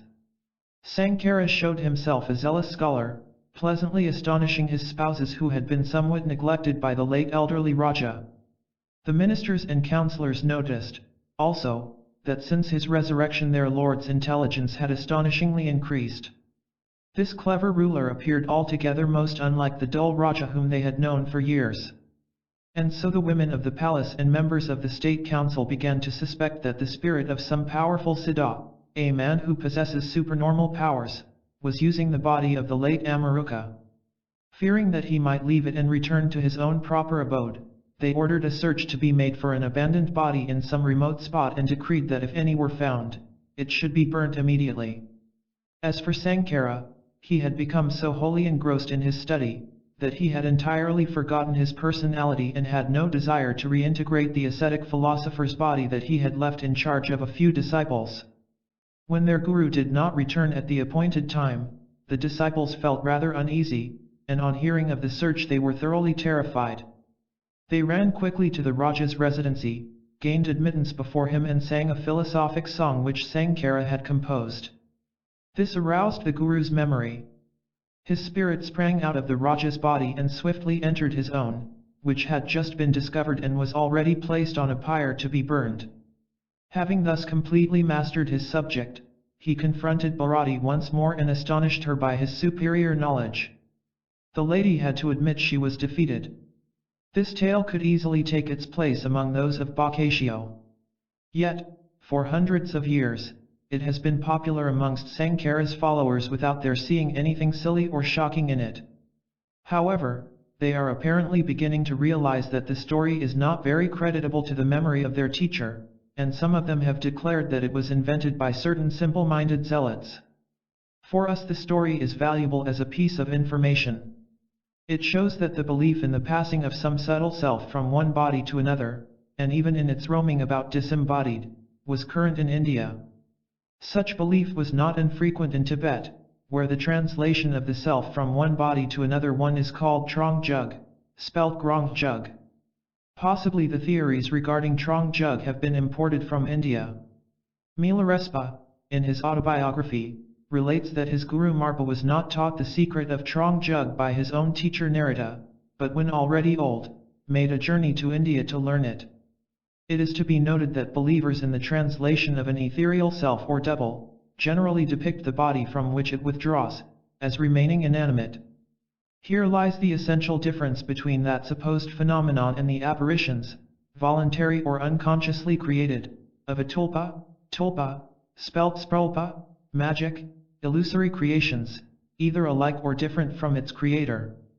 In fact, while the translation as related in Indian or Tibetan stories, may well be regarded as a fable, the creation of tulpas seems worthy of investigation. Phantoms, as Tibetans describe them, and those that I have myself seen do not resemble the apparitions which are said to occur during spiritualist seances. In Tibet, the witnesses of these phenomena have not been especially invited to endeavor to produce them, or to meet a medium known for producing them. Consequently, their minds are not prepared and intent on seeing apparitions. There is no table upon which the company lay their hands, nor any medium in trance, nor a dark closet in which the latter is shut up. Darkness is not required, sun and open air do not keep away the phantoms. As I have said, some apparitions are created on purpose either by a lengthy process resembling that described in the former chapter on the visualization of Udam or, in the case of proficient adepts, instantaneously or almost instantaneously. In other cases, apparently the author of the phenomenon generates it unconsciously, and is not even in the least aware of the apparition being seen by others. In connection with this kind of visualization or thought form creation, I may relate a few phenomena which I have witnessed myself. 1. A young Tibetan who was in my service went to see his family. I had granted him 3 weeks' leave, after which he was to purchase a food supply, engage porters to carry the loads across the hills, and come back with the caravan. Most likely the fellow had a good time with his people. 2 months elapsed and still he did not return. I thought he had definitely left me. Then I saw him one night in a dream. He arrived at my place clad in a somewhat unusual fashion, wearing a sun hat of foreign shape. He had never worn such a hat. The next morning, one of my servants came to me in haste. "Wangdu has come back," he told me. "I have just seen him down the hill." The coincidence was strange. I went out of my room to look at the traveler. The place where I stood dominated a valley. I distinctly saw Wangdu. He was dressed exactly as I had seen him in my dream. He was alone and walking slowly up the path that wound up the hill slope. I remarked that he had no luggage with him, and the servant who was next me answered, "Wangdu has walked ahead, the load carriers must be following." We both continued to observe the man. He reached a small chordan, walked behind it and did not reappear. The base of this chorten was a cube built in stone, less than 3 feet high, and from its needle-shaped top to the ground, the small monument was no more than 7 feet high. There was no cavity in it. Moreover, the chorten was completely isolated. There were neither houses, nor trees, nor undulations, nor anything that could provide a hiding in the vicinity. My servant and I believed that Wangdu was resting for a while under the shade of the chorten. But as time went by without his reappearing, I inspected the ground round the monument with my field glasses, but discovered nobody. Very much puzzled, I sent 2 of my servants to search for the boy. I followed their movements with the glasses, but no trace was to be found of Wangdu nor of anybody else. That same day, a little before dusk, the young man appeared in the valley with his caravan. He wore the very same dress and the foreign sun hat which I had seen in my dream, and in the morning vision. Without giving him or the load carriers time to speak with my servants and hear about the phenomenon, I immediately questioned them. From their answers I learned that all of them had spent the previous night in a place too far distant from my dwelling for anyone to reach the latter in the morning. It was also clearly stated that Wangdu had continually walked with the party. During the following weeks I was able to verify the accuracy of the men's declarations by inquiring about the time of the caravan's departure, at the few last stages where the porters were changed. It was proved that they had all spoken the truth and had left the last stage together with Wangdu, as they said. 2. A Tibetan painter, a fervent worshipper of the wrathful deities, who took a peculiar delight in drawing their terrible forms, came one afternoon to pay me a visit. I noticed behind him the somewhat nebulous shape of one of the fantastic beings which often appeared in his paintings. I made a startled gesture and the astonished artist took a few steps towards me, asking what was the matter. I noticed that the phantom did not follow him, and quickly thrusting my visitor aside, I walked to the apparition with one arm stretched in front of me. My hand reached the foggy form. I felt as if touching a soft object whose substance gave way under the slight push, and the vision vanished. The painter confessed in answer to my questions that he had been performing a dubthab rite during the last few weeks, calling on the deity whose form I had dimly perceived, and that very day he had worked the whole morning on a painting of the same deity. In fact, the Tibetan's thoughts were entirely concentrated on the deity whose help he wished to secure for a rather mischievous undertaking. He himself had not seen the phantom. In these 2 cases, the phenomenon was produced without the conscious cooperation of its author. Or, as a mystic Lama remarked, Wangdu and the painter could hardly be termed the authors of the phenomena. They were but one cause, maybe the principal one, amongst the various causes which had brought them about. 3. The third strange occurrence I have to relate belongs to the category of phenomena which are voluntarily produced. The fact that the apparition appeared in the likeness of the Lama who caused it, must not lead us to think that he projected a subtle double of himself. This is not the opinion of advanced adepts in Tibetan secret lore. According to them, such phantoms are tulpas, magic formations generated by a powerful concentration of thought. As it had been repeatedly stated in the preceding chapters, any forms may be visualized through that process. At that time I was camping near Punagritad in Kham. One afternoon, I was with my cook in a hut which we used as a kitchen. The boy asked me for some provisions. I answered, "Come with me to my tent, you can take what you need out of the boxes." We walked out, and when nearing my tent, we both saw the hermit Lama seated on a folding chair next my camp table. This did not surprise us because the Lama often came to talk with me. The cook only said, "Rinpoche is there, I must go and make tea for him at once. I will take the provisions later on." I replied, "All right. Make tea and bring it to us." The man turned back and I continued to walk straight toward the Lama, looking at him all the time while he remained seated motionless. When I was only a few steps from the tent, a flimsy veil of mist seemed to open before it, like a curtain that is pulled aside. And suddenly I did not see the Lama anymore. He had vanished. A little later, the cook came, bringing tea. He was surprised to see me alone. As I did not like to frighten him, I said, "Rinpoche only wanted to give me a message. He had no time to stay to tea." I related the vision to the Lama, but he only laughed at me without answering my questions. Yet, upon another occasion he repeated the phenomenon. He utterly disappeared as I was speaking with him in the middle of a wide bare tract of land, without tent or houses or any kind of shelter in the vicinity. The creation of a phantom Udam, as we have seen it described in the previous chapter, has two different objects. The higher one consists in teaching the disciples that there are no gods or demons other than those which his mind creates. The second aim, less enlightened, is to provide oneself with a powerful means of protection. How does the phantom of the deity protect its creator? By appearing instead of the latter. It is the custom in Tibet that the lamas who are initiated to that peculiar practice put on each morning the personality of their Udam. This being done, the evil spirits who happen to meet these lamas do not see them as men, but under the frightful shape of the terrible deities, a sight which of course prevents them from attempting any mischief. Expert magicians in this art can, it is said, hide their own real appearance under any illusory form they choose. Among the many who, each morning, gravely take on the shape of their Udam, probably very few are really capable of showing themselves as such.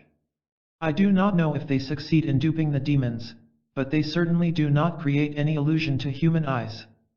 Yet I have heard that some lamas have been seen in the appearance of certain deities of the Lamaist pantheon.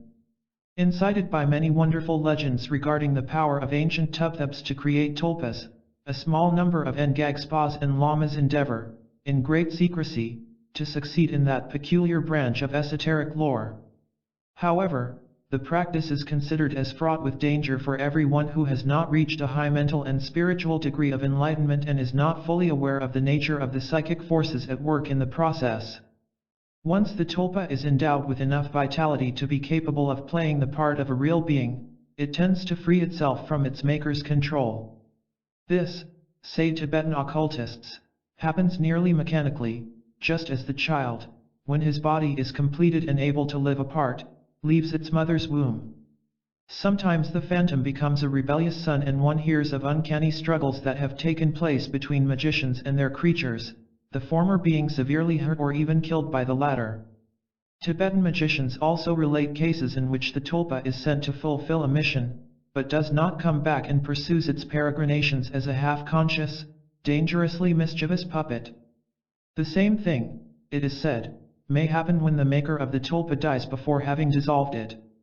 Yet, as a rule, the phantom either disappears suddenly at the death of the magician or gradually vanishes like a body that perishes for want of food. On the other hand, some tulpas are expressly intended to survive their creator and are specially formed for that purpose. These may be considered as veritable tulkas, see Chapter 3, and, in fact, the demarcation between tulpas and tulkus is far from being clearly drawn. The existence of both is grounded on the same theories.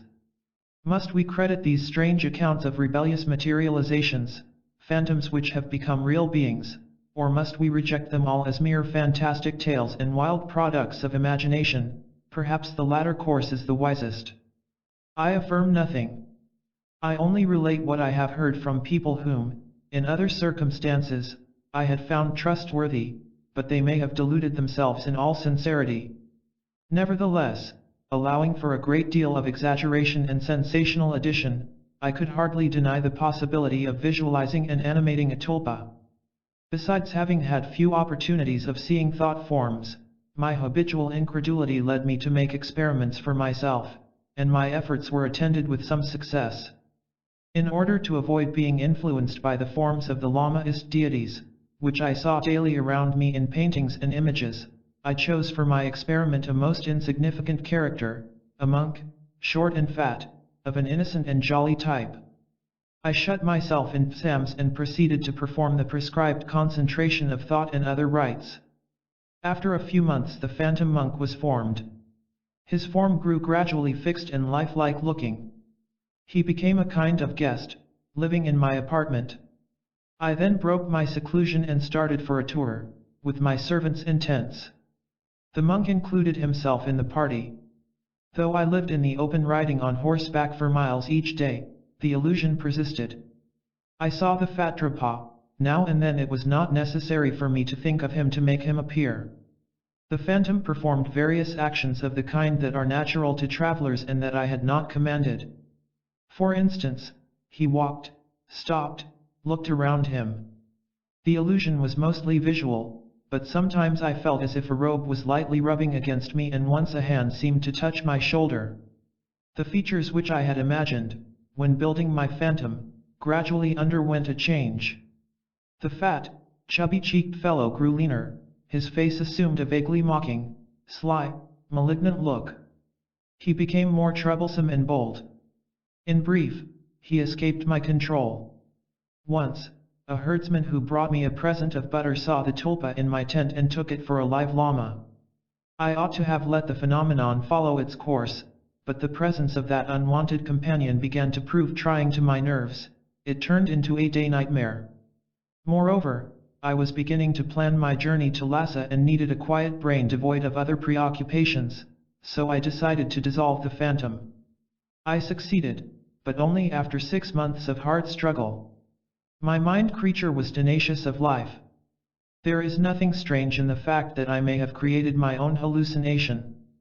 The interesting point is that in these cases of materialization, others see the thought forms that have been created.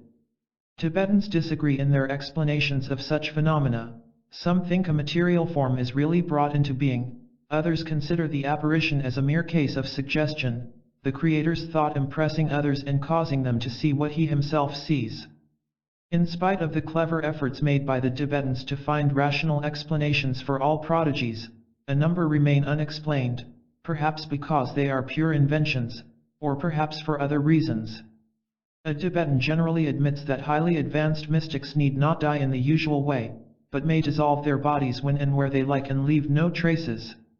It is said that Riskunpa disappeared in this way and that during a special contemplative meditation Dagmatma, the wife of Lama Marpa, ended her life by incorporating herself in her husband. But these are all personalities of long past centuries. It is more interesting to hear about an occurrence of recent date. And the interest still increases when the prodigy, instead of taking place in some lonely hermitage, happened before hundreds of witnesses. I may say at once that I was not amongst the latter and that my information is derived from the account of men who affirmed that they saw the wonder. My only connection with the miraculous event is that I personally knew the Lama who is believed to have vanished in a mysterious way. The latter, styled Kyongpi Rinpoche, was one of the spiritual teachers and religious advisors of the Tashi Lama. When I visited Shigutsa in 1916 he was already an old man and lived as a hermit, some miles away from that town, near the bank of the Yesrid Tsongpa, Brahmaputra. The mother of the Tashi Lama held him in high reverence, and when I was her guest I heard several extraordinary stories about that venerable Lama. It was reported that as years went by, the size of the learned ascetic gradually decreased. This, according to Tibetans, is a sign of great spiritual achievement, and legends relate how the bodies of some dubtabs who had been tall men, became reduced to minute proportions and finally disappeared. At that time, the new temple sheltering the huge image of the coming Buddha Maitreya was near completion and a consecration ceremony was being talked of. The Tashi Lama wished his old spiritual advisor to perform the consecration rite, but the latter declined, saying that he would have passed away before the temple could be finished.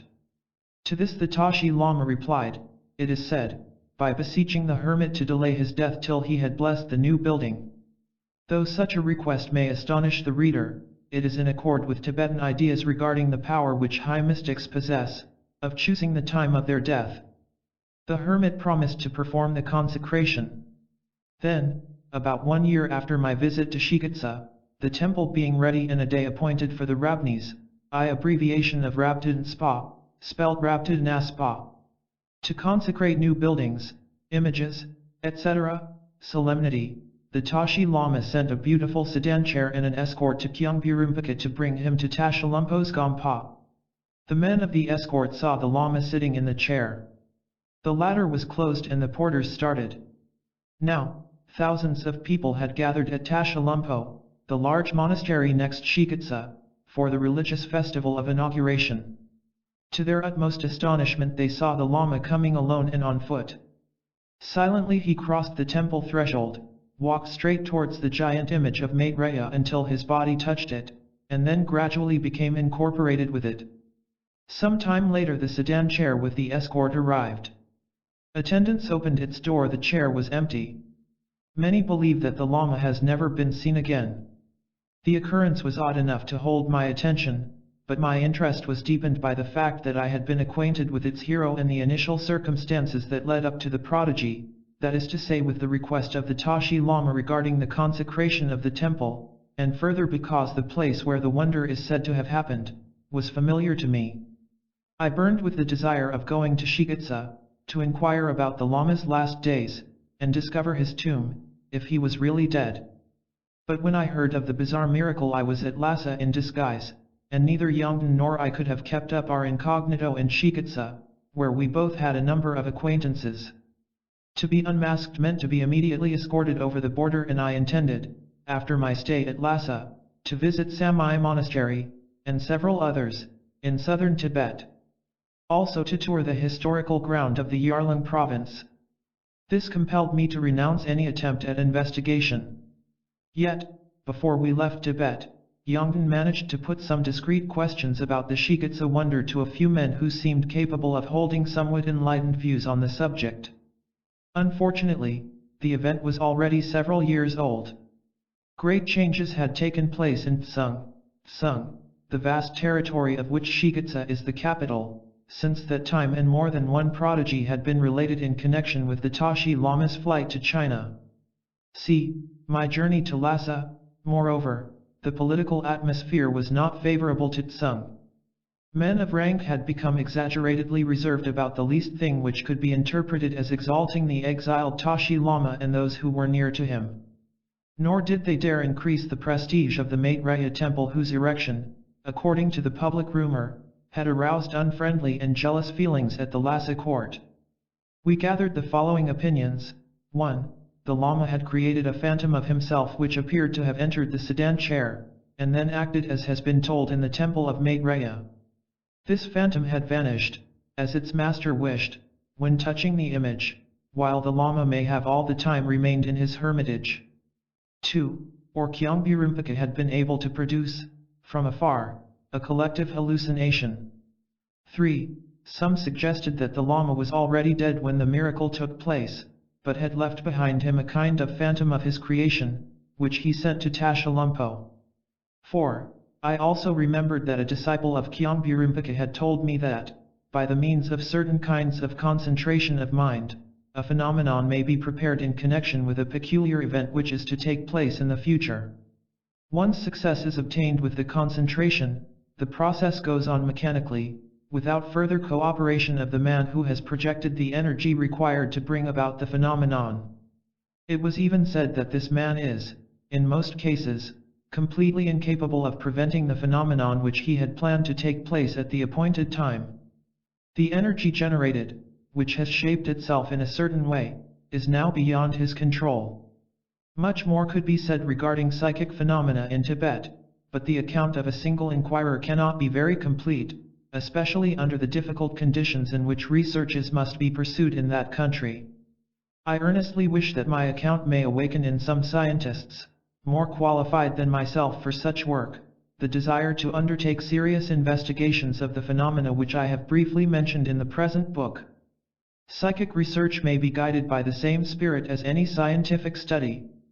The discoveries which can be made in that field have nothing of supernatural, nothing which may justify the superstitious beliefs and ramblings in which some have indulged regarding the matter. On the contrary, such research may help to elucidate the mechanism of so-called miracles, and once explained, the miracle is no more a miracle. The end.